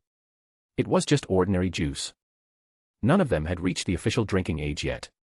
The yakiniku restaurant owner decisively refused Asuma, who wanted to buy some sake. Izumi and Kabuto, the two children, were eating with gusto, while Yusuke and his fellow ninjas chatted casually. Yusuke, how did you learn that kind of flaming swordsmanship? It's really amazing, Asuma asked with interest. Hearing Asuma's question, everyone looked at Yusuke. After all, the strength he had displayed today was too shocking, and the most impressive thing was the katana burning with raging flames. As a ninja, it's perfectly reasonable to know a little bit of swordsmanship with flames, right? Yusuke said with a smile. He had used Ryūjin Jakka's techniques for the first time today, and the results were excellent. Therefore, Yusuke was also in a good mood and started playing a joke that no one else understood. I heard that your clan leader's son, Uchiha Itachi, is also your disciple. Will you teach him this skill? Genma Shiranui asked. Yusuke shook his head. I can't teach anyone this swordsmanship. It's my unique talent. After all, without Ryūjin Jakka, he couldn't use those techniques. As he said this, he glanced at Kakashi. Yusuke said pointedly, but when it comes to swordsmanship, White Fang-sama is definitely the best. I admire his swordsmanship very much. At this time, Kakashi was still carrying the chakra short sword passed down from White Fang on his back. He hadn't completely abandoned the swordsmanship of the Itachi clan. But Yusuke knew that Kakashi would soon focus on developing his Sharingan, transforming into a ninjutsu-type ninja. He would later be known as the copy ninja. But in Yusuke's view, this was a very wrong choice. Kakashi seemed unconcerned by Yusuke's words on the surface, but he was also hesitant about his future choices in his heart. They discussed ninjutsu for a while longer. It was getting late, so they prepared to leave. Guy was about to split the bill with everyone when he suddenly noticed that Kakashi, who had been sitting there, had suddenly turned into a mangy dog. Yusuke, Izumi, and Kabuto had turned into a big bear plushie and two little bear plushies. Asuma and Kurenai gradually disappeared like illusions. It was clearly a genjutsu escape. Guy's expression was blank. He poked Genma Shiranui, who was still there, with his finger. He couldn't believe it and poked him a few more times. Hey, stop poking me. I'm real. But you invited me here. You don't want me to pay for you, do you? Then why didn't you just run away? Why are you still here? I just wanted to see how you, without your ninja vest, take money out of that tight-fitting outfit. Guy. On the street in the evening, three figures, one big and two small, were strolling leisurely. Yusuke held Izumi's hand with his left hand and had Kabuto on his right. They slowly walked towards the Uchiha clan's new headquarters. Brother, you've already paid the bill. Why did you have to use a substitute technique to escape? Izumi asked. Nothing. I just thought it might be fun, Yusuke said with a smile. Hearing this, Kabuto twitched his lips slightly. He didn't say anything, but pushed up his glasses. He didn't know what he was thinking. The three of them chatted as they walked. Soon, they reached their doorstep. In the darkness, a small white snake was secretly watching them. He told Izumi and Kabuto to go home first and gently closed the door. Yusuke turned and looked at where the white snake was. Orochimaru-sama, please come out. With a bang, the white snake turned into a puff of white smoke. A tall, thin figure slowly walked out of the smoke. It was Orochimaru. Yusuke-kun, this isn't the place to talk. Come with me. Yusuke followed Orochimaru. They soon arrived at a secluded grove on the edge of the village. Stopping, Orochimaru turned to Yusuke and said, Yusuke-kun, your performance in today's duel was truly surprising. Nothing. I'm sure this level of strength is nothing to Orochimaru-sama. Yusuke said slowly. You're too modest. To be honest, I might not be your opponent now. Yusuke didn't respond. Instead, he asked, Orochimaru-sama, you didn't just come here to admire my strength, did you? Orochimaru looked into Yusuke's eyes and said slowly, Sharingan. What a jealous-inducing talent. That child named Uchiha Itachi, just by relying on the Sharingan, can reach a level that most ninjas can't even imagine in a lifetime. Although Orochimaru's tone was still normal, Yusuke could see a light called desire in his snake eyes. Yusuke hadn't expected that his battle with Itachi had made Orochimaru interested in the Sharingan prematurely. Ordinary people might suffer more than they gain if they transplant a Sharingan. For example, Kakashi. The Sharingan was a huge burden for him. He couldn't turn off his Sharingan, so he was constantly in a state of chakra depletion. He could only use bandages to cover his Sharingan, reducing the fatigue and chakra consumption burden to some extent. But Orochimaru, who possessed the reanimation jutsu, didn't have to worry about these things. As long as he took over the body of an Uchiha, he would have the Uchiha bloodline and could perfectly control the Sharingan. Knowing what Orochimaru was thinking, Yusuke remained silent. If Orochimaru were to take action to seize the body of an Uchiha, he, as a member of the Uchiha clan, couldn't stand by and do nothing. Their eyes met, and they immediately guessed what the other was thinking. After a few seconds of silence, Orochimaru spoke first, Yusuke-kun, although you didn't use it in today's duel, you've actually awakened your Sharingan, haven't you? Hearing Orochimaru's question, Yusuke was startled. He was about to deny it when a long sword suddenly shot out of Orochimaru's mouth, slashing towards Yusuke's chest. The two of them were only inches apart. Orochimaru's sudden attack, which came from his mouth, caught Yusuke off guard. Yusuke quickly retreated and used the body flicker technique to create distance. Although he wasn't injured, his chest was cut open. Orochimaru-sama, what do you mean? Chapter 31, NZNT, Chapter. Orochimaru-sama, what do you mean by this? Yusuke said coldly, staring at Orochimaru who had suddenly attacked him. Yusuke didn't believe that Orochimaru would turn against him here. After all, his strength was no less than Orochimaru's, and there was no point in fighting him. Orochimaru stopped attacking and performed a sword-swallowing stunt, returning the Kusanagi sword to his belly. Yusuke-kun, the cursed seal contains half of the nine-tailed fox's release chakra, right? I went to see the fourth Hokage's son. The 8 trigrams seal on his stomach only has half of the nine-tailed fox's yang release chakra. I'm very curious. On the night of the nine-tailed fox rampage, how were you able to get half of the nine-tailed fox's release chakra from the fourth Hokage and Kushina? Staring intently at the 2E seal on Yusuke's left chest, Orochimaru asked Yusuke with interest. The 2E seal, because it had sealed the nine-tailed fox, had become very clear. It wasn't as dim as it was when it was first formed. Seeing that Orochimaru had discovered his secret, Yusuke said slowly, it was just a lucky coincidence. You're not going to tell the third Hokage about this, are you? Orochimaru laughed, his hoarse voice very unpleasant. Orochimaru-sama, please keep your voice down. Your experiments have been making a lot of noise lately. I don't want anyone to discover that we're close. Yusuke said calmly. Stopping his creepy laughter, Orochimaru looked at Yusuke and said, Yusuke-kun, this place isn't for people like us. The so-called Will of Fire, the so-called bonds, have restrained how many talented people. Come with me and leave the village. I already have a very suitable base. I believe that if we work together to develop forbidden jutsu, we can definitely transcend the realm of ordinary ninjas and reach the extraordinary. As Orochimaru spoke, he spread his arms, as if he were looking towards the future. Of course, don't worry. With your strength and talent, you won't be my subordinate. We'll be completely equal. Orochimaru looked at Yusuke sincerely, waiting for his reply. I'm sorry, but I have no intention of leaving the village, Yusuke said, rejecting Orochimaru's proposal without hesitation. Yusuke hadn't expected that Orochimaru was here to invite him to defect from the village. Although Orochimaru's invitation was very sincere, with equality as a prerequisite, Yusuke had too many people in the village that he couldn't bear to leave. He couldn't just leave. Hearing Yusuke's answer, Orochimaru looked very disappointed. Yusuke-kun, you truly can't escape the entanglements of the mundane world. With you like this, your strength might just stop here. A person's ambition determines the height they can reach. As he spoke, Orochimaru's body gradually turned into an illusion and slowly disappeared into the air. Yusuke-kun, I'll be in Konoha for a while. If you change your mind, it's not too late. Yusuke shook his head, looking at the spot where Orochimaru had disappeared. He turned and slowly walked towards the Uchiha clan headquarters. If I had no ties, maybe I would really cooperate with Orochimaru and pursue the purest power. Yusuke couldn't help but think to himself. Time flew by. 3 months passed. After Yusuke defeated Shisui in the previous competition, his reputation reached its peak in the Uchiha clan. After all, the ninja world was a world where strength spoke for itself. Many clan members who had been dissatisfied with Yusuke before had become respectful towards him during this time. At the same time, the title of Flame Sword was known to everyone in Konoha.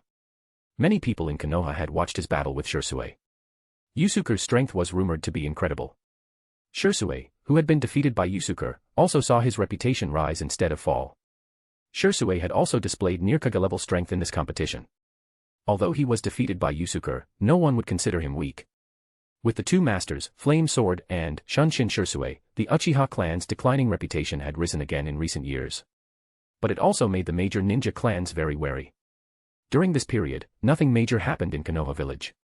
The villagers were all busy rebuilding the village. The only major news was that Jiraiya, one of the Sannin, had returned to the village and was stationed there, which reassured the villagers who had just suffered the nine-tailed fox rampage. Konoha Hospital, the ward where the fourth Hokage, Minato Namikaze, was staying.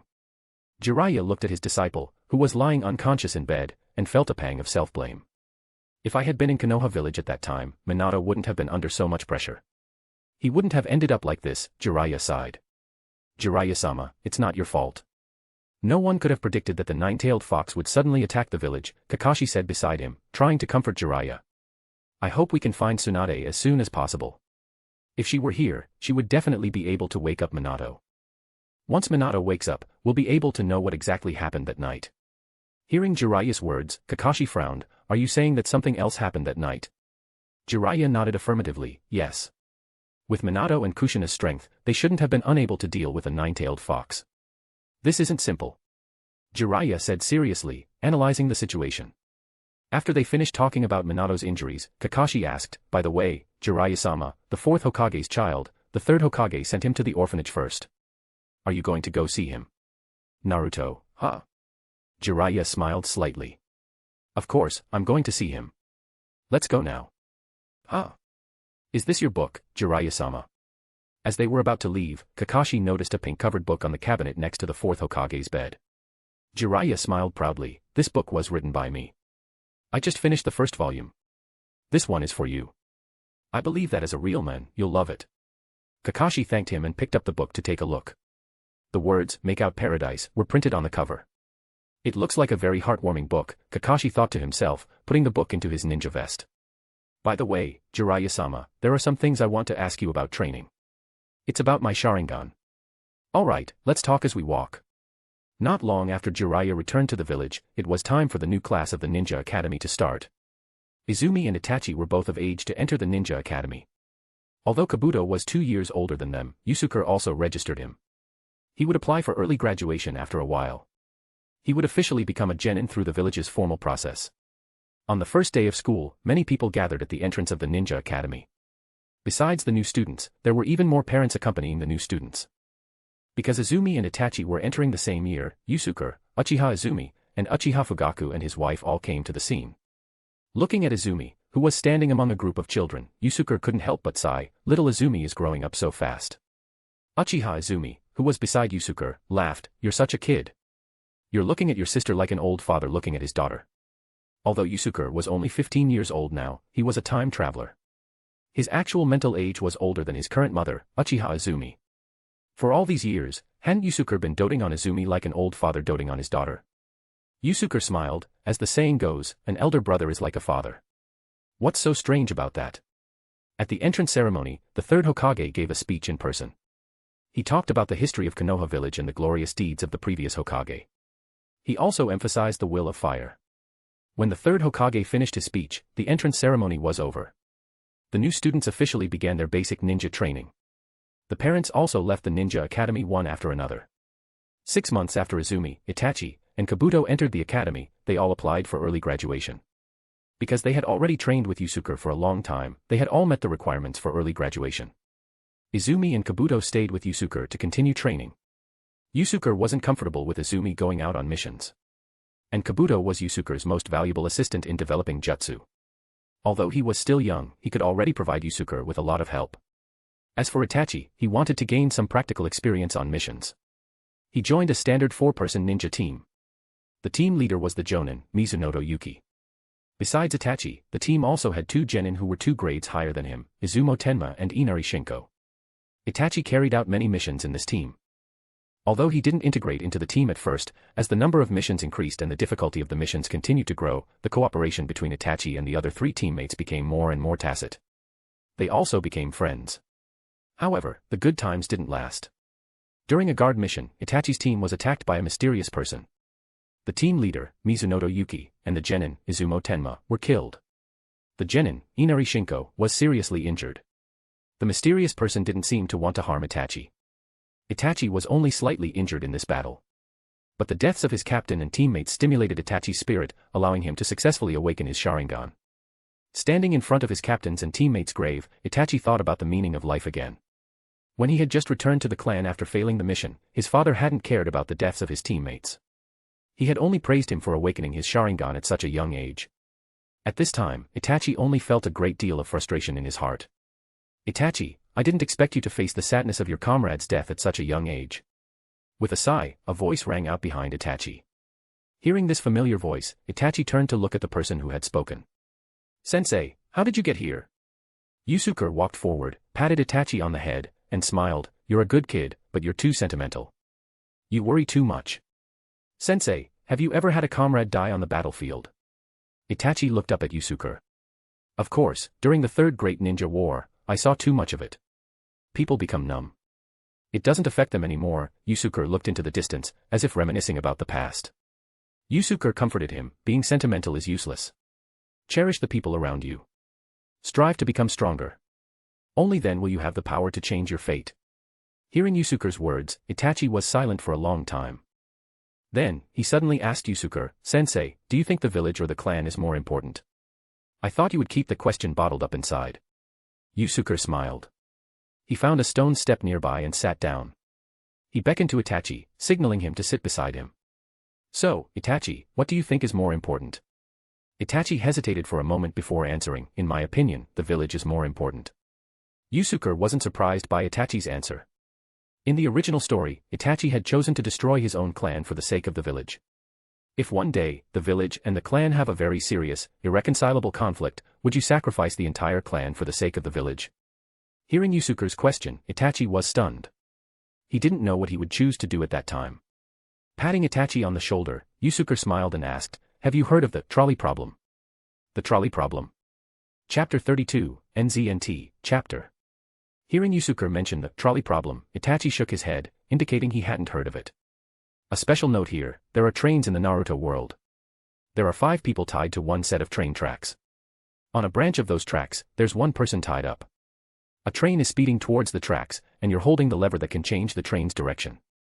So, would you choose to pull the lever, sacrificing one person's life to save the lives of 5 people? Yusuke slowly explained the famous trolley problem from his previous life. Although Itachi hadn't answered yet, Yusuke had already guessed what Itachi would choose. Itachi thought about it for a moment and then answered, I would pull the lever. Yusuke nodded and continued, what if there were 5 people, each with a problem with their heart, liver, spleen, lungs, or kidneys? They would all survive if they could get healthy organs. And then, a healthy person appears. Would you choose to kill this healthy person and transplant his healthy heart, liver, spleen, lungs, and kidneys to these 5 people? Hearing Yusuke's question, Itachi shook his head, no. As soon as he finished answering, Itachi looked at Yusuke's seemingly amused expression. He seemed to understand something but couldn't grasp the key point. Sensei, your 2 questions make me even more unsure of how to make a choice. Itachi's gaze became confused. Life can't be measured simply by quantity. You don't have the right to take another person's life for the sake of 5 people. Yusuke said slowly.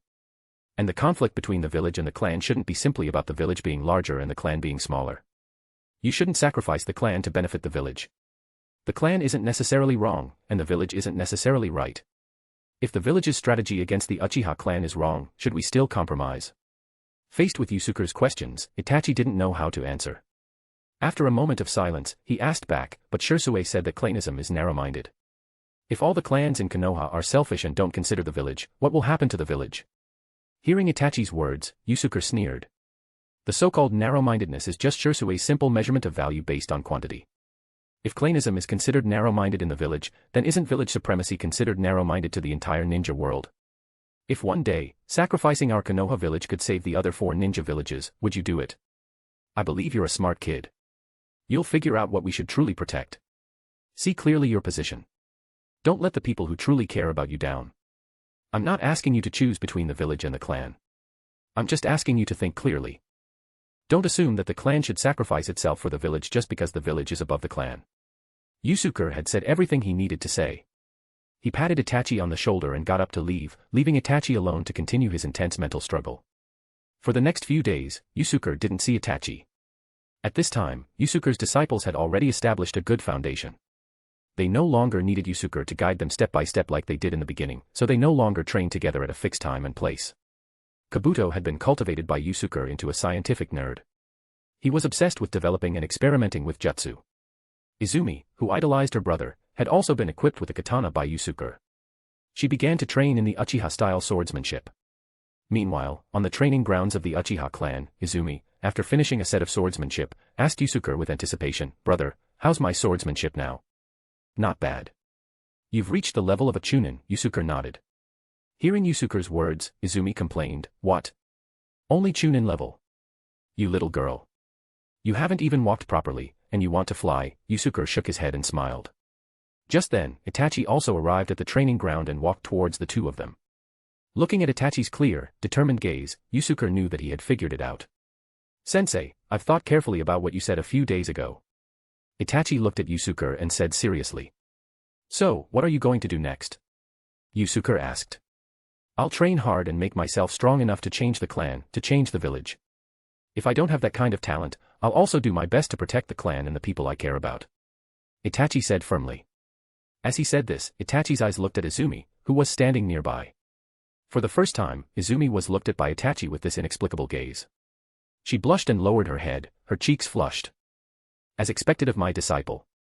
Itachi, I believe you can do it." Yusuke was also very relieved at this time. Yusuke couldn't figure out what his disciple was thinking. Although he wanted to talk to him about the village and the clan, he hadn't found the right opportunity. Now that he had been able to make Itachi abandon the dangerous idea of sacrificing the clan for the village, Yusuke had let go of a worry. He told Itachi to continue training in swordsmanship with Izumi. Then, Yusuke returned to his laboratory. This laboratory was specially requested by Yusuke and Fugaku in the clan's headquarters. It was for Yusuke and Kabuto to use.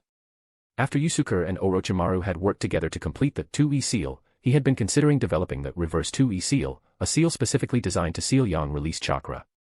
The 2E seal was based on Hashirama cells, using their powerful yang release power to seal yin release power. The reverse 2E seal, similarly, would require a material with strong yin release power as its foundation to seal yang release power. If Hashirama cells represent the pinnacle of yang release power, then what material represents the pinnacle of yin release power? Could it be a fragment of Madara's soul? Where would I even get that? Although he had a theoretical method, Yusuke still had no clue about a material that represented the pinnacle of yin release power. After conducting various experiments with Kabuto, they hadn't found a suitable solution. Although they had developed some cursed seals, they still weren't able to reach a level that could seal yang release chakra at the level of a tailed beast. 2 months passed. While Yusuke was busy developing cursed seals, a major event occurred in Konoha. Orochimaru defected from the village. Because Yusuke, a friend in the academic world, was in this life to exchange ninjutsu with him, Orochimaru was much stronger than in the original story. Not only was he not injured by the third Hokage's explosive tags as in the original story, but he also seriously injured Jiraiya, another Sannin, during his defection. After Jiraiya recovered from his injuries, he left the village to find Orochimaru, ignoring the third Hokage's pleas to stay. He hoped to bring Orochimaru back to the village. From this point forward, all 3 Sannin had left Konoha village. The era of the Konoha Sannin had officially come to an end. Shortly after that, Konoha's high-ranking officials received an invitation from their ally, Tsunagakure. Hokage Tower, the third Hokage's office. Yusuke and another Konoha Jonin, Shirayuki Hazuki, were standing in front of the third Hokage's desk, listening to the details of the upcoming mission. This time, Tsunagakure sent a letter inviting Konoha to participate in their Chunin exams. As strategic allies, we should also send a few teams to participate in this exam. It will both maintain friendly relations between the two villages and be an opportunity to showcase the strength of our Konoha genin. Looking at Yusuke and Shirayuki Hazuki, the third Hokage said slowly. Shirayuki Hazuki was a veteran elite jonin of Konoha village. He had a ponytail and a scar on his right lip. He was skilled in Konoha-style swordsmanship. He was calm, collected, and meticulous. He had excellent command abilities. He had already been active on the battlefield during the Second Great Ninja War, and he had made many contributions to Konoha village. This time, Konoha has selected 6 elite genin to form 2 teams. Please serve as the guiding jonin and lead the teams to Sunagakure to participate in this Chunin exam. Hazuki, Yusuke, you two are both top-notch jonin. This time, you can also give these elite genin a lot of guidance and help them achieve good results in this Chunin exam. After the third Hokage finished speaking, Hazuki and Yusuke immediately agreed, saying that they would definitely not fail their mission. The third Hokage had originally wanted to send Yusuke and Kakashi, 2 young jonin, to Sunagakure to show off their skills. At this time, when the village was at its weakest, letting other ninja villages see Konoha's rising stars would also have a deterrent effect. Unfortunately, Kakashi's father, White Fang, had a significant grudge against Sunagakure, so it wasn't suitable to send him. Therefore, the third Hokage could only arrange for other jonin to take Kakashi's place. Third Hokage-sama, who are the genin participating in the Chunin exam this time? Yusuke asked the third Hokage. Yusuke actually already knew about this mission in advance. His disciple, Itachi, had also been selected as one of the genin participating in the Chunin exam. What Yusuke hadn't expected was that he would be the guiding jonin leading the team to Sunagakure. The third Hokage gave his assistant a brief instruction. The assistant quickly brought 6 genin from outside the office. Yusuke glanced at them and recognized most of them. Except for a brown-haired girl that Yusuke didn't recognize, the others were all named characters in the original story. After the 6 genin entered, they all gave brief introductions. They were Moonlight Aoba, Mizuki, Izumi, Kurenai Yui, Anko Mitarashi, and Uchiha Itachi. The Yui clan was a bloodline clan in Konoha village that was very skilled in genjutsu. This girl must be very good at genjutsu, considering she was chosen. What surprised Yusuke was that Mizuki, the fake, was also selected. Could it be that the butterfly effect of his time travel had improved Mizuki's strength? These 6 genin were all very young. Itachi was only 7 years old, and the oldest, Mizuki, was only 13. At this time, all of them except for Anko seemed very excited. Because of Orochimaru's defection, Anko wasn't as energetic as she had been when Yusuke had met her before. She had a gloomy expression. After Orochimaru defected, Anko was imprisoned. After several rounds of questioning, she was confirmed to have no connection to Orochimaru and was released. But she had gone from a rising star to an ordinary genin. Orochimaru, whom she trusted and admired most, had abandoned her and defected from Konoha alone. This had also deeply affected her, and she couldn't get over it. Looking at the 6 genin lined up in a row, the third Hokage said slowly to Hazuki and Yusuke, "They're all the best ninjas selected from among the genin. You can choose freely and form 2 teams." After the third Hokage finished speaking, he left the rest to Yusuke and Hazuki. Hazuki looked at the 6 genin and said to Yusuke, "These kids all seem to admire you. Why don't you choose first? That way, they won't blame me later."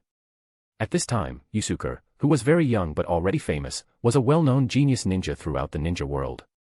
Except for Anko, who had been keeping her head down, the other genin looked at Yusuke with admiration, to varying degrees. Yusuke smiled, "Hazuki-senpai, you're making me feel embarrassed. But since you're so humble, senpai, then I'll be respectful and accept your offer." Chapter 33, NZNT, Chapter. Hearing that Yusuke would be the one to choose first, all the genin present, except for Anko, who was keeping her head down, showed expectant expressions. Yusuke noticed keenly that although Anko was keeping her head down, she would sneakily glance at him from time to time.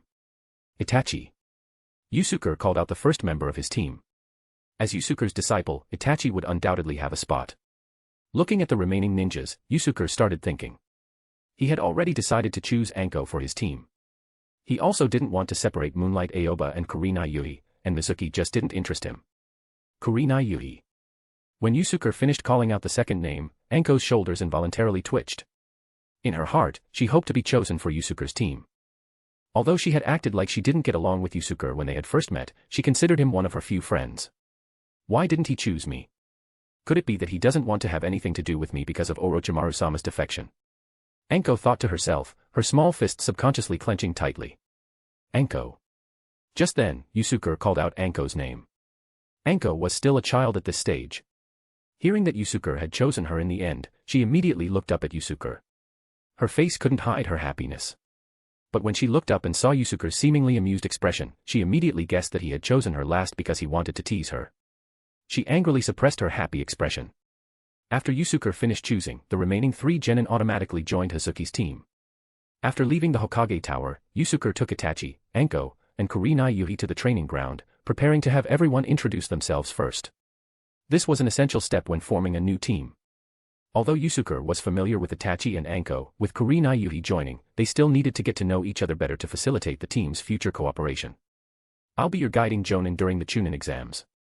I know Itachi and Anko, but since Kurenai Yuhi is here, let's all introduce ourselves. Uchiha Yusuke, Jonin. I'm pretty good at ninjutsu, taijutsu, and genjutsu. Hearing Yusuke's self-introduction, Itachi remained calm. Anko rolled her eyes, showing that she didn't care. Kurenai Yuhi, however, showed a very admiring expression. Yusuke turned to Kurenai and nodded with a smile. But unexpectedly, Kurenai, who had been very admiring of him before, suddenly took 2 steps back as if she were startled. She also showed a slightly frightened expression. Ah. Yusuke's smile froze on his face. What's going on? Am I scary when I smile? Kurenai Yuhi's reaction was a blow to Yusuke, who was confident in his good looks. He couldn't help but secretly question himself. Puffed.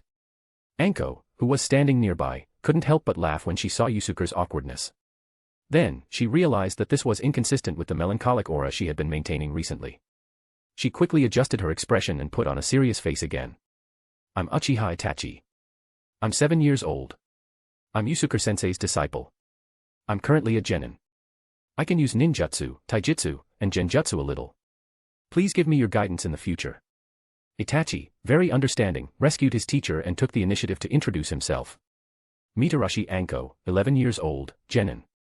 I'm good at ninjutsu and taijutsu. I like mochi and red bean soup. Anko introduced herself after Itachi, also mentioning her favorite foods. Hearing that Anko also liked to eat mochi, Itachi subconsciously glanced at her. After the 3 of them finished, they all looked at Kurenai Yuhi, who hadn't introduced herself yet. Seeing that all 3 of them were looking at her, Kurenai Yuhi suddenly turned purple. She was so scared that she sat down on the ground, and a tear rolled down her cheek. Yusuke, Itachi, and Anko looked at each other, not knowing what was wrong with the girl. I am sorry. My name is Kurenai Yuhi. I'm 11 years old. I'm pretty good at genjutsu. And also, I'm afraid of strangers. I'm really sorry. At this time, Kurenai Yuhi tried to stand up. She stammered as she spoke, and she also bowed to the 3 of them to apologize. Hearing Kurenai's self-introduction, the 3 of them understood why she was behaving so strangely. Yusuke shook his head helplessly. He hadn't expected to choose a teammate with such a personality flaw. Since she had such a major personality flaw, she was still chosen to represent Konoha in the Sunigekure Chunin exams. This meant that she must be exceptionally skilled in genjutsu. This made Yusuke a little excited. This Chunin exam is both an exam and a mission. Since you've been chosen to join my team, you're my students and also my subordinates during the Chunin exams. You must obey my orders 100%. Otherwise, I will punish you according to the situation. At this time, Yusuke looked at the 3 genin with a serious expression. Yes. Seeing Yusuke's serious expression, all 3 of them answered solemnly. Even Anko, who would normally tease Yusuke, didn't dare to joke with him when he was serious. Yusuke nodded in satisfaction. His expression softened, and he smiled. Okay, this isn't part of the mission. You can relax. We'll be leaving for Sunigekure in 2 days. Before then, I'll take a look at your current strength so I can give you some targeted guidance during this time. Anko, Kurenai, you 2 are a team. You'll fight Itachi. Let me see your combat ability, Yusuke said to the 3 of them. Yusuke was very confident in Itachi's strength. After all, in the original story, Itachi was able to carry out the clan extermination mission at the age of 13. Although Obito had helped Itachi massacre the Uchiha clan, it still couldn't deny that Itachi was very strong. And now, with Yusuke's guidance, Itachi's strength was even better than in the original story. In Yusuke's view, although Anko and Kurenai were much older than Itachi, they still wouldn't be his match. You're underestimating me. You watch. I can take down this little brat by myself. Anko was very dissatisfied with Yusuke's underestimation. She didn't believe that she, as a disciple of the Sannin, wouldn't be able to handle a 7-year-old kid. Kurenai, don't attack. Watch me. Anko instructed Kurenai Yuhi, who was beside her. Okay. Be careful, Kurenai Yuhi answered softly. Hearing Anko's words, Itachi remained calm, as if he didn't care. But Yusuke noticed that Itachi's eyebrows twitched involuntarily. It was clear that Itachi wasn't very happy with the term little brat. Itachi and Anko stood opposite each other, about 10 meters apart. Yusuke announced the start of the duel. Hidden Shadow Snake Hands. As soon as Yusuke finished speaking, Anko struck first, using the Orochimaru-style jutsu she was best at. 7 or 8 light brown snakes extended from Anko's sleeves, biting towards Itachi's location. Itachi remained calm in the face of these snakes, but Kurenai, who was watching from the sidelines, turned pale. Yusuke shook his head and sighed inwardly, wondering how such a delicate girl could survive in the cruel world of ninjas.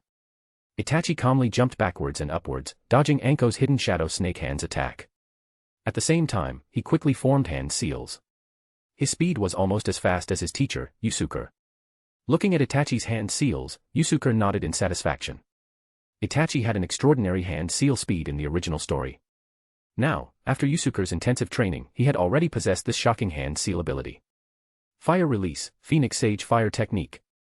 He completed the hand seals almost instantly. 7 or 8 chakra flames formed into missiles and flew densely towards Anko's location. Anko was also startled by Itachi's counterattack speed. She immediately retracted her hidden shadow snake hands and dodged the oncoming fire missiles. As Anko focused on dodging, Itachi had already jumped onto a nearby tree. His Sharingan activated, and he threw many kunai and shuriken towards the sky around Anko. Anko also noticed Itachi's actions, but she didn't understand his purpose. These kunai and shuriken were far away from her, and they weren't thrown with much force. Their speed was very slow. Even an ordinary person could dodge them, let alone a ninja. Just as Anko had finished dodging all the fire missiles and was charging towards Itachi, Itachi threw out a large number of kunai again. But this time, the kunai that Itachi threw out were extremely fast. They arrived later but caught up to the kunai and shuriken that were still in the air. The kunai and shuriken were hit by the new kunai that Itachi had thrown out. They miraculously changed their original flight paths and all surrounded Anko. Anko hurriedly tried to break through and dodge, but the kunai and shuriken surrounding her were all wrapped with extremely thin threads, which entangled her body. These threads were very thin. If you weren't paying attention, you wouldn't be able to see them. But they were very strong. Anko tried to break free with her strength, but it had no effect. No. Anko was shocked. She immediately took out her kunai and tried to cut the threads that were entangling her. But Itachi, who was on the tree, didn't intend to give her that opportunity. He was holding the other end of the threads. He wrapped the threads around a thick branch, then jumped off the tree. Using the branch as a fulcrum, he quickly tightened the threads with his own weight, completely binding Anko and suspending her halfway up the branch. Damn it, let me down. Your methods are too despicable. Anko swayed in the air, shouting angrily. Her 2 legs, which could still move, kicked in the air in vain. Seeing Itachi's performance, Yusuke couldn't help but admire his combat talent. The entire battle lasted less than a minute. He had captured Anko, who was much older than him, cleanly and efficiently, without much effort. I'm really looking forward to seeing Itachi grow up. He's on the right path this time. He'll definitely reach an unimaginable height. Yusuke thought to himself, looking at his proud disciple with approval. Kurenai Yuhi was also dumbfounded. She was clearly stunned by Itachi's move. She couldn't believe that kunai and shuriken could be used in this way. Looking at Anko, who was still struggling on the branch, Itachi calmly left a message. Thank you for your guidance, senpai. Also, Anko-senpai, if you like mochi, I recommend the 3-colored mochi at the Yuta family's shop. Chapter 34, NZNT, Chapter. The duel between Anko and Itachi ended with Itachi's complete victory. After releasing Anko from the branch, Anko immediately charged towards Itachi with a defiant look, wanting to redeem herself. Itachi didn't panic. He activated his Sharingan again, bringing his right hand's 2 fingers together in front of his chest in a hand seal position. Tsukuyomi. Tsukuyomi was a genjutsu that Itachi had mastered. It required the Sharingan to activate and could control the target's mind, making them return to a deeply ingrained memory, trapping them in an illusion they couldn't escape. Of course, the illusion created by this technique could be a scene from the target's past happy memories or a scene from some bad memories. In the eyes of Yusuke and Kurenai Yuhi, Anko, who had been rushing towards Itachi, stopped in her tracks. But in Anko's perception, she suddenly saw a flash of light in front of her, and she was hung back on the branch. What's going on? I'm already down, aren't I? Anko, who found herself hanging on the branch again, was completely dumbfounded. She didn't understand what was going on. At this time, Kurenai Yuhi, seeing that Anko was under control, formed hand seals. Release. As her voice fell, Anko saw a flash of light in front of her and returned to reality. At this time, Anko also knew that she had been caught in Itachi's genjutsu. She had been controlled by Itachi twice, and she was too embarrassed to continue fighting Itachi. Her face flushed, and she snorted, "You little brat, you're still pretty good. I'll concede this round." Itachi replied politely, "Anko-senpai, you're too kind." After Itachi finished speaking, he looked at Kurenai Yuhi, who was standing beside him, and said, "Kurenai-senpai, you're really good at genjutsu. You were able to break my Tsukimi so quickly." He was very confident in his genjutsu. In Itachi's view, his Tsukimi could only be broken by a chunin who was proficient in genjutsu. Kurenai Yuhi still spoke in a stammer, "I just know a little bit of genjutsu. My taijutsu and ninjutsu are very ordinary. I'll need your guidance in the future." After Anko and Itachi's sparring, and Kurenai Yuhi's ability to break Itachi's genjutsu, everyone had a general understanding of each other's strengths. Yusuke offered some suggestions for their future training. After leading the three of them through some team cooperation training, he announced that they were dismissed. They were going to Sunagakure the day after tomorrow. Yusuke didn't want his team members to be exhausted from overtraining, so he gave them a day to rest and adjust themselves. Returning to the clan's headquarters, Yusuke also began to prepare. He actually harbored other thoughts about this mission to Sunagakure. After sealing the nine-tailed fox's in-release chakra and using it to fight Shisui, Yusuke confirmed that the amount of in-release chakra had a great impact on his strength. He also had the idea of taking the in-release chakra of other tailed beasts. This mission to Sunagakure to participate in the Chunin exams as a guiding Jonin gave Yusuke an opportunity to come into contact with Shikaku. Since the death of the first Jinchuriki of Sunagakure, Shikaku had been sealed by Sunagakure in the Shikaku's gourd. However, after Shikaku, Sunagakure had repeatedly had other ninjas try to become Jinchuriki, but none of them could withstand Shikaku's violent personality. They all went crazy and died. When the last Jinchuriki died, Shikaku seized the opportunity, broke free from the seal, and escaped to the Nara desert near Sunagakure. Because there was no suitable candidate to become a Jinchuriki, the third Kazekage and the fourth Kazekage didn't rush to waste their strength to capture Shikaku again. But Yusuke knew that as Gaara gradually grew up, the fourth Kazekage, Raza, would have the idea of making Gaara a Jinchuriki. He would then go to the Nara desert to find Shikaku, and he would capture and seal it in the Shikaku's gourd with his own strength. Although Shikaku's chakra amount was far less than that of the nine-tailed fox, it was still a tailed beast. Its power level should be on par with the nine-tailed fox. After all, during the nine-tailed fox rampage, the third Hokage was almost helpless in the face of the rampaging nine-tailed fox. He could only rely on Minato and Kushina to save the day. From this point of view, the fourth Kazekage, Raza, was actually very strong. Although he was assassinated by Orochimaru in the original story, there must have been an unknown process behind it. Yusuke prepared all the scrolls he needed for various sealing jutsu. He activated his Sharingan and entered the state of inner vision. In the state of inner vision, time in the outside world was only an instant. But during this process, Yusuke would constantly consume dojutsu power. When his dojutsu power was depleted, even if Yusuke wanted to stay in the mental world, he would be forced to leave the inner vision state. He arrived again at the misty land in his mental world. Ryūjin Jakka, his Zanpakuto, was still standing between heaven and earth, enveloped in raging flames. The giant Sharingan in the sky moved its gaze as Yusuke's gaze moved, and the nine-tailed fox was lying on the ground, battered and bruised, completely still. Wait a minute. Something's wrong. Why is the nine-tailed fox battered and bruised? And why is it so submissive? Yusuke couldn't help but wonder. Seeing Yusuke walking towards him, the nine-tailed fox suddenly screamed in terror, as if a battered wife, "Ah! Don't come any closer. I know I was wrong." Yusuke only had a big question mark in his mind. He didn't know why the nine-tailed fox was so afraid of him. "Nine-tailed fox, what's wrong with you? Why are you battered and bruised?" Yusuke asked. The nine-tailed fox slowly backed away, shouting, "Didn't you do this to me? You don't want to do it again, do you? Please, spare me." Looking at the trembling nine-tailed fox, Yusuke was completely confused. He didn't know why he had made the nine-tailed fox so scared. He also had no idea where the nine-tailed fox's injuries came from. "Tell me what happened. Otherwise, I'll make you experience it again," Yusuke said calmly, a cold glint flashing in his eyes. Although he didn't know exactly what had happened, in order to find out the truth, Yusuke could only pretend he knew and threaten it.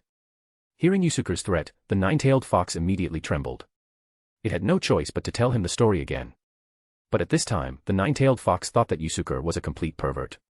He had beaten him up and now he was making him recount the story. The nine-tailed fox had fallen to such a state. It was simply outrageous. After hearing the nine-tailed fox's story, Yusuke frowned and thought. According to the nine-tailed fox, he had been to the mental world not long ago. And at that time, because the nine-tailed fox had contradicted him twice, he had beaten it up badly. It had even left injuries on its spiritual body. It was truly unbelievable. Could it be? Yusuke turned to look at the Zanpakuto standing in the mental world. He tried to call out, Ryūjin Jakka, is that you? As Yusuke called out, a figure slowly walked out of the raging flames. Although he couldn't see his specific appearance, the figure's eyes were like two sharp blades of light, piercing through the layers of flames. As he was swept by this sharp, domineering gaze, Yusuke felt his breath catch in his throat. It was as if he was facing an invincible opponent. Seeing this figure, the nine-tailed fox immediately backed away, screaming in terror, it's him, it's him, it's him. It's those eyes. No wonder I felt something was wrong when I saw you just now. Although you look exactly the same, your eyes are completely different. As the nine-tailed fox's voice fell, the figure walked out of the flames completely. It was a person who looked exactly like Yusuke, wearing the same clothes. But through their eyes, you could see the difference between this person and Yusuke. Yusuke's eyes were calm as water, while this person's eyes were full of sharpness and domineering. Yes, it's me. Ryūjin Jakka stared at Yusuke. Yusuke felt an unprecedented pressure coming at him. His entire body felt like it was sinking into a quagmire. He even found it difficult to speak. Is this Ryatsu? Yusuke asked with difficulty. Ryūjin Jakka retracted his Ryatsu and said slowly, you're still somewhat capable. You weren't so intimidated by my Ryatsu that you couldn't even speak. But you're still far from reaching the level I approve of. Hearing Ryūjin Jakka's words, Yusuke frowned.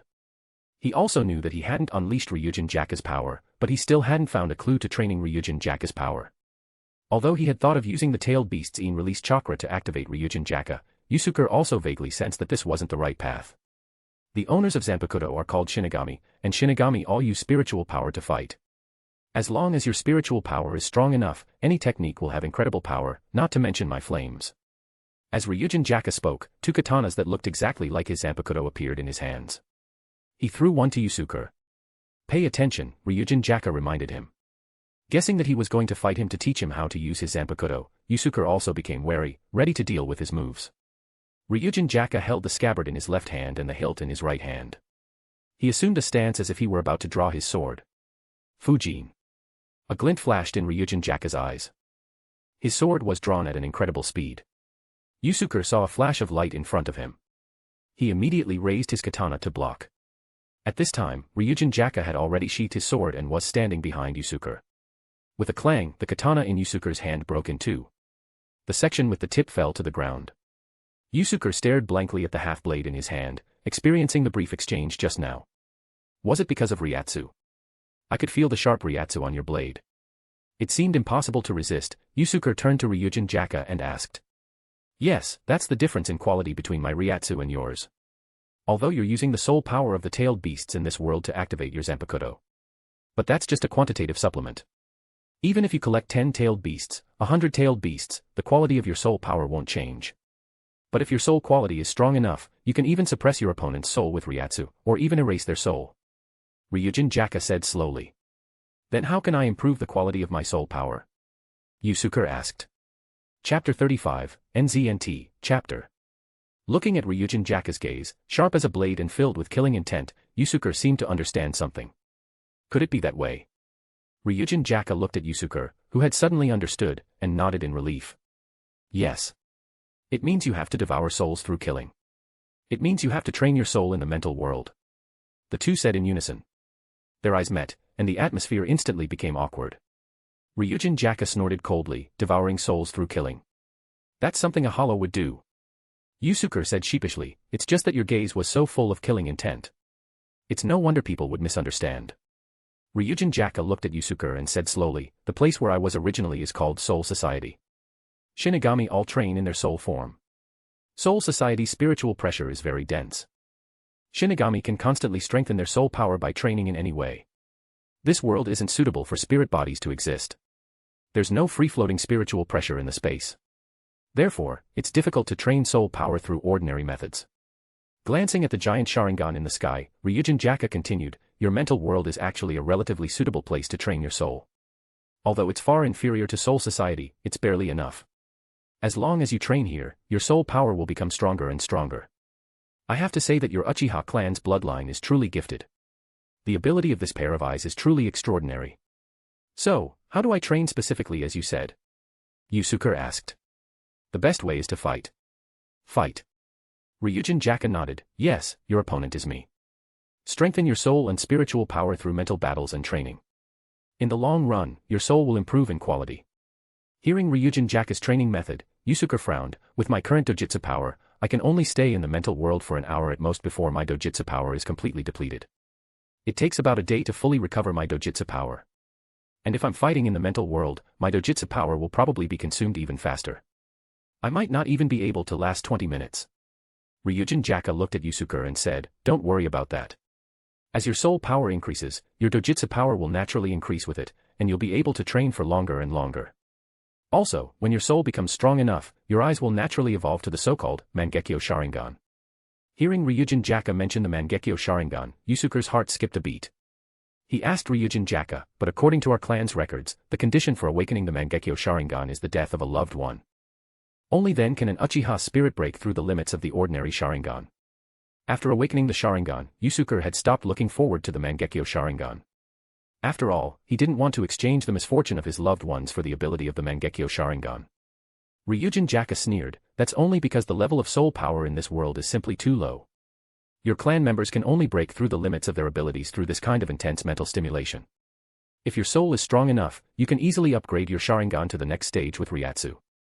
Hearing Ryūjin Jakka's analysis, Yusuke nodded, "I understand. Everything is still based on soul power. But wouldn't the progress be too slow if I rely on this method of training?" Ryūjin Jakka glanced at Yusuke and said calmly, "Training isn't something you can achieve overnight. Being hasty will only lead you astray." Hearing Ryūjin Jakka's words, Yusuke nodded in agreement. Yes.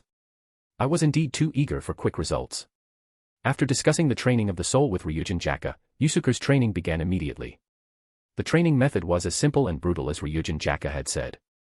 Yusuke and Ryūjin Jakka fought with swords in the mental space. Ryūjin Jakka, as the embodiment of a Zanpakuto, was not only very skilled in swordsmanship, but his powerful Ryatsu also put great pressure on Yusuke. At this stage, Yusuke was no match for Ryūjin Jakka. Whenever he was attacked by Ryūjin Jakka, Yusuke would feel a pain as if his spirit was being torn apart because he was a spiritual body. But according to Ryūjin Jakka, this was also part of the process of training soul power. The first training session didn't last very long. With Yusuke's current dojutsu power, he could only train for about 10 minutes in a fierce battle before his dojutsu power was depleted and he was forced to exit the inner vision state. After exiting the mental world, Yusuke immediately felt very tired. He needed to rest to recover his spiritual power and dojutsu power. This conversation with Ryūjin Jakka was very beneficial to Yusuke. It gave him some confidence to face opponents at the Six Paths level in the future. One day later, Yusuke was about to set off for Sunagakure. "Brother, have a safe trip. Be careful on the road, Yusuke." Outside his home, Uchiha Izumi and Izumi were seeing Yusuke off. This mission would take at least a month to go to Sunagakure and back. "Izumi, come here." Yusuke beckoned to Izumi. Izumi ran to Yusuke obediently, blinking her big eyes at him. Yusuke crouched down and smiled, "Brother won't be here, so I'll leave mom in your care." "Okay, brother. Don't worry. Izumi is a real ninja now." Izumi nodded firmly. Just then, Izumi saw 3 golden red, flame-like tomo flash in her brother's eyes. She blinked. When she looked again, her brother's eyes were the same as usual. There was no change. Maybe I was just seeing things, Izumi thought to herself. After saying goodbye to his family, Yusuke went to the agreed meeting point. When the 2 teams participating in the Chunin exams were all gathered, they set off for Sunagakure together. Initially, the places they passed through were lush with trees, mountains, and rivers. But the closer they got to Sunagakure, the hotter the temperature became. The trees became sparser, and the rivers almost disappeared. The group traveled for about 5 or 6 days. They passed through the land of rivers, which was sandwiched between the land of fire and the land of wind, and arrived at the edge of a vast desert. Although they were only on the edge, everyone could still feel the scorching heat waves coming from the desert ahead. As far as the eye could see, there was only monotonous yellow. There wasn't even a single tree, only rolling hills of yellow sand. The air ahead seemed to be distorted because of the high temperature. This should be the place, right? Yusuke unfolded a scroll and looked at it for a moment. He asked Shirayuki Hazuki, who was also a guiding jonin, standing beside him. Hazuki looked at the desert again and nodded, "Yes. Let's begin." Looking at the 6 genin, who were looking at each other in confusion, Yusuke said slowly, "The Chunin exams officially begin now. You 6 must cross this desert and reach Sunagakure within 3 days. If Hazuki-senpai and I don't see you in Sunagakure by this time 3 days from now, then you'll be eliminated." Hazuki's expression was serious, "Don't expect us to give you any help. This Chunin exam is up to you to complete. If you can't even pass the first round, then there's no point in participating in the later rounds. So, we'll see you in 3 days. As soon as he finished speaking, Yusuke formed a hand seal in front of his chest. He and Hazuki's bodies gradually transformed into crows flying towards the sky until they disappeared. This Sunagekure Chunin exam was divided into 3 stages. The first stage required the genin to cross the desert within a specified time and reach Sunagekure. For this stage of the exam, Sunagekure entrusted the judgment of qualification to the guiding jonin of each ninja village. For this exam, almost no village's guiding jonin would deliberately let their genin who didn't pass continue to participate in the second and third rounds. After all, the Chunin exam was also very cruel. The death rate, although not comparable to war, was not low. If they couldn't even pass the first stage of the exam, sending their genin to the later stages would just be adding more cannon fodder. We only have 3 days. Let's set off immediately. Anko said first, seeing that the guiding jonin had already left. But we're going to rush into the sea of sand. Won't we get lost? Moonlight Aoba said. As soon as he finished speaking, he coughed. Itachi put his hand over his forehead and looked at the position of the sun in the sky. He said slowly, it's noon now. We can rest for a while before setting off. Sunagekure is to our west. If we follow the direction of the sun in the afternoon, we won't be wrong. Hearing Itachi's analysis, everyone nodded in agreement. Anko, like a brother, hooked her arm around Itachi's shoulder and said, as expected of my teammate. You're really smart. When we come back and become Chunin, I'll treat you to mochi. I'll tell you, mochi must be paired with red bean soup to be delicious. Itachi was about to pull away Anko's arm, but when he heard that she was going to treat him to mochi, he silently stopped moving. The genin found a large tree on the edge of the desert and rested in the shade, eating lunch. They were all young children and quickly became friendly. Even the shy Kurenai Yuhi quickly integrated into the team, laughing and joking with everyone. During their conversation, Itachi keenly noticed that Mizuki seemed to be intentionally approaching him. This phenomenon immediately alerted him. Meanwhile, in the desert, Yusuke and Hazuki were running all out. As guiding jonin, they had to arrive at Sunagekure ahead of time. First, they needed to welcome their own genin, who had completed the first stage of the exam and arrived at Sunagekure. Second, they needed to register the candidates in Sunagekure in advance. How are they doing now? Hazuki asked Yusuke, who was beside him. Although Yusuke and Hazuki had arrived at Sunagekure first, they weren't ignoring the genin. At this time, Yusuke had sent out a fire-release clone, which was observing the genin from the sky from afar. Don't worry. I believe they won't be defeated by the first stage of the exam, Yusuke said with a smile. Hazuki nodded, yes. It seems like I'm getting old. I'm actually worried about those kids. By the way, Yusuke, are you sure you're going in the right direction? Hearing Hazuki's question, Yusuke looked at him strangely and said, I'm just following the direction you're going, Hazuki-senpai. The two of them stopped and looked at each other. After silently observing the direction, they changed course and continued towards Sunagekure.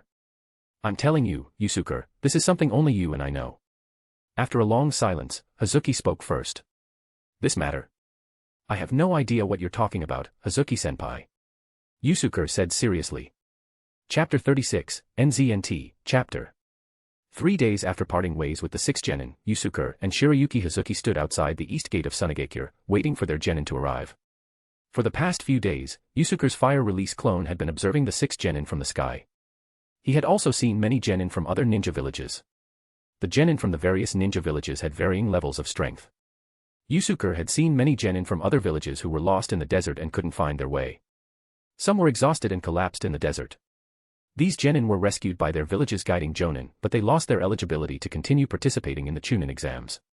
Compared to some of the smaller ninja villages, Konoha's 6 genin were in much better shape. Except for Kurenai Yuhi and Moonlight Aoba, whose stamina was insufficient and slowed down the team's progress, they were all able to reach Sunagekure within 3 days.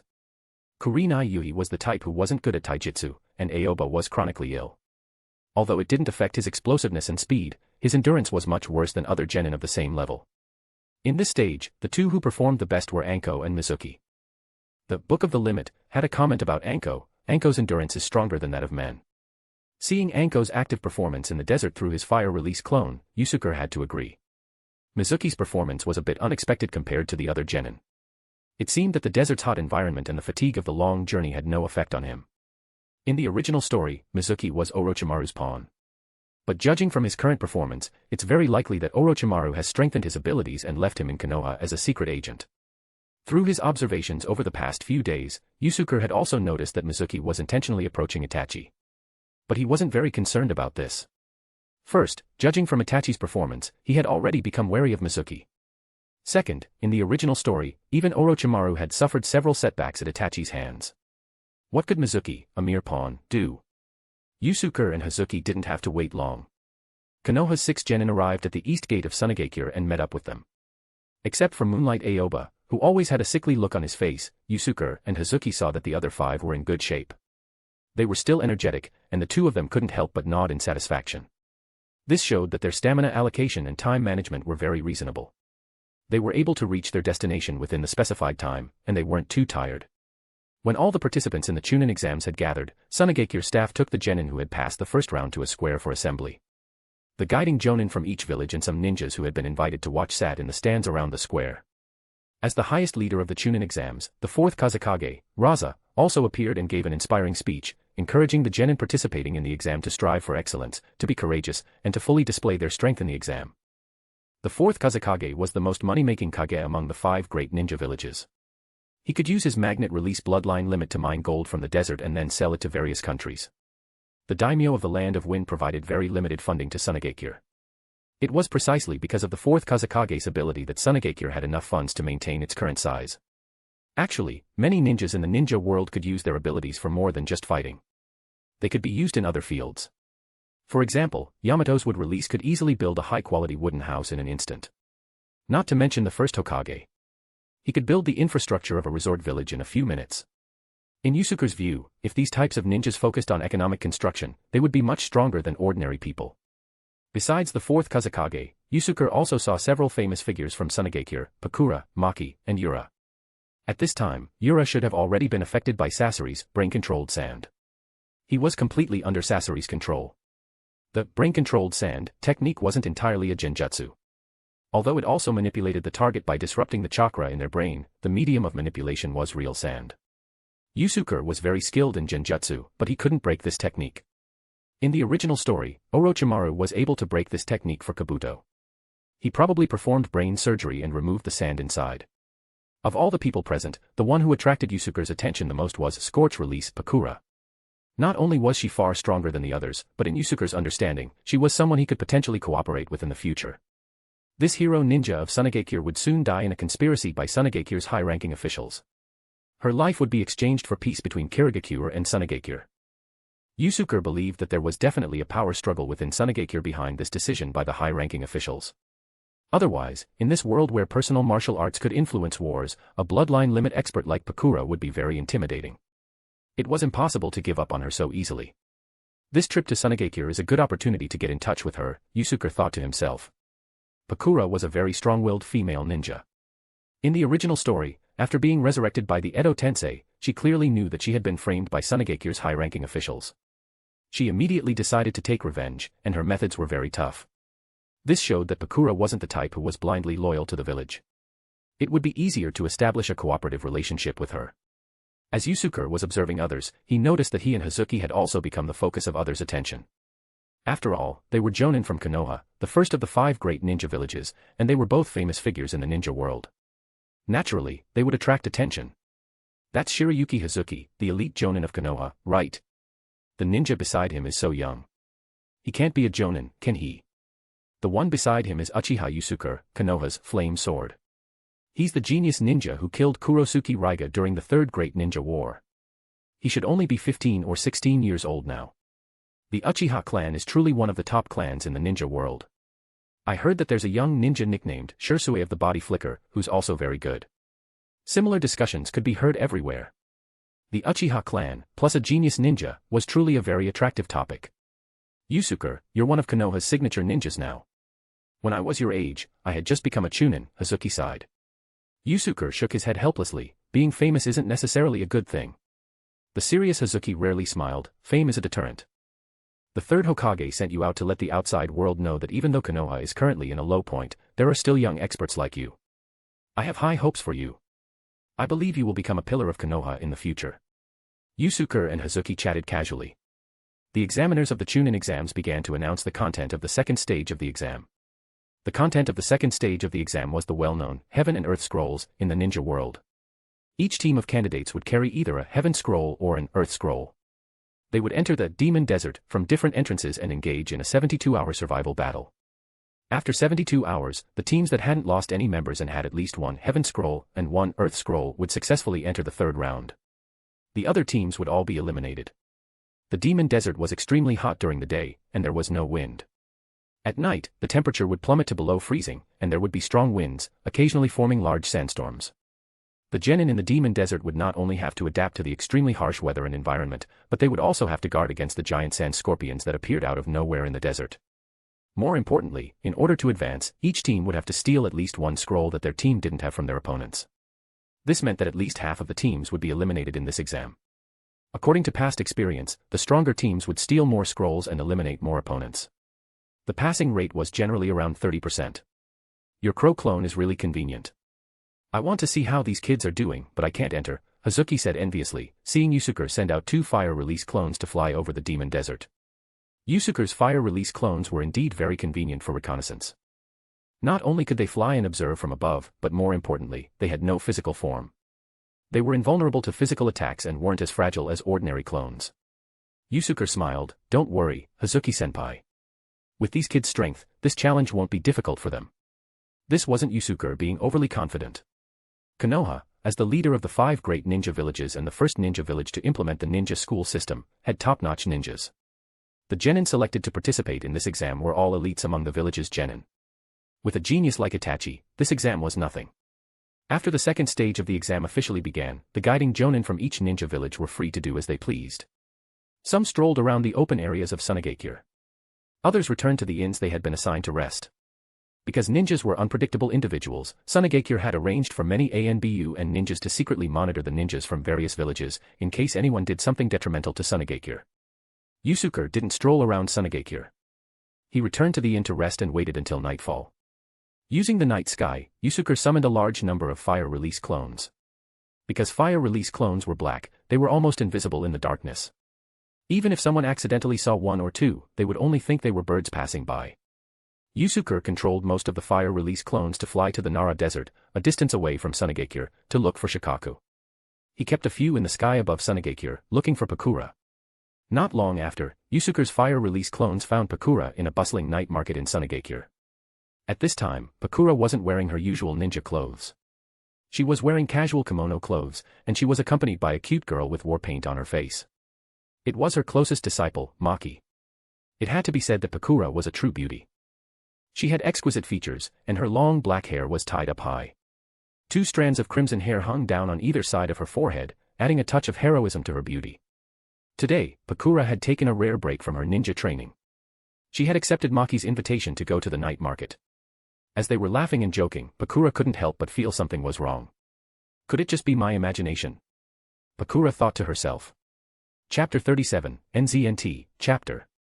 The bright night sky, the bustling streets with their dazzling lights, and the constant sound of vendors calling out, the entire night market seemed perfectly normal.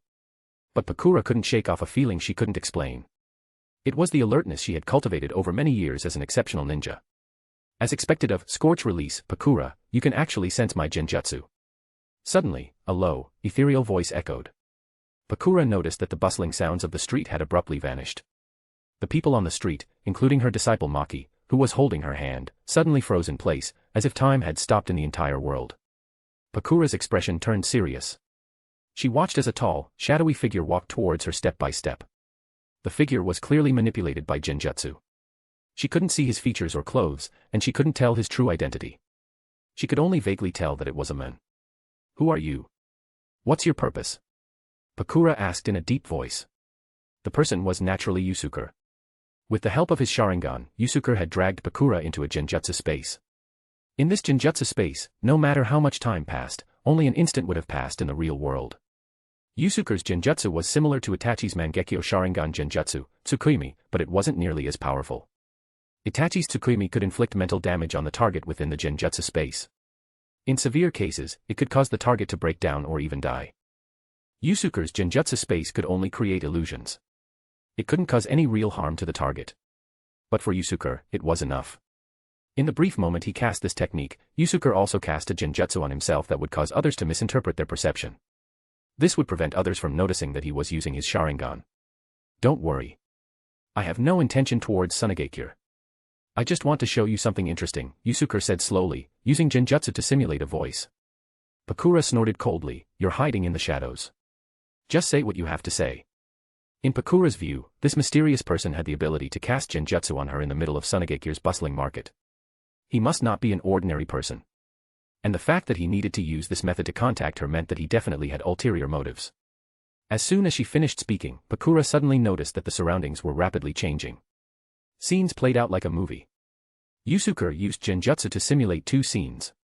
One was Pakura accepting a confidential mission from Sunagekire's high-ranking officials to secretly go to Kirigakure for peace talks. The other was Pakura arriving in Kirigakure's territory and being ambushed and killed. During the performance of the entire scene, some of the scenery and characters weren't clear, but Pakura understood what Yusuke was trying to convey. Her eyes narrowed slightly. Pakura thought about the various conflicts she had with the high-ranking officials recently, and her heart was filled with suspicion. She doubted the authenticity of these scenes and wondered how he had obtained this information. Although she was already three-quarters convinced, Pakura didn't show it on her face. Instead, she sneered, you're using this genjutsu to show me these things that don't exist to alienate me from the village. Yusuke laughed, time will tell if it's true or not. I believe time will prove everything. For Yusuke, he had already conveyed the information he wanted to Pakura. He didn't need to waste his breath explaining the authenticity of these things to her. When Pakura received the mission assigned by the village's high-ranking officials, she would naturally verify it herself. As Yusuke's words fell, the illusionary scene in front of Pakura slowly faded, and the bustling sounds of the night market returned to her ears. Teacher, why aren't you talking? Maki, who was holding Pakura's hand, kept calling out to her. Pakura came back to her senses. Her expression returned to normal, and she said with a smile, nothing. I just spaced out for a moment. By the way, Maki, how long did you call me before I came back to my senses? Maki laughed, I didn't expect teacher to space out sometimes. I just started calling you, teacher, and you immediately came back to your senses. Pakura nodded. But she was surprised by how powerful the mysterious person's genjutsu was. She had been in the illusion for almost 10 minutes, but in the real world, it had only been an instant. Huh, teacher, what's this in your hand? At this time, Maki noticed the small scroll in Pakura's hand and asked curiously. Pakura was startled. She realized that she had a scroll in her hand without knowing when. I was so careless.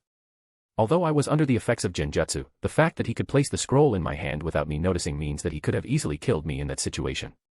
With countless doubts in her heart, Pakura put the scroll in her bosom, planning to check its contents when she was alone.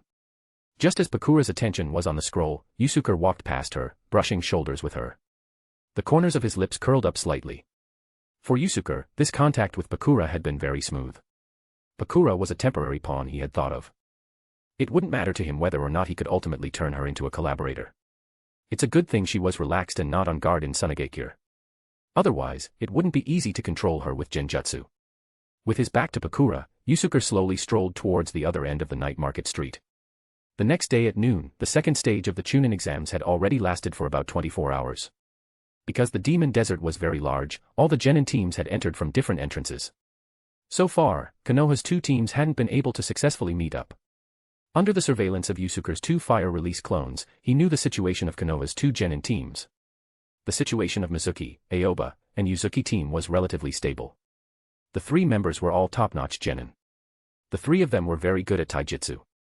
In the early stages of ninja training, many ninjas couldn't master ninjutsu and genjutsu proficiently.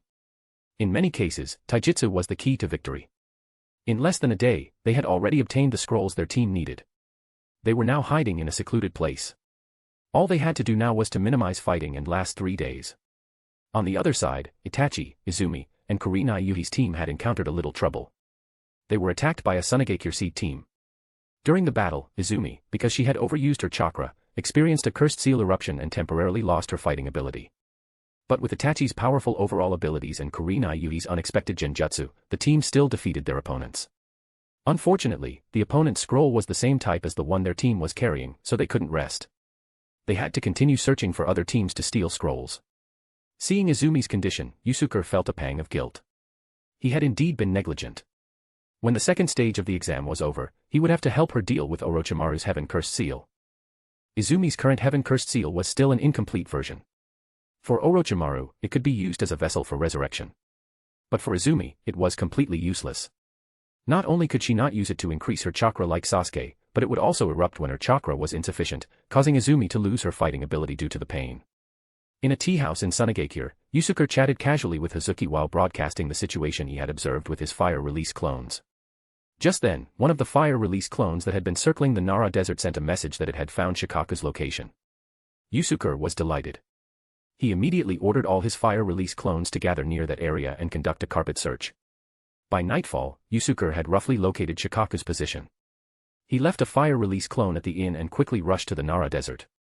After Yusuke arrived in the Nara desert, near the area where Shikaku was hiding, nearly 100 fire release clones circling in the sky all swooped down and flew back into his body. Looking at the endless sea of sand in front of him, although Yusuke knew that Shikaku was hiding beneath the sand nearby, he wasn't sure exactly where. It seems like I'll have to use some tricks to force Shikaku out from under the sand, Yusuke thought to himself. After thinking of a method, Yusuke quickly formed hand seals. As soon as he finished the hand seals, he pressed his right hand down on the sand beneath him. Flame release, 10 directions scorching earth. Circles of black inscription seals continuously spread outwards from the spot where Yusuke pressed his right hand on the sand. In the blink of an eye, the inscription seals covered an area of nearly 600 meters in radius. Under the influence of Yusuke's jutsu, the golden sand on the ground turned slightly red. A large amount of hot air rose from the sand. Yusuke had used his jutsu to heat the sand in this 600-meter radius area, causing the temperature beneath the sand to rise sharply. Because the range of this jutsu was so large, it consumed almost 70% of the chakra in Yusuke's body. But this wasn't a problem for Yusuke. After all, he had a 9-tailed fox release chakra battery inside his body, which wouldn't affect his fighting ability. Yaha! Suddenly, a very loud and piercing cry rang out. Yusuke was startled. Fortunately, the Nara desert was still a good distance from Sunagakure. Otherwise, this would have attracted Sunagakure's army. The yellow sand, which had turned slightly red from being heated, suddenly began to roll violently. A giant, very fat tanuki jumped out of the sand and roared again, "You're burning me." This tanuki was dozens of meters tall, smaller than the 9-tailed fox Yusuke had seen before. It was very round, and its body was the same color as yellow sand, covered in patterns. It had a tail behind it that was even longer and thicker than its body. Looking at the fat, giant tanuki that had popped out of the sand, Yusuke thought to himself, so this is Shikaku, the sand spirit. It sounds pretty cheerful from its cry. After Shikaku emerged from the sea of sand, it immediately locked its gaze on Yusuke. "Ah. Did you make it so hot under the sand?" Shikaku shouted first, then pointed at Yusuke with its giant arm and asked. But before Yusuke could answer, the hot-tempered Shikaku launched an attack. Wind release, Ryūjin. Shikaku patted its belly, opened its mouth, and a giant ball of wind element chakra shot directly towards Yusuke's location. Although the Ryūjin wasn't as powerful as the tailed beast ball, it was easy to condense and had a fast firing speed. For Shikaku, firing a Ryūjin was just a matter of patting its belly. Faced with this pure damage type area of effect jutsu, Yusuke directly transformed into a fire release clone to dodge. The Ryūjin, with its powerful impact, directly pierced through the intangible fire release clone, kicking up a cloud of dust on the sand. Chapter 38, NZNT, Chapter. Ha ha ha ha ha. You're a fool for challenging me. Die. Ha ha ha ha. Seeing that Yusuke hadn't dodged his attack, Shikaku, confident in the power of his Ryūjin, burst into a fit of laughter. Amidst the billowing yellow sand kicked up by the Ryūjin's powerful impact, Yusuke created 4 fire release clones, each holding a scroll, and charged towards the 4 directions surrounding Shikaku's location. The swirling sand gradually settled, and Shikaku realized that not only had his opponent not been defeated, but he had also created 4 more clones. It seemed like they were preparing to surround him. Yusuke's 4 fire release clones weren't meant to gang up on Shikaku. They were to prevent Shikaku from escaping. He was going to use them to cast a jutsu barrier. The 4 clones unfolded the scrolls in their hands and placed them on the sand. They quickly formed hand seals. After completing the hand seals, they pressed their right hands on the blank space in the center of the scrolls. Barrier, 4 red yang formation. As soon as the words left his mouth, red yang barrier walls extended from the scrolls where the 4 fire release clones were standing. The barrier walls extended from both sides of the 4 points, connecting to form a cubic barrier space that surrounded Yusuke and Shikaku. In the original story, Orochimaru had used this barrier jutsu, the 4 red yang formation, to trap the 3rd Hokage. The upgraded version of the 4 red yang formation, the 4 scarlet sun formation, could even trap the 10 tails. This showed that this series of barrier jutsu was very reliable. Actually, for Yusuke, besides the 4 red yang formation, there was another divine technique in Ryūjin Jakka to surround an enemy, Fire Annihilation City. But with Yusuke's current abilities, if he used a powerful technique like Fire Annihilation City, his own chakra and the 9-tailed fox's release chakra in the cursed seal would be almost completely drained. Even if he used this technique to trap Shikaku, Yusuke wouldn't have the strength to subdue and seal it, so he chose the 4 red yang formation, which didn't consume much chakra and was very effective. When Shikaku saw that he was trapped by Yusuke's barrier, he immediately recalled his miserable life as a tanuki sealed inside a jinchuriki. His emotions instantly went crazy. Aya! Shikaku roared a few times. A tailed beast ball, with power far exceeding the Ryūjin, slowly formed in his mouth. The tailed beast ball was a unique attack-type energy wave that tailed beasts condensed by combining yin and yang chakra in a 2:8 ratio. Yusuke's fire release clones couldn't be immune to this attack, which was mixed with yin release chakra. In this not-so-large barrier, the powerful tailed beast ball was almost impossible to dodge. Yusuke could only try to defend with jutsu. Yusuke retreated to the corner of the barrier. He quickly formed hand seals. Flame release, single red yang formation. Yusuke created a red yang barrier in front of him, forming a closed space with the red yang barriers on both sides behind him, protecting himself inside. Die. The tailed beast ball was fully formed and shot out of Shikaku's mouth. But Shikaku didn't aim the tailed beast ball at Yusuke. Instead, he bombarded the barrier wall of the 4 red yang formation, attempting to break it first. When the tailed beast ball hit the barrier wall of the 4 red yang formation, a violent shock wave spread throughout the barrier. However, because the 4 red yang formation barrier was very stable, the tailed beast ball that Shikaku had shot out wasn't powerful enough to break it. This caused the shock wave from the tailed beast ball's explosion inside the barrier to be unable to spread outwards horizontally. It could only release energy vertically. Nearly 100-meter-tall dust cloud instantly rose inside the barrier. The ground inside the barrier was also deeply indented compared to the ground outside. The tailed beast ball is truly a powerful weapon. Its power is truly extraordinary. Yusuke thought to himself, secretly admiring the destructive effect of Shikaku's tailed beast ball. At this time, Yusuke also felt the ground shake. If he hadn't used the red yang barrier to seal himself off, with his normal ninja physique, he would definitely have been shattered by this powerful shock wave. After the shock wave from the tailed beast ball ended, Yusuke cancelled the single red yang formation that was protecting him. At the same time, he released Ryūjin Jakka and slowly walked towards Shikaku's location. The dust cloud slowly dissipated. Shikaku discovered that his tailed beast ball not only hadn't broken through the red yang barrier, but his opponent was also completely unscathed.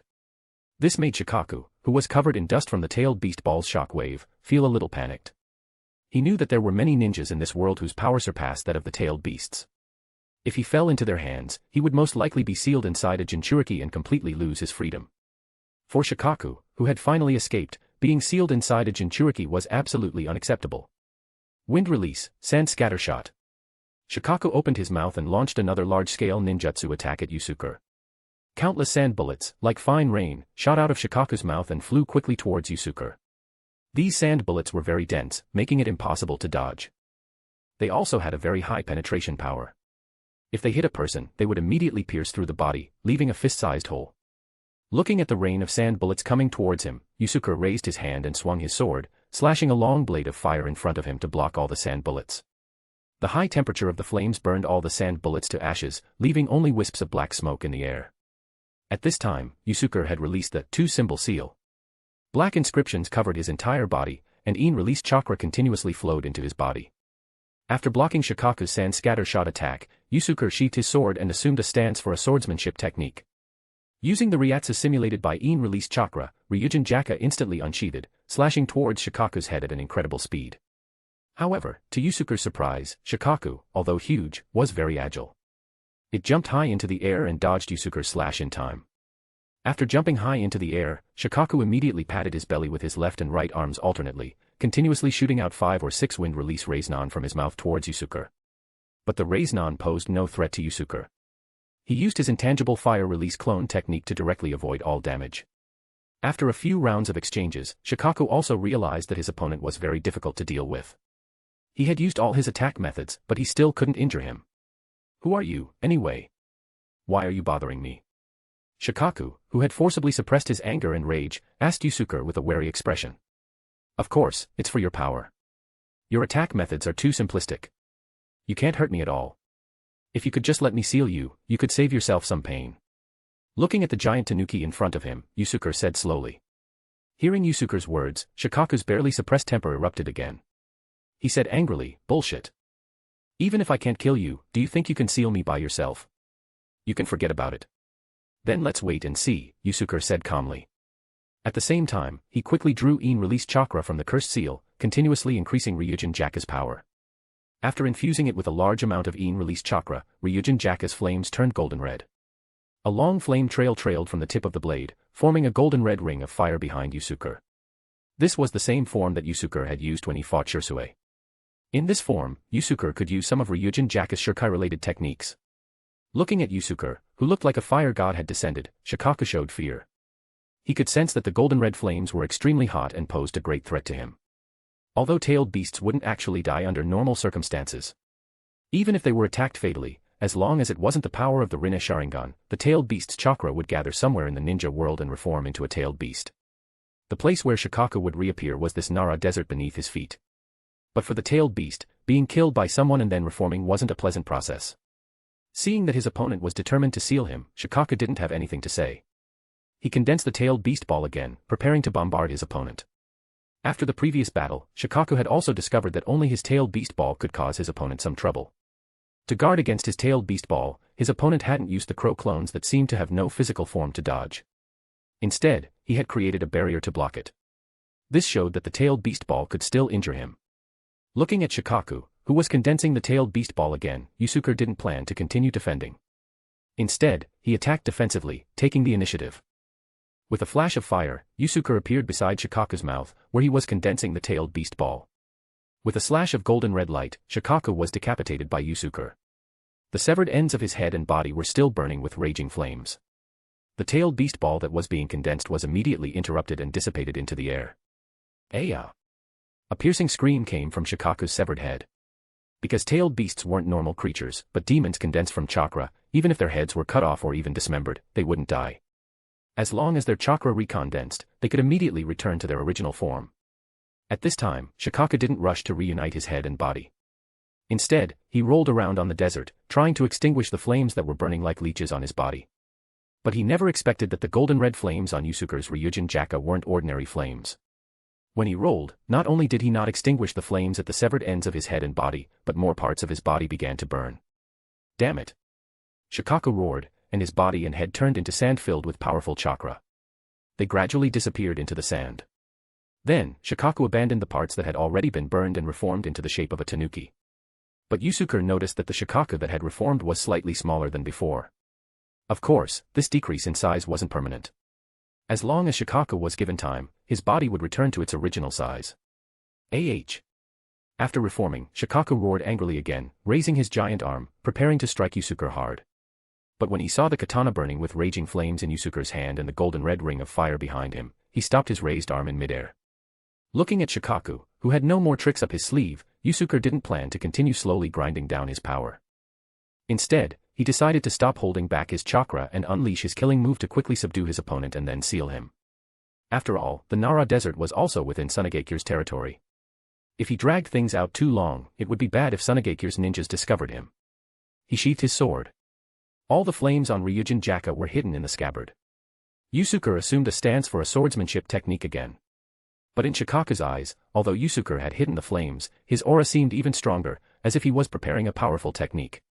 At this moment, as Yusuke and Shikaku faced each other, neither of them noticed that a pair of cold eyes were watching them from beneath the sand within the barrier.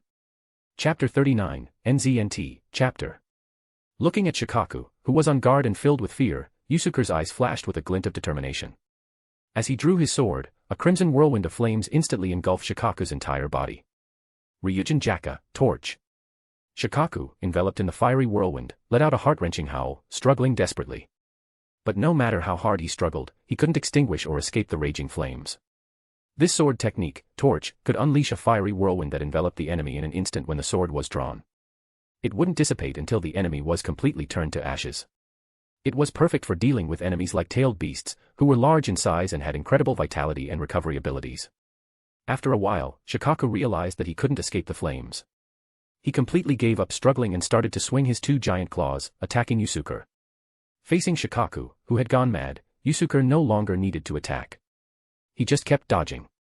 As the flames burned longer and longer, Shikaku became weaker and weaker, and his attack frequency decreased. With a loud bang, Shikaku's massive body finally collapsed onto the sand. With his vitality and chakra almost completely depleted, Shikaku was now on the verge of death. After absorbing the flames that were still burning on Shikaku's body with Ryūjin Jakka, Yusuke took out the scroll for sealing and prepared to begin the four-symbol seal ritual. Yusuke-kun, I wonder if you would mind giving me Shikaku. Suddenly, a hoarse, low voice rang out in Yusuke's ear. At the same time, a pale figure with a pair of snake eyes appeared behind Yusuke. It was none other than Orochimaru, who had defected from Konoha. Before Orochimaru finished speaking, 8 ferocious venomous snakes suddenly slithered out from behind his body and lunged viciously at Yusuke, who was facing away from him. Hearing this familiar voice, Yusuke was startled. At this moment, he had already sheathed Ryūjin Jakka. It was too late to either counterattack or dodge. He felt a sharp pain in his limbs and shoulders. 8 venomous snakes had bitten him tightly. But just as Orochimaru thought he had controlled Yusuke, a large amount of flame suddenly erupted from the wounds where Yusuke had been bitten. Not only did it completely vaporize the snake's venom, but it also spread rapidly along the snakes, towards Orochimaru's body. Seeing this, Orochimaru immediately cut off the venomous snakes that had slithered out from behind him to prevent himself from being burned. Yusuke seized this opportunity to quickly break free. After creating some distance between himself and Orochimaru, Yusuke turned around and stood still. He narrowed his eyes and looked at Orochimaru with a gaze full of killing intent. Although Yusuke appeared calm on the surface, he was already secretly thinking of a counter-strategy. Yusuke knew very well that he didn't have enough chakra to continue fighting a Kage-level expert, especially Orochimaru, who was very good at playing it safe and being cunning. Although his Ryūjin Jakka had great destructive power, it also consumed a lot of chakra. If he were at his peak, he wouldn't be afraid of Orochimaru. But in this situation, if Orochimaru used a war of attrition to fight him, he would have no choice but to run away. But that would be a pity. He had just worked so hard to subdue Shikaku. It would be a shame to let Orochimaru get away with it. Orochimaru-sama, we're old friends. It seems a bit unsportsmanlike of you to attack like that, Yusuke said calmly, adjusting his clothes, which had been torn by Orochimaru's venomous snakes. At this time, the wounds where Yusuke had been bitten by the venomous snakes were no longer a problem. Yusuke could completely control the flames to sterilize the wounds with high temperatures and coagulate the blood. Of course, Yusuke could only use this treatment method on himself. Seeing that Yusuke was very calm and he couldn't see through his true strength, Orochimaru couldn't help but sigh inwardly. This guy really wasn't easy to deal with. Sticking out his snake-like tongue and licking his lips, Orochimaru laughed, there's no way. I'm not like you. I can't cast the 4 red yang formation by myself. Although defeating Shikaku wasn't difficult, I wasn't sure I could catch him. So, I had to ask you to help. Also, Yusuke-kun, now that I've left the village, you don't have to call me Sama anymore.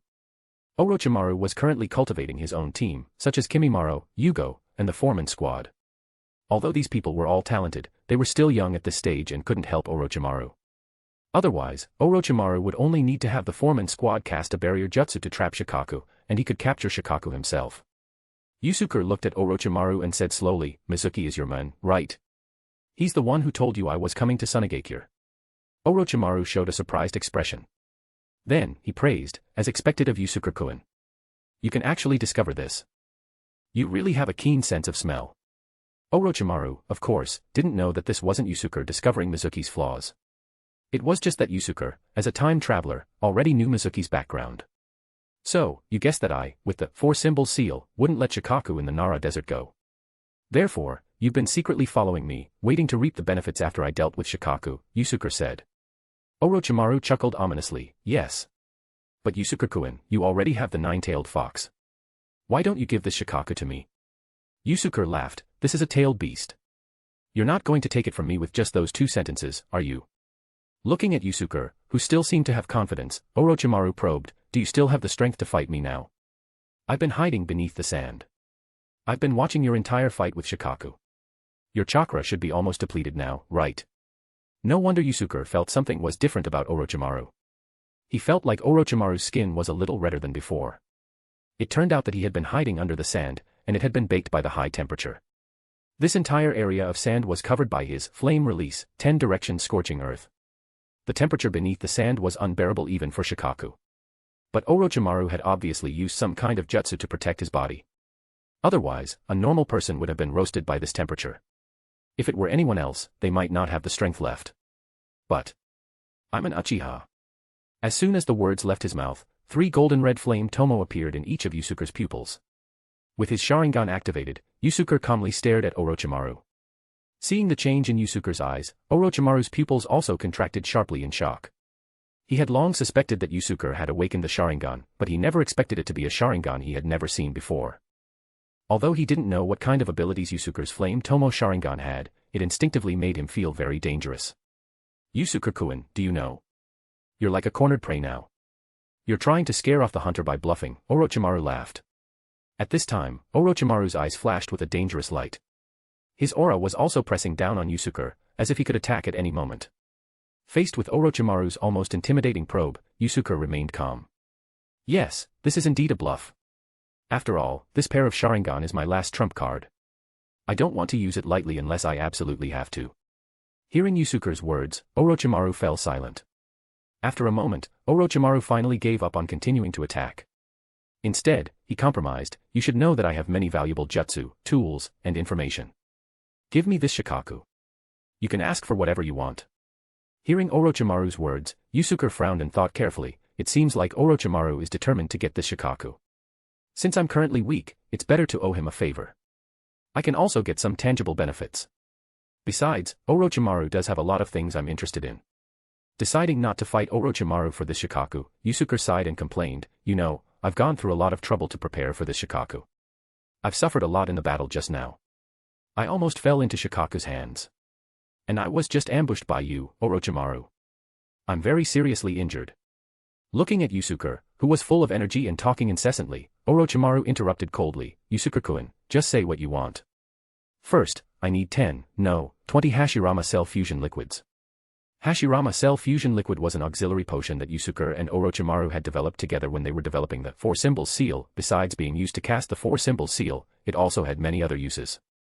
Although Yusuke also knew how to make it, he lacked the materials. He could ask Orochimaru for some to keep in reserve. No problem, Orochimaru nodded. Although Hashirama Cell Fusion Liquid was precious, Orochimaru could make it himself, so it wasn't a big deal for him. Second, I need to know the exact location of Danzo's Root Organization laboratory. For Yusuke, Danzo and the Root Organization were a target he would eventually have to eliminate. They had an irreconcilable conflict with the Uchiha clan.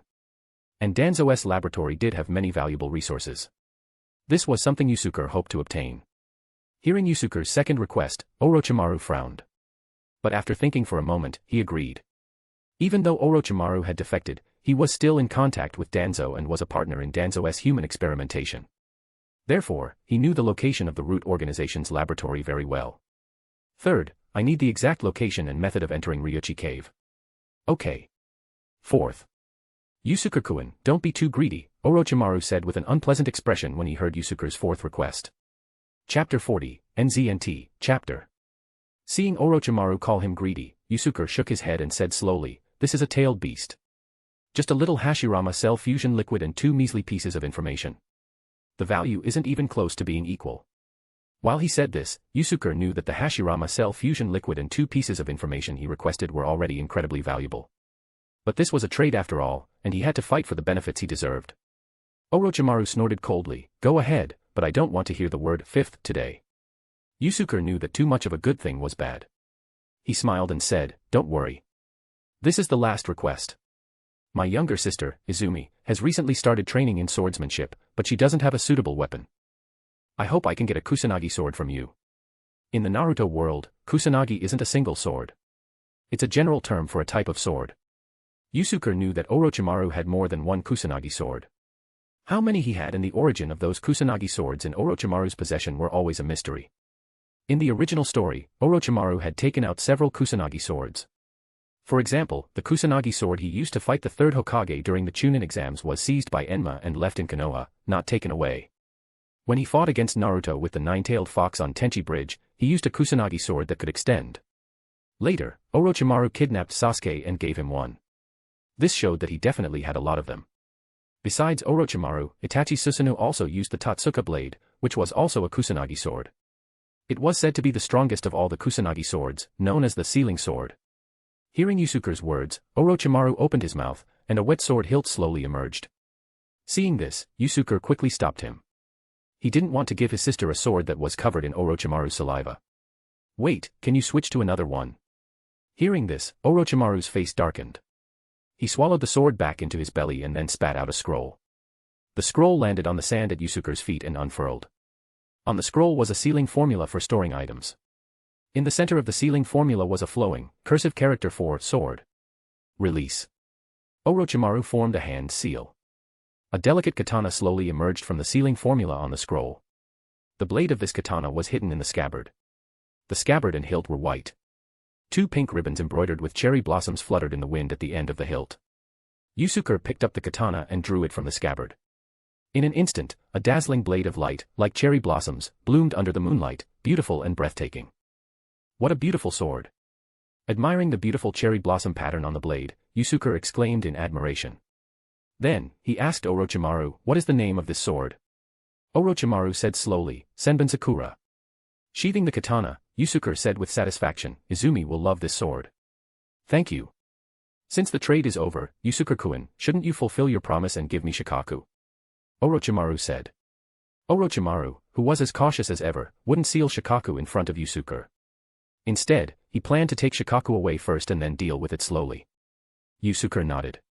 He formed a hand seal with his right hand, and the 4 fire release clones that maintained the 4 purple flame formation all vanished into a flash of fire, and the 4 purple flame formation instantly disappeared. At the same time, a white python, nearly 120 meters long, slithered out from behind Orochimaru. The python wrapped itself around the dying Shikaku, tightly controlling him. Yusuke could tell that this white python had strong sealing power. Shikaku, entangled by this python, could no longer escape. "Then, Yusuke-kun, until we meet again." Orochimaru, having obtained Shikaku, didn't linger any longer. After saying goodbye to Yusuke, his body slowly sank into the sand. Shikaku, entangled by the white python, sank into the sand with him. Looking at Orochimaru, who was gradually sinking into the sand, Yusuke said slowly, "Until we meet again, Orochimaru. Also, your current fashion sense really isn't good. You should consider changing your clothes." At this time, Orochimaru had changed into the kind of clothes that had a thick rope tied around his waist and a bow tied behind it. In Yusuke's view, this outfit was truly strange. Hearing Yusuke's words, Orochimaru's face, which had been slightly cheerful because he had captured Shikaku, instantly froze. He didn't recover until he completely sank into the sand. Yusuke put the Kusanagi sword, Senbon Sakura, into his storage scroll and immediately returned to the inn. Although he hadn't been able to obtain Shikaku's release chakra this time, he still had a good harvest. He had obtained many useful items and information from Orochimaru. But Orochimaru's performance had also given Yusuke a great deal of worry. Orochimaru was already much stronger than he was in the original story. Coupled with the 4 symbol seals and the power he had gained after sealing Shikaku, he was even more formidable. If they ever faced each other again, it would be a huge headache for Yusuke. 2 days after Yusuke's trade with Orochimaru, the second stage of the Chunin exams ended. The passing rate was similar to that of previous exams. Only about 30% of the genin teams passed the second stage. And among the eliminated teams, some genin had died directly in the demon desert. It had to be said that the world of ninjas was truly cruel. Only 9 teams remained that hadn't been eliminated. Both of Konoha's participating teams had successfully passed the second stage of the exam. The examiners announced that the genin would have a day of rest before the third stage of the Chunin exams. The third stage was also the final stage of the Chunin exams. It focused on testing the genin's individual combat abilities. The examiners would use electronic devices to randomly select genin participating in the exam and have them fight each other in pairs. The winner of each round would advance to the next round, and the loser would be eliminated. The Chunin exams would officially end when the final winner was decided. Tsunagekyu's exam team would then use the results of the 3 rounds to come up with promotion recommendations for all the genin who participated in the exam. They would then formally submit these recommendations to the ninja villages that the genin belonged to. The reason they only provided recommendations was that whether or not a genin from each village was promoted to Chunin wasn't decided by the exam organizers. It was ultimately decided by each ninja village. After all, the joint Chunin exams were more about politics than practicality. It wasn't just for selecting Chunin. In the inn where the Konoha delegation was staying, Anko was enduring the pain of her heaven-cursed seal erupting in her shoulder. Looking at Anko, who was sweating profusely, everyone was very worried about her condition, but they also admired her perseverance. Not long after the second stage of the exam began, Anko's heaven-cursed seal erupted. Although everyone couldn't experience Anko's feelings, seeing her appearance, they knew that the pain must have been unbearable for a normal person. During this time, Itachi and Kurenai Yuhi had repeatedly suggested that they abandon the exam and first find a way to deal with Anko's cursed seal, but Anko refused. Under these circumstances, Anko had endured for 3 days. Even Itachi was somewhat in awe of this carefree senior. Is this the cursed seal that Orochimaru left behind? To be honest, I really don't have a way to solve it, Hazuki frowned, looking at the red glow around Anko's shoulder. Although she was very reluctant, Anko still forced a smile and said, "It's okay. Even if I withdraw now, it won't affect Itachi and Hana-chan's participation in the third round of the exam. Yusuke gently patted her head and smiled, don't worry. I want you to shine in the third round of the exam. After all, it's my fault. If I had noticed your cursed seal from the beginning, you wouldn't have had to endure these 3 days. Hearing Yusuke's words, the genin all looked at Yusuke. There was surprise, anticipation, and even more admiration. From Yusuke's words, they could tell that he had a way to deal with this cursed seal. In the eyes of the genin, Yusuke, a senior who wasn't much older than them, was already incredibly strong. They never expected that he was also proficient in sealing jutsu and could solve a cursed seal that even the veteran elite jonin, Hazuki, was helpless against. Yusuke, are you really sure? This is a cursed seal that Orochimaru placed. It's probably not that simple, Hazuki asked Yusuke. He was very confident in Yusuke's strength, but if he said that he could even deal with a cursed seal placed by one of the Sannin, Orochimaru, he was still skeptical. Yusuke nodded, it's no problem to temporarily suppress it, but I'll have to think of a way to solve it completely. Actually, Yusuke already had a way to remove the cursed seal of heaven from Anko's body, but doing so would expose many of his abilities. Therefore, he had to wait for the right opportunity to help Anko completely solve this problem. Having said that, Yusuke didn't waste any more time. He began to seal it immediately. Anko was already in a lot of pain. Every second she delayed was torture for her. After setting up the sealing formation, Yusuke began to form hand seals. The hand seals that Yusuke formed with both hands were very complex. They were the same seals that Kakashi had used to help Sasuke seal the cursed seal of heaven in the original story. Evil sealing method. After completing the hand seals, several inscription seals emitting powerful chakra appeared on Yusuke's right fingertips. As Yusuke pressed his finger, which was bearing the inscription seals, on the cursed seal of heaven on Anko's shoulder, a circle of sealing formulas slowly appeared around the cursed seal of heaven. The dark red glow on the cursed seal of heaven gradually faded until it completely disappeared. The cursed seal of heaven turned black again. Because Yusuke's mastery of sealing jutsu far surpassed Kakashi's, the process of casting the evil sealing method was much simpler than Kakashi's, but the effect was even better. It worked. Kurenai Yuhi, who was standing beside them, saw that the cursed seal had clearly subsided. She hugged Anko happily. She had become very good friends with Anko over these past few days. Seeing that Anko's cursed seal problem was solved, she was relieved. Besides Kurenai Yuhi, everyone else present also showed joyful expressions. Thank you. Anko looked at Yusuke with a mixture of gratitude and embarrassment. Yusuke waved his hand and smiled, you're my subordinate now.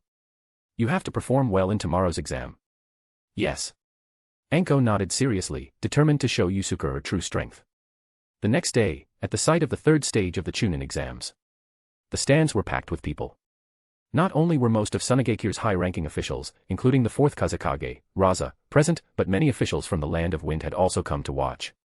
As Konoha's representatives, Yusuke and Hazuki sat in the guest seats not far from the 4th Kazekage, enjoying a good view of the competition. After the presiding examiner announced a series of rules, the electronic screen above the square began to automatically select the genin for the first match. Everyone focused on the constantly flashing avatars on the screen, guessing who the randomly selected opponents would be. The first match, Enko Mitarashi of Konoha Village vs Uchiha Itachi of Konoha Village, the examiner announced, looking at the information of the two genin who would be fighting on the screen. Anko, who was full of energy and ready to shine after her cursed seal problem was solved, was taken aback. Then, she couldn't help but curse. What the hell? Chapter 41, NZNT, Chapter. Seeing that her first opponent was actually Itachi, Anko was extremely depressed. Her expression instantly changed from eager anticipation to utter despair. She had originally wanted to perform well in the third stage of the exam and show Yusuke her excellent side, but now she had completely lost her chance. As expected, not long after they engaged in battle, Anko was defeated by Itachi. This made Anko, who wanted to show off her skills, very frustrated. It was only because Itachi had given Anko, his senior, some face and pretended to delay the fight that it didn't end faster. Seeing Anko, who was dejectedly leaving the competition, Yusuke could only sigh inwardly at her bad luck. In this Chunin exam, besides Konoha, Yusuke hadn't found anyone particularly outstanding. Although Itachi was young, he was already the strongest among them. Yusuke didn't think there was any foul play involved in Itachi and Anko facing each other in the first round. Tsunagekyou, one of the 5 great ninja villages, wouldn't stoop to using such tactics in a Chunin exam. Besides, the results of the Chunin exams weren't solely based on victory or defeat to determine whether a genin was suitable for promotion to Chunin. It was necessary to consider their overall performance. For example, Shikamaru in the Konoha Chunin exams in the original story, although he lost to Temari in the duel, was the only one of the Konoha 11 who was promoted to Chunin. In the subsequent matches, Konoha's genin all performed exceptionally well. Itachi, who was only 7 years old, was the focus of everyone's attention throughout the entire exam. Itachi's battle IQ was extremely high. He could always easily find his opponent's weaknesses during a fight. He was also very skilled in ninjutsu, genjutsu, and taijutsu. He could deliver effective blows to his opponents in a very targeted way. He defeated his opponents with minimal effort, which also greatly compensated for his lack of chakra. The fourth Kazekage looked at Itachi, who had defeated his last opponent and won the final victory, with deep eyes. He subconsciously turned his head to look at the young Yusuke, who was not far away. He couldn't help but sigh. As expected of Konoha village. It's truly full of talented people. As one of the 5 great ninja villages, our Sunagakure is far inferior to Konoha. Raza's gaze was immediately noticed by Yusuke, who had powerful spiritual power.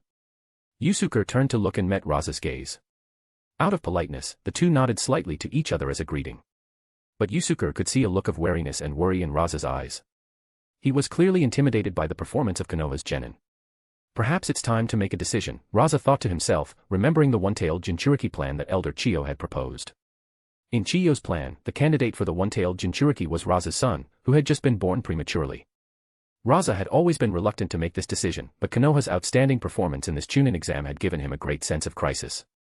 Although the Land of Fire was an ally of the Land of Wind, there were no eternal friends in politics, only eternal interests. When Sunagakure's power was no longer enough to stand on equal footing with Konoha, the Land of Wind would only become a vassal of the Land of Fire. In Raza's view, the daimyo of the Land of Wind was truly short-sighted. He had been reducing Sunagakure's funding year after year. It was simply digging his own grave. If he hadn't been able to use magnet release to obtain sand gold and sell it to supplement the village's funds, Sunagakure would only have to continue shrinking until it eventually became a second-rate ninja village. Gaara, forgive me.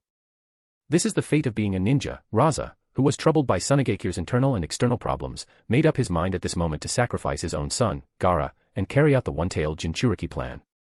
On the other side, Hazuki was also amazed by Itachi's performance. He thought that with the talent Itachi had displayed, he would soon become an outstanding ninja who wouldn't be inferior to Yusuke. He was also very envious that Yusuke had a disciple like Itachi. After the Chunin exams ended, Konoha's delegation didn't linger in Sunagakure. Yusuke and Hazuki directly took the 6 genin back to Konoha village and handed the sealed letter containing Sunagakure's evaluation and promotion recommendations for Konoha's 6 genin to the 3rd Hokage. Combining Sunagakure's promotion recommendations, the 3rd Hokage ultimately decided to promote all 6 genin to Chunin. Among the 6 genin, Enko hadn't had many opportunities to perform. Sunagakure's promotion recommendations didn't give her a very high evaluation. But based on the recommendations of the guiding jonin, Yusuke and Hazuki, who believed that Enko's strength, endurance, and her ability to not hold back her teammates in missions all met the requirements of a Chunin, the 3rd Hokage also agreed to her promotion to Chunin. The 6 genin were very happy to learn that they had all been successfully promoted. They made plans to celebrate together that night. Participating in the Sunagakure Chunin exams together had also forged a good friendship between them.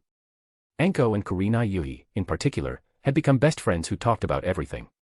After leaving the Hokage Tower, Yusuke returned home and found that Izumi and Kabuto weren't there. He learned from his mother, Uchiha Izumi, that they were training at the training ground. Knowing that they hadn't slacked off in their training while he was away, Yusuke was very satisfied. He arrived at the training ground that he and his disciples used exclusively. From afar, Yusuke saw Izumi and Kabuto sparring. Because Izumi had been diligently practicing Uchiha-style swordsmanship, she was now better than Kabuto at taijutsu. But Kabuto had an overwhelming advantage in ninjutsu. His endless stream of jutsu kept Izumi on the defensive. In the end, Kabuto was still the better of the two. He used an earth-release jutsu to trap Izumi, who was running out of stamina. Not bad. It seems like you haven't been slacking off. Yusuke walked over, rescuing Izumi from Kabuto's earth-release jutsu. Brother.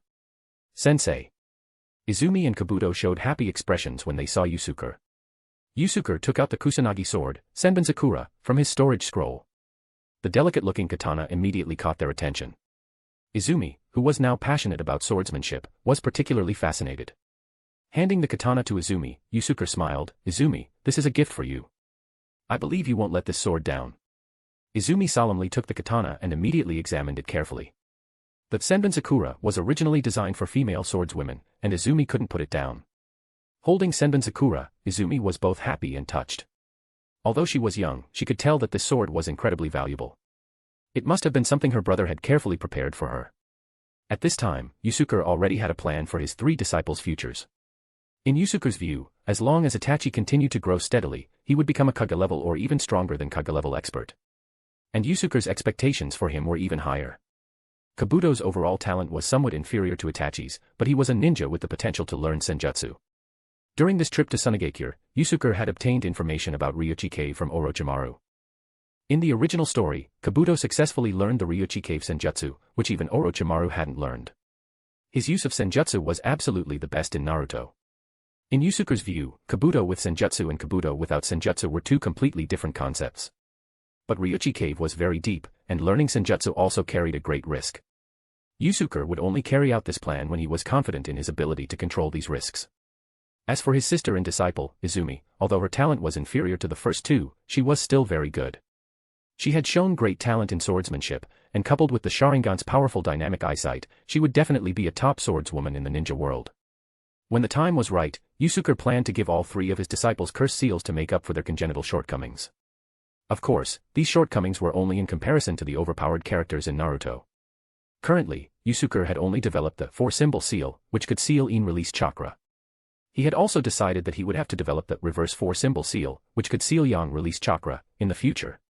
He already had a few choices in mind for the materials to make up the reverse 4-symbol seal. Itachi was proficient in genjutsu, and Yusuke planned to use the 4-symbol seal on him, using in-release chakra to strengthen his mental power. As for Kabuto and Izumi, Yusuke planned to use the reverse 4-symbol seal on them, using yang-release chakra to strengthen their vitality.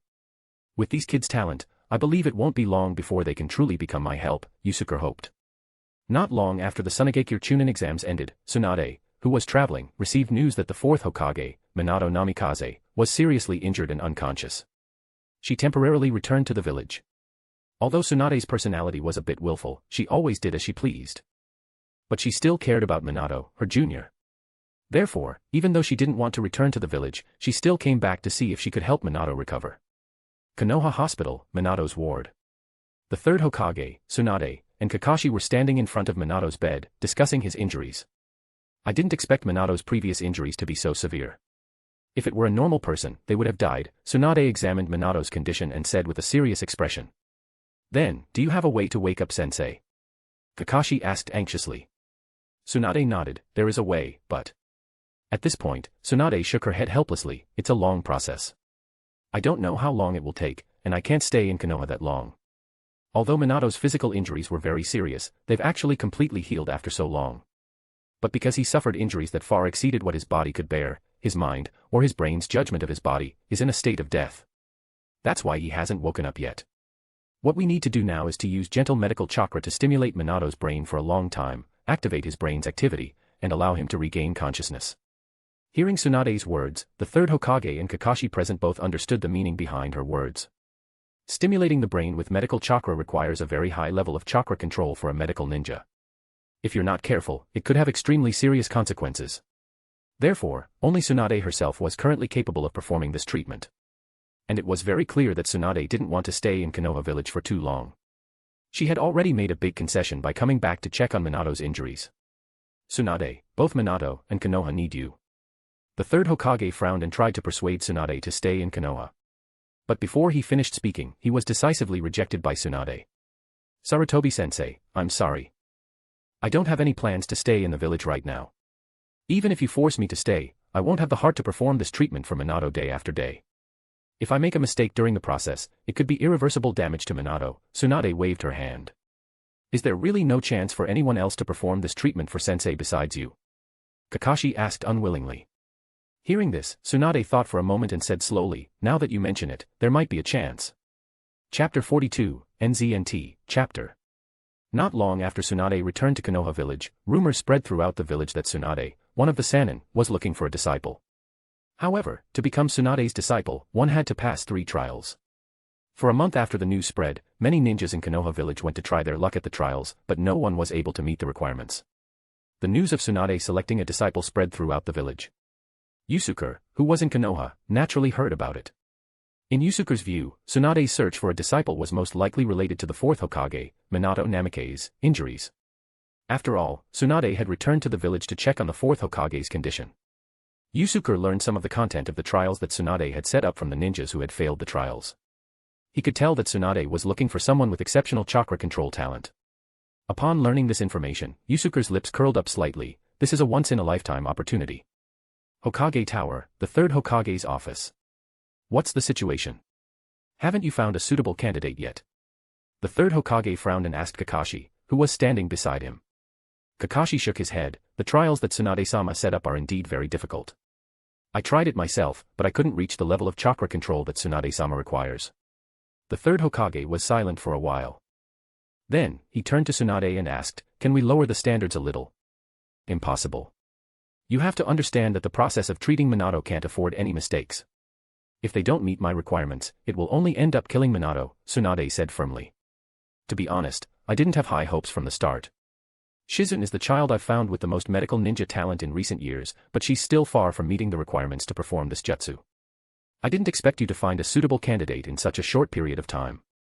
Kakashi, who cared about his teacher, took 2 steps forward. He knelt down in front of Tsunade, bowing his body all the way to the ground, and begged, Tsunade-sama, only you can save Sensei now. If there's no suitable candidate, please stay in Konoha and treat Sensei. For Kakashi, he had lost too many family members and friends. He couldn't bear to watch his teacher lying in bed like a vegetable. Tsunade sighed. But she had always done as she pleased. She wouldn't give up on her own ideas just because of Kakashi's plea.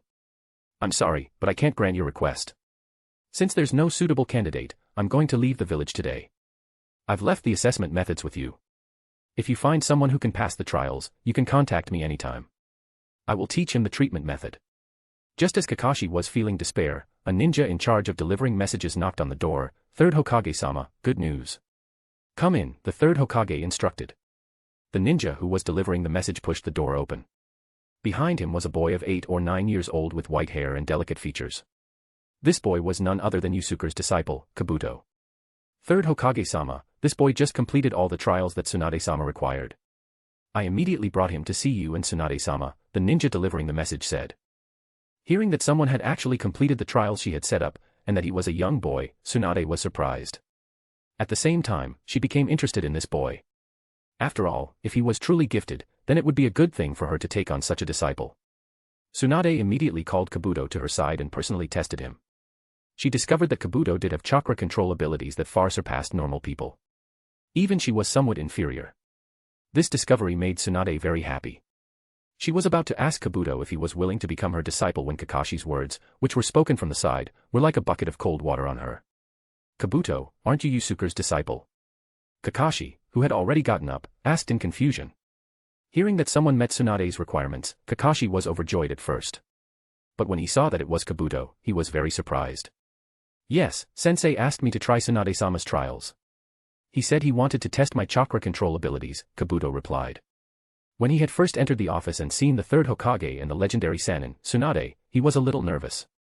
But he quickly adjusted his emotions, becoming neither humble nor arrogant. Is this beautiful elder sister the legendary Sannin?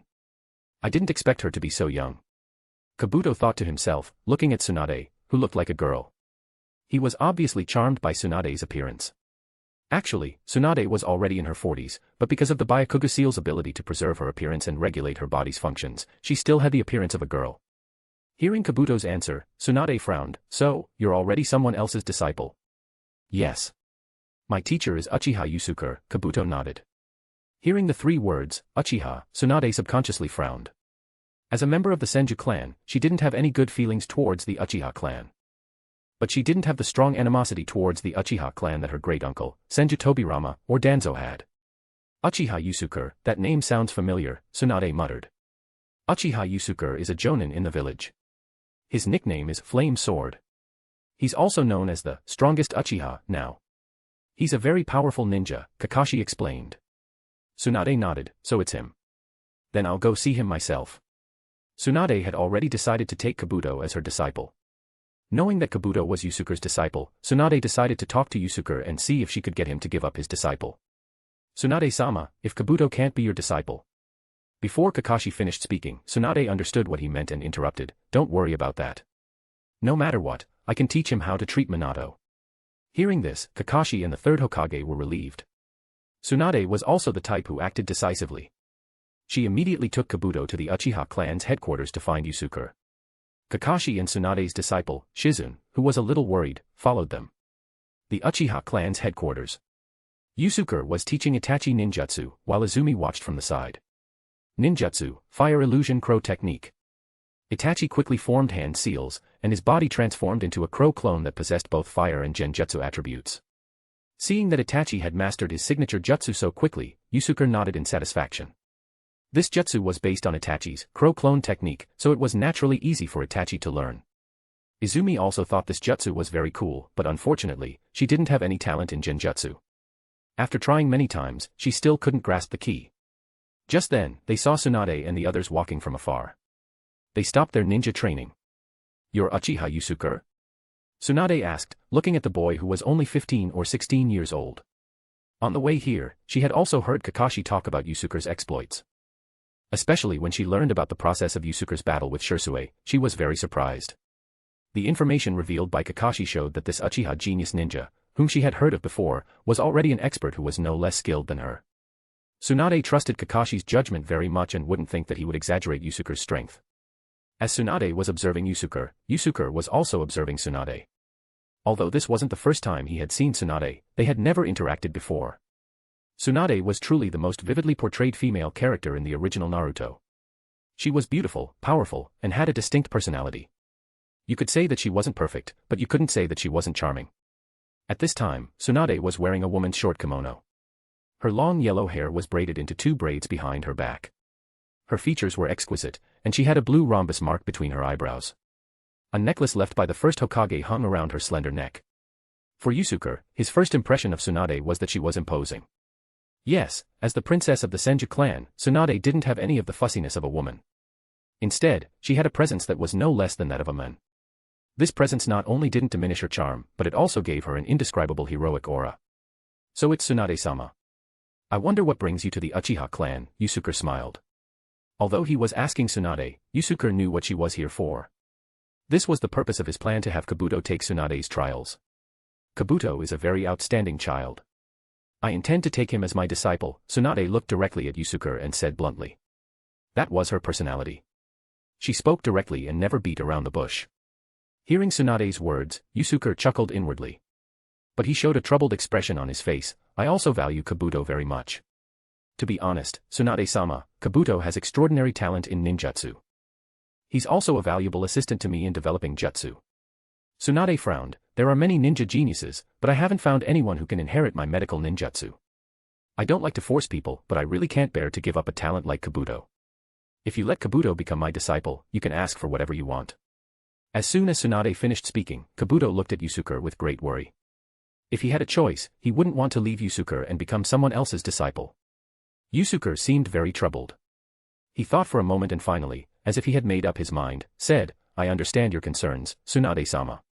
But from my perspective, I don't want to lose an outstanding disciple like Kabuto. Why don't we make a bet and leave the outcome to fate? If I lose, Kabuto will be your disciple, Tsunade-sama. But if Tsunade-sama loses, I have a small request that I hope Tsunade-sama will grant." Chapter 43, NZNT, Chapter. Hearing Yusuke's proposal for a bet, Tsunade subconsciously prepared to agree. However, Shizune, who was beside her, quickly grabbed her arm.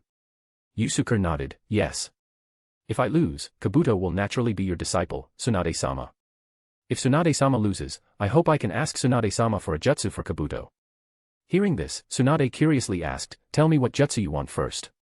Yusuke smiled, "Summoning technique.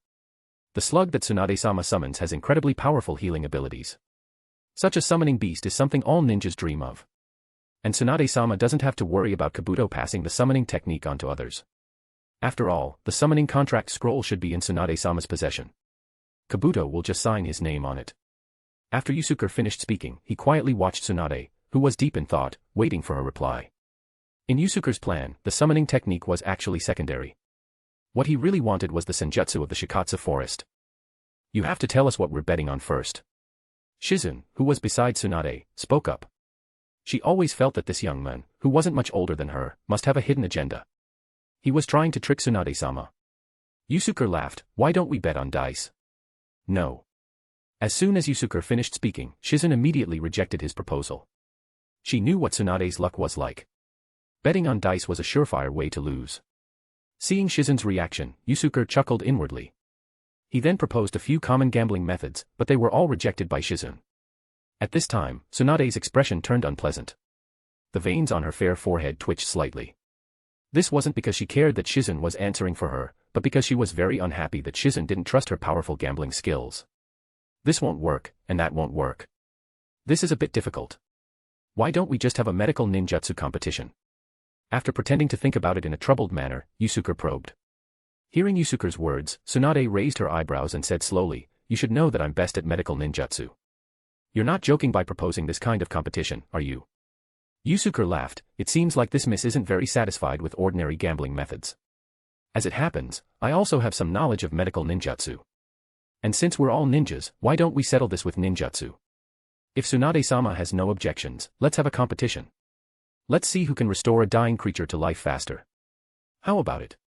Hearing Yusuke propose a medical ninjutsu competition, Shizun couldn't think of a reason to refuse. After all, this was Tsunade's forte.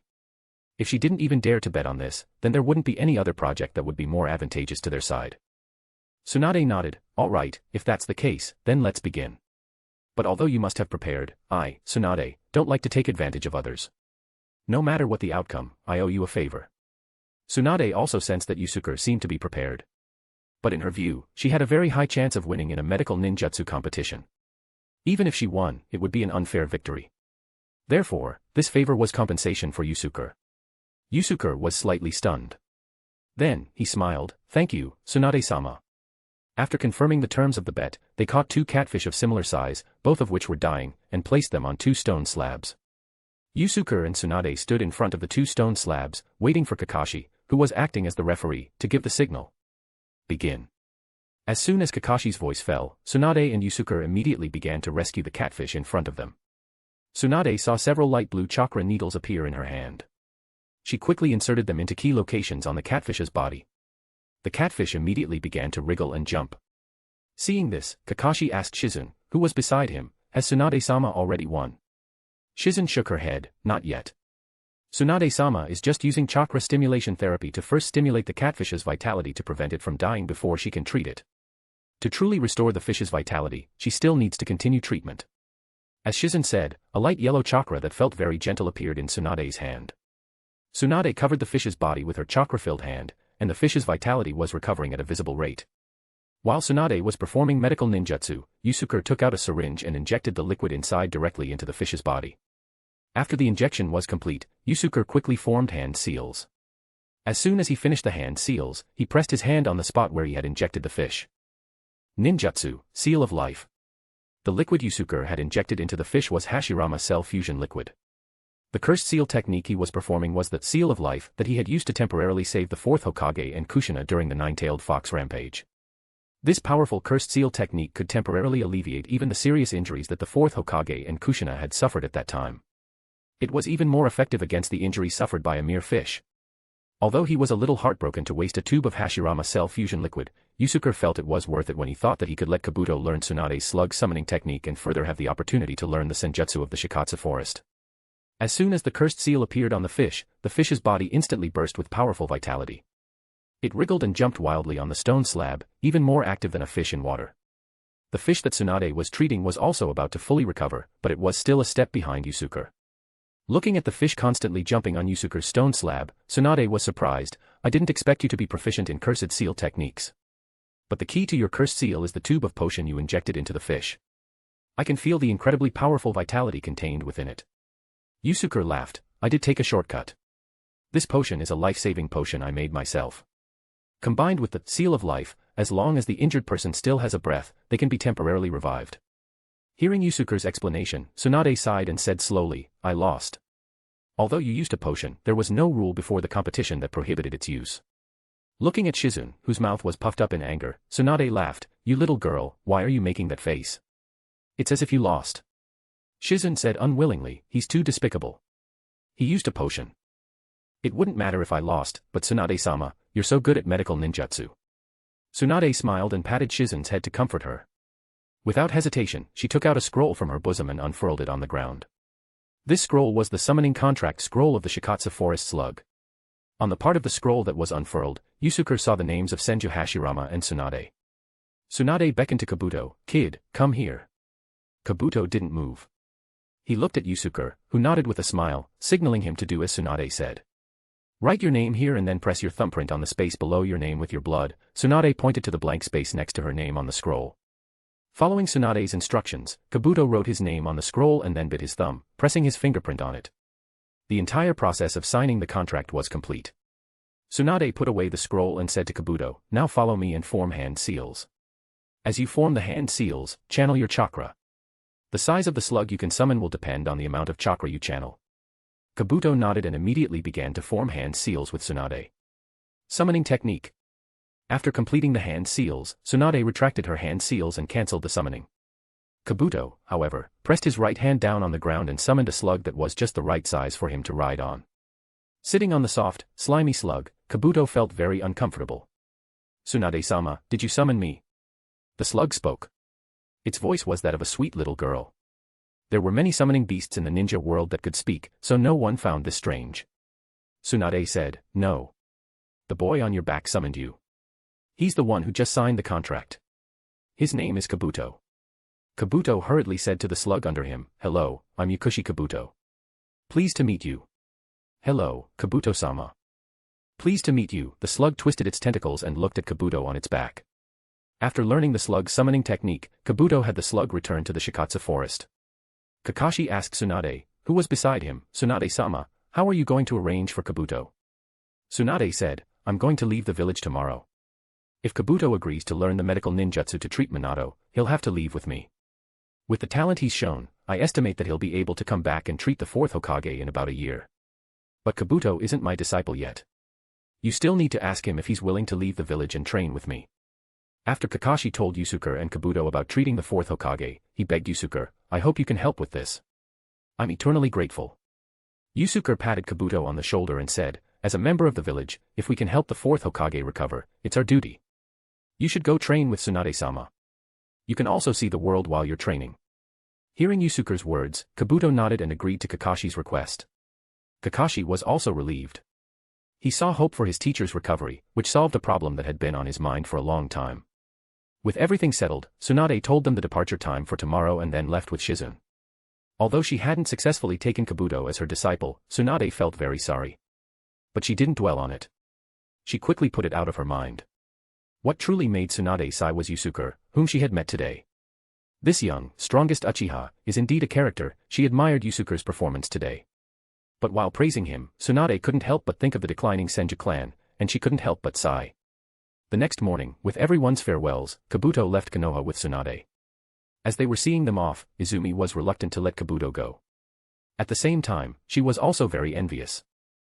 After all, Izumi hadn't left the village yet. She was full of longing for the world outside Konoha. Looking at the three figures gradually disappearing into the distance, Yusuke was secretly planning for Kabuto's future. Shikatsu Forest, Ryūjin Cave, Mount Myaboku. Kabuto, your path in the future may be more exciting than you can imagine. Chapter 44, NZNT, Chapter. In a dimly lit room, 4 people clad in black cloaks with red clouds were engaged in conversation. The 4 were Obito, Zetsu, Konan, and Nagato. These 4 were the true core members of Akatsuki. Since Yuhiko's death, Akatsuki had been completely reorganized. Not only had the members' uniforms been changed, but the entire organization's principles had undergone a drastic transformation. Nagato wasn't present in his true form. He had transformed Yuhiko's corpse into the Deva Path Pain and was attending as Pain. Due to the ambush by Hanzo and Danzo in Omega Kure, Nagato's legs were now crippled. Also, because he had summoned the outer path, Geto Mazo, which had caused him to overdraw his chakra, Nagato now relied on special equipment to sustain his life. He had almost completely lost the ability to move. He could only act by controlling the 6 paths of pain. Obito could use Hashirama cells and white Zetsu's tissue to repair Nagato's legs and restore his lost vitality. However, that would also restore Nagato's strength to its peak or even further, which would be detrimental to his control. Therefore, Obito didn't do that. How is the member recruitment going? Obito asked, wearing a red, swirl-shaped mask. Obito was still acting under the guise of Madara, so Nagato and Konan still believed that the masked man in front of them was Uchiha Madara. We have found a few good hands.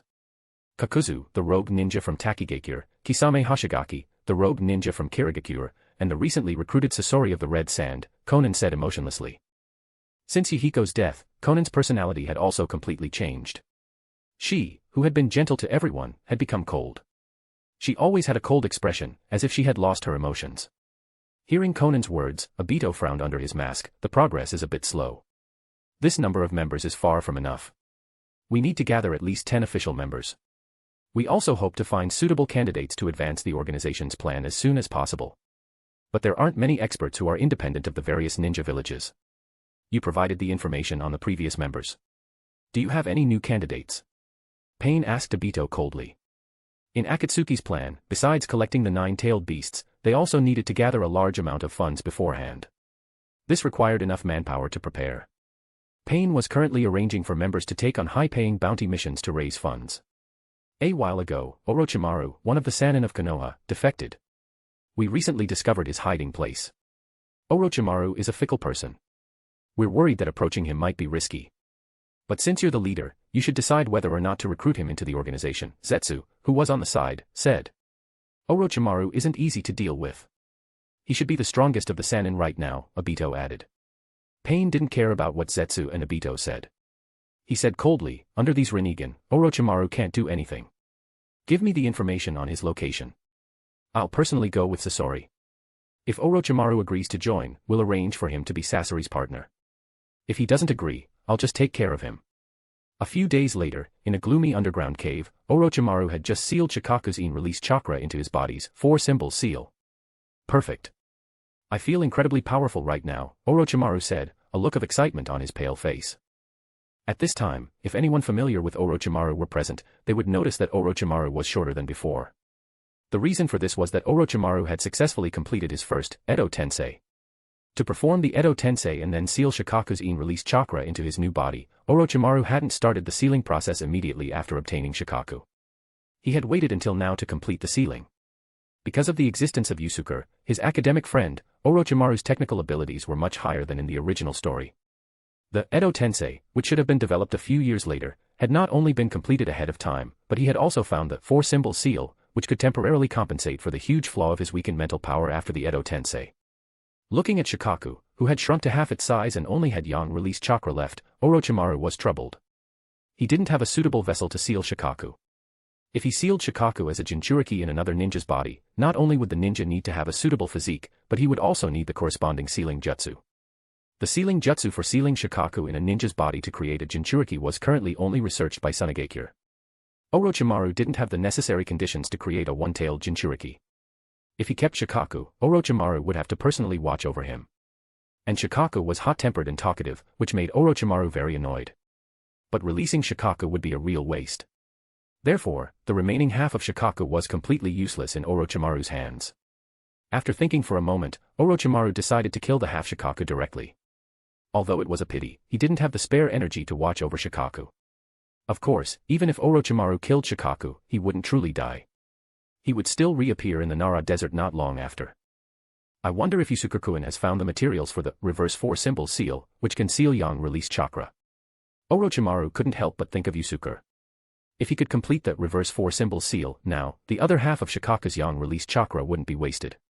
When Yusuke first proposed the 4-symbol seal, he used Hashirama cells, which had incredibly powerful yang release, to seal in-release chakra, achieving the effect of using yang to control in, forming the 4-symbol seal.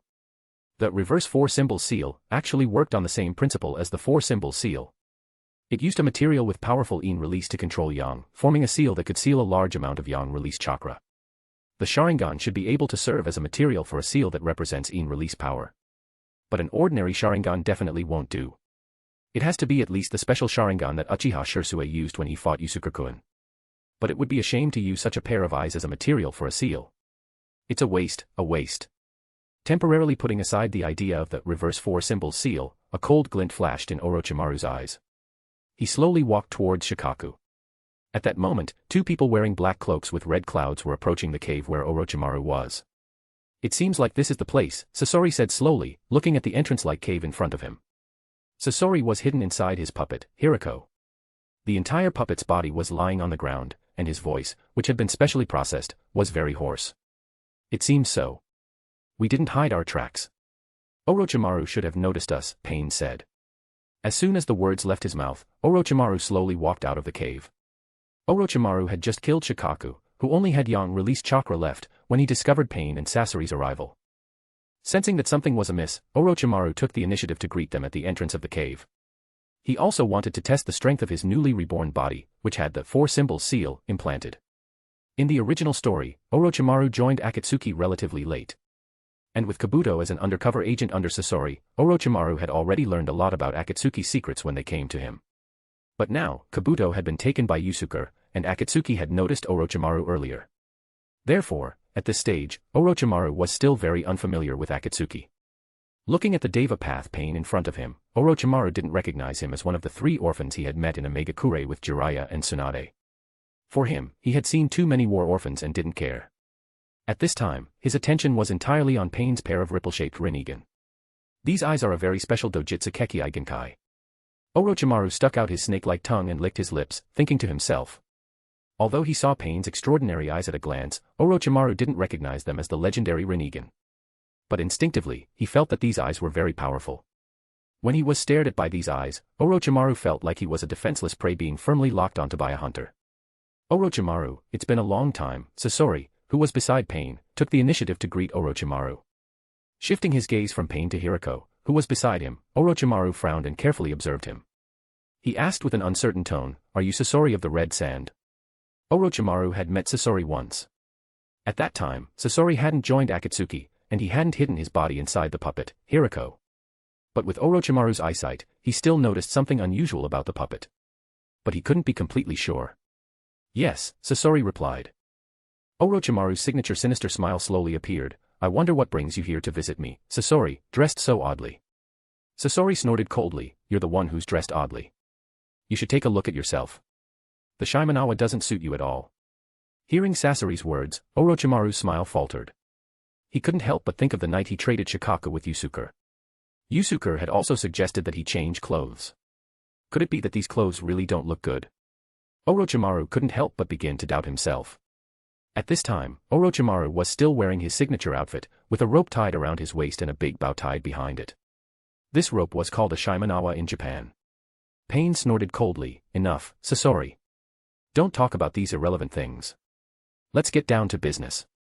He didn't expect Sasori and Orochimaru to go off on a tangent and start talking about fashion. Sasori still had a certain amount of awe for Pain, who was powerful. He said to Orochimaru, "Our organization is recruiting some powerful ninjas as members. Your strength meets the requirements. You have two choices now. Join or die." Chapter 45, NZNT, Chapter. Hearing Sasori's words, Orochimaru's expression didn't change, but his eyes revealed a hint of killing intent. As one of the Sannin of Konoha, he held a very high position in the ninja world. Although he acknowledged that Sasori was a ninja of his level, Sasori's arrogant words, as if he had control over his life, made Orochimaru very angry. "Oh. Then I'd like to see your skills, Sasori of the Red Sand," Orochimaru said with a smile, licking his lips. Since Sasori had come to him to practice, this was the perfect opportunity to test his new body's strength. But the men with the unknown dojutsu Kekki Genkai beside him made Orochimaru very wary. It wasn't just because the men had the aura of a strong person. It was also because of the attitude that Sasori had shown towards him. "Are you going to attack together, or one at a time?" Orochimaru probed. Although he was confident in his ability to deal with Sasori, if his opponent had another ninja who was at the same level as Sasori or even stronger, Orochimaru would only have one choice: to run away. Sasori controlled Hirako and took a few steps forward. He said slowly, "I'm enough." As soon as the words left his mouth, Hirako's mechanical tail, which resembled a scorpion's tail, suddenly stabbed towards Orochimaru in front of him. The tip of the tail shone with a black luster, clearly poisoned. No one dared to underestimate the poison that Sasori made, including Orochimaru. Quickly dodging the attacking scorpion tail, Orochimaru charged towards Hirako in front of him. Hirako, needle 8 waves. Hirako's mouth opened, and countless poison needles shot out like rain towards Orochimaru, who was charging towards him. But Orochimaru brought his two hands together, and his body became as soft as a snake. Relying on his powerful snakeskin footwork, Orochimaru weaved through the dense needles like a snake. He dodged all the attacks without a scratch. At this time, Sasori was about to retreat and avoid Orochimaru, who was about to charge in front of him. Suddenly, 4 brown pythons, as thick as a man's legs, burst out of the ground beneath Hirako, tightly biting Hirako, preventing Sasori from moving. Orochimaru completed the hand seals for an earth release attack jutsu. Sharp earth spikes suddenly extended from the ground, completely piercing Hirako. Seeing Hirako destroyed, Orochimaru didn't show any joy. He realized that he had only destroyed one of Sasori's sand clones. In that instant, Sasori had retracted Hiriko into his storage scroll at lightning speed. At the same time, he created a sand clone to confuse Orochimaru, while he himself used a concealment technique to escape. As expected of Sasori of the red sand. He's not so easy to kill. Orochimaru turned around and looked at Sasori, who had revealed himself. Although Sasori was actually in his 30s, he had made himself into a human puppet after escaping from Sunagakure. After his body became a puppet, he would no longer age and still retained his teenage appearance. Looking at Orochimaru, Sasori also knew that he had to use his true strength. Otherwise, he wouldn't be able to defeat him. He took out a scroll with the character 3 written on it from his sleeve. With a puff of white smoke, a male human puppet with blue hair and a gray cloak appeared beside Sasori. This is... Orochimaru's eyes flashed with a look of recollection. Suddenly, his snake pupils contracted sharply in shock. This is the third Kazekage. I can't believe that the third great ninja war was caused by you, Sasori of the red sand. The trigger of the third great ninja war was the disappearance of the third Kazekage. No one knew what had happened to the third Kazekage until the end of the war. But now, seeing the third Kazekage human puppet used by Sasori, everything was clear. Soon, Orochimaru put away his surprised expression. Instead, he showed a very interested look. He licked his lips and said, I've always wanted to study the third Kazekage's magnet release. Sasori said emotionlessly, then your chance has come. At this time, Sasori's voice had also changed to that of a young boy. Hidden shadow snake hands. Orochimaru's right hand suddenly produced dozens of brown venomous snakes that charged towards Sasori and the third Kazekage human puppet. At the same time, the third Kazekage human puppet extended many mechanical arms from his right hand. Two very similar techniques collided. The venomous snakes from Orochimaru were clearly far inferior in strength to the mechanical arms on the human puppet. They were instantly torn to shreds. Magnet release, iron sand. At this time, the third Kazekage human puppet opened its jaw, and a large amount of black sand iron formed a dense sand iron rain that instantly enveloped Orochimaru's location. Magnet release and iron sand were the third Kazekage's unique bloodline limits. The sand iron refined by the third Kazekage using highly condensed chakra had a weight and destructive power far exceeding that of ordinary sand release jutsu. This was why the third Kazekage was known as the strongest Kazekage. Once invaded by sand iron, the target would not only be in extreme pain, but the third Kazekage could also use the sand iron to influence the target's chakra, causing them to lose their fighting ability. Faced with the third Kazekage's powerful magnet release jutsu, Orochimaru didn't dare to be careless. He immediately used his signature defensive jutsu to block the attack. Rashomon. A giant gate engraved with the face of an evil spirit rose from the ground, blocking Orochimaru. With a loud bang, the mechanical arms and sand iron rain from the third Kazekage human puppet hit Rashomon. Rashomon held on for a moment before being knocked down by the powerful attack. But this time was enough for Orochimaru to dodge Sasori's attack. After using Rashomon to block Sasori's firepower, Orochimaru went around behind Rashomon to Sasori's side. He quickly formed hand seals, and his body transformed into dozens of snow-white pythons, as thick as a man's arm, and attacked Sasori. There's something wrong with this technique. Pain, who was watching from the side, immediately noticed the hidden killing move in Orochimaru's technique through his Rinnegan. But Sasori, who was facing Orochimaru, didn't have such dojutsu. He didn't notice the trap hidden in Orochimaru's technique. Magnet release, iron sand barrier. After the third Kazekage human puppet flew into the sky, a large amount of black sand iron flew out of its body, forming countless sand iron spikes that extended continuously, covering the entire area. But to Sasori's surprise, the white snakes that Orochimaru had transformed into seemed to have no physical form. They passed through the sand iron barrier. At this time, it was too late to dodge. Dozens of white snakes swarmed forward and bit Sasori's body. The parts of Sasori that were bitten began to freeze until his entire body was completely covered in ice and snow, eventually forming a giant block of ice. The jutsu that Orochimaru used was called Genro Serpent Substitute. It was a clone jutsu that combined genjutsu with elemental chakra, which he had researched with Yusuke. But Yusuke's clones were crows, while Orochimaru's were snakes. This clone jutsu was very strange because it had no physical form. It could usually give the first enemy who encountered it a huge setback. And if the enemy couldn't discover the true principle of this jutsu, they would be helpless against it. It's a genjutsu clone combined with ice release. I've never heard of Orochimaru having ice release abilities. Pain, who was watching from the side, still had an emotionless expression, but he was very puzzled. He had also never heard of Orochimaru having the ice release bloodline limit. Pain had no idea that Orochimaru was no longer using his original body. He had used a forbidden technique to take over the body of a young ninja with the ice release bloodline limit. At this time, Orochimaru's body walked out of the giant block of ice that had sealed Sasori. He was very confident that his ice release had controlled Sasori's true body. He was about to take the third Kazekage human puppet, which was suspended in midair, when he suddenly saw the human puppet spit out a sand iron spear from its mouth, stabbing towards him. Orochimaru quickly dodged, but he was also filled with doubt. The ice block definitely contained Sasori's real body. The third Kazekage human puppet shouldn't have a controller anymore. Why is it still moving? Orochimaru thought to himself, carefully observing his surroundings. There.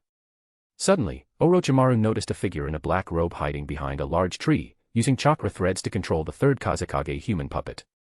It turned out that when Sasori was frozen by Orochimaru, he had released a new puppet body when he realized he couldn't escape. At the same time, the core of reincarnation that contained his soul had separated from his original body and attached itself to the new puppet body. Sasori, I'll take care of this. Pain stopped Sasori, who was about to attack again, and prepared to defeat Orochimaru himself. In this brief exchange, Orochimaru had the upper hand. In Pain's view, Sasori alone wouldn't have much chance of defeating Orochimaru. TCH. Hearing Pain's words, Sasori rolled his eyes and said nothing more. Orochimaru turned to look at Pain, who was beside him.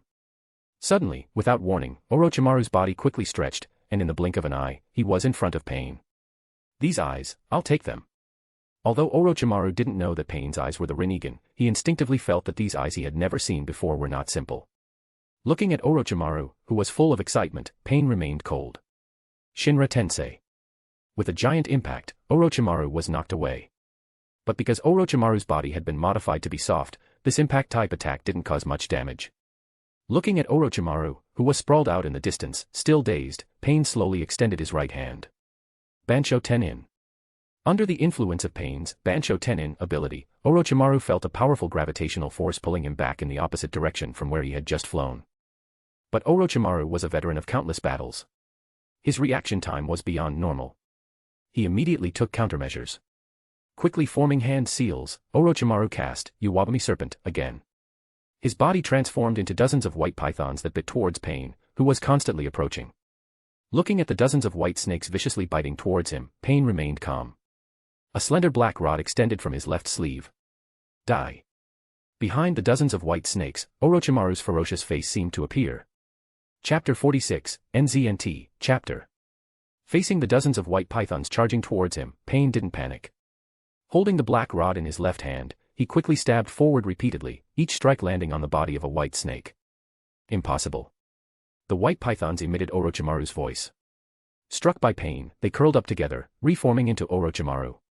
However, Orochimaru looked very disheveled. Not only was he being held aloft by Pain's right hand, but his body also had several bloody holes. These holes were clearly made by Pain's black rod. Just then, the hand holding Orochimaru began to freeze. Pain frowned and threw Orochimaru's body away forcefully. Orochimaru flipped several times in the air before finally stabilizing and stopping. Looking at the black rod in Pain's left hand, Orochimaru asked gloomily, "What kind of weapon is that? It can actually hit my Genjutsu clone." Pain didn't answer Orochimaru. He just looked at him calmly and said, "Tell me your choice. Join or die." The black rod in Pain's hand was made using the power of the Rinnegan, combined with Yin-Yang release. This substance could harm Genjutsu bodies made of Yin release chakra. It could not only be used as a weapon but more importantly, it could serve as a chakra sensor for the 6 paths of pain, which was the key to Nagato's control of the 6 paths of pain. However, Pain naturally wouldn't explain all this to Orochimaru. Hearing Pain's words, Orochimaru fell silent. Although he was very confident in his own strength and the power of the cursed seal hadn't been used yet, Orochimaru clearly felt that this enemy was completely different from his previous opponents. This man with the extraordinary Dojutsu Kekkei Genkai seemed to have reached a higher level among ninjas. After thinking for a moment, Orochimaru's expression changed from gloomy to playful. He licked his lips and asked with interest, "Joining isn't impossible, but I need to know what your organization's purpose is." Whether he joined the organization or found a chance to escape, Orochimaru needed to understand the organization's purpose first. To collect all the tailed beasts and rule the ninja world with absolute power. Pain said calmly. His tone was very ordinary, as if it were a very simple and natural thing to accomplish. Interesting, interesting. Orochimaru laughed. He laughed for about 10 seconds before stopping. He looked at Pain and said slowly, "I'll join." Hearing that Pain's goal was to rule the ninja world by collecting all the tailed beasts, Orochimaru felt that this was a rare opportunity for him. His current, 4-symbol seal, only contained the in-release chakra of the one-tailed Shikaku. He also wanted to use the organization's power to obtain more tailed beast power. As for the one-tailed Shikaku he had just killed, Orochimaru didn't feel sorry at all. Instead, he was very relieved. If Shikaku had been discovered by the other side, not only would it have been taken away, but it would have also exposed the fact that he was also collecting tailed beasts. To be safe, Orochimaru also decided not to use the 4-symbol seal easily in front of Akatsuki members, in case they discovered any clues. Seeing that Orochimaru agreed to join the organization, Pain put away the black rod and casually threw something to Orochimaru. Orochimaru took it and opened his palm to see a ring with the character empty engraved on it. Put this ring on. You're now an official member of Akatsuki. From now on, your partner is Sasori. On the other side, Yusuke didn't know that Orochimaru had already joined Akatsuki ahead of time and was planning to use Akatsuki's power to collect tailed beasts. At this time, he was in the mental world, fighting Ryūjin Jakka. He was training his soul power through this method. Ryūjin Jakka, transformed into a human form, was still full of domineering energy. Every strike was powerful and wide-ranging. The flames on his weapon crackled with every swing. Facing Ryūjin Jakka's powerful attack, Yusuke could only barely defend himself. He couldn't parry it. Ryūjin Jakka's voice continued to ring in his ears. Control your Ryatsu. Focus your Ryatsu on your weapon. Don't just defend. You have to find a chance to attack. You're the worst batch I've ever trained. With a clang, Ryūjin Jakka swung his sword horizontally. Yusuke's weapon broke with a snap, and he was knocked away by the powerful impact. Sensing that Yusuke's remaining dojutsu power wasn't much, Ryūjin Jakka said calmly, "That's enough for today." After months of training, Yusuke could clearly feel his soul power increasing. The most direct benefit was that his dojutsu power had improved. Originally, he could only last about 10 minutes in the mental world while fighting. Now, he could almost last 15 minutes. Another benefit was that his stamina had increased. Yusuke now slept less than he used to, but he was less prone to fatigue and his concentration had also improved. Besides his soul power, Yusuke's other gain was his improved swordsmanship. The swordsmanship style used by Ryūjin Jakka was called Genryu, which had been created by Ryūjin Jakka's former master, Genryusai Shigekuni Yamamoto. Under Ryūjin Jakka's guidance, Yusuke was also constantly learning Genryu swordsmanship. The most important aspect of this swordsmanship style was Ryatsu control. It used Ryatsu to enhance the power of the sword techniques. Looking at the broken sword in his hand, Yusuke asked Ryūjin Jakka, "When do you think I'll be able to learn Bankai?" Ryūjin Jakka shook his head, "It's far from the time yet. The power of Bankai isn't something your current soul can handle. But when you can last half an hour in the mental world while fighting, you can try my first Bankai technique." After finishing his training that day, Yusuke secretly left Konoha village and went to an abandoned shrine. There was a swirl-shaped symbol on the roof beams of this abandoned shrine. It was the shrine of the Uzumaki clan. Hidden here was an artifact passed down by the Uzumaki clan for generations, the Death God Mask. The Death God Mask had a mysterious connection with the Death God. When a ninja wore the Death God Mask, they could summon the Death God even without using the Shikifujin technique. In the original story, Orochimaru had summoned the Death God through the Death God Mask, cut open the Death God's belly, released the souls of the fourth Hokage in his 2 hands, and restored his hands.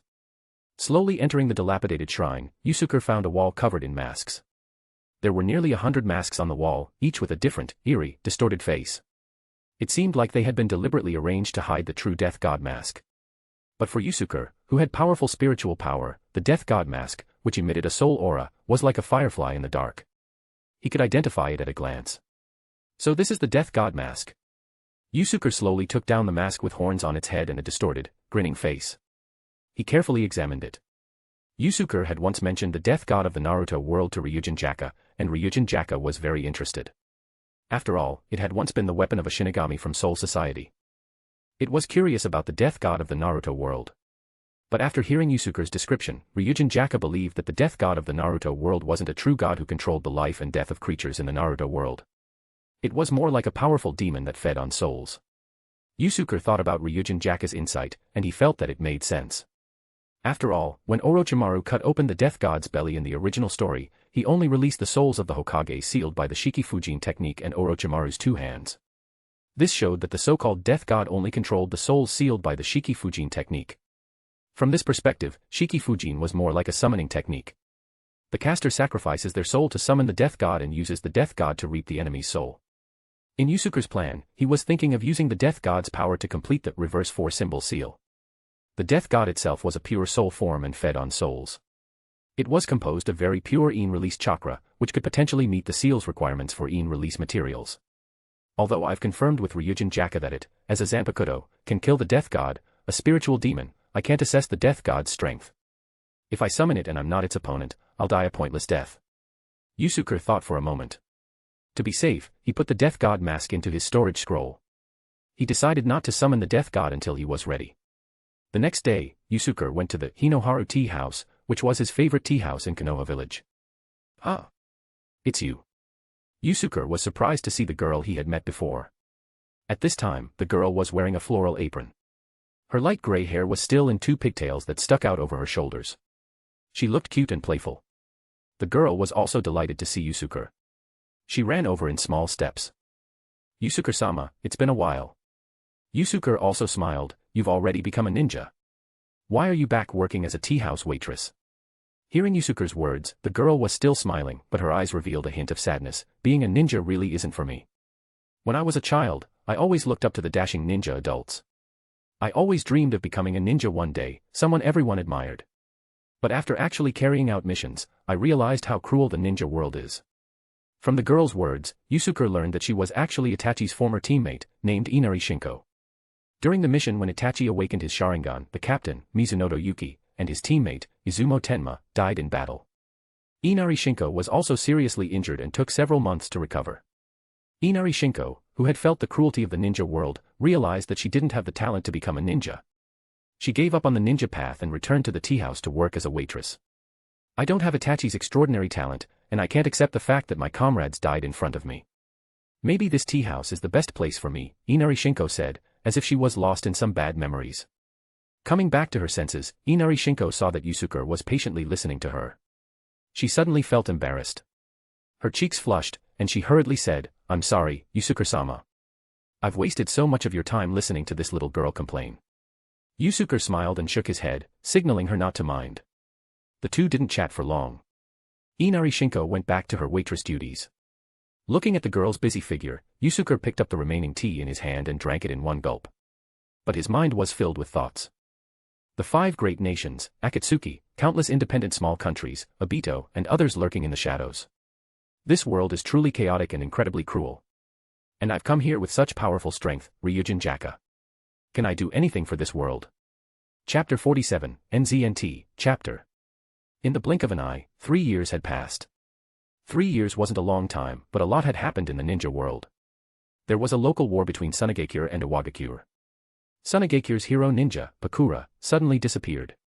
The outside world speculated that she might have died in battle against Iwagakure ninjas. The 4th Kazekage went to the Nara desert, captured Shikaku, and sealed it inside his own son, Gaara. However, according to those in the know, the Shikaku that the 4th Kazekage captured seemed to be much smaller than a normal tailed beast. The reason is still unknown. Some experts have analyzed that this might be due to the tailed beast evolving and developing reproductive abilities. The Shikaku that the 4th Kazekage captured wasn't the real one-tailed Shikaku. It was its son. An unknown mysterious organization appeared in the ninja world. Its members specialized in taking on high-paying bounty missions. And no matter what the mission was, they could almost always complete it 100%, which attracted the attention of many forces. Rumors spread that a mysterious person with long black hair and pale skin appeared in many small ninja villages with powerful bloodline limits. He specialized in kidnapping talented teenagers or children. The relevant departments in each village began to organize forces to find the mysterious person. These were some of the major events that had attracted attention in the ninja world over the past 3 years. At this time, Yusuke was fighting his human form of Ryūjin Jakka in the mental world. Yusuke was now 1.85 meters tall. His body had also become tall and strong, no longer looking slightly thin like he did when he was younger. Ryūjin Jakka's human form was still exactly the same as Yusuke's. They both held a katana burning with raging flames and attacked each other. The 9-tailed fox was watching their fight from a distance, trembling. After 3 years of training, Yusuke's soul power had become incomparable to what it was before. He could now last nearly half an hour in the mental world, fighting Ryūjin Jakka in his Shirkai form. Yusuke could now control the outward projection of his Ryatsu and use it to intimidate his opponents. If the opponent's mental power was weak, they would find it very difficult to speak under Yusuke's Ryatsu. In severe cases, they would even suffer a mental breakdown. Not enough. Your Ryatsu needs to be stronger. Your sword lacks domineering energy.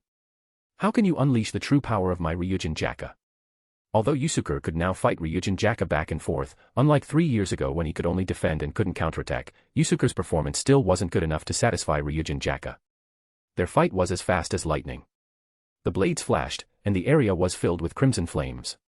After blocking Yusuke's slash with his sword, Ryūjin Jakka used the recoil to retreat and create distance. "We've had enough training for today. Let's try the power of Bankai," Ryūjin Jakka said to Yusuke.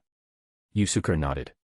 Following Ryūjin Jakka's instructions for Bankai, he controlled his Ryatsu and sealed all the flames on the blade into the weapon in his hand. The flames that had been wrapped around Yusuke's body and the surface of his weapon all quickly disappeared into the blade of the katana in his hand. The entire blade shone with a crimson light. At this time, Yusuke was performing one of Ryūjin Jakka's Bankai forms, Great Fire Sword. This Bankai form was the Bankai ability of Ryūjin Jakka that Genryusai Shigekuni Yamamoto used before he mastered his Bankai, Zanka No Tachi. The ability of Great Fire Sword was to seal all the flames inside the Zanpakuto. When it was swung, it would unleash intense flames, burning whatever it struck to ashes. A flash of fire appeared in Yusuke's eyes. He swung the Great Fire Sword towards Ryūjin Jakka. Ryūjin Jakka, however, frowned. He thrust his sword forward, the tip accurately striking the blade of the Great Fire Sword in Yusuke's hand. With just a tap of the tip of his sword, Ryūjin Jakka caused the Ryatsu of the Great Fire Sword in Yusuke's hand to become unstable. The flames that had been sealed inside the blade instantly leaked out again, and it returned to its Shirkai form. "I failed again," Yusuke sighed, looking at the katana in his hand.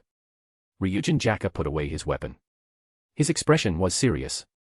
"Yusuke, do you know why you still can't master Bankai? It's not just a matter of controlling your Ryatsu.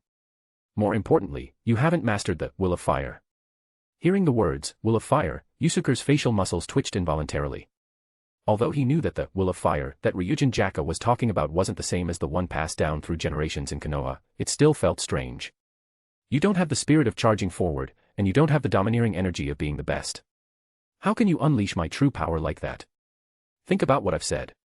Ryūjin Jakka transformed into a flame and slowly disappeared, leaving Yusuke lost in thought. After thinking for a long time, looking at Ryūjin Jakka, which stood in the mental world, piercing the heavens and earth, Yusuke couldn't help but smile wryly, the spirit of charging forward and the domineering energy of being the best. Although it sounds simple, it's not easy to truly achieve these two things. Outside the fourth Hokage's ward, Itachi and Izumi were waiting quietly. Itachi and Izumi were both 10 years old now. But in the world of Naruto, many teenagers this age could already work. Even many ninjas who were carrying out missions outside were this age. Izumi had passed the Chunin exams a year ago and was promoted to Chunin. Now, they were both wearing Konoha Chunin uniforms. But instead of the red swirl symbol on the back of the uniforms, it was the Uchiha clan crest. After 3 years of growth, they had both changed a lot. First, their appearance had changed. Not only had they both grown taller, but the childishness on their faces had also diminished. Itachi's face even had deep stress lines, giving him a strange sense of age. They both now had a single ponytail hairstyle, but Itachi's ponytail was lower, with his hair close to his back.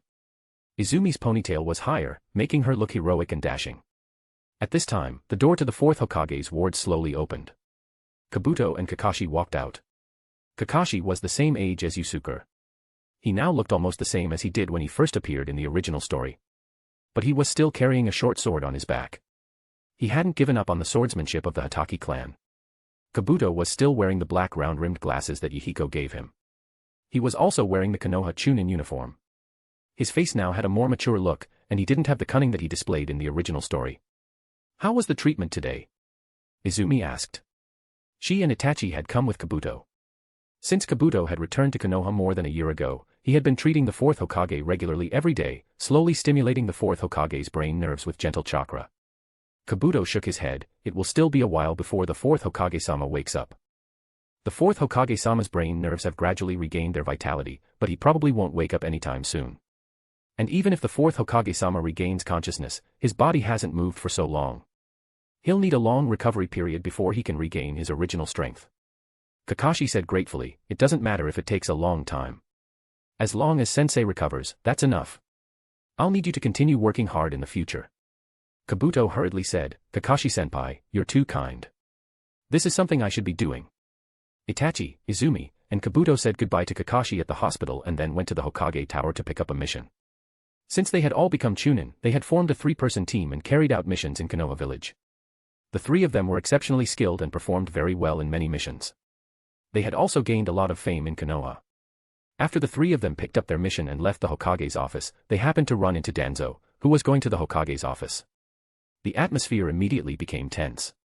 Since the Uchiha clan had moved to the outermost area of Konoha village 3 years ago, their relationship with the various forces within the village had become increasingly tense. Their relationship with Danzo could be described as hostile. Under the instructions of Konoha's high-ranking officials, Danzo had been constantly uniting various clans to suppress the Uchiha clan. But most of the Uchiha clan members were unwilling to be bullied. They resisted from various angles, causing many serious incidents within the village. Most of these incidents ended with the Uchiha clan losing. And with Danzo secretly stirring up trouble, the Uchiha clan's reputation within the village had also been greatly affected. As the situation became increasingly severe, the radicals within the Uchiha clan had many dangerous ideas. And the clan leader, Uchiha Fugaku, who was a moderate, could no longer suppress the radicals within the clan. Since witnessing the duel between Yusuke and Shisui 3 years ago, many Uchiha clan members believed that Shisui was already an expert comparable to the Sannin. Yusuke, who had defeated Shisui, was naturally even better. Besides Shisui and Yusuke, plus the unassuming clan leader, Uchiha Fugaku, the Uchiha clan's high-level combat power was already formidable. And now, among Konoha's high-ranking officials, the third Hokage and Danzo were both old and decrepit. The fourth Hokage was still in a coma. The Sannin, who had top-level combat power, had all left the village. With the Uchiha clan's high-level combat power exceeding that of Konoha's high-ranking officials, the radicals within the Uchiha clan naturally felt that their clan's power had surpassed that of Konoha's high-ranking officials. But their clan's power didn't match their rights and influence in the village. This caused many Uchiha clan members to be dissatisfied with the current clan leader, Uchiha Fugaku. Glancing at Itachi and the others with his sinister eyes, Danzo recognized these up-and-coming stars who had recently become famous in Konoha village. But these three were all disciples of Uchiha Yusuke.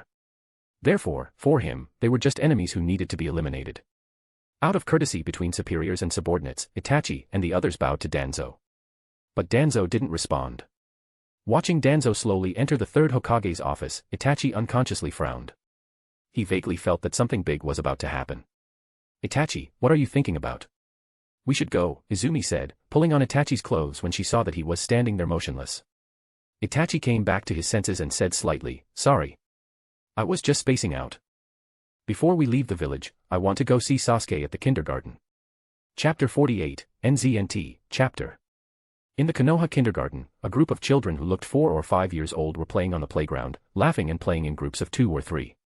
Naruto, with his yellow spiky hair, was among them, sharing a bag of potato chips with the chubby Choji. On Choji's other side, Shikamaru was staring blankly at the sky, looking bored. Because the fourth Hokage was in a coma, the third Hokage, in order to hide Naruto's identity, still sent him to the orphanage to be raised.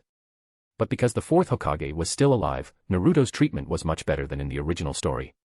The third Hokage not only instructed the orphanage to take good care of him, but he also controlled the public opinion, preventing villagers from being afraid or discriminating against Naruto. Naruto was originally a sunny and cheerful child. Without being ostracized by the environment, he easily made friends with the other children in the kindergarten, including several of the Konoha 11. Huh. It's that stinky brat. As he was fighting Choji for the last potato chip, Naruto suddenly saw Sasuke, who was standing on the side with his hands in his pockets and a haughty expression, walking over alone. Sasuke was followed by several little girls with hearts in their eyes. Humph, what's so great about him? He always acts like he's the best in the world. Naruto said to Choji and Shikamaru on the side. But he was distracted, and Choji successfully snatched the last potato chip. Naruto's voice wasn't small. Not only did Sasuke hear him, but the little girls behind Sasuke also heard him. They immediately started attacking him with their chattering. For a while, Naruto was very annoyed. It was obvious that Naruto wasn't the type who was popular with little girls. Seeing this, Sasuke smirked. He didn't bother with Naruto and was about to leave. But Naruto, whose anger had nowhere to go from being attacked by those little girls, jumped up and pointed at Sasuke, shouting, "Sasuke, you little punk, do you dare to fight me?" After all, he, Naruto, was a man. Even if he was angry, he couldn't vent it on those little girls. He could only target Sasuke. Besides, those girls who looked unfriendly seemed even more difficult to deal with than Sasuke. Naruto, I'm from the Uchiha clan. I wouldn't stoop to fighting with a commoner like you, Sasuke said calmly, lifting his chin slightly. As he spoke, Sasuke didn't turn around. He kept his hands in his pockets and walked in the direction he had been going. Seeing Sasuke's calm and handsome demeanor, the little girls screamed wildly. They were clearly captivated by Sasuke's aura. On the other hand, Naruto was furious at Sasuke's arrogant attitude. Ah. I can't stand this guy. I have to teach him a lesson today. Before he finished speaking, Naruto had already raised his fist and charged towards Sasuke, who was facing away from him. Shikamaru, who was on the side, quickly reached out to grab him, but it was too late. Hearing the commotion behind him, Sasuke smirked slightly. Then, he quickly turned around, grabbed Naruto's fist with one hand and Naruto's outstretched arm with the other. With a thud, Sasuke performed a graceful over-the-shoulder throw, sending Naruto tumbling to the ground, dizzy and disoriented. Sasuke's entire movement was smooth and effortless, showing his cool demeanor. It caused the little girls behind him to scream wildly again. At this time, Sakura and Ino, who had just walked out of the school building, saw this scene and immediately joined the little girls' ranks, cheering for Sasuke. As Sasuke and Naruto were fighting, Izumi, Itachi, and Kabuto were watching the amusing scene from afar under a tree not far from the kindergarten gate. Sasuke's pretty good. He's got some of your skills, Izumi said with a smile to Itachi, who was beside her. It's just that he's practiced a lot. And if they were really fighting, he wouldn't be Naruto's opponent, Itachi said slowly, watching Naruto, who quickly got back on his feet. Itachi didn't know that Naruto was the nine-tailed Jinchuriki, but his naturally keen senses allowed him to perceive the powerful vitality within Naruto's body. Although Sasuke had more training and skills than the other boy, he could tell that even if Sasuke hit the other boy 10 times, it wouldn't cause much damage. But if the other boy landed one punch on Sasuke, it would be enough to knock him down. I'm not talking about his fighting skills. I'm talking about his skills in attracting girls, Izumi added with a smile. Hearing Izumi's words, Itachi's eye twitched involuntarily. He pretended not to hear anything. You're a bad guy. You're bullying Naruto. A 4 or 5-year-old boy stood in front of Naruto. The boy who spoke was also 4 or 5 years old. He had long brown hair and wore a round hat. He had round cheeks with 2 patches of blush, making him look very cute. This little boy's name was Yoda. He was Naruto's best friend in kindergarten. Yoda wasn't originally a villager of Konoha. He was brought back by Tsunade and Kabuto when they returned to Konoha. About 2 years ago, Tsunade and Kabuto had encountered Yoda while traveling. At that time, he was terminally ill, but Tsunade's powerful medical ninjutsu had saved his life. But because Yoda had a bloodline disease that was difficult to completely cure, and it could recur, he needed continuous treatment to have a chance of a true recovery. Therefore, Tsunade proposed that if Yoda wanted to continue receiving treatment, he had to go with her. Yoda's parents were reluctant to be separated from their child, but thinking about Yoda's life and the fact that he would be going to Konoha, which was one of the safer places in the ninja world, they eventually agreed to let Yoda leave with Tsunade and Kabuto. After Tsunade taught Kabuto how to treat Yoda, Kabuto became Yoda's doctor and nanny. Originally, it wouldn't have been so easy for someone like Yoda, even a child, to stay in Konoha for a long time. But because he was brought back by Tsunade, the princess of Konoha and one of the Sannin, after a simple review by the village's examiners, he was registered as a resident of Konoha and successfully stayed in Konoha. Yoda, this doesn't concern you. I advise you not to meddle. Besides, Naruto started it. Sasuke snorted. As he spoke, Sasuke glanced arrogantly at Yoda, his hands in his pockets. He said calmly, and you, a mere outsider, do you think you have the power to stop me? Sasuke's words were full of aura. All the children present were intimidated by Sasuke's powerful presence. The large playground was silent. Seeing this, Yoda was also startled by Sasuke's aura. He thought he had encountered a very powerful opponent. Yoda didn't dare to be careless. He mustered all his strength and roared. Suddenly, a blizzard of snow drifted from Yoda's location towards Sasuke, turning Sasuke into a snowman, with only his head exposed. Chapter 49, NZNT, Chapter. Sasuke's arrogant expression hadn't had time to change. His eyes were filled with shock. Impossible. I, Uchiha Sasuke, was actually defeated by this unremarkable outsider. Sasuke, wrapped in snow and unable to move, couldn't accept this reality. Seeing that Sasuke had been defeated in one move by Yoda, who seemed ordinary, all the children watching were stunned. They hadn't expected that Sasuke, who had been so imposing a second ago, would be subdued in the next. At this time, a group of little girls came to their senses. They immediately went forward to help Sasuke remove the snow from his body. Naruto scratched his head. He hadn't expected his friend to defeat that stinky Sasuke so easily.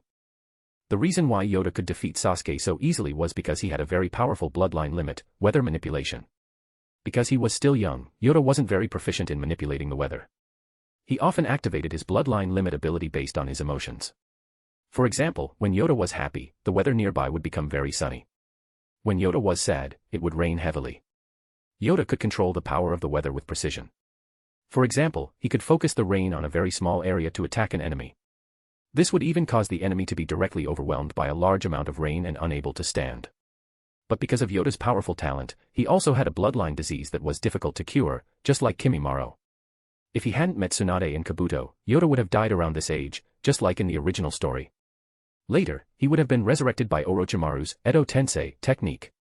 At this time, Itachi, who was under a tree nearby, slowly turned his head to look at Kabuto, who was beside him. But there seemed to be a glimmer of killing intent hidden in his calm eyes. After all, Yoda, who had taught his precious little brother a lesson, was now under Kabuto's care. Kabuto, who was being watched by Itachi, pretended not to see him. He pushed up his glasses, but a bead of cold sweat slowly dripped down his forehead. Seeing this, Izumi covered her mouth with her hand and tried to hold back her laughter. At the same time, in the third Hokage's office. Sarutobi, I've received information that the Uchiha clan is planning a coup. The situation is urgent. We need to respond immediately. Danzo sat opposite the third Hokage and said in a deep voice.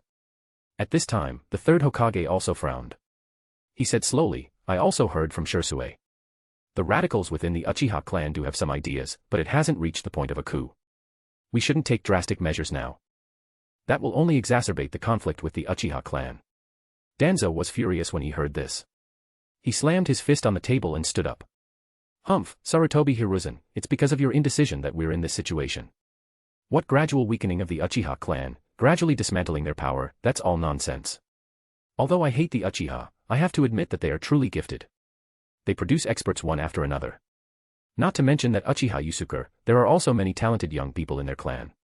You want to use Shisui to win over Uchiha Itachi to root. That plan has already failed. If something happens to Shisui, and he's no longer under your control, do you think we'll be able to stand up to the Uchiha clan? As he said this, Danzo couldn't help but think of a conflict he had with Yusuke a year ago. At that time, Root had discovered a child with a powerful bloodline limit that could control the weather. Danzo ordered his men to bring the child to Root. Unfortunately, the Root members who were sent returned empty-handed. The child was actually staying with the Uchiha clan, temporarily living in Yusuke's home. After learning this information, Danzo wasn't willing to give up on the child. He even went there himself, planning to take the child away by force. But when he arrived at the Uchiha clan and encountered Yusuke, he realized that Yusuke at that time was already an opponent that Root couldn't handle. As the two sides faced each other, the aura that Uchiha Yusuke exuded was something that he and all the Root ninjas present couldn't resist. The shock that seemed to come from the soul level made him lose all courage to snatch the child away. Actually, Yusuke had already mastered the ability to project Ryatsu at that time. This was how Yusuke intimidated Danzo, preventing him from acting rashly. The third Hokage also knew about this incident. He had originally thought that Danzo, who had gone to the Uchiha clan headquarters himself, would definitely succeed. But he didn't expect Danzo to give up in the end. Later, when he asked Danzo what had happened, Danzo didn't tell the real reason, which was that he was terrified at the time. He just gave a perfunctory explanation that he didn't want to cause a large-scale conflict with the Uchiha clan for now. Hearing Danzo's analysis of the Uchiha clan's strength, the third Hokage adjusted his sitting posture. He leaned back in his chair, closed his eyes, and fell into thought. After a moment, the third Hokage opened his eyes and said slowly, let's use Shisui's eyes to control Fugaku. Although Fugaku's control over the clan is no longer strong, he's still the clan leader, and his personal strength is also very strong.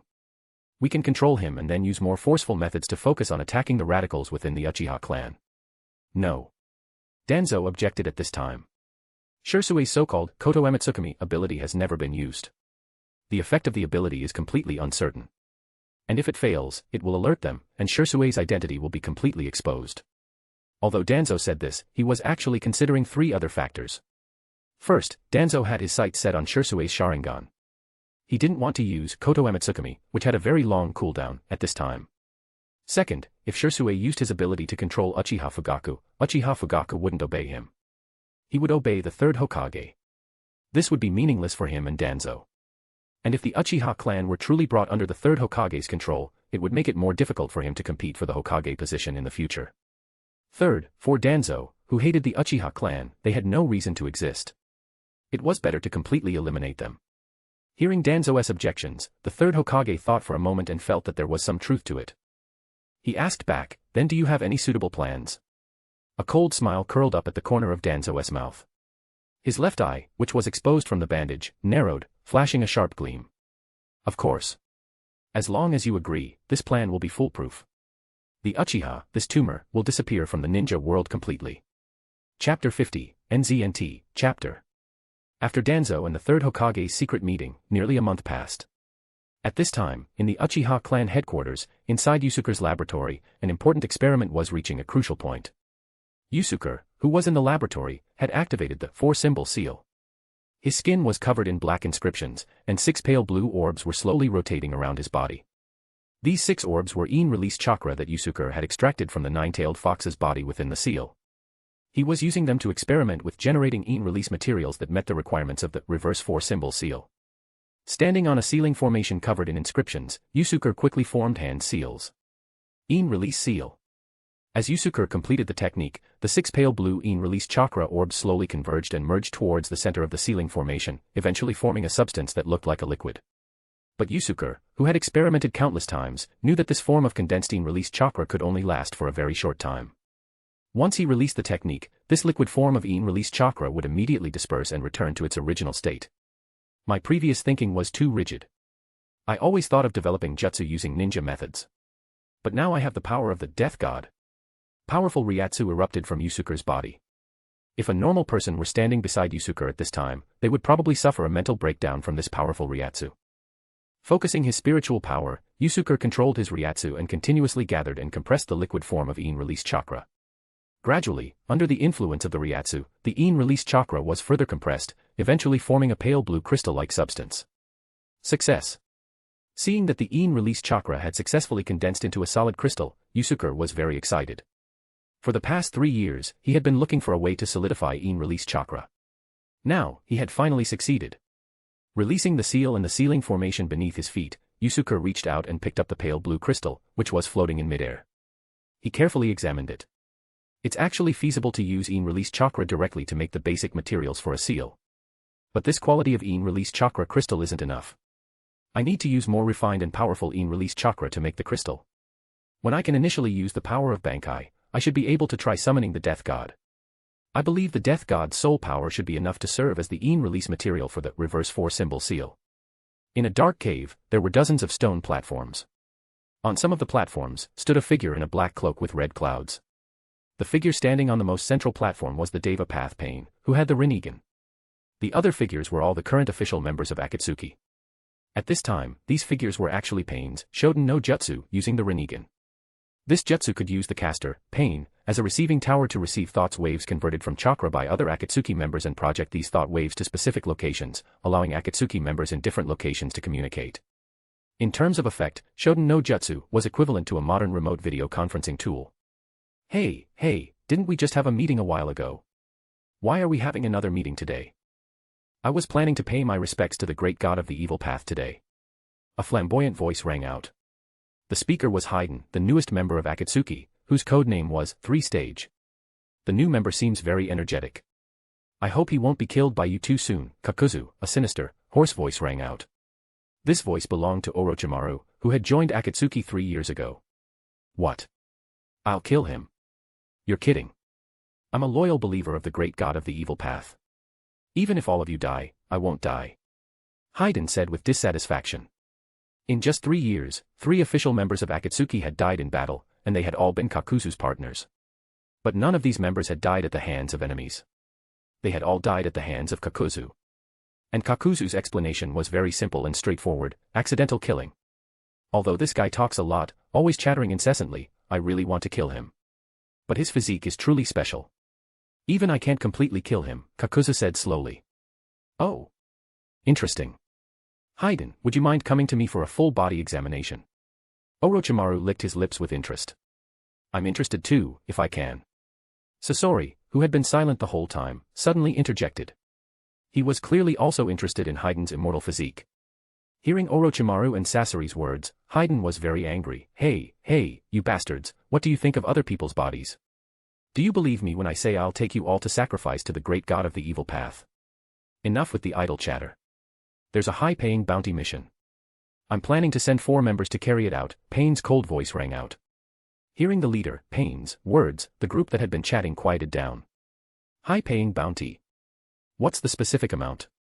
Kakuzu, Akatsuki's chief financial officer, became interested. 150 million, Pain slowly said a number that shocked everyone. Also, the employer, as a sign of good faith, has already paid 50 million in advance. As long as we successfully complete the mission, the employer will pay the remaining 100 million. As soon as Pain finished speaking, the scene fell silent. In the original story, Asuma, one of the 12 guardian ninja of the Land of Fire, had a bounty of 35 million.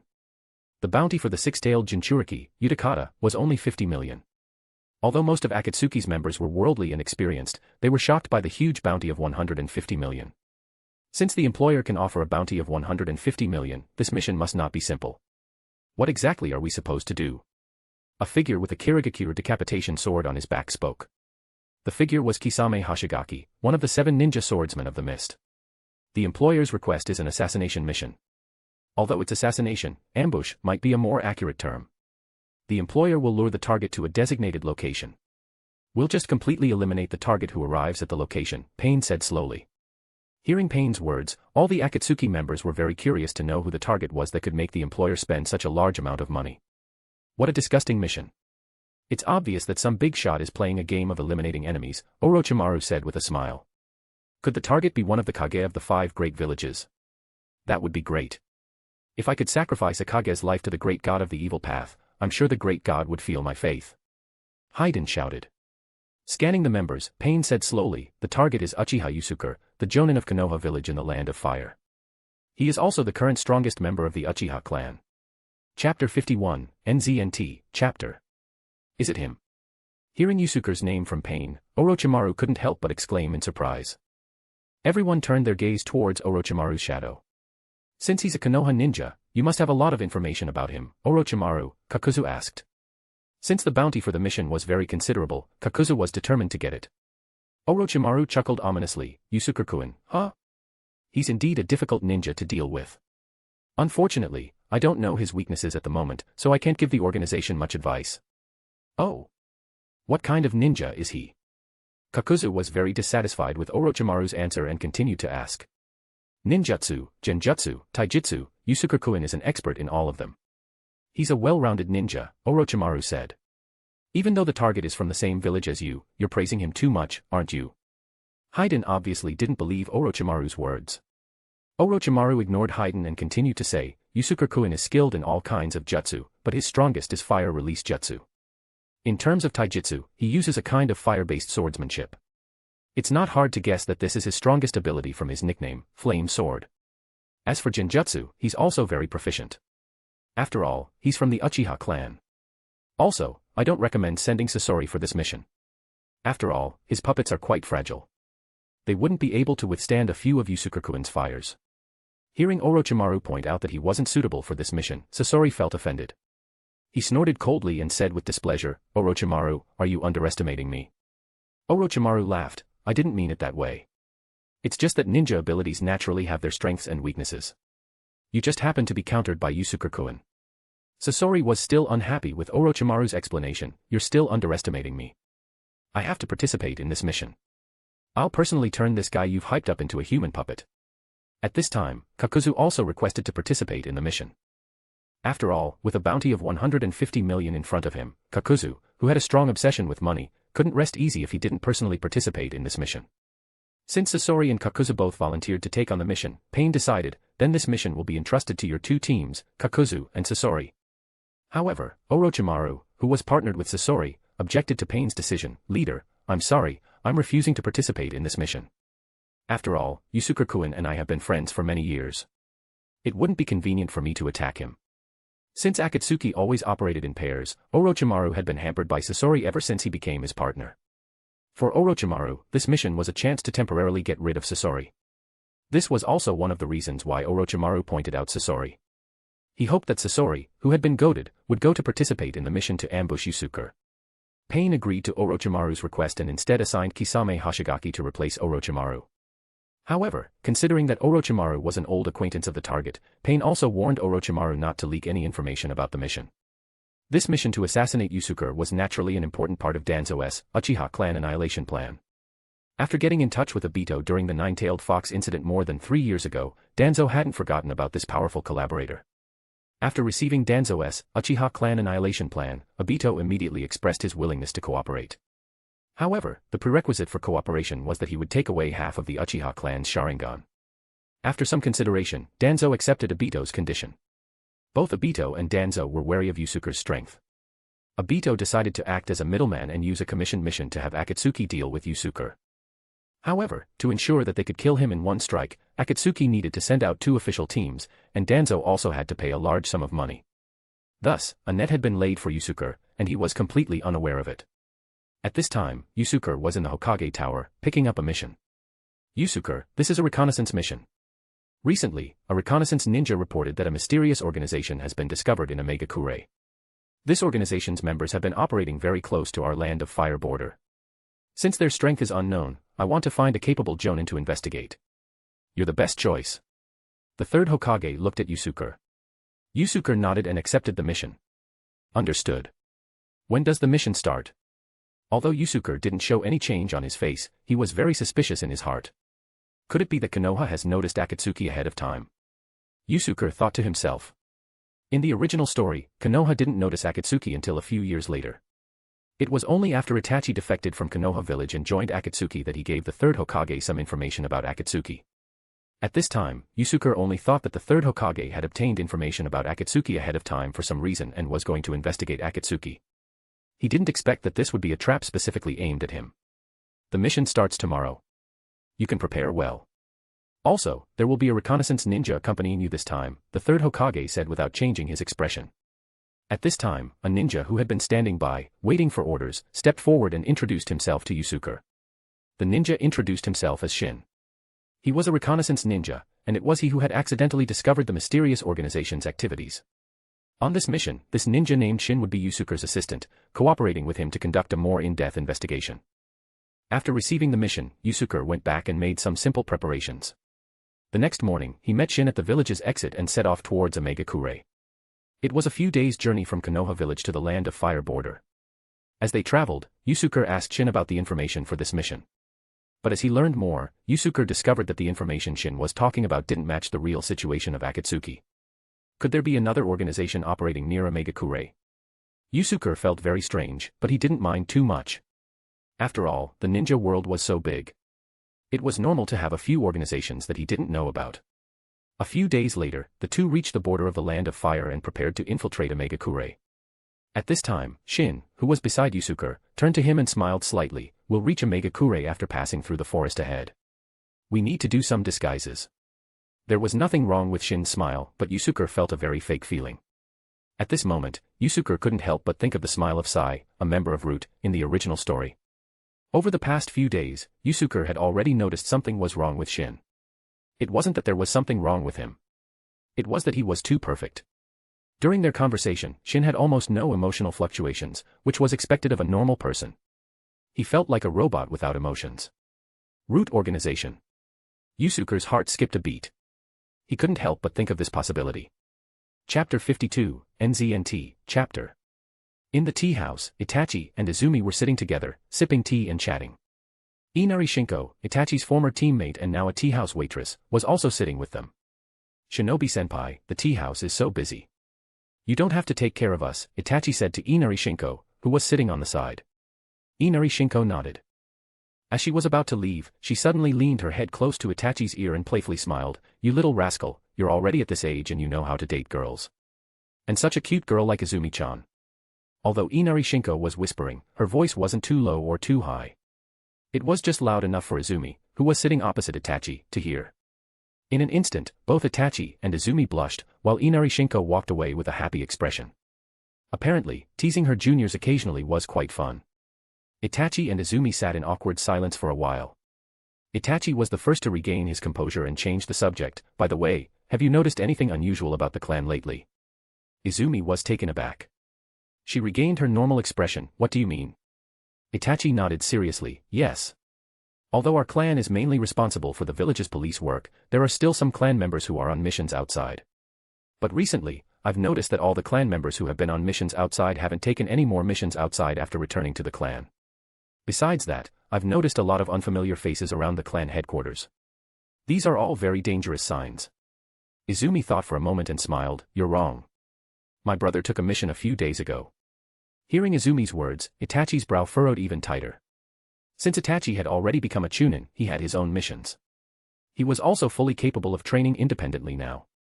He only occasionally asked his teacher, Yusuke, for help when he encountered problems.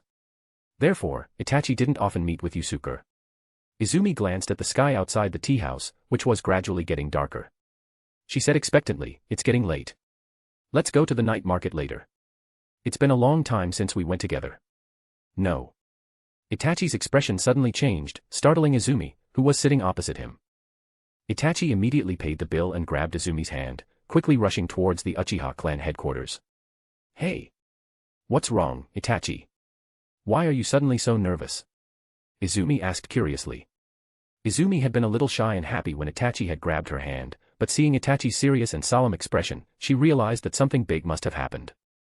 Itachi said in a low voice, "I don't have time to explain. Let's go back to the clan first." Upon returning to the clan, Itachi immediately dragged Kabuto, who was still in the laboratory, out. He arranged for Izumi, Izumi's mother, Uchiha Izumi, Yuta, and the others to go to a secret location within the clan. After giving Kabuto a few brief instructions, Itachi immediately rushed home to bring his mother, Uchiha Mikoto, and Sasuke to the location. After arranging for his family, Itachi immediately went to the police force to find his father, Uchiha Fugaku. "I hope it's not too late." Itachi was very anxious. He felt that a huge conspiracy was hanging over the entire clan. But he was stopped by an unexpected person not long after he left. "Shursue, I'm very busy today. If you have anything to say, let's talk tomorrow." Itachi looked at Shursue, who had suddenly stopped him. Since his long conversation with Yusuke more than 3 years ago, Itachi's thinking had changed drastically from the original story. He naturally disagreed with Shursue's idea of sacrificing the clan to protect the village. Not long ago, Shursue had personally invited Itachi to join Root, but to Shursue's disappointment, Itachi had refused. Since then, the two, who had already been estranged, became even more distant. At the same time, Itachi had also put Shursue on the list of people he couldn't fully trust. This wasn't because Itachi had any personal objections to Shursue. It was because he had a keen sense that Shursue's position was completely different from his own. "Itachi, in the entire clan, I can see that you're the only one with the capacity to sacrifice the small for the greater good. Everyone else can't understand this, not even Yusuke-senpai. Although I don't know what changed you, I still want to make a final effort." Shursue looked at Itachi sincerely, his voice deep. From Shursue's words, Itachi guessed that he might know something. "What do you mean by final effort?" Itachi asked back. "I can't say more about the specifics. But I hope you can go with me to see the third Hokage and Danzo. This is your only chance." At this time, Shursue had already received orders from the third Hokage. He was going to cooperate with Danzo to destroy the Uchiha clan tonight, just like he had played Itachi's role in the original story. When he had first received this order, Shursue had been shocked. He wasn't someone who didn't care about his clan. It was just that in his heart, the village's position was far higher than that of the clan. Although Shursue had also objected, hoping to invite the clan leader, Uchiha Fugaku, to have a peaceful negotiation to resolve the current crisis, Danzo had refused, saying that it would alert them. Danzo then showed Shursue a lot of evidence to convince him that the radicals within the Uchiha clan were planning a coup. But what Shursue didn't know was that this evidence was half true and half false. Most of it was fabricated by Danzo. Because the radicals within the Uchiha clan had indeed had some ideas, exaggerating these existing facts made it difficult to tell the truth from the lies. Finally, the third Hokage appeared in person. He spoke eloquently to Shursue about the heroes of the past who had made great sacrifices for the village, including Shursue's ancestor, Uchiha Kagami, and others from his lineage. This became the final straw that tipped the scales in Shursue's heart, causing him to completely side with Konoha's high-ranking officials and accept the mission to destroy the Uchiha clan with his own hands. Shursue had completely given up on the other members of the Uchiha clan. But he still wanted to try one last time for his former best friend, Itachi. "Although I ultimately failed to guide Itachi onto the right path, maybe it's not too late now," Shursue thought to himself. "My only chance." Itachi looked at Shursue emotionlessly. His heart was also filled with mixed emotions. It could be said that if his teacher, Yusuke, hadn't existed, he would definitely have followed Shursue's footsteps and taken a completely different path. Scenes of his shared experiences with Shursue flashed through his mind. But these scenes were quickly replaced by more scenes. Scenes of eating dinner with his parents and chatting, scenes of teasing his baby brother, Sasuke, scenes of going to the night market with Izumi, scenes of training taijutsu with Kabuto, and scenes of having heart-to-heart conversations with his teacher, Yusuke. 3 years ago, Itachi's heart had lost its initial confusion. He only had determination and resolution.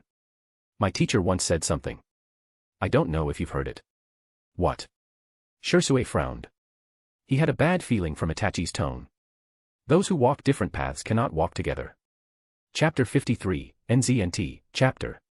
After saying that, Itachi didn't bother with Shisui anymore. He immediately rushed towards the police force to find his father, Uchiha Fugaku. Itachi could sense that Konoha's conspiracy against his clan had begun to be executed, and Shisui was one of the participants. Looking at Itachi's departing figure, Shisui remained silent. He knew that after tonight, his only best friend, Itachi, would no longer exist. With a bang, Shisui vanished into a puff of white smoke. It turned out that he was just a shadow clone. In a valley on the border of a Megakure, 4 people dressed in black cloaks with red clouds were hiding in the shadows, waiting for the appearance of their target, whom they were going to ambush and kill. Hey, why hasn't he arrived yet? Wasn't he supposed to be here today? Look, it's already dark, Haiden complained impatiently. Could something have gone wrong?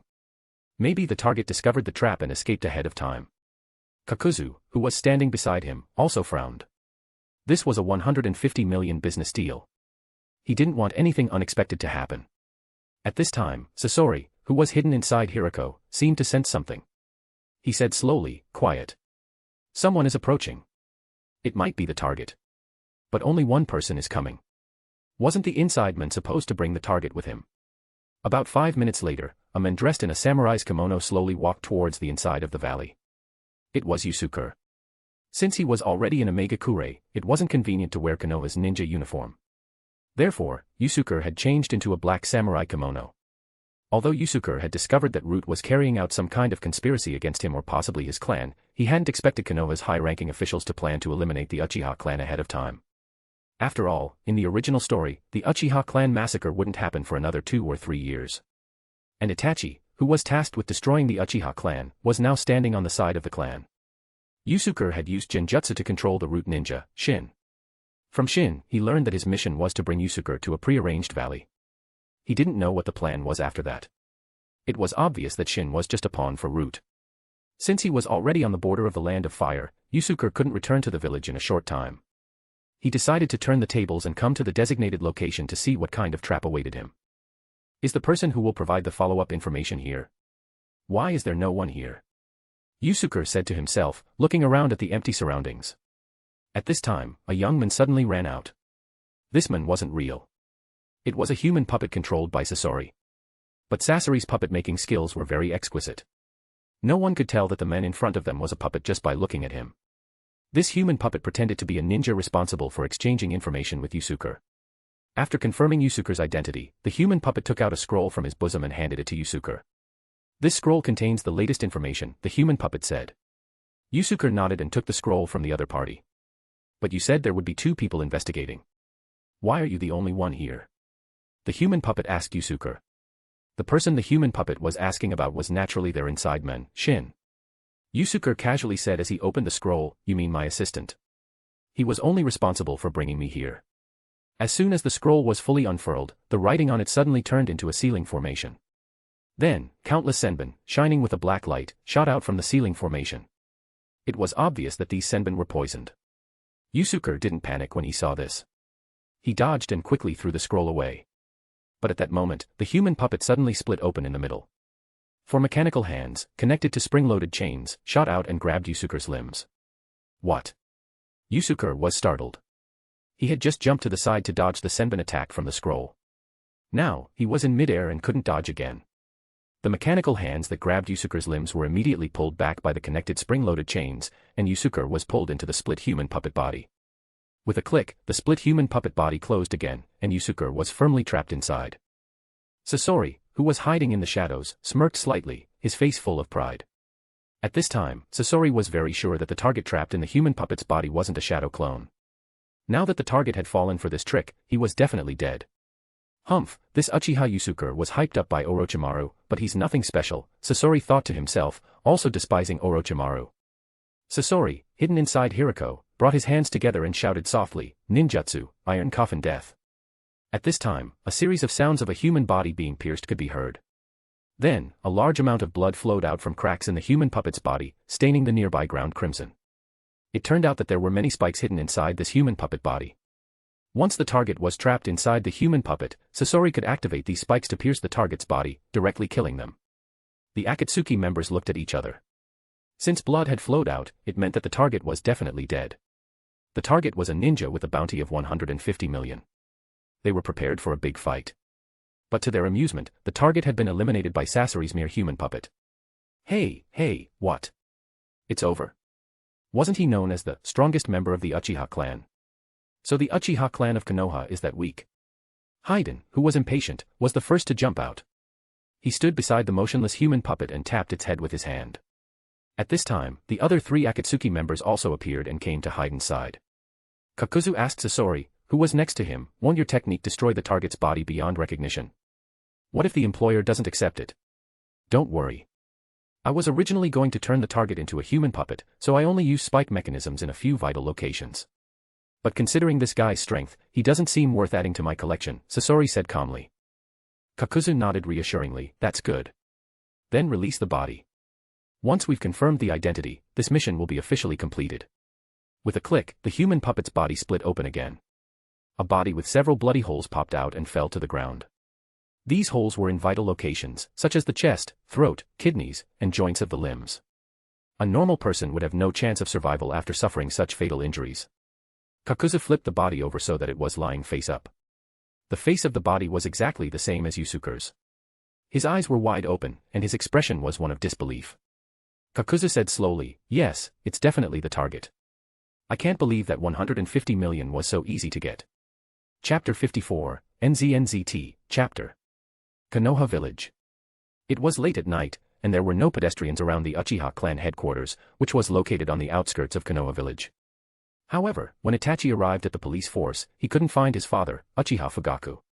After asking Uchiha Tsuchiro, his father's assistant, he learned that Danzo had already been there before he arrived. Shursue had accompanied Danzo. I don't know what Danzo and the clan leader talked about in the office. They left together not long after. I don't know where they went, another Uchiha clan member beside Uchiha Tsuchiro said to Itachi. Since the Uchiha clan didn't have a good relationship with Danzo, almost all the Uchiha clan members addressed him directly by name, without using honorifics. Hearing this, Itachi decided to gather the clan members first and then go find his father. After all, Danzo had personally come here. It was very likely that the conspiracy against the clan had already begun to be executed. He had to make the clan members aware of the danger. Itachi sent the others in the police department away and spoke to Uchiha Tsuchiro alone. Danzo might be about to attack the clan. And the goal might be to destroy our entire Uchiha clan. Then, Itachi explained his observations and analysis to Tsuchiro. Uchiha Tsuchiro had always been Fugaku's confidant, and Itachi trusted him very much. He told Tsuchiro these speculations because Itachi needed a capable person to help him shoulder some of the burden at this time. Hearing Itachi's analysis, Tsuchiro felt a chill in his heart and was momentarily flustered. But seeing Itachi's calm demeanor, Tsuchiro suddenly felt like he had a backbone. Itachi, do you have any solutions?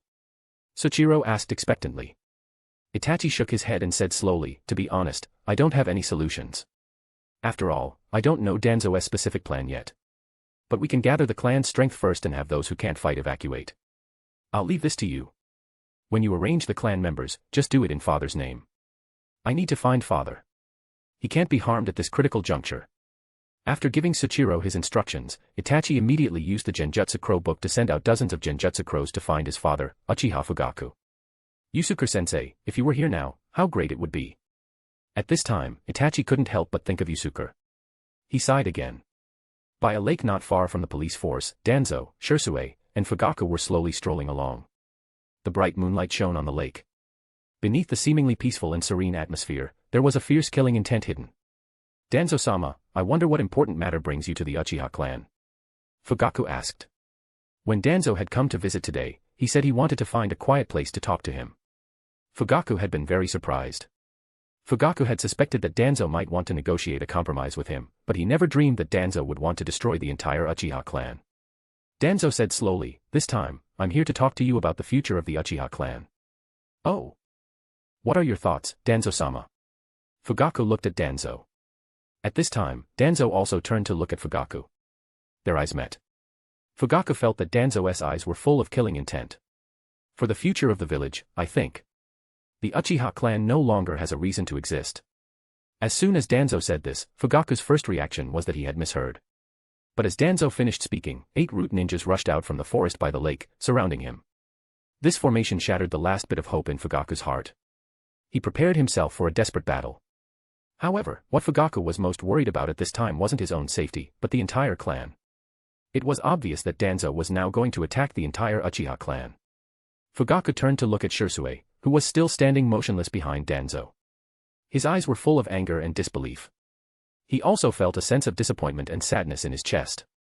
Shisui was one of Fugaku's most valued juniors in the clan, but at this moment of life or death for the clan, he was standing on the opposite side. Although Shisui had already shown his stance through his actions, Fugaku still didn't want to believe it. He asked Shisui in a low voice, "As a member of the Uchiha clan, tell me what your choice is." Facing Fugaku, Shisui felt guilty in his heart. But thinking about the irreconcilable conflict between the clan and the village, thinking about the future of Konoha, Shisui remained firm in his decision. Shisui said, "Clan leader, the clan and the village can no longer coexist. For the sake of the village's stability, to prevent a larger-scale internal conflict and casualties in the future, we need to cut the Gordian knot now." Hearing this, Fugaku roared, "Uchiha Shisui, don't forget what your last name is." Looking at Fugaku without fear, Shisui said in a deep voice, "I'm Uchiha Shisui, but I'm also Konoha's Shisui." At this time, Danzo raised his hand and waved. The 8 root ninjas immediately sprang into action. But they didn't surround Fugaku.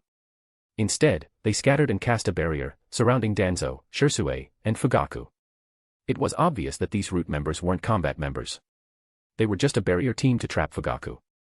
The real battle would be fought between Danzo, Shisui, and Fugaku. Shisui slowly drew the short sword on his back, and the Sharingan pattern appeared in his eyes. Fugaku also activated his Sharingan, staring coldly at Shisui and Danzo. The battle was about to begin. During the Uchiha clan massacre in the original story, Fugaku had completely given up resisting. But that didn't mean that he wasn't Itachi's opponent at that time. A large part of this was because Itachi was his son, and Sasuke was also given a chance to survive. However, now that the person carrying out the massacre was Shisui, Fugaku wouldn't just sit back and wait for death. As Danzo, Shisui, and Fugaku were facing off, Root had already deployed all its members to eliminate the outposts around the Uchiha clan headquarters. At the same time, they cast a large-scale Genjutsu barrier to completely seal off the Uchiha clan headquarters. This Genjutsu barrier would confuse people's vision and hearing. Even if a large-scale battle took place inside the Uchiha clan headquarters, people far away wouldn't notice anything unusual. And to prevent ninjas within Konoha from discovering the barrier, Root had also blocked the roads between the village and the Uchiha clan headquarters ahead of time, prohibiting anyone in the village from approaching the Uchiha clan headquarters tonight. At this moment, the Uchiha clan headquarters was like a closed island. Konoha's high-ranking officials' plan to destroy the Uchiha clan had officially begun to be executed. Chapter 55, NZNZT, Chapter. In a valley within Omegakure, 4 members of Akatsuki, responsible for ambushing Yusuke, stood in a serious circle, seemingly discussing something extremely important. "Let's begin," Kakuzu said in a deep voice. All 4 of their eyes flashed with a gleam of light at the same time, and they raised their arms. The one Sasori raised was Hiriko's mechanical arm. Rock, paper, scissors. Looking at the 3 papers in front of him, and then at his clenched fist, Hayden complained, Hey, you guys are colluding, aren't you?" Sasori said calmly, "Don't be a chatterbox, carry the body." "What bad luck. I should have believed in the evil god instead of the god of gambling." No, evil god, I repent. Please forgive my offense." Hayden muttered with a face full of resentment. As Hayden carried Yusuke's body, the body's dangling arm happened to fall in front of Hiriko, who was half lying down. Through Hiriko, Sasori noticed the body's smooth palms. "No, this is a body, not the target." Sasori seemed to think of something and exclaimed. As soon as Sasori finished speaking, a cold voice rang out from above the valley. "Fire release, great fire annihilation." A raging fire suddenly erupted from above the valley and shot downwards. The range of this fire was immense, far exceeding the Great Fireball technique. It completely covered the area where the 4 Akatsuki members were in the surrounding area. Seeing the overwhelming fire release jutsu in front of them, Kisame Hoshigaki, from Kirigakure, immediately used water release to resist. Water release, great waterfall technique. Since this valley was in Omegakure, there was plenty of water around. The sky was also raining continuously. The entire battle environment was very favorable for using water release jutsu. Under these conditions, the great waterfall technique that Kisame Hoshigaki, who was already proficient in water release, used was quite impressive. When the raging flames and the waterfall-like water release jutsu came into contact, a sizzling sound could be heard. This was the sound of a large amount of water being evaporated by the high temperature of the flames. Soon, the entire valley was filled with mist. Although Kisame Hoshigaki had temporarily resisted the overwhelming flames, the Akatsuki members discovered that the fire didn't seem to be diminishing under the impact of the Great Waterfall technique. Instead, the Great Waterfall was slowly becoming a small waterfall. Hey, your water release is really watery. It seems like it's not working at all. Seeing that Kisame Hoshigaki's water was being evaporated faster than he could release it, and that only a thin layer of water curtain was left in front of them, Hyden mocked him. But Kakuzu and Sasori had serious expressions. The enemy's fire release jutsu was unprecedentedly powerful. They knew that Kisame Hoshigaki's water release alone wouldn't be able to resist it. They immediately took action. Kakuzu's cloak suddenly inflated like a balloon. Then, two masked things, dragging a large number of gray-black tentacles, slid out from under the cloak. These gray-black tentacles were Kakuzu's secret technique, Earth Grudge Fear. Through Earth Grudge Fear, Kakuzu could steal the hearts of ninjas with different chakra attributes to form a kind of masked monster that could assist in battle. Each heart could shield Kakuzu from one fatal attack. At this time, the masked monsters that Kakuzu had split from his body were wearing a blue patterned mask and a gray patterned mask, representing water release and wind release. Sasori controlled Hirako to raise both arms, and a tube extended from each arm, aiming at the flames that were about to press down from above. Water release, Great Waterfall technique. Scroll, water release, water flow stone. Large amounts of water were simultaneously sprayed from the mouths of the water release masked monster and the tube-like organs on Hirako's arms, merging with Kisame Hoshigaki's Great Waterfall technique. Under the combined water release of the three Akatsuki members, the flames were finally suppressed. They began to slowly decrease until they were completely extinguished. Looking at the rising mist in front of him, Kakuzu frowned. There were 4 of them present, and the enemy who had suddenly attacked was still unknown. Under these circumstances, the mist would be very unfavorable to their side. Wind release, Typhoon Pass. The wind release masked monster opened its mouth, and a strong gust of wind blew all the mist in the entire valley away. The Akatsuki members' vision became clear again. As the mist dissipated, a leisurely footstep rang out in the valley. As expected of Sasori of the Red Sand. You were able to discover that the body was fake. At this time, the real Yusuke appeared in the valley and slowly walked towards the Akatsuki members. After Yusuke discovered that Shin, who was on the mission with him, was suspicious, he immediately used genjutsu to control him. Since Shin's information was limited, and Root also had some secret techniques to control its members, Yusuke only obtained some of the information that Inada Shin was supposed to provide him, such as the meeting place, time, and code words. But Yusuke was completely unable to obtain more information from Shin. Yusuke, who had decided to go to the enemy's ambush location to investigate, first used a secret technique he had learned from Orochimaru to modify Shin's face, making him look exactly like him. This secret technique completely changed the target's appearance. After it was completed, there would be no chakra fluctuations left. It was fundamentally different from transformation technique and was very difficult for others to detect. After giving Shin a makeover, Yusuke used genjutsu to control his body and come to the designated location. When he discovered that it was Akatsuki who was ambushing him, Yusuke was immediately startled. He guessed that Danzo and Obito must have teamed up. And this alliance probably meant that Danzo wasn't just targeting him, but the entire Uchiha clan. After all, in the original story, Obito had played a very important role in the Uchiha clan massacre. This discovery made Yusuke very worried. Although he had left a backup plan, the timing of its activation wasn't under his control. It had specific activation conditions. If something really happened, he couldn't return to the village immediately. Yusuke decided to deal with the Akatsuki members in front of him first. Although the official members of Akatsuki were all experts and they had a numerical advantage, Yusuke was no longer the same. Over the past 3 years, Yusuke's body had grown from adolescence to youth. His physical strength, stamina, and chakra had all improved significantly. Moreover, after training at the soul level, Yusuke could now skillfully use Ryatsu to fight. He had also reached a new level in his mastery of his Zanpakuto. This made Yusuke very confident in his own strength. Another very important point was that he knew the abilities of all the Akatsuki members in front of him, except for Kisame Hoshigaki, whom he didn't know much about. With his powerful strength and intelligence advantage, Yusuke was not afraid of the Akatsuki lineup in front of him.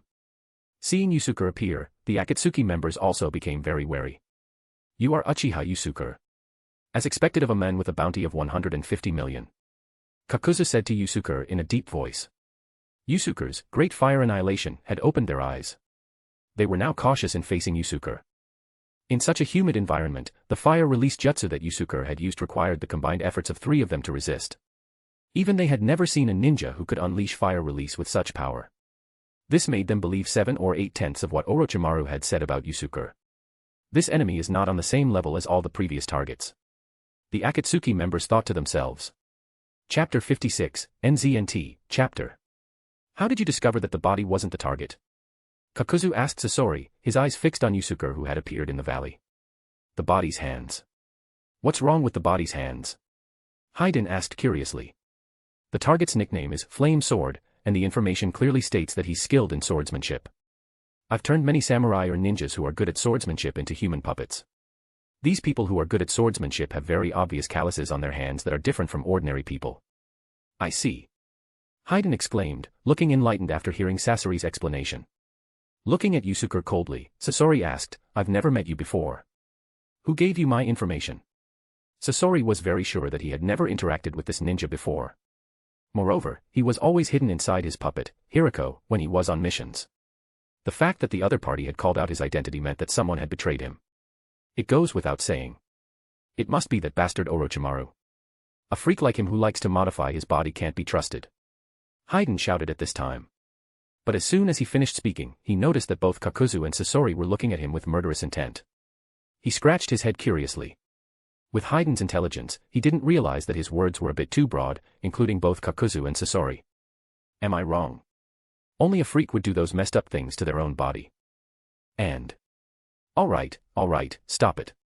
Kisame Hashigaki kindly interrupted him before Hayden could finish.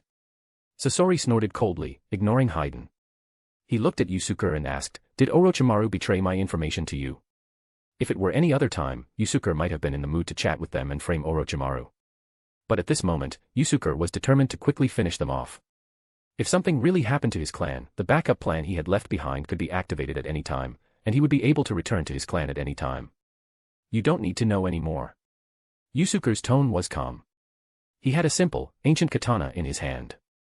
Looking at the katana in Yusuke's hand, which shone with a cold gleam under the moonlight, Sasori said coldly, I admit you have some strength, judging from that fire release jutsu, but... I'm going to chop this arrogant kid up. Before Sasori could finish, Hayden screamed, grabbed his signature weapon, triple-bladed scythe, and rushed towards Yusuke. Seeing Hayden, who was relying on his immortality to charge directly at him, Yusuke activated his Sharingan. Golden-red tomo appeared in his pupils. After all, Yusuke was facing 4 opponents. The Sharingan could not only provide him with powerful dynamic vision, but it could also cast some unique dojutsu. Seeing the Sharingan pattern in Yusuke's eyes, the Akatsuki members were slightly surprised. They had seen the Sharingan before, but this was the first time they had seen a Sharingan with such a strange pattern. They were also more wary of Yusuke. At this time, Hayden, who had been rushing towards Yusuke, suddenly stopped and stood motionless. No good, that idiot is under genjutsu. Kakuzu exclaimed. But when the Akatsuki members reacted, Hayden's headless body had already fallen to the ground with a thud. Yusuke was standing nearby, holding his katana in his right hand and Hayden's head in his left. Although Hayden's physique was very special, even if his head was cut off, he wouldn't die. But in this situation, Hayden had lost his ability to move.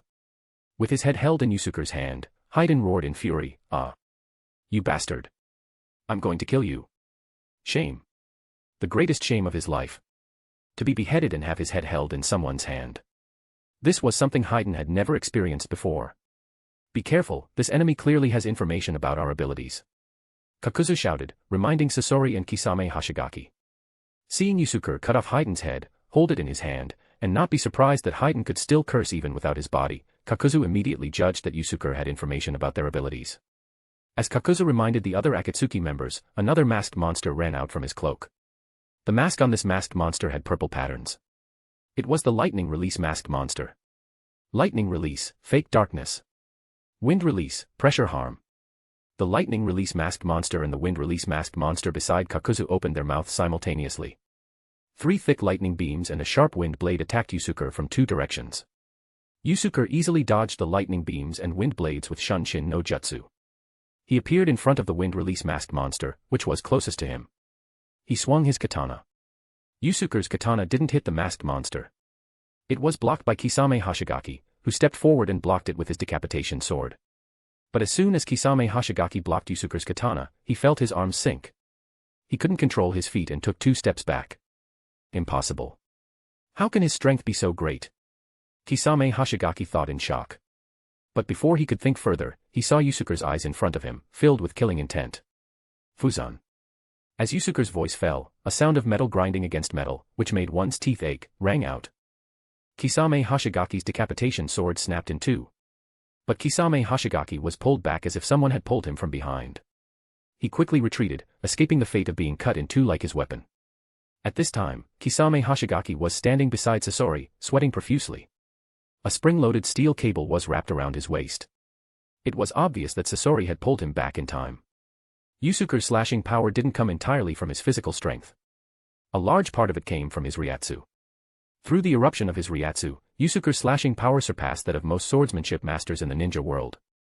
It also allowed him to easily cut Kisame Hoshigaki's decapitation sword with his Zanpakuto. In just a few seconds of fighting, Yusuke had incapacitated Hyden and almost killed Kisame Hoshigaki.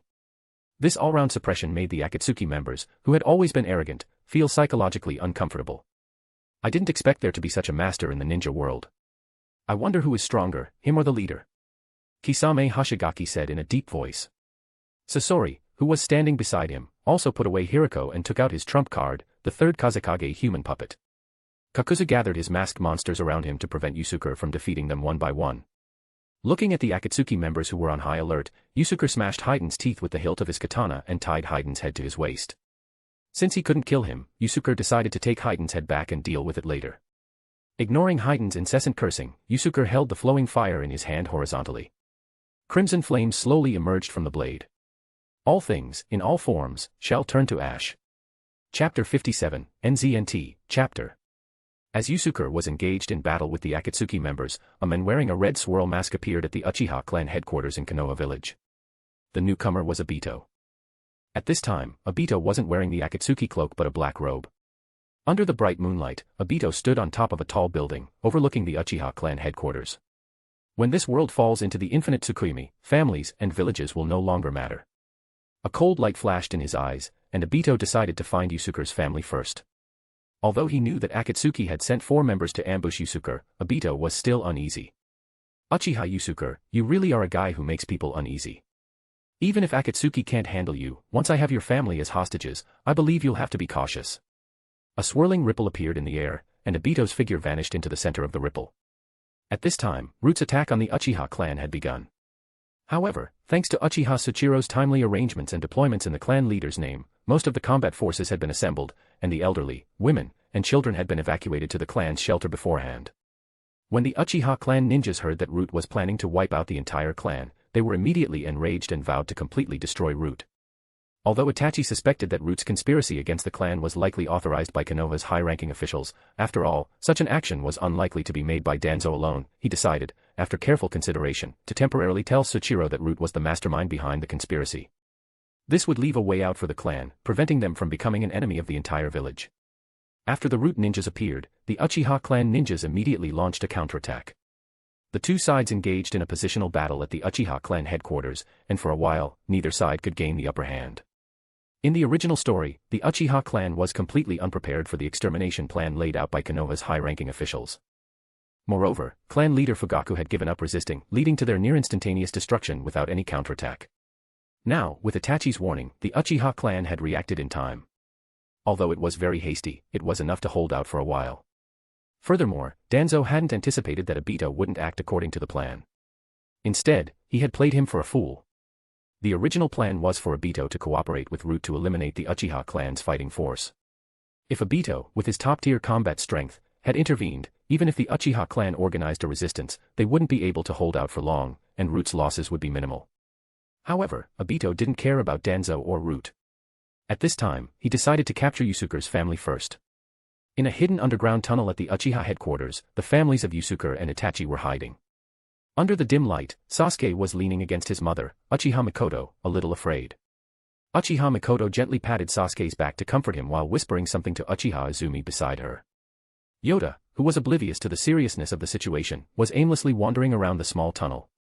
On the other side, Kabuto sat calmly, as if lost in thought, while Izumi paced back and forth, her mind racing. Before entering the tunnel, they had heard about the general situation from Itachi, and their hearts were already filled with worry. The faint tremors that could be heard from outside the tunnel made everyone present even more uneasy. No, as a ninja of the Uchiha clan, I have to do my part at this time, Izumi said, and she walked towards the entrance of the tunnel. Kabuto stopped Izumi and said calmly, even if you go to the battlefield alone, you won't be able to do much. But if this place is discovered by the enemy, only you and I can protect everyone. Hearing Kabuto's words, Izumi calmed down. As Kabuto said, it wasn't just her in the tunnel. There were also her and Itachi's families. If the enemy attacked, Kabuto alone would have a hard time taking care of them. Thank you. I was impulsive. Izumi sighed and gave up the idea of going out to fight. Kabuto pushed up his glasses. Sensei isn't here. We have to hold our ground now. At this time, Yuta seemed to have discovered something. He walked towards a corner of the tunnel, squatted down, and looked carefully. What is this? Looking at the spherical object with red swirl patterns that was protruding from the ground, Yuta curiously poked it with his finger. Because the light in the tunnel was too dim, Yuta didn't realize at first that it was a human head. What surprised him even more was that his finger went straight through the spherical object without any obstruction. Just as Yuta was about to study this strange spherical object further, he suddenly saw a small hole on the spherical object flicker. Inside was a blood-red eye. The flicker was the eye blinking. Ah! Yuta screamed in fright and sat down on the ground. At this time, everyone in the tunnel was startled by Yoda's voice. Izumi and Kabuto quickly came to Yoda's side, just in time to see a person wearing a red swirl mask and a black robe emerge from the ground, as if he were completely intangible. I found you. Obito's mask revealed a ferocious smile. Looking at the mysterious person in front of him, Kabuto felt a strong sense of unease. It was obvious that the other party was up to no good. But there was no one else to rely on here. Kabuto knew that he was the only one who could protect everyone. He pulled Yoda up and shielded him behind him. Kabuto looked calmly at Obito in front of him. Who are you? What are you doing here? Seeing Obito's appearance, Izumi, not to be outdone, took out her Kusanagi sword, Senbon and stood beside Kabuto. Obito didn't answer Kabuto. Instead, he scanned everyone. Not bad. All the important people are here, Obito said slowly. At this time, Izumi noticed that the eye exposed by Obito's mask was also a Sharingan. She couldn't help but ask, are you also from the Uchiha clan? Obito sneered, yes, I'm a ghost of the Uchiha clan. And tonight, the Uchiha clan will be destroyed. You will all die here. When he said this, Obito paused and looked at Izumi, who was on high alert. The corner of his mouth, beneath the swirl mask, curled up slightly. Maybe you don't have to die today. Hearing the words of this masked mysterious person, Kabuto and Izumi knew that there was no escape from this battle. They exchanged glances and immediately decided on a plan of action. In recent years, Izumi, Kabuto, and Itachi had fought together in many battles and completed many missions. They were now very tacit. A single look was enough to convey their thoughts to each other. Chapter 58, NZNT, Chapter. Interesting. Still trying to struggle. Seeing Kabuto and Izumi seemingly preparing to resist, Obito said calmly. Seeing Obito seemingly unguarded, Kabuto quickly formed hand seals and released an Earth Release Jutsu. Earth Release, Earth Spike Jutsu. Suddenly, a large number of cone-shaped earth spikes shot out from under Obito's feet, piercing him. At the same time, Izumi, who was supposed to be standing beside Kabuto, suddenly appeared behind Obito and slashed towards his neck. We got him. At that moment, Kabuto and Izumi couldn't help but feel overjoyed. They hadn't expected that this strangely dressed, imposing enemy would be defeated so easily. But the next moment, they noticed something was wrong. Their attacks had hit the enemy, but they didn't feel like they had hit anything solid. The enemy was still standing in front of them unharmed. Such a simple and practical tactic. One person uses ninjutsu to distract the enemy, while the other leaves a shadow clone behind and secretly launches a fatal attack from behind. If it were an ordinary person, they might have fallen for it. Unfortunately, your opponent is me. Obito didn't counterattack. Instead, he said in a confident tone. Izumi stepped forward and swung her sword at Obito several times, but without exception, each strike passed through his body without causing any damage. Impossible. Is this Jinjutsu? Izumi retreated to Kabuto's side after several attacks failed. Kabuto shook his head. No, it must be a space-time ninjutsu. This jutsu allows him to become intangible, just like how he suddenly appeared in this sealed tunnel. With a powerful sense of pressure, Obito slowly walked towards them step by step. Excellent observation skills. So, how are you going to deal with this? Wind release, vacuum wave. Kabuto formed hand seals and spat out several air waves with extremely high penetrating power. But as he expected, all the attacks passed through the other party's body. At this time, Obito's movements suddenly became faster. He instantly appeared behind Kabuto and grabbed him with one hand. Seeing this, Kabuto immediately raised his hand to block. He didn't know that if Obito touched him, he would be pulled into the Kamui dimension. The moment his hand touched Kabuto's arm, Obito suddenly returned to his intangible state. The reason was that Izumi's katana had just slashed from behind Obito, forcing him to abandon his physical form and pull Kabuto into the Kamui dimension. As Obito passed through Kabuto's body in an intangible state, he suddenly turned his head. His crimson Sharingan was filled with killing intent. Kabuto also turned his head at the same time to observe Obito's movements. He saw a swirling spatial distortion suddenly appear in front of the eye exposed by Obito's mask. Oh no! Kabuto thought to himself. Suddenly, 5 or 6 shuriken flew out from the swirling spatial distortion, flying straight towards Kabuto's face. It turned out that Obito had used his Kamui ability to directly shoot shuriken from the Kamui dimension through his Sharingan. Facing such a close-range attack at such a tricky angle, Kabuto was unable to dodge. Clang, clang, clang, several sounds rang out, accompanied by several flashes of sword light. The shuriken were all knocked down. It turned out that Izumi had provided timely support. Would release, sharp spike technique. Kabuto, who hadn't had time to breathe a sigh of relief, saw that Obito suddenly extended a wooden spike from his right palm, stabbing towards Izumi, who was beside him. Kabuto was shocked. He immediately pushed Izumi away, sacrificing himself. He was pierced in the abdomen by the wooden spike in Obito's palm. Oh! What a touching camaraderie, but... Seeing Kabuto blocking the attack for Izumi, Obito couldn't help but sneer. This move isn't so simple. As Obito finished speaking, several sharp wooden spikes suddenly burst out from Kabuto's body. In an instant, Kabuto was covered in blood. Originally, even if Obito's sharp spike technique had hit Izumi, he wouldn't have launched a second attack with the wooden spikes. After all, he planned to capture Izumi alive. Before confirming Yusuke's death, Izumi would be a backup hostage. But since the target was Kabuto, Obito wouldn't show any mercy. At this time, Kabuto's eyes widened, and he covered his abdomen with his right hand. His body uncontrollably knelt on the ground, then fell to the ground with a thud. Kabuto. At this time, everyone around them exclaimed. Uchiha Izumi and Yoda immediately rushed to Kabuto's side and hugged him, crying. Because Yoda was extremely sad and crying loudly, a heavy downpour suddenly began in Konoha village. However, no one in the tunnel noticed. The sharp spike technique, a piercing attack launched from within the body, could damage the body's organs from the inside. It was extremely fatal to normal humans. At this time, Kabuto was no longer breathing. Looking at Kabuto, whose body was pierced by wooden spikes, Izumi was stunned. 2 lines of tears flowed down her cheeks. Scenes of her time with Kabuto flashed before her eyes. Hello, I'm Yukushi Kabuto. Pleased to meet you. Izumi, here, have some of these dumplings. Izumi, you should use this jutsu like this. Come on, form the hand seals with me. Oh, Izumi, I'm not your opponent in taijutsu anymore. Since Kabuto had been brought home by Yusuke more than 3 years ago, Izumi felt like she had gained another brother. This brother wasn't as admired by her as Yusuke, and he wasn't related to her by blood. But whether it was eating, training, playing, or going on missions, this brother was always by her side, giving her help and care. Suddenly, blood mixed with her clear tears. The pattern in Izumi's Sharingan pupils suddenly changed.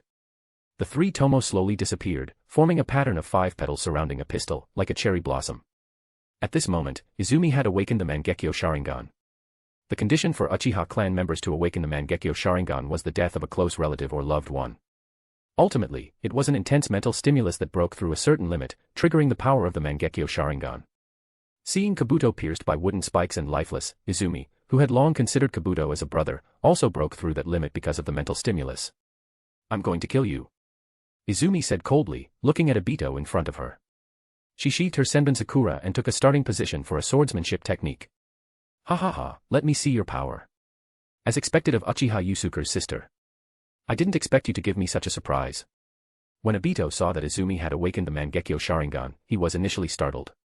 But soon, he was overjoyed. After all, a pair of Mangekyo Sharingan was invaluable. At this time, in Obito's eyes, Izumi's Mangekyo Sharingan was already within his grasp. With his body in an intangible state, Obito walked towards Izumi step by step. He was now enjoying the feeling of toying with his enemies.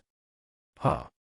Seeing Izumi, who had already appeared in front of him with her hand on the hilt of her sword, using Shunshin no Jutsu, Obito couldn't help but feel a chill in his heart, as if he sensed danger. Although he was very confident in his intangible state, Obito still instinctively dodged to the side. A pink, dazzling blade light, like a blooming cherry blossom, flashed past his eye. Obito felt a sharp pain in his shoulder, and a familiar arm, accompanied by a spray of blood, floated in the air. Is this my arm? Chapter 59, NZNT, Chapter. Impossible. Obito exclaimed in disbelief, simultaneously grabbing his severed right arm with his left hand and quickly flashing away, creating some distance between himself and Izumi. The wound where Obito's arm had been severed at the shoulder was filled with more pure white muscle tissue than blood, making it look quite eerie. Izumi's initial target with her slash had been Obito's head. However, Obito's premonition of danger allowed him to escape, but he was still too slow to dodge completely and lost an arm to Izumi's strike. "This is your Mangekyo Sharingan ability, right? I didn't feel any spatial fluctuations. Why could your sword hit me?" Obito asked in a gloomy tone, looking at the girl in front of him with a cold expression. His intangibility ability involved hiding his body within the Kamui dimension. To injure him, one had to extend their attack into the Kamui dimension and hit his real body. But Izumi's slash just now didn't have any spatial fluctuations, and her katana didn't cross space to hit his real body. This made Obito very confused. In fact, the ability that Izumi awakened with her Mangekyo Sharingan was called Eye-Sighted Slash. As the name suggests, when Izumi's Mangekyo Sharingan sees a target being struck, the damage is directly reflected onto the real body. This ability could counter enemy abilities like intangibility, elementalization, and genjutsu. These types of enemies were very troublesome for ordinary taijutsu-based ninjas or ninjas who relied on weapons to fight, but they were no longer a problem for Izumi. However, Izumi wouldn't explain her Mangekyo Sharingan ability to Obito.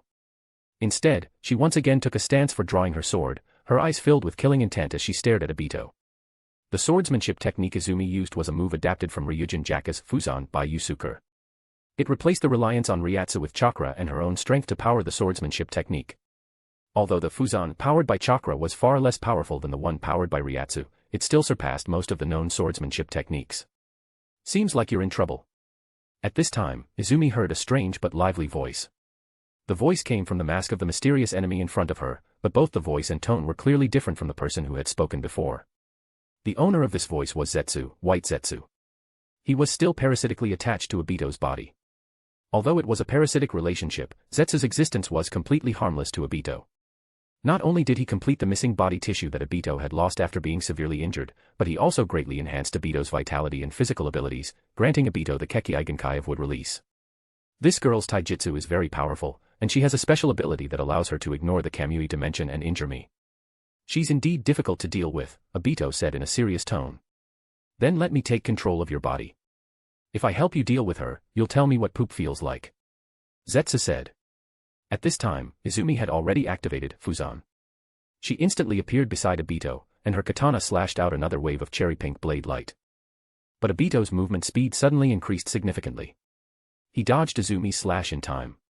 Seeing this, Izumi quickly closed in and used the Uchiha-style swordsmanship, relentlessly pursuing Obito. The cherry-pink blade light flickered continuously in the dim tunnel. Obito used various strange postures to dodge Izumi's attacks, seemingly at ease. At this time, a circle of white, tentacle-like substances extended from the collar of Obito's black robe. These tentacles swirled around Obito's head, completely covering his head and mask, forming a white, swirling head covering. In this state, Obito's body was completely under the control of Zetsu, White Zetsu. His overall abilities had greatly improved.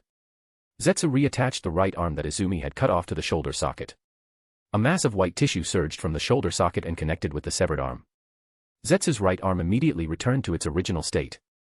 "Little girl, I'm sorry, but my master told me to kill you directly. Don't blame me." Zetsu easily dodged another slash from Izumi and said nonchalantly. He had received instructions from Obito to directly kill Izumi. Obito was very wary of Izumi's abilities. After all, Yusuke's mother was still there. Even if Izumi died, he would still have a bargaining chip. Would release, Hell's Dance. At this time, Zetsu seized an opportunity during Izumi's attack, formed hand seals, and completed a wood release jutsu. Several thick, thorny tree roots suddenly rose from the ground, constantly circling and approaching Izumi. Wood release, Hell's Dance, was originally a large-scale, destructive jutsu. But to keep a hostage, Zetsu controlled the scale of this jutsu, targeting only the area where Izumi was. Facing the thorny tree roots that were constantly growing and approaching, Izumi continuously dodged with her agile movements. However, she didn't notice that Zetsu's body had also merged with the wood release tree roots. Looking at Izumi, who was still waving her katana to block the tree roots while facing away from him, Zetsu's body suddenly emerged from the tree roots behind Izumi. A sharp wooden spike in his palm suddenly stabbed towards Izumi's back. No. Seeing the mysterious masked person suddenly launching a fatal attack from behind Izumi, Uchiha Izumi and the others, who couldn't fight and could only watch, exclaimed. Hearing everyone's exclamations and seeing the fear in their eyes, Izumi quickly turned her head. She saw Zetsu, who was right in front of her, and the sharp wooden spike in his hand, which was almost touching her. At this critical moment, a golden-red three-tomo Sharingan pattern suddenly appeared in Izumi's right eye. It was exactly the same as the Sharingan pattern in Yusuke's eyes. As the pattern appeared, a burst of golden-red flames erupted from Izumi's right eye and surrounded her, protecting her. The sudden flames were extremely hot. They instantly burned all the tree roots summoned by Zetsu's would release to ashes. They also directly burned off Zetsu's right arm, which was holding the wooden spike, and quickly spread towards his body. Fortunately, Zetsu reacted quickly and used a wood-release body replacement technique in time to escape, but the right side of his body had been burned to a large extent. The body tissue exposed through the torn clothes had turned completely black. Zetsu, still shaken, suddenly felt a wave of killing intent coming from his soul. Under the influence of this killing intent, he found it difficult to even speak. Looking ahead, Zetsu saw a pair of golden-red Tomo Sharingan staring coldly at him from within the flames in front of Izumi. At this moment, Zetsu felt as if he had been targeted by death. He completely lost the desire to continue fighting, and the only emotion left was fear. Izumi, I'm sorry I'm late. As Yusuke's voice rang out, a tall figure slowly walked out from the raging flames. Chapter 60, NZNT, Chapter. Yusuke's sudden appearance was due to a backup plan he had set in motion. It turned out that ever since he successfully awakened his Sharingan more than 3 years ago, Yusuke had gained an ability he had never revealed to anyone before, Kajiro. Kajiro allowed Yusuke to use his Sharingan to draw upon the power of Ryūjin Jakka, directly igniting the target in front of him. It was almost identical in activation to Itachi's Amaterasu, except for the nature and color of the flames, which were completely different from Amaterasu. This ability of Yusuke's Sharingan didn't come from the Mangekyo Sharingan. It was a product of the Sharingan being influenced by Ryūjin Jakka in Yusuke's spiritual world. It was also the reason why Yusuke's Sharingan looked different from other Uchiha clan members. After gaining this ability, Yusuke immediately took the opportunity to leave a conditional dojutsu in his sister Izumi's and mother Uchiha Izumi's eyes. This dojutsu was very similar to the one Itachi left in Sasuke's eyes before he died. However, the ability Itachi left behind was to activate Amaterasu and kill the other party as soon as Sasuke saw Obito. At that time, Itachi thought it was Madara. The dojutsu that Yusuke left behind, however, was to activate Kajiro and protect the host as soon as they were about to suffer a fatal injury, burning away any threats around them. However, this didn't necessarily completely eliminate the threat to the host. What made Yusuke most excited about Kajiro was that when this ability was activated, it drew upon the flames of Ryūjin Jakka. In other words, the flames of Kajiro were connected to Ryūjin Jakka at the moment of activation. This meant that when Kajiro was activated, Yusuke could use his fire release, flame walk technique, and directly use the connection between the flames and Ryūjin Jakka to cross space and appear beside the host. It was a pity that the number of times this dojutsu could be activated simultaneously depended on the number of Sharingan. Yusuke, who only had 2 eyes, could only use this dojutsu on his sister and mother. Otherwise, Yusuke really wished he could leave a dojutsu like this for his disciples, Kabuto and Itachi. Yusuke. Brother. Seeing Yusuke suddenly appear, everyone exclaimed. From Izumi almost being fatally attacked, the flames suddenly appearing to protect Izumi, and then Yusuke emerging from the flames, the entire process happened so quickly that everyone was caught off guard. But after everyone exclaimed, they were immediately filled with joy. At this moment of great crisis for the entire clan, Yusuke's appearance was like a shot of adrenaline for everyone. They had found a pillar to lean on. Yusuke swung his katana, drawing all the surrounding flames into Ryūjin Jakka to prevent them from accidentally injuring his own people. Brother. Kabuto, he. At this time, Izumi looked at Yusuke's tall figure, her heart relaxed. The pressure of protecting everyone on her shoulders disappeared. But then, she thought of Kabuto's sacrifice and couldn't help but cry to Yusuke. Hearing this, Yusuke was shocked. He immediately looked at Kabuto, who was being held in his mother, Uchiha Izumi's, arms, silent and lifeless. After careful observation, Yusuke discovered that although Kabuto seemed lifeless at this time, and the wooden spikes protruding from his body looked frightening, Yusuke, with his powerful soul power, could sense that Kabuto wasn't dead. He was in a state of self-repair, pretending to be dead. During his training with Tsunade, Kabuto had also learned about the ability of Tsunade's Ien Seal technique. Although Kabuto wasn't Tsunade's disciple, and Tsunade didn't teach him the Ien Seal technique, Kabuto, who was quick to learn, had still developed 2 medical ninjutsu for himself, Ien Healing Restoration Technique, and Physical Energy Healing. In the original story, Kabuto developed these 2 ninjutsu, largely based on the research of Karen, who had the Uzumaki clan's constitution. Now, although Kabuto didn't have the opportunity to study Karen, he could still learn more medical ninjutsu knowledge from Tsunade. Therefore, Kabuto had successfully developed these 2 medical ninjutsu, and their effects were even better than those in the original story. At this time, Yusuke also discovered that there was a life form inside Kabuto that didn't belong to him. Ah! He actually has this trick up his sleeve. This kid really is a genius. It turned out that after being hit by Obito's sharp spike technique, Kabuto's hand covering his abdomen wasn't to cover the wound. He was secretly performing a summoning technique, summoning dozens of small slugs to help him repair his body. But although Kabuto was using various methods to treat himself, he had been hit by the sharp spike technique, a ninjutsu with extremely destructive power towards living organisms. At this moment, his life was hanging by a thread. Hey, you bastard, where did you bring me? What about my body? Suddenly, a grumpy man's voice rang out in the tunnel. Everyone looked in the direction of the voice. It was a head tied to Yusuke's waist. What was shocking, or rather, terrifying, was that the head was actually yelling. At this time, both Zetsu and Obito immediately recognized the head tied to Yusuke's waist as Hyden, the new member of Akatsuki. Did he single-handedly take down the 4 members who were ambushing him? And how did he manage to directly return here from Omegakure? With a strong sense of doubt and fear, Obito decisively decided to abandon his participation in the Uchiha clan extermination operation tonight. Not to mention Yusuke, who was incredibly powerful, there was now also Izumi, who could injure him even through the Kamui dimension. If he wasn't careful, he would die here. As for Danzo and Root, what did they have to do with him, Obito? Obito was a man of action. Once he decided that something was impossible, he wouldn't hesitate to run away. He immediately regained control of his body from Zetsu, White Zetsu, and without a word, he used Kamui to disappear into the wall beside the tunnel. Obito's escape was so fast that Yusuke was caught off guard. Although he didn't want to let Obito go, Yusuke couldn't really stop Obito, who had the Kamui ability and was determined to escape. More importantly, Kabuto was still in critical condition. It was more important to treat him first. Don't worry, everyone. Kabuto isn't dead. Yusuke used the hilt of his katana to knock the noisy Hyden unconscious. He walked over to Kabuto's side, surrounded by everyone's surprised, fearful, curious, and strange gazes. The reason for these complex gazes was naturally the head of Hyden on Yusuke's waist. Although everyone wanted to ask for an explanation, they temporarily suppressed their curiosity because Yusuke needed to check Kabuto's injuries first. Yusuke briefly explained Kabuto's condition to everyone, reassuring them. Chapter 61, NZNT, Chapter. Looking at Kabuto, who was in a state of suspended animation, Yusuke ignited a small flame on his fingertip. His first priority was to deal with the wooden spikes that were piercing Kabuto's body.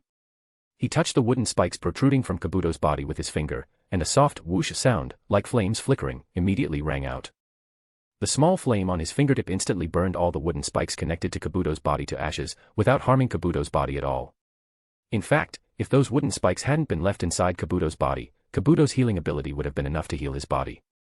However, these wooden spikes hindered Kabuto's ability to use chakra to repair and restore damaged tissue, causing him to expend a large amount of chakra, only able to sustain his life.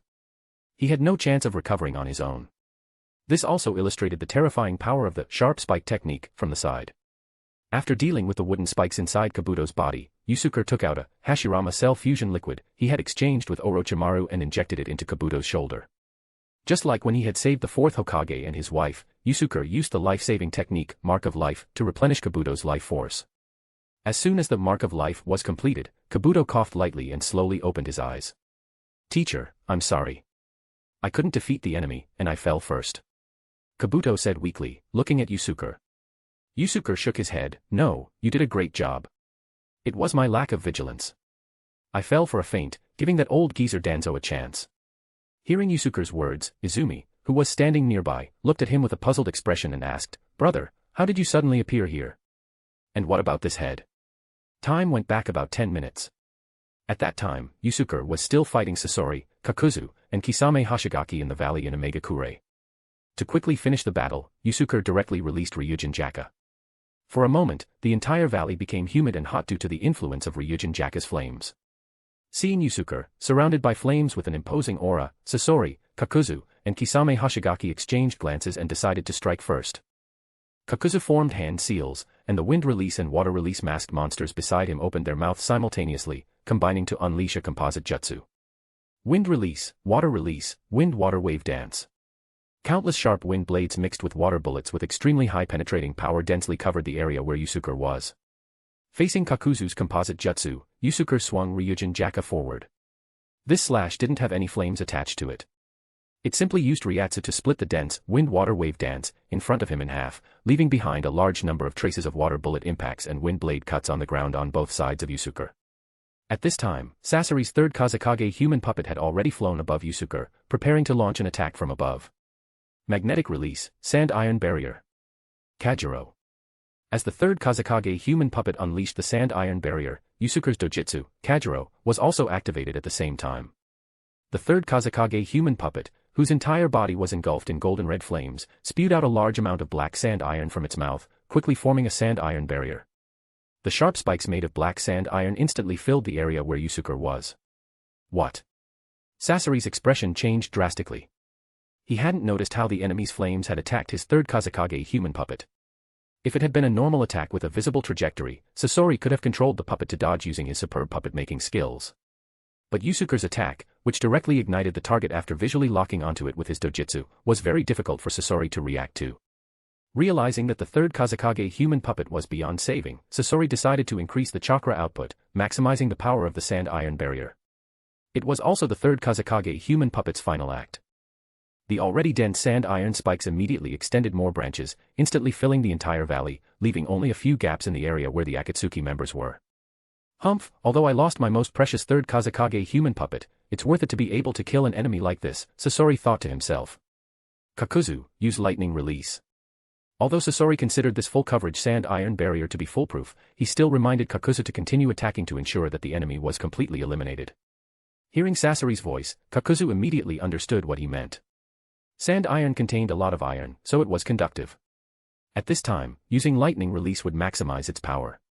But before Kakuzu could complete his lightning release, the Akatsuki members saw a small spark of fire ignite in the center of the black sand iron barrier. From that spark of fire, the flames instantly spread to the entire sand iron barrier. The black sand iron spikes that had been crisscrossing the valley were all ignited by golden red flames. In just a few seconds, the sand iron barrier that had covered the entire valley melted away, completely broken. Impossible. How can his fire release jutsu be so hot? Sasori was shocked. Kakuzu and Kisame Hashigaki were also stunned by the sight. However, before they could take any further action, Kisame Hashigaki suddenly screamed in pain, and half of his body was suddenly engulfed in flames. He's using dojutsu to activate the flames. At this time, Sasori finally noticed how Yusuke activated his flame attacks. It was by visually locking onto the target with his dojutsu. Although this visual attack method was very strange and difficult to dodge, it wasn't completely impossible to deal with once a skilled ninja noticed it. For example, in the original story, Itachi's Amaterasu had a slight delay after visually locking onto a target before the flames ignited. If the target locked onto by the Sharingan's gaze was agile enough, they could dodge the flames by moving quickly.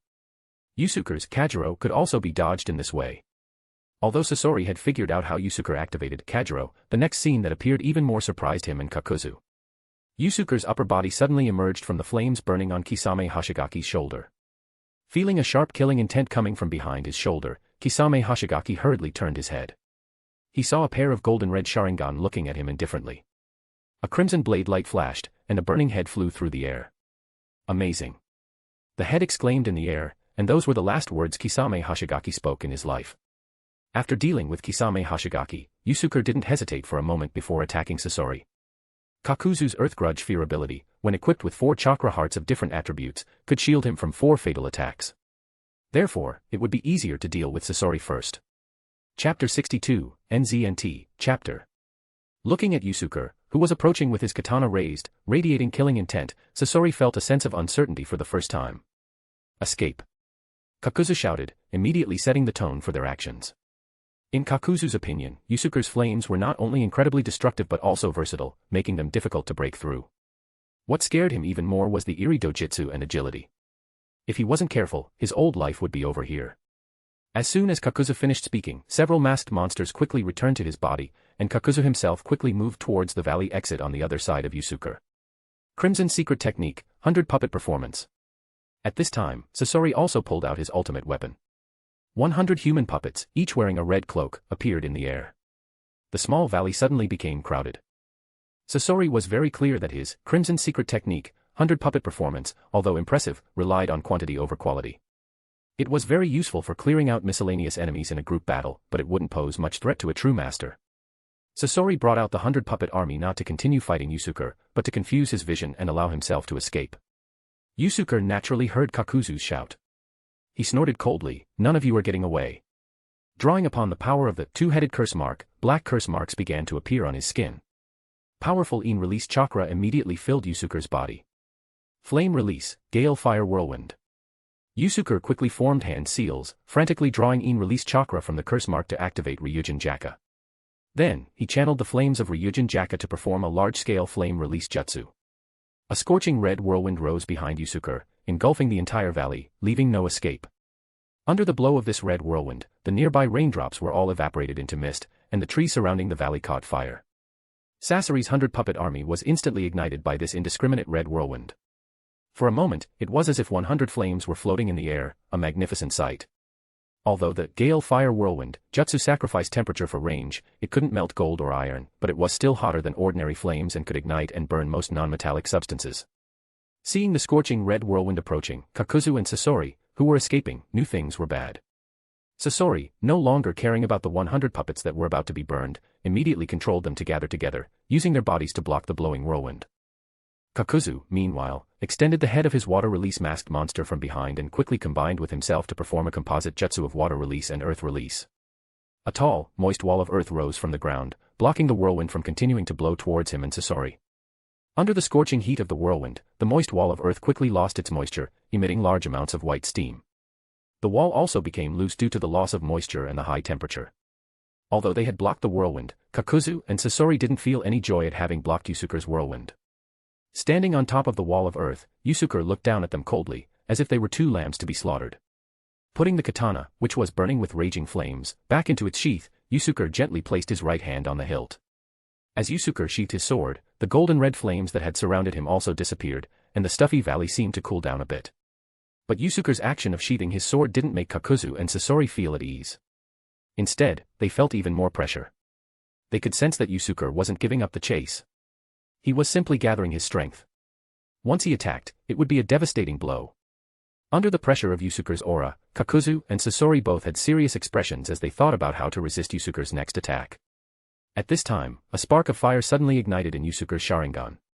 Just when Kakuzu and Sasori thought Yusuke was about to launch an attack, Yusuke formed a hand seal in front of his chest, and his body vanished into flames. At this time, Yusuke naturally sensed the activation of the dojutsu, Kajiro, that he had left in Izumi's eyes. He immediately used the flame walk technique to reach Izumi's side. "I'll spare your lives today. Next time, you won't be so lucky." Yusuke's voice echoed through the valley. Kakuzu and Sasori looked at each other, confused. Although they didn't know why the enemy had suddenly left, they both saw a sense of relief after surviving a near-death experience in each other's eyes. This person is not someone we can handle. It's a pity about the 150 million bounty, Kakuzu sighed. Sasori snorted coldly, he's a guy who cares more about money than his life. If he hadn't encountered some kind of situation and used a secret technique to leave, we definitely wouldn't have been able to escape unscathed. Kakuzu found Haiden's headless body, which had been scorched by Yusuke's whirlwind, in the valley. He picked it up on his shoulder. "Let's go. Kisame Hashigaki is dead. Haiden's body might still be useful." Kakuzu and Sasori, with pale faces, slowly walked out of the valley, their steps heavy with dejection. This was the biggest setback Akatsuki had experienced since they started carrying out missions. "By the way, Kakuzu, all my puppets are broken. Can I get reimbursed?" "No." Yusuke briefly told everyone about his experience, and they learned that he had also been ambushed outside and had actually crossed space directly from Omegakure back to the clan. Looking at Yusuke in front of them, everyone was happy but also extremely afraid. If anything had happened to Yusuke or if he hadn't been able to return to the clan in time, the Uchiha clan would have been completely destroyed tonight. First, he calmed everyone down. Yusuke brought everyone back to his laboratory. In his laboratory, Yusuke set up a barrier that could block space-time ninjutsu. Even if Obito returned, he wouldn't be able to threaten everyone for a short time. Yusuke left another dojutsu in Izumi's eyes to protect her.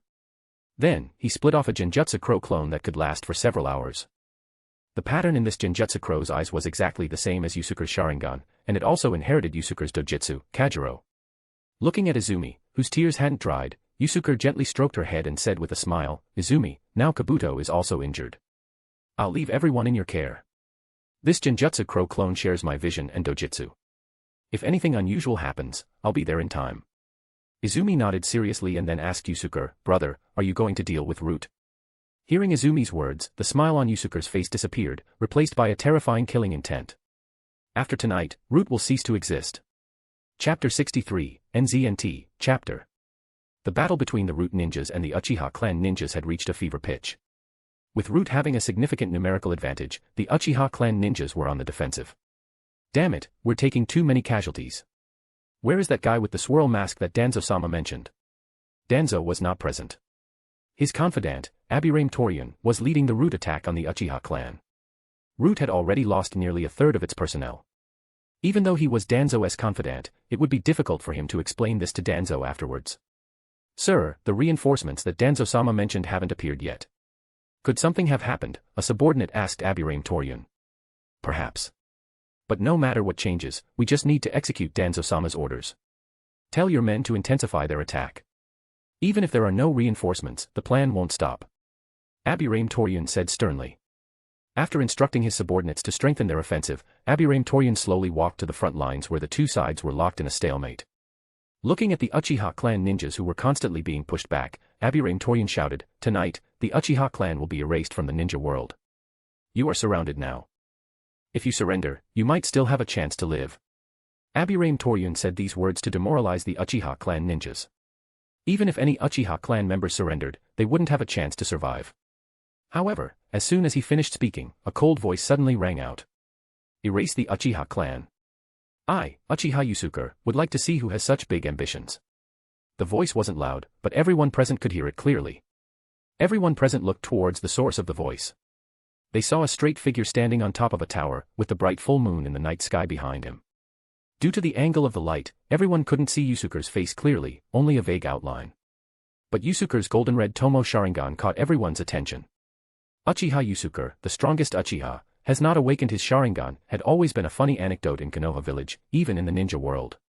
No one knew whether he truly hadn't awakened his Sharingan or if he was intentionally hiding his strength. But now, the unprecedented Sharingan pattern in Yusuke's eyes shocked all the ninjas present. No one doubted that Yusuke's abnormally shaped Sharingan must have extraordinary abilities. The entire battlefield seemed to freeze for a moment. Even the ninjas who were fighting seemed to pause slightly. Yusuke's appearance was a fatal blow to the morale of the Root ninjas, but for the Uchiha clan members, it was like finding a lifeline. "Great, it's Yusuke-sama. We're saved. Yusuke-sama, you're here. Please help us destroy Root." Compared to the silence of the Root ninjas, the Uchiha clan ninjas erupted in cheers. Seeing Yusuke appear, Uchiha Soichiro also looked overjoyed and quickly jumped several times to Yusuke's side. Although he was very curious about Yusuke's Sharingan, Soichiro didn't ask much at this time. Instead, he simply told Yusuke about the situation tonight. From Soichiro, Yusuke learned why he hadn't seen Danzo, Shisui, Fugaku, and Itachi. At this time, Yusuke, with his powerful spiritual power, sensed the burst of chakra power coming from afar, from Fugaku and Shisui. This feeling, it's Susanoo. Yusuke thought to himself in shock. According to his senses, it was Shisui fighting Fugaku. This meant that Shisui had taken over the task of clan extermination that Itachi had originally undertaken. Looking at Soichiro beside him, Yusuke said, "I've sensed the clan leader's location. We need to finish this quickly, and then I need to go support the clan leader." After saying that, Yusuke unsheathed his katana and charged directly at the Root ninjas. "Don't be afraid, everyone. There's only one of him. He's just trying to intimidate us. He's nothing to fear." Although Abirame Torian was also wary when he saw Yusuke appear, he was in a situation where there was no retreat. He could only shout loudly to encourage his men's morale and then lead several elite Root ninjas to intercept Yusuke. On the other side, the battle between Fugaku and Shisui had also reached a critical point. Danzo, who was also trapped in the barrier, had been watching the battle between Shisui and Fugaku coldly from the beginning, showing no sign of intervening. The reason why Danzo didn't intervene and attack Fugaku with Shisui was because he was playing his own game. Danzo had long coveted Shisui's Mangekyo Sharingan. In Danzo's plan, he would wait until Shisui and Fugaku were both injured before taking Shisui's Sharingan and eliminating them both. This way, he could not only obtain Shisui's Koto Ematsukami ability but also clip the third Hokage's wings. Afterwards, he could just blame Shisui's death on Fugaku.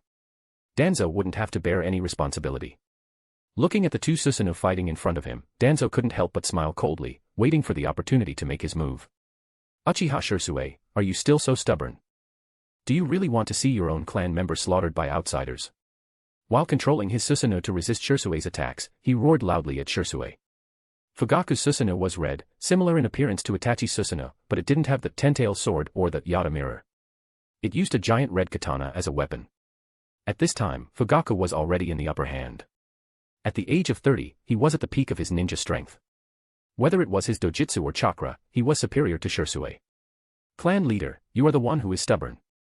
It is your narrow-minded view of the clan that has led to this situation. If we don't take action now, it will only lead to a greater disaster. Shisui, who had been repelled, immediately controlled his Susanoo to attack Fugaku again, his dojutsu power erupting.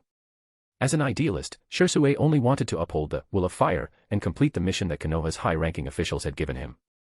He didn't care about his own safety or the waste of his dojutsu power. He fought with all his might, using a strategy of trading blows with Fugaku. Facing Shisui's frenzied counterattack, Fugaku was also in a difficult situation.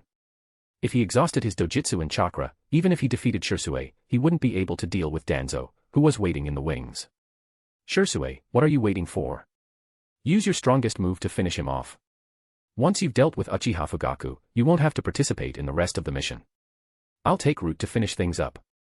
At this time, Danzo ordered Shisui. Hearing Danzo's words, Shisui no longer held back. He directly used his Susanoo's ultimate move. The breastplate on the chest of the green Susanoo he was controlling suddenly opened, revealing a giant green tomo inside. Susanoo, Ninjutsu, 99. Chapter 64, NZNT, Chapter. At this moment, Shisui's chakra and dojutsu power were running low. He didn't use the ultimate move he had used against Yusuke, Jakka no Magatama, but instead used the relatively weaker Susanoo, Ninjutsu, 99. Countless emerald green energy arrows shot out from the emerald green tomo in the chest of Shisui's Susanoo, and Fugaku could only control his Susanoo to defend. Under the attack of these dense and powerful energy arrows, the armor and muscles of Fugaku's Susanoo faded away at a visible speed. In an instant, only a layer of bones remained, struggling to hold on. Seeing that he was about to break through Fugaku's defense, Shisui roared, pouring the last of his dojutsu power into his Sharingan without reservation. 2 lines of blood flowed down his cheeks. The number of emerald green energy arrows instantly increased. At the same time, Shisui controlled his Susanoo to forcefully throw the spiral sword in his hand at Fugaku. With a loud bang, the spiral sword hit Fugaku's Susanoo, creating a powerful energy shockwave. As Shisui's dojutsu power ran out and his Susanoo slowly faded, Fugaku's Susanoo was also destroyed and disappeared. Although Shisui's dojutsu and chakra were completely depleted, he had still won this battle. At this time, Fugaku was barely standing, clutching his bleeding abdomen, refusing to fall. His chakra and dojutsu power were still remaining, but after his Susanoo was destroyed by Shisui, he hadn't had time to dodge and was hit in the abdomen by an energy arrow. Although the injury wasn't fatal, it had almost rendered him combat incapable. Clan leader, I won this battle unfairly.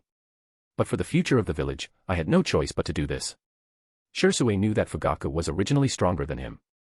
But because he was wary of Danzo, who was standing nearby, Fugaku had been controlling his chakra and dojutsu power to avoid overexertion. However, this move by Fugaku was a big mistake in battle.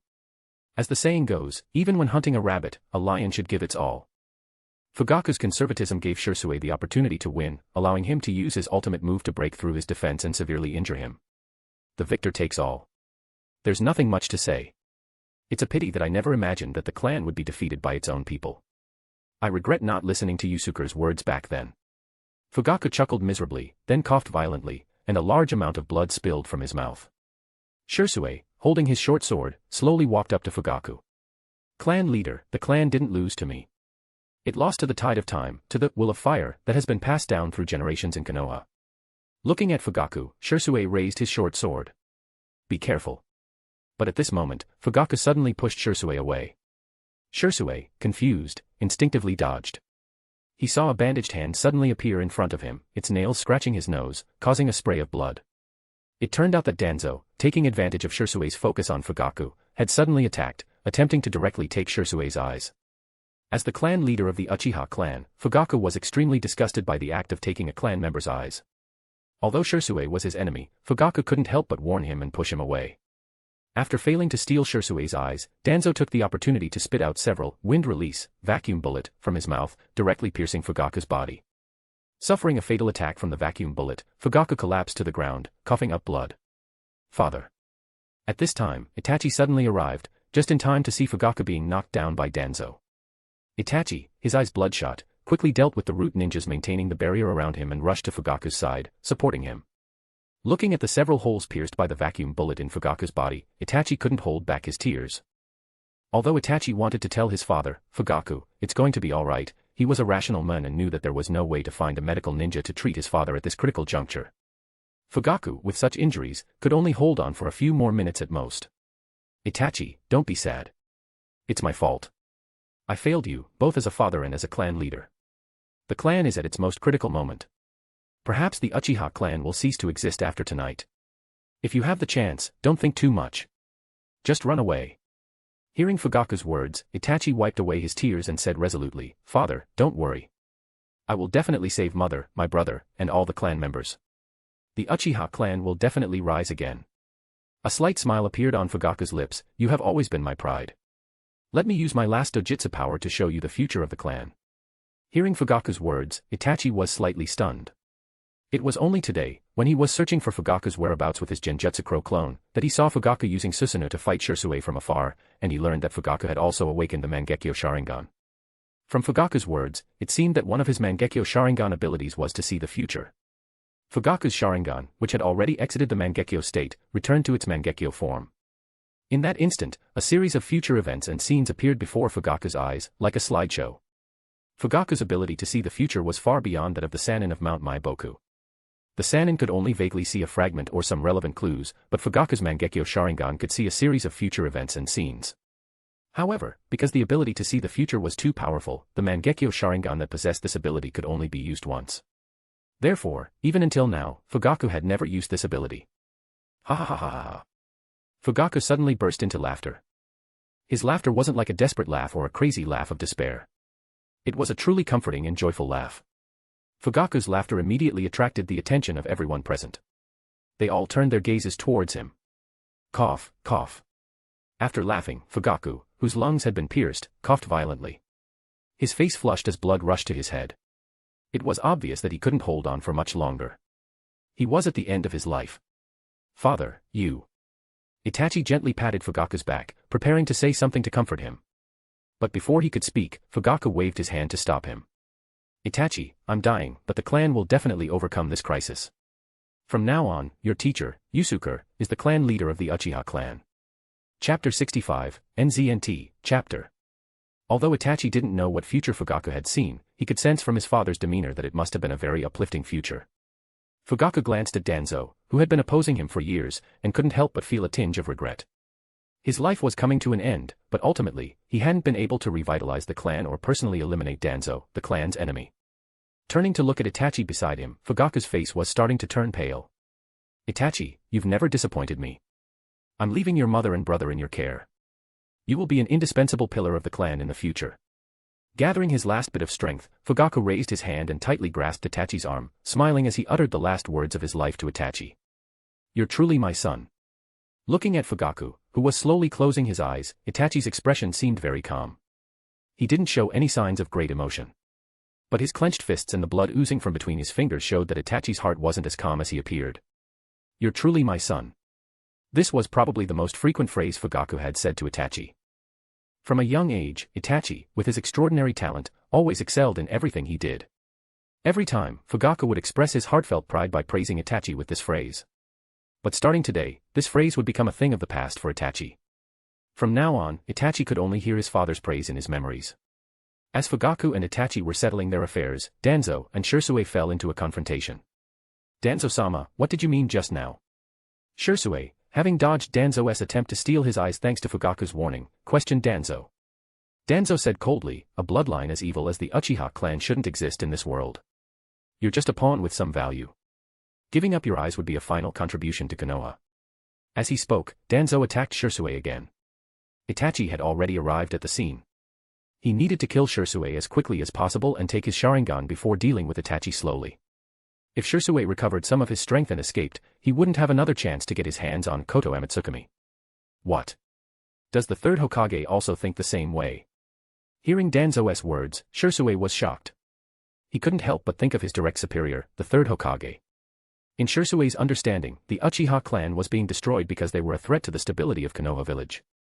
The real target was the radical faction within the Uchiha clan who wanted to stage a coup. The other Uchiha clan members were just collateral damage.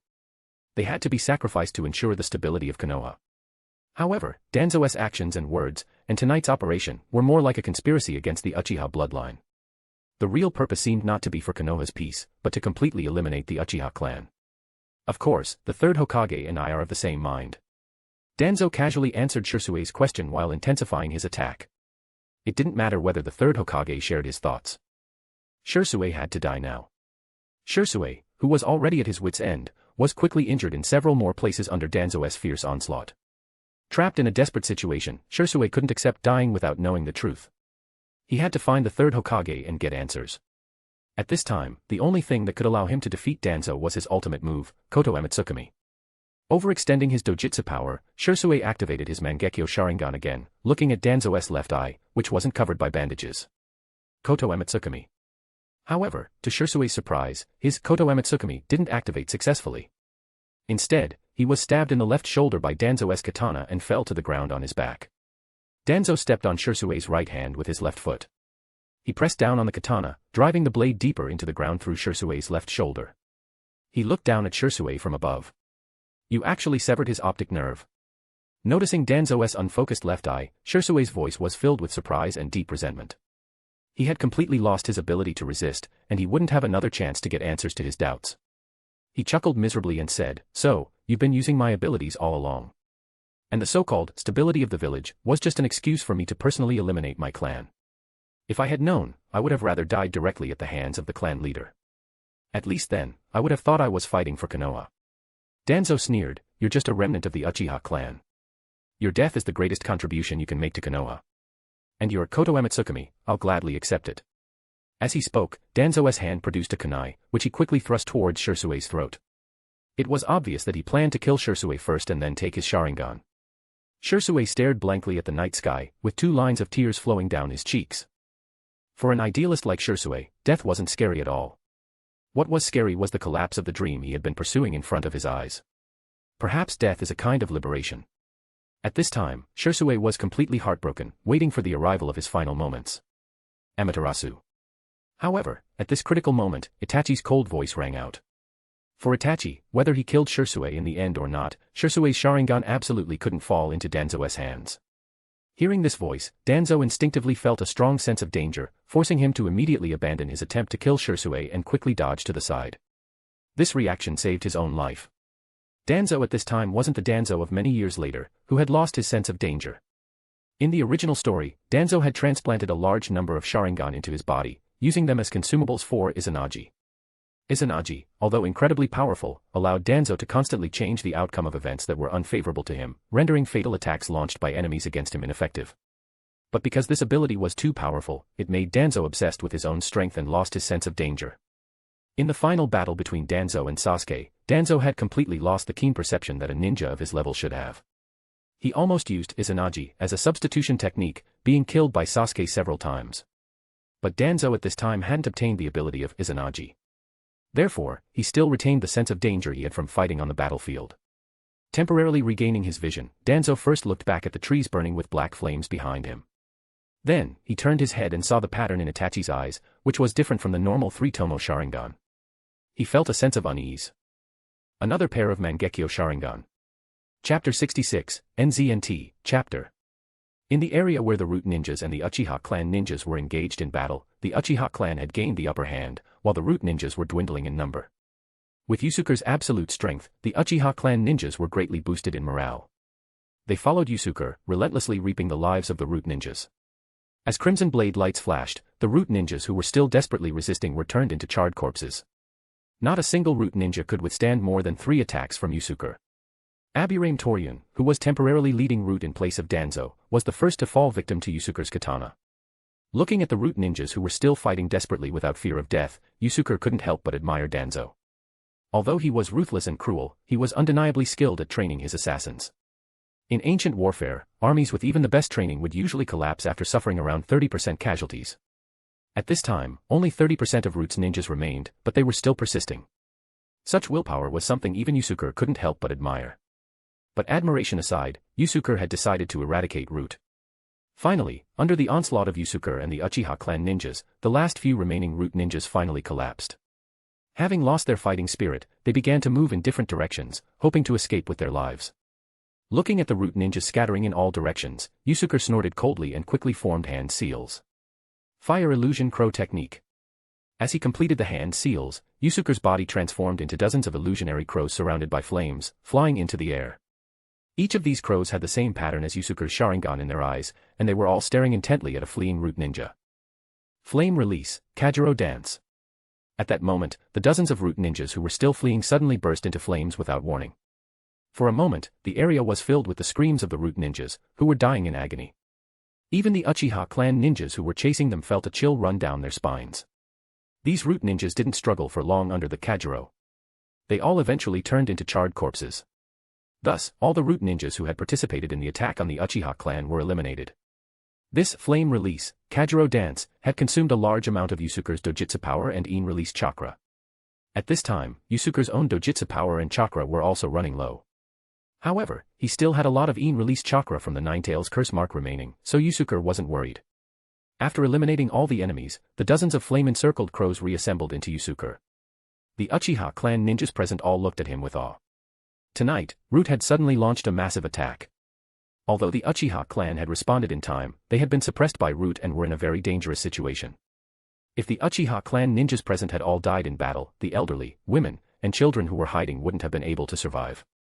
The Uchiha clan would have been truly wiped out. At this critical moment, clan leader Fugaku hadn't been able to appear and take charge, but Yusuke had descended from heaven like a god, suddenly appearing and destroying the Root ninjas with overwhelming force. This instantly raised Yusuke's prestige within the Uchiha clan to its peak. Yusuke-sama. Thank goodness you came back. Otherwise, the consequences would have been unimaginable. Yusuke-sama. It's so good to have you here. Yusuke-sama.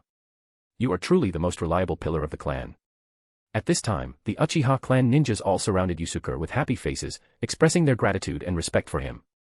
However, soon, some Uchiha ninjas began to express more radical opinions. These ninjas were naturally the radical faction of the Uchiha clan. Yusuke-sama, let's go raid Root's headquarters. Yes, Yusuke-sama, I think this must be a conspiracy by Konoha's high-ranking officials. Why don't you lead us to kill the Hokage? We'll all support you as the new Hokage. Yes, Yusuke-sama, let's go kill the Hokage now. Hearing these voices, Tsuchiro was shocked. He looked anxious and tried to persuade everyone not to act rashly, but no one paid any attention to his advice. Quiet. Yusuke said calmly. As he finished speaking, he immediately released his Ryatsu, using his aura to silence the enraged Uchiha clan members. Under the influence of Yusuke's Ryatsu, the Uchiha clan members present felt a sense of pressure from their souls. For a moment, the entire area was silent. Everyone looked at the calm Yusuke with awe. After controlling the situation, Yusuke retracted his Ryatsu and said slowly, Root must be destroyed. But the most important thing now is to rest and treat the injured clan members. Today, only Root attacked us. The high-ranking officials of Konoha shouldn't have been involved. Otherwise, you wouldn't have been able to hold out until I came back to rescue you. But don't worry, everyone. No matter what, Konoha's high-ranking officials must give us the Uchiha clan an explanation for this. Although Yusuke knew that Danzo and Root's actions must have been approved by the third Hokage, the Uchiha clan wasn't strong enough to go against the entire Konoha. Moreover, the Uchiha clan's enemies weren't the entire Konoha village. Therefore, Yusuke didn't plan to launch a violent coup. But although he wouldn't launch a coup, Yusuke had to make the third Hokage pay. After suppressing the radical Uchiha clan ninjas, Yusuke instructed Tsuchiro to take charge and arrange for the clan to rest. He then rushed towards the location where Danzo, Fugaku, and the others were. Earlier, when Fugaku and Shisui were fighting with their Susanoo, Yusuke had sensed their chakra fluctuations from afar. Now, both the clan leaders and Shisui's Susanoo chakra have disappeared. It seems the battle is over. Hopefully, the clan leader was able to defeat Shisui. Yusuke thought to himself as he quickly rushed towards his destination. However, Yusuke didn't know that Fugaku had already died and Shisui had lost his fighting ability. At this time, Danzo and Itachi were facing each other. On the other side, Itachi gently laid down his father, Fugaku's, body and walked towards Danzo, who was on high alert. Danzo was very wary of the abilities of the Mangekyo Sharingan.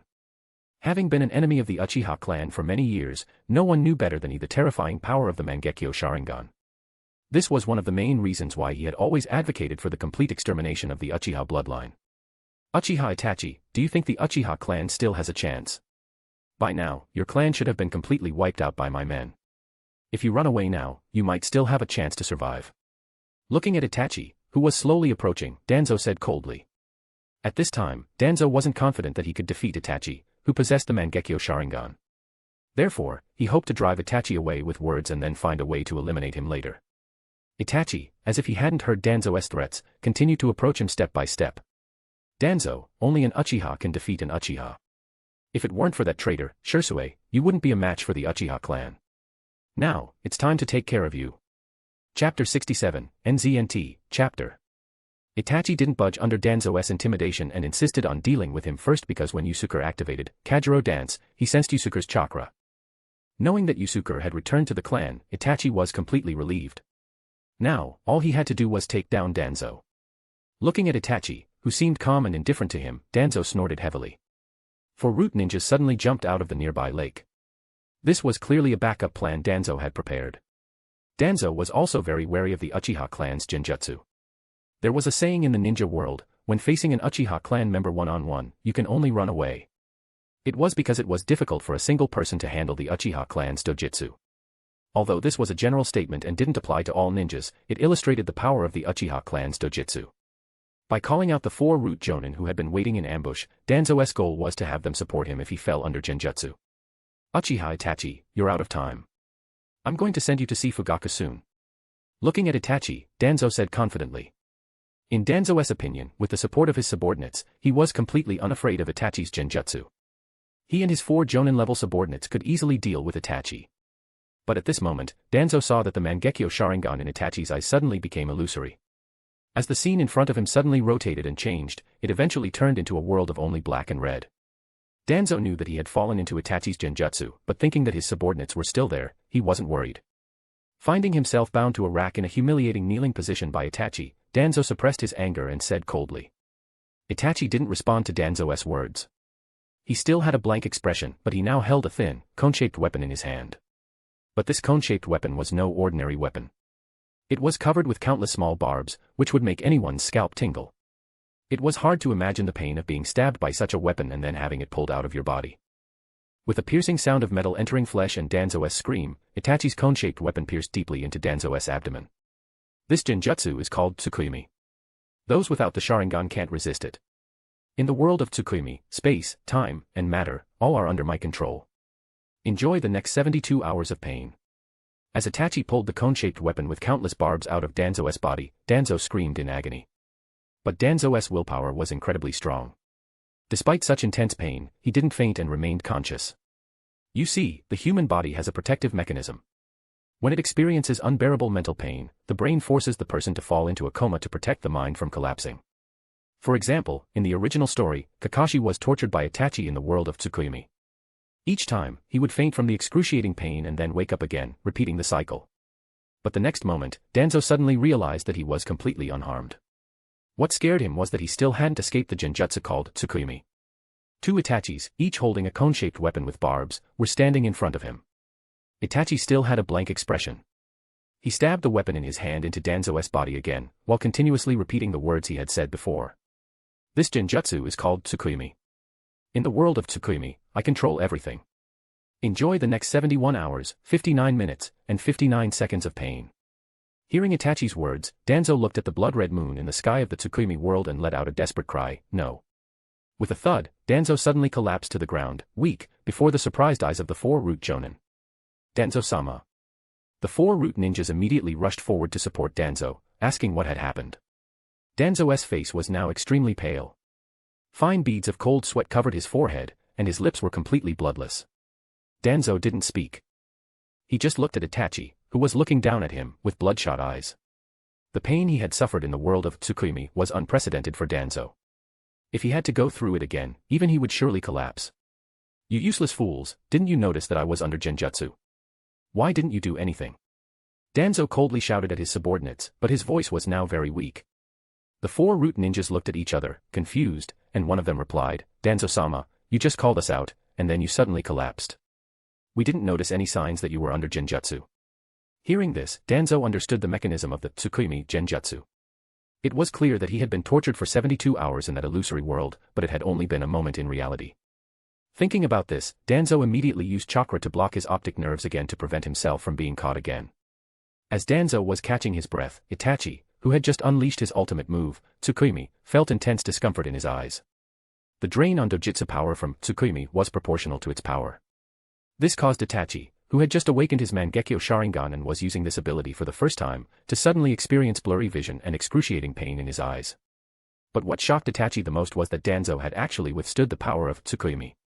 He had experienced such pain and hadn't suffered a mental breakdown. Although Itachi hated Danzo deeply, he couldn't help but admire his willpower.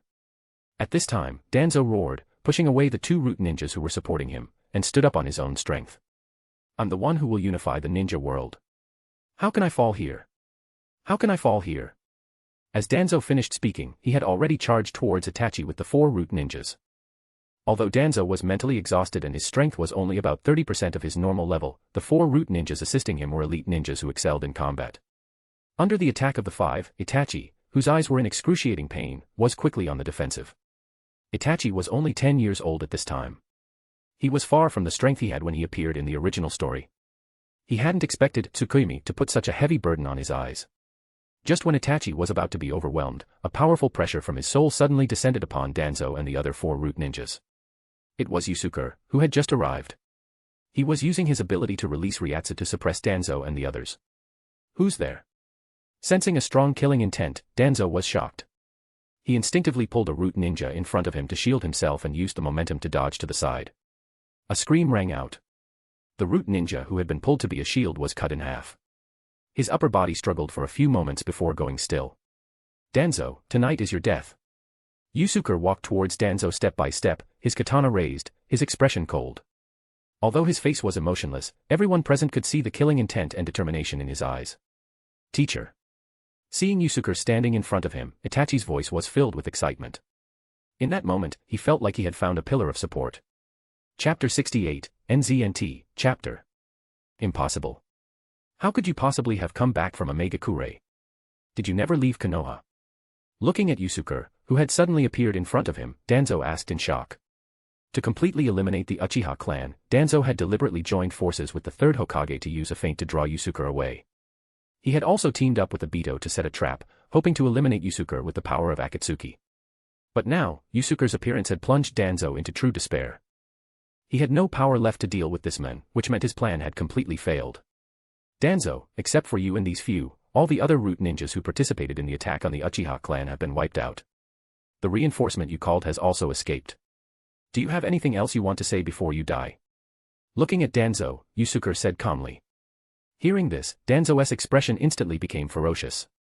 His eyes were filled with bloodshot veins, like a demon from hell. Ever since Sarutobi became the 3rd Hokage, Danzo had established root and had been diligently cultivating it until now. Root was everything to Danzo. Now, all his years of hard work had gone to waste. Danzo had an urge to charge at Yusuke and fight to the death. But his rational mind knew he had no chance of winning. He forcibly held himself back. You guys, stop him. Buy me some time. Suddenly, Danzo issued his final order to the 3 root ninjas. Then, he quickly turned and ran away. The 3 root ninjas exchanged glances and, regardless of their own lives, charged at Yusuke. Activating his curse mark, Yusuke released Ryūjin Jakka, drawing upon his Ryūjin to meet the 3 root ninjas head-on. Flame annihilation. A golden red blade light flashed, and 3 charred corpses fell to the ground. Yusuke quickly chased after Danzo, who was running away. Yusuke was now going all out. No one could stop his determination to kill Danzo. Danzo had to die. Sensing the scorching heat coming from behind him, Danzo turned back in terror. He saw Yusuke's eyes, filled with murderous intent. Ah! With a scream, Danzo's left arm flew into the air, broken at the elbow. He hadn't been able to dodge in time and had used his left arm to block Yusuke's slash. Looking at the flames still burning along the break in his left arm, Danzo, in order to save his life, grabbed a kunai with his right hand and brutally severed his left arm at the shoulder. For a moment, half of Danzo's body was completely drenched in blood. Seeing Danzo's tenacious will to survive, Yusuke couldn't help but sigh. Danzo was indeed a formidable opponent. Although his strength was considered the weakest among the Kage-level ninjas, his ruthlessness, cruelty, and willpower were undoubtedly top-notch. He had previously been subjected to Tsukuyomi, a genjutsu that caused immense mental trauma, and now his left arm had been severed at the shoulder. At this time, Danzo was almost at his wit's end. However, Danzo didn't give up on survival. He continued to limp forward, trying to escape. But although he was running, his speed was about the same as an ordinary person walking. I can't die. Only I can bring lasting peace to the ninja world. Danzo kept repeating these words incoherently. Releasing Ryūjin Jakka's shuriken, Yusuke instantly appeared in front of Danzo. He raised his katana, pointing it at Danzo. Uchiha Yusuke, you can't kill me. You don't understand the mission I'm trying to accomplish. Danzo roared at Yusuke, his face contorted with desperation. But seeing that neither Yusuke nor Itachi, who had arrived nearby, was moved, Danzo roared in a mournful tone, you all want my life, but who understands my heart? Who understands my heart? Looking at Danzo, who was shouting with all his might, Yusuke said coldly, ridiculous. An old scoundrel who hides in the shadows and will stop at nothing to achieve his ambitions, daring to speak so arrogantly. If the ninja world needs someone like you to bring peace, then this world truly has no hope. Before Yusuke finished speaking, with a flash of blade light and a spray of blood, Danzo's head was in Yusuke's hand. His ferocious expression, filled with bewilderment, was forever frozen on his face. Thus, the great warlord, Danzo, fell. Because Danzo had been beheaded by Yusuke, the bandages that had been tightly wrapped around his head and right half were instantly scattered, revealing the body underneath. Danzo's skin, hidden under the bandages, was a grayish-green color, completely different from the color of the skin on the other half of his body. Teacher, Danzo's body seems unusual. Itachi asked Yusuke, who was standing nearby. Yusuke nodded, yes, Danzo has been using the first Hokage's cells to conduct human experiments. It seems he started to modify his own body. Hearing the words, human experiments, Itachi frowned, did the third Hokage know about this? The third Hokage shouldn't have tolerated human experiments. After all, Orochimaru, one of the Sannin, was discovered by the third Hokage for this reason and then defected from the village. Do you think the third Hokage knew? Yusuke didn't answer Itachi directly but asked a question in return. Itachi sighed. He already had the answer in his heart. Then, he curiously asked Yusuke, teacher, how did you know all this? Yusuke glanced at Itachi, that's why I'm your teacher. Itachi. After dealing with Danzo, Yusuke walked towards Shisui, who was still lying on his back, gasping for breath. Itachi, carrying Fugaku's body in his arms, walked over as well. Do you have any last words? Looking at Shisui, who was staring blankly at the night sky, his face filled with tears, Yusuke said slowly. Shisui's eyes, which had been staring straight ahead, moved and turned towards Yusuke. Kill me, Shisui said flatly. Grief can be overwhelming.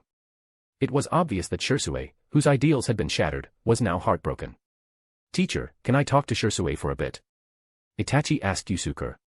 Yusuke nodded in agreement. Looking at Shisui, Itachi said slowly. Shisui, is this your capacity? You were first manipulated by outsiders, stood against your clan, and wanted to personally destroy your family. Now, after failing, you want to die. If you think escaping responsibility is your so-called capacity, then I can only look down on you. Shouldn't you be fighting for your clan with all your might now, making up for the mistakes you made? After finishing his verbal assault, Itachi looked at Shisui with a hopeful gaze. Hearing Itachi's words, a glimmer of light flashed in Shisui's eyes, but it quickly dimmed. He shook his head. His voice was filled with regret, and tears welled up in his eyes again. Itachi, I'm sorry. I can't face any of my clan members anymore. Chapter 69, NZNT, Chapter. As soon as the words left his mouth, Shisui gathered his last ounce of strength, pulled the katana embedded in his left shoulder, and decisively slashed it across his own neck. In the end, the genius Uchiha Shisui made the same choice as in the original story.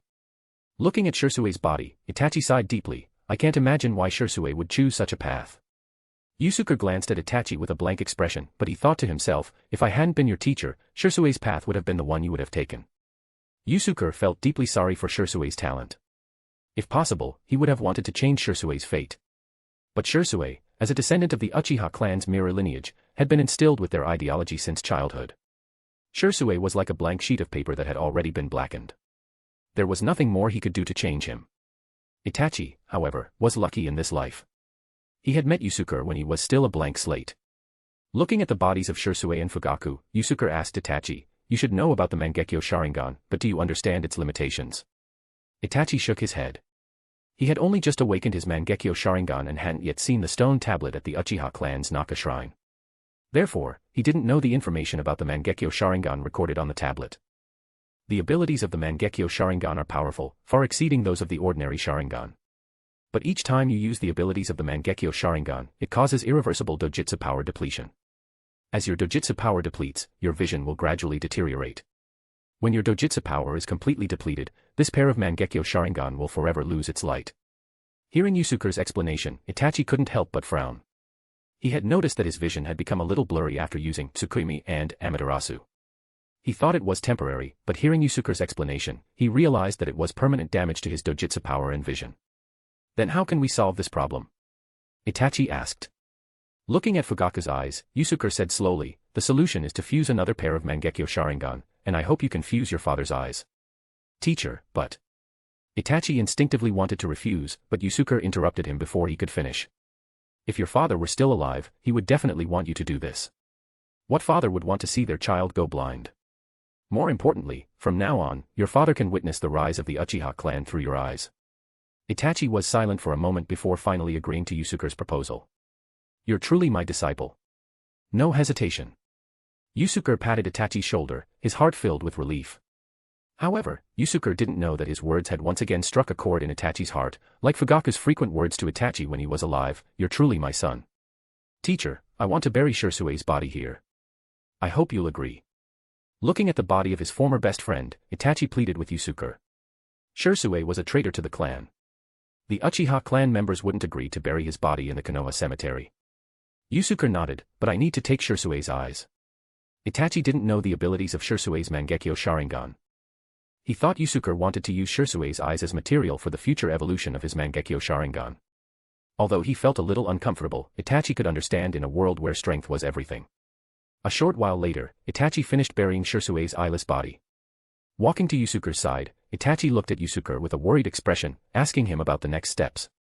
He also told Yusuke about Fugaku's last wishes. Itachi was very clear that Danzo and Root's actions must have been authorized by Konoha's high-ranking officials. Although the clan had escaped this crisis, Itachi didn't know what to do. He asked Yusuke if they should move the entire clan out of Konoha. After Itachi finished speaking, he noticed that his teacher, Yusuke, was looking at him with a deep gaze. For once, he felt a little helpless. Do you know the true origin of the Will of Fire?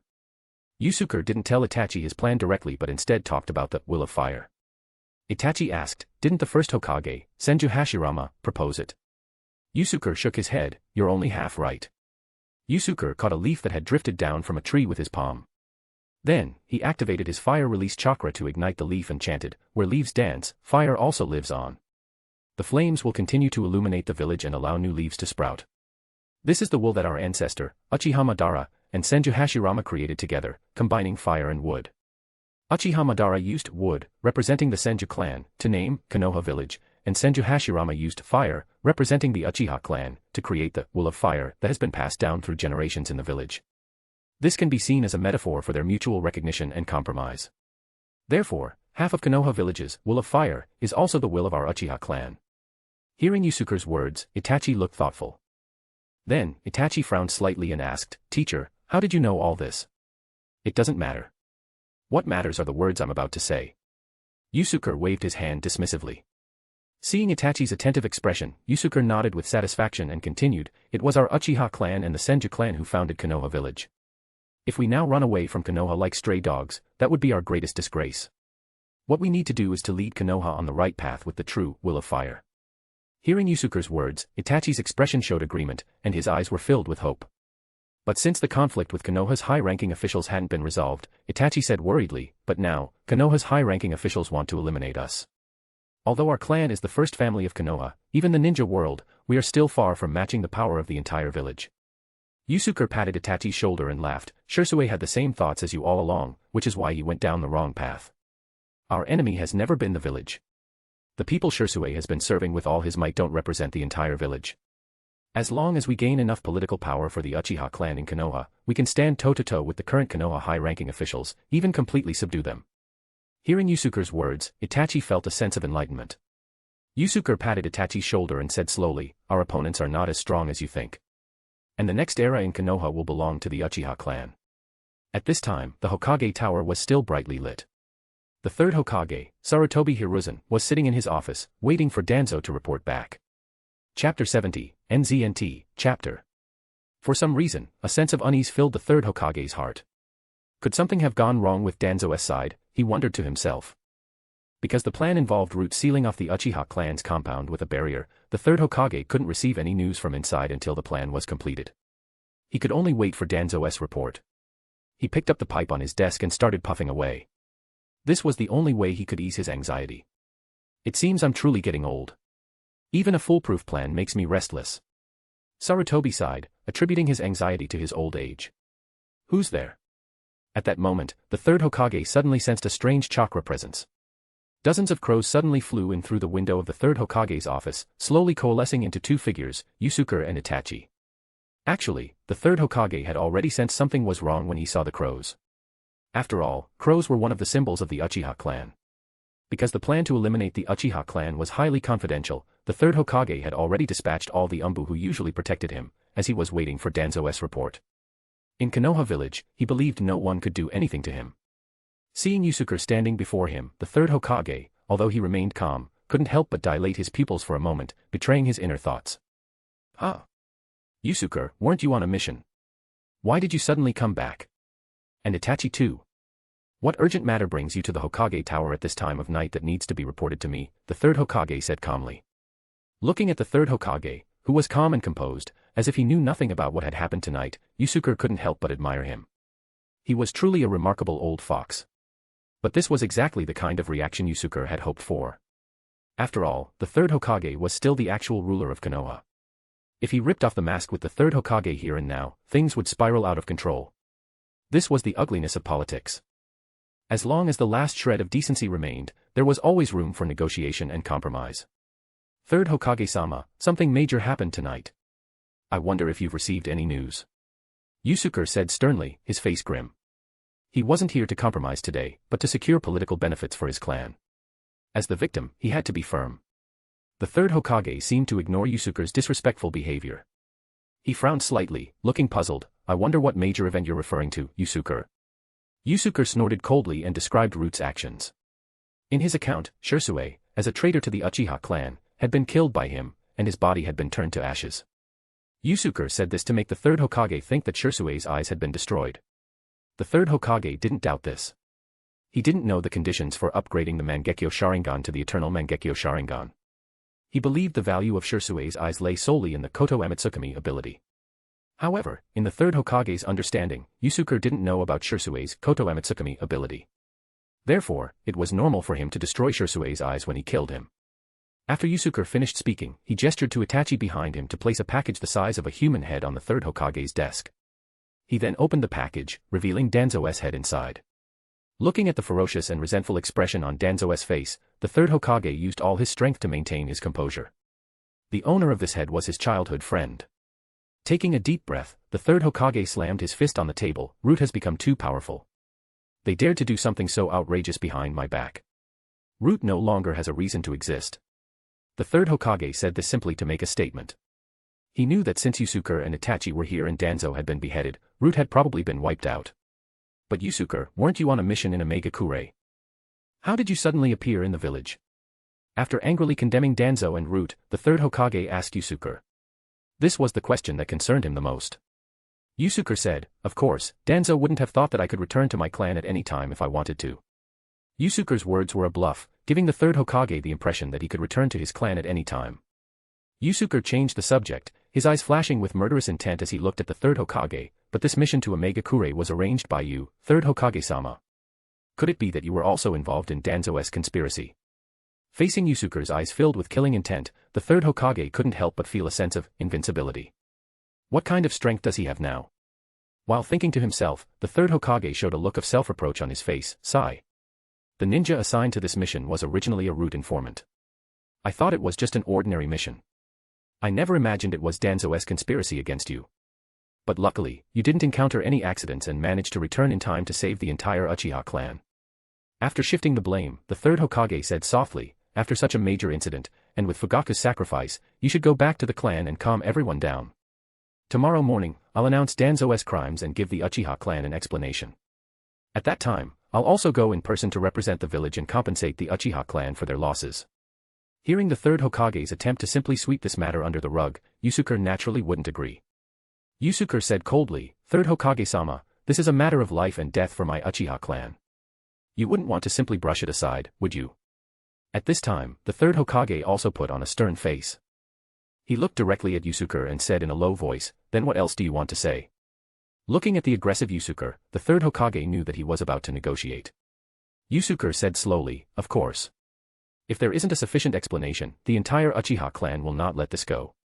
"Then what kind of explanation do you want?" the third Hokage asked. Looking at the third Hokage, Yusuke slowly presented his conditions. First, the Uchiha clan's current compound is very unsafe. It gave Danzo and Root this opportunity. Therefore, we must move back to our original location. Second, for every Uchiha clan member who died tonight, we must be compensated according to the village's highest level of compensation standards. There were also many buildings that were destroyed in the battle, but considering that the clan will be moving back to its original location soon, it has saved the village a lot of money. These two conditions were merely basic requirements. Yusuke believed the third Hokage wouldn't refuse. But the remaining two conditions were Yusuke's real goals. Chapter 71, NZNT, Chapter. As expected by Yusuke, the third Hokage nodded in agreement to the first two conditions he had proposed. "Third Hokage-sama, you truly understand the righteousness of this matter. I admire you.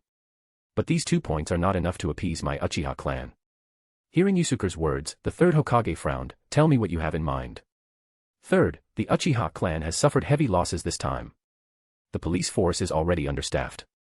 We need to recruit other ninjas from the village to ensure the police force can operate normally. The work of the police force was inherently prone to conflict and resentment.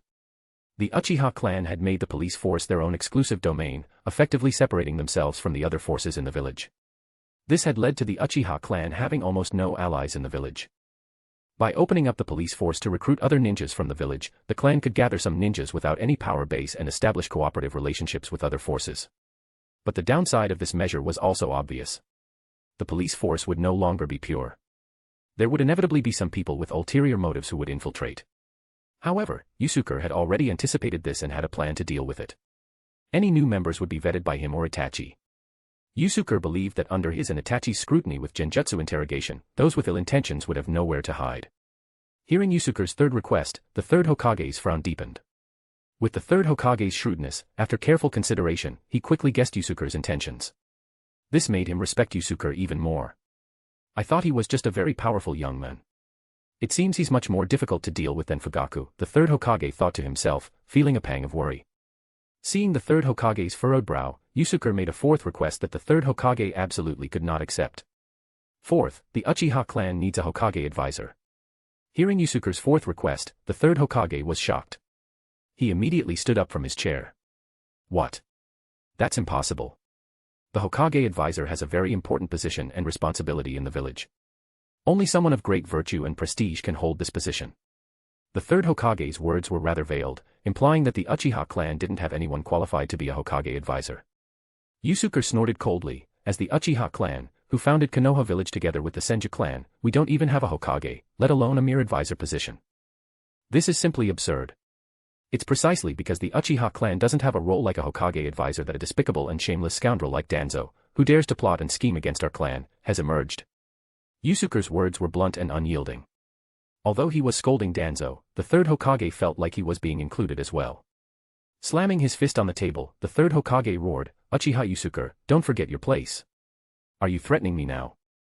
Seeing this, Yusuke didn't back down at all. "Third Hokage-sama, this condition is non-negotiable. And this isn't a threat." As he spoke, Yusuke and Itachi activated their Sharingan. Yusuke even released his Ryatsu, pressing down on the third Hokage. Sensing the powerful aura emanating from Yusuke, as well as the unique patterns in their Sharingan, the third Hokage fell silent. Itachi's Sharingan was clearly the Mangekyo Sharingan. And the golden red flame Tomo Sharingan in Yusuke's eyes was unprecedented. The third Hokage also mistook it for a type of Mangekyo Sharingan. Because Shisui was the third Hokage's most loyal subordinate, the third Hokage knew a lot about the Mangekyo Sharingan, even more than most Uchiha clan members. Therefore, he was still very wary of the strange abilities of the Mangekyo Sharingan. Now, two Mangekyo Sharingan were staring at him intently, coupled with Yusuke's Ryatsu. The third Hokage couldn't help but feel a sense of overwhelming pressure. Looking at the third Hokage, who was frowning, Yusuke sneered inwardly. He knew that the third Hokage was calculating the cost of using the village's strength to subdue the Uchiha clan by force. But Yusuke knew that the hesitant third Hokage would eventually give in. As expected by Yusuke, after a moment, the third Hokage agreed to his request. But, cunning as he was, the third Hokage wouldn't let Yusuke get away easily. Sigh, actually, I've been considering this. The Uchiha clan should indeed have a Hokage advisor. But the selection of the Hokage advisor is a serious matter. Even I can't make the final decision. I can only offer some suggestions. Ultimately, whether or not someone becomes a Hokage advisor is up to the daimyo. Hearing the third Hokage's words, Yusuke said calmly, as long as you're willing to nominate me, third Hokage-sama, whether I succeed or not, the fourth condition will be considered fulfilled. Looking at Yusuke, who was impassive, the third Hokage couldn't figure out his next plan. But he was already in too deep. The third Hokage could only nod and continue asking Yusuke, then, who will your Uchiha clan nominate to be the Hokage advisor? Naturally, it's me, Uchiha Yusuke. I never imagined that you would be able to secure so many benefits for the clan in this negotiation, teacher. Leaving the Hokage tower, Itachi said admiringly. An enemy is like a spring. If you're strong, they're weak. If you're weak, they're strong. Yusuke said calmly. Although that's true, Yusuke's approach to this negotiation was naturally tailored to the person he was dealing with.